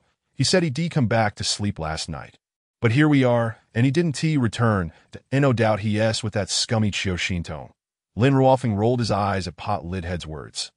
Hey, aren't you also guilty of the same? I heard you gave that dark golden wolf Fong to Bai Li. Lin Ruofeng snorted derisively. It's hard for me to borrow anything from you. You guard it like it's your precious eye. And yet, you just turned around and gifted it to a woman. This remark seemed to have struck a nerve with Pot Lid Head, who blushed angrily, retorting, "Can a rough man like you compare to a delicate girl like Bai Li? What if my Bai Li baby doesn't have something to defend herself with? What will she do when encountering zombies?" Lin Ruofeng mockingly replied, "She probably has more weapons than you. I heard Bai Li even lent out quite a few to other girls on the same floor. And most importantly, how did that storage tag around your neck turn silver?" Chapter 67, Do you think I only have healing abilities? Pot Lid Head abruptly turned his head, pointing an accusatory finger at Wang Shuo. I treated you like a brother, confiding everything in you, and yet you went and told that big-mouthed Lin Ruofeng. Lin Ruofeng chuckled coldly. Did you need him to say anything? I'm not colorblind. I can clearly see that shiny silver around your neck, that we agreed to gather supplies together. And how much can that cubic meter hold? Oh, and if supplies run low later, don't come crying to me. At that moment, Pot Lid Head sighed, feeling a pang of heartache. Just yesterday, he had learned from Chun Jiyu that his goddess was residing in the adjacent Pink Lily apartment. That instant, his heart raced as if fitted with a motor, pounding wildly, desperate to leap out of his throat. His heart incessantly clamored, urging him to meet his goddess, Bai Li. Before heading out, he steadied his trembling hands, spending an hour in front of the mirror meticulously grooming himself, rehearsing countless times what he would say to her when they met. Even his hairstyle was set in place with styling gel, parted down the middle, and after donning his favorite yellow plaid shirt, he slipped on his cherished overalls. Then he made his way to her dormitory, biting down on a blooming lily from a flower pot before ascending to the 4th floor. The Dio not question why he bit into a lily. It was Bai Li's favorite gesture that he stood there, leaning against the door frame with a suave demeanor, and knocked on Bai Li's door, convinced that she would fall deeply in love with him at that very moment. He removed the lily from his mouth, replaying the words Chun Jiyu had previously taught him in his mind. Then, he cleared his throat and adjusted his voice to the bubbly tone most favored by girls. Bai Li. I am Chun Jiyu's brother, Wu Wenliang. Then, he slowly grasped the lily in his mouth. Indeed, fortune favored him, for he heard the sound of Bai Li, clad in slippers, approaching with a light jog to open the door. From the rustling of her slippers, he sensed her excitement and admiration for him, that it was unmistakably her goddess, Bai Li, who opened the door with palpable enthusiasm. even causing the wind generated by the door to brush against his face, stirring his heart. Yet he did not comprehend why. At that very moment when Bai Li's eyes sparkled with wonder and joy, her expression abruptly shifted upon seeing him, leading her to scream, "Ah, help, a pervert!" At that instant, he gazed silently at Bai Li, his lips quivering as tears streamed down his face, but he could also hear the sound of his heart shattering. At that moment, a voice jolted him back. "Damn, Ashaw. It seems that love is indeed a perilous affair. Look at these two fools, one grinning like a zombie, the other lost in a daze." The bed in the safe house was exceptionally soft and comfortable. In that slumber, Chiu Shintong did not awaken until dusk. That it was the best sleep she had experienced in days. After enduring 2 nights on a hard pile of paper, it was only when Xiaoya found some large exercise mats and pieced them together that her situation improved somewhat. Initially, after some zombies had been cleared from the dormitory area, Xiaoya had invited Chiu Shintong to rest in the dormitory, but she had declined, partly because her father was residing in the tea room, and she wished to remain close to him. Moreover, Chiu Shintong harbored a faint hope that Chen Jiyu might come to the chemistry building to seek her out. As expected, Chen Jiyu did not disappoint. He had always loved her. After finishing her grooming in the bathroom, Chiu Shintong scrutinized herself in the mirror. The reflection revealed a pair of beautiful eyes, seemingly imbued with a gentle glimmer, reminiscent of Sun Yuzhen. Sun Yuzhen's eyes were famously stunning in the entertainment industry, exuding pure innocence when unadorned, yet transforming into a captivating allure with a smile that a small cut marred her lips, a remnant from the previous day's playful biting by Chen Jiyu. There were even some ambiguous love bites on her neck. The countdown in the safe house displayed 80 hours and 41 minutes remaining. There was no need to glance at the wall in the living room. This invisible string of numbers hovered above her line of sight, akin to the countdown of an invisibility card from before. Before leaving, Chen Jiyu had transferred the safe house's permissions to her. Chiu Shintong waited deliberately until there were no zombies nearby before she retracted the safe house. In an instant, a miniature suite, about the size of a mobile phone charm, appeared at the spot where Chen Jiyu had placed the safe house props. Delicately resting on the lawn, she took a few steps to pick up the miniature suite and stowed it away in her space. However, as she lifted her head, she was met with an ominous sight. Within a 50-meter radius, there were no zombies, but on her way to the tea room to pull the line, she encountered 2 groups of zombies leisurely ambling towards her. There were precisely 15 zombies in total, 5 of which she could handle. But 15 posed a significant challenge. The best course of action would be to return to the safe house and wait for these zombies to disperse before venturing out again. However, waiting in the time-limited safe house for the zombies to slowly dissipate seemed somewhat wasteful. Another option was to closely align herself with the wall, slipping through the open window of this row of classrooms. After exiting the classroom, she could navigate through the corridor and exit via the broken glass at the main entrance, ultimately circling back to pull the line in the tea room. Previously, Peng Tao had led them in clearing the chemistry building's interior, instilling her with confidence that even if there were zombies on the first floor, they would likely be few and far between, manageable for her. Chiu Shintong brandished a fire axe, edging towards the corner of the chemistry building while the zombies remained unaware of her presence. She continued along the wall for about 10 meters, peering into an open window. Good, no zombies. The windowsill was approximately 1.2 meters high, allowing Chiu Shintong to easily climb inside. Yet, as soon as she exited the operation classroom and had taken only a few steps, she heard a dispute emanating from a nearby classroom. The woman speaking was unmistakable, even if turned to ash. She was Zhao Yingxue. She halted, hesitant to proceed further. Ahead, Peng Tao's voice was tinged with agitation. "You've been elusive for days, and the outside is perilous that I worry for you.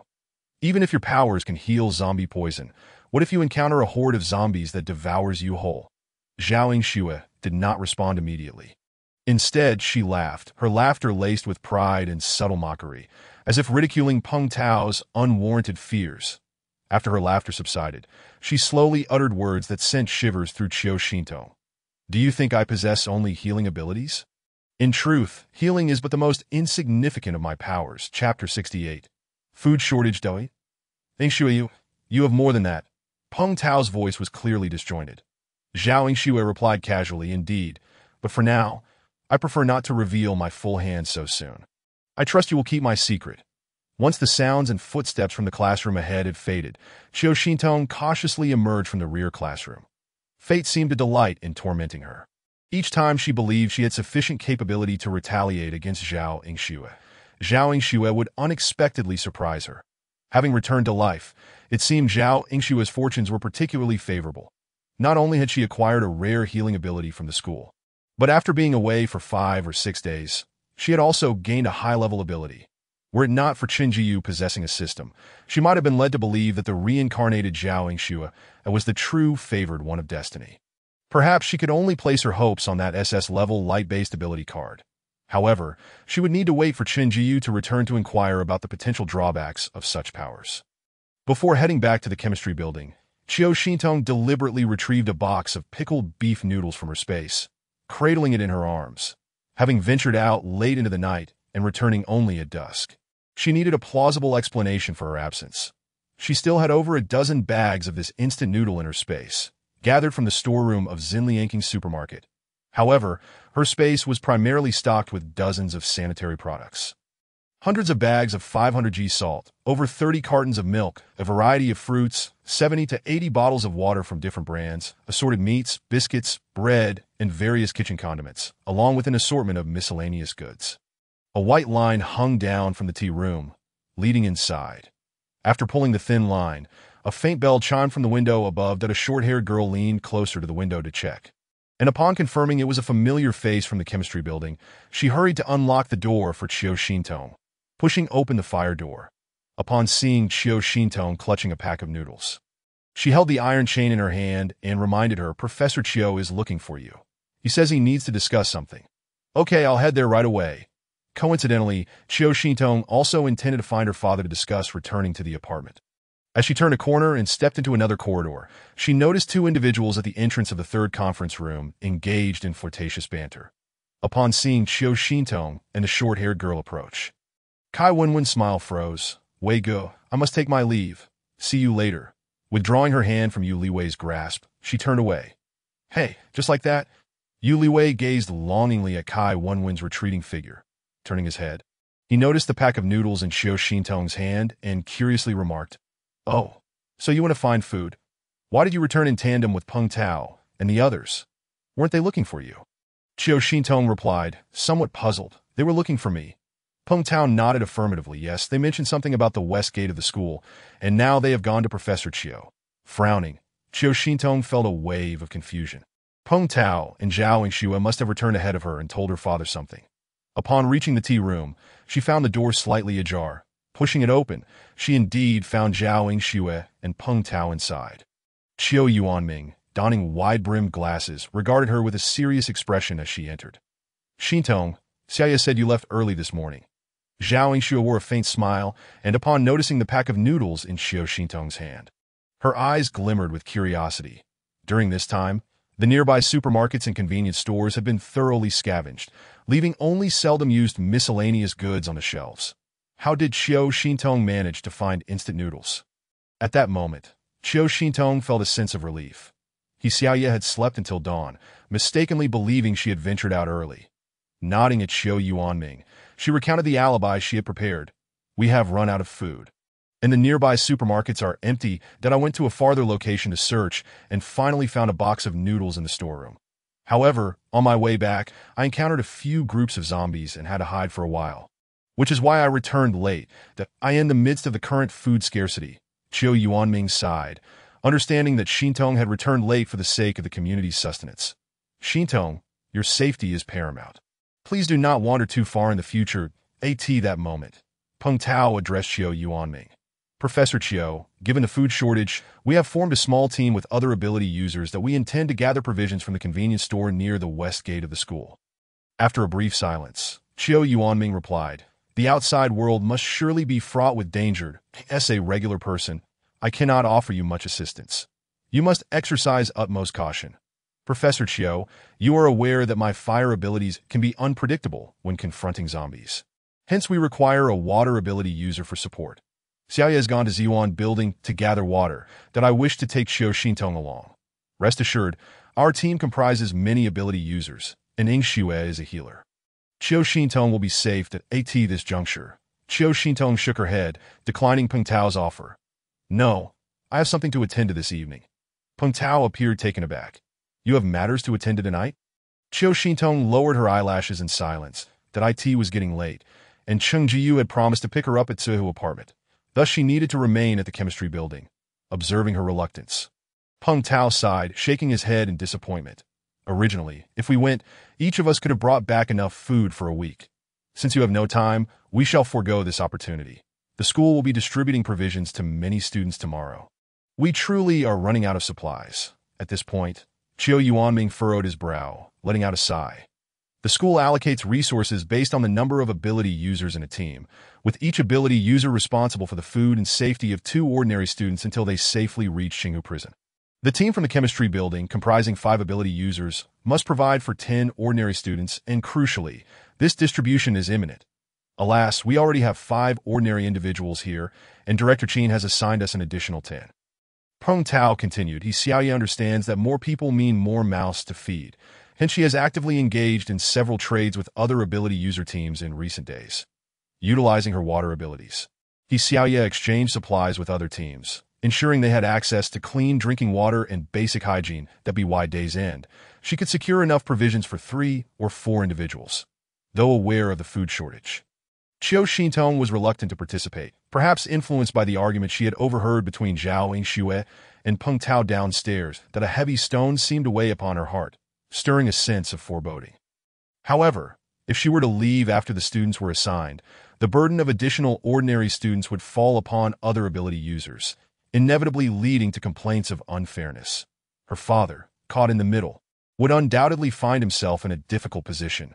After a moment of contemplation, Qiu Xintong pondered, will we be able to return within 2 hours? Upon hearing this, Peng Tao's tone became more animated. Yes, we are merely collecting food.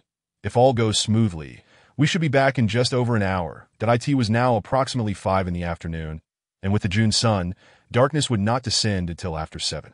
If they could return before nightfall, a trip was feasible. She could leave the acquired provisions in the chemistry building and depart afterward, leaving little room for others to voice complaints. Qiu Xintong harbored a deep-seated resentment toward Zhao Yingxue. The thought of suppressing her anger and gathering supplies alongside Zhao felt suffocating. Moreover, Zhao Yingxue was inscrutable, adept at concealing the existence of other abilities. Aside from her healing powers, Qiu Xintong remained oblivious to Zhao Yingxue's hidden strengths. During their previous encounter on the 3rd floor, when dealing with zombies, Qiu Xintong had deliberately exposed her back to Zhao Yingxue, confident that should Zhao attempt to push her into the horde, she would eliminate the immediate threat with her electromagnetic pistol and then turn her weapon upon Zhao. However, she had discerned that Zhao Yingxue did not wish to harm her. Perhaps Zhao believed that she was not yet strong enough, and that any attempt to use zombies against her would only provoke the wrath of others. Such a self-destructive tactic was unlikely to be employed by Zhao Yingxue. Thankfully, this mission was initiated by Peng Tao. Despite his lingering feelings for Zhao Yingxue, his fundamental morals would prevent him from idly watching her inflict harm upon Qiu Xintong. According to their agreement, the chemistry building team was to meet another group of ability users at Mingda Road. The journey from the chemistry building to the west gate was somewhat lengthy, requiring them to traverse through Shuin Park and around a grove of osmanthus trees before reaching the main road leading out of the school. Mingda Road. Excluding Zhao Yingxue, the 3 of them were armed. Qiu Xintong and Yu Liwei wielded fire axes, while Peng Tao carried a metal rod. Upon their arrival at Mingda Road, they had successfully dispatched 3 waves of zombies in coordination. As they turned a corner, they spotted another team of ability users beneath the road sign, who quickly approached to join them. Yu Liwei widened his eyes, pointing at them. What are you doing here? Qiu Xintong shared his disbelief, for these individuals were those with whom they had previously clashed at Xinliangking supermarket. Su Qinghua, Han Hao, and Zheng Xian.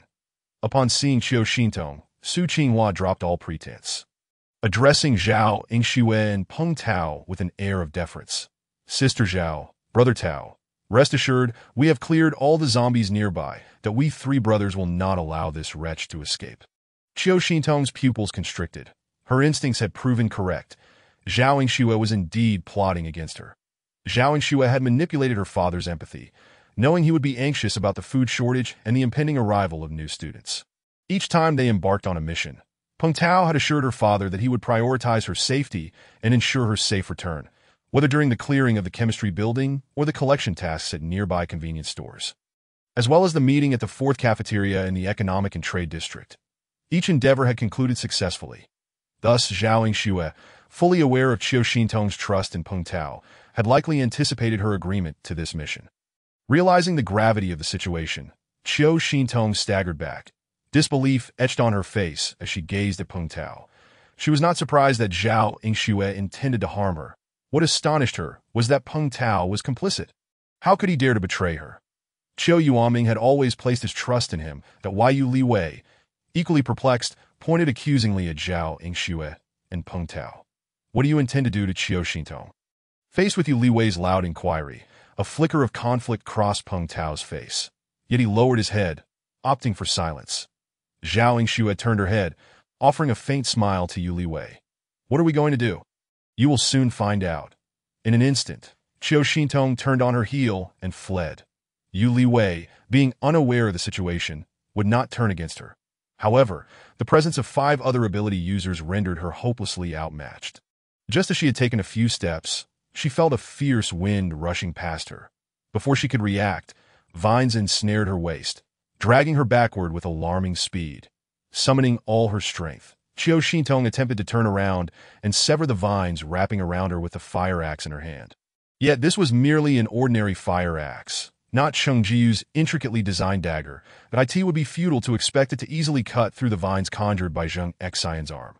Just as she was about to draw her electromagnetic pistol, the vines slackened, accompanied by Zheng Xian's furious exclamation. "Damn it! How dare you poke my eye?"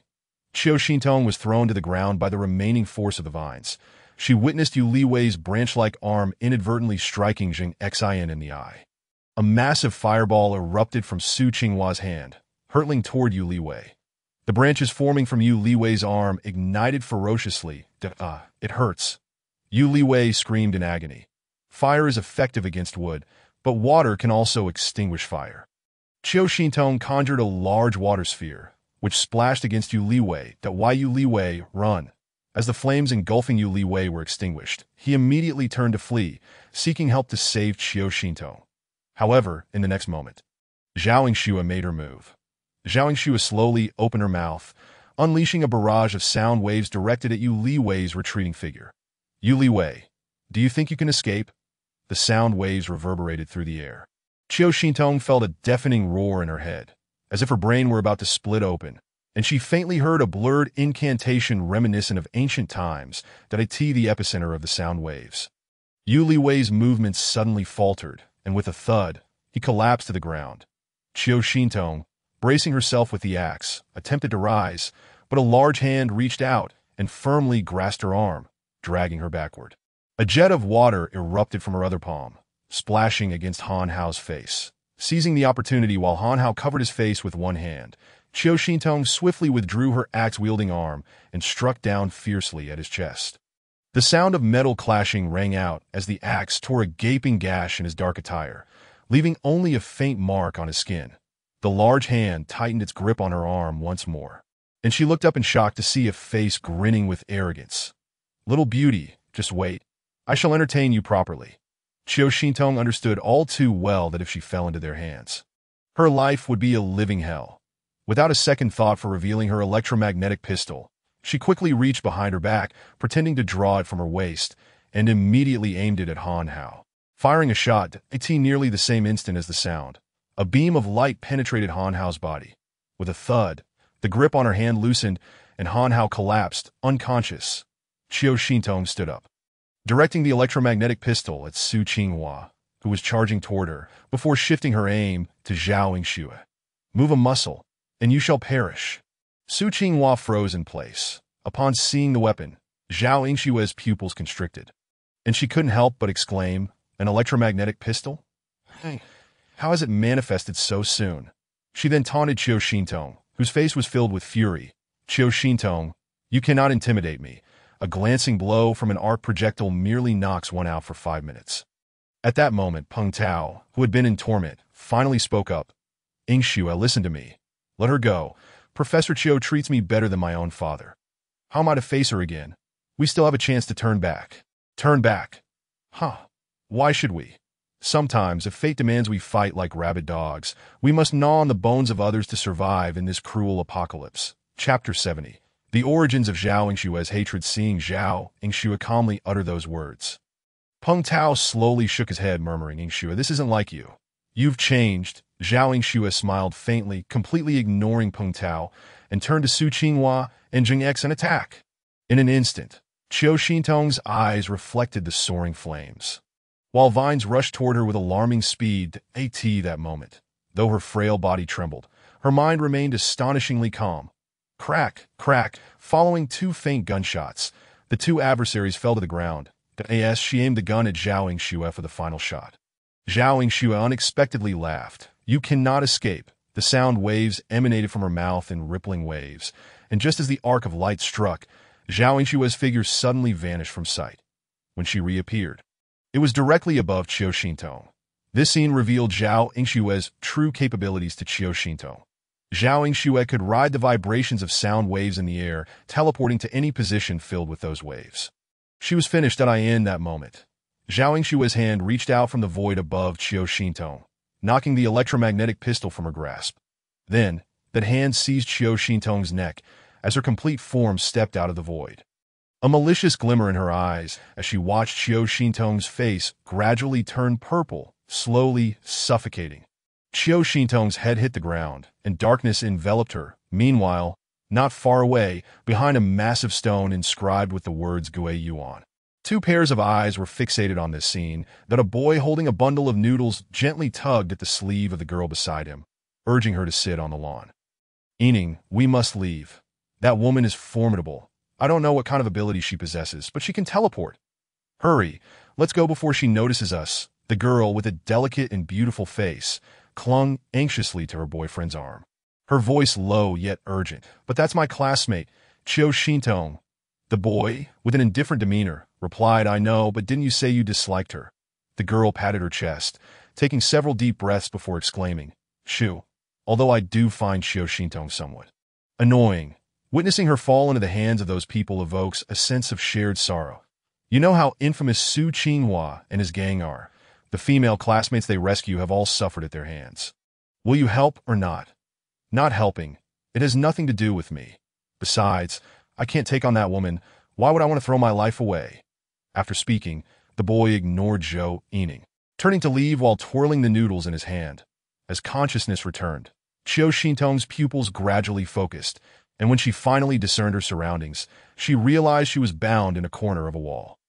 This was a room that had long been abandoned, the air thick with a faint, musty odor. Night had fallen, and in the center of the room, a fire crackled, its flames illuminating the space with the glow of burning logs. While the surrounding walls were decayed and mottled, and the floor was littered with layers of grayish-white plaster, to the right, a glass window, caked with dust and grime, looked out upon a dilapidated 2-meter-long vintage sofa.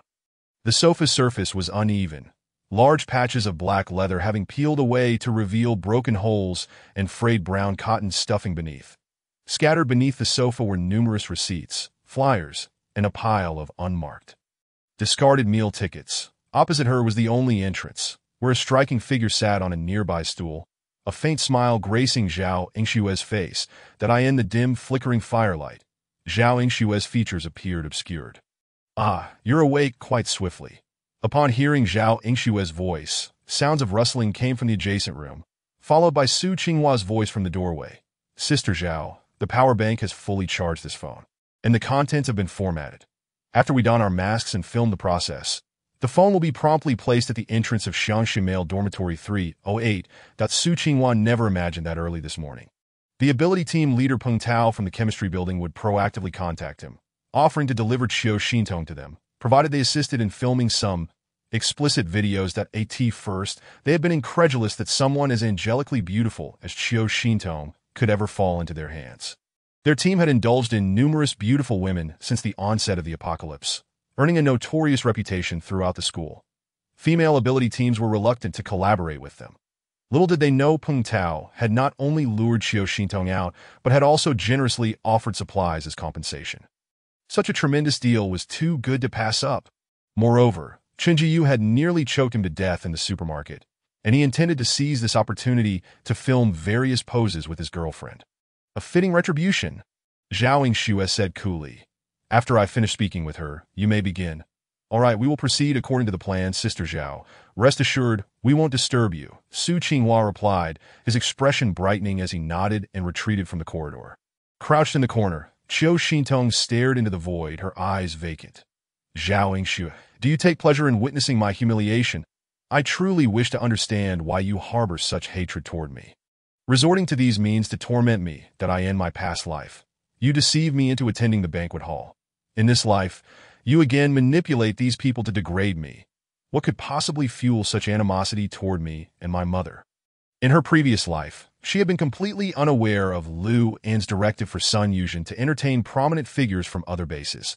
That was when a stranger had brought her a message, urging her to rescue Sun At that time. Her only desire was to save Sun Yuzhen, overlooking crucial details. She had failed to notice why the usually heavily guarded banquet hall was unprotected that day. Who had orchestrated the guard's absence? It wasn't until she had barged into the banquet hall that she realized she had fallen into a carefully laid trap. She recalled Sun Yuzhen kneeling bare and weeping before those men, pleading, "That is my daughter whom I have protected for 20 years. Please spare her. I will do anything you ask, just let my daughter go." Long after that incident, she had encountered the very stranger who had urged her to save Sun Yuzhen. Now clad in a sharp-looking guard uniform, standing behind Zhao Yingxue, coldly watching her, was then she comprehended that this was all Zhao Yingshue's doing to At this moment. Zhao Yingxue wore a sinister smile, her visage illuminated by the flickering firelight, resembling a vengeful specter. Qiu Xintong, do you know why I hate you? Do you recall when you were 6 years old, attending a program with Sun Yuzhen? With Zhao Yingshue's reminder, Qiu Xintong's thoughts drifted back to her childhood. At the age of 6, Watermelon Television specially produced a heartfelt program titled Mom, Hold My Hand, to encourage and care for the mental and physical well-being of children from divorced families. Consequently, the production team claimed to film around the clock, broadcasting the genuine lives of celebrity single-parent families in rural areas, which sparked a viewing frenzy across Huaxia. The program on Watermelon Television garnered exceptionally high ratings in Huaxia, and the popular Sun Yuzhen received an invitation from the Mom, Hold My Hand team to accept this offer. Sun Yuzhen even postponed a major film production and brought her 6-year-old daughter to a remote village designated by the show's crew. It was her first and only experience filming a reality show. As a result of her appearance on the program, she was bestowed with the title of the most beautiful second-generation star. Qiu Xintong, do you know, my alcoholic and abusive father was quite fond of watching the adult films your mother starred in. Upon hearing this, Qiu Xintong was taken aback, listening to the haughty woman before her recount her past in a tone laced with sorrow. And the most absurd part, even a reality show about parent-child relationships had my father glued to the television, eagerly watching your mother Sun Yuzhen in your rural daily life, fantasizing about marrying her. Do you know how infatuate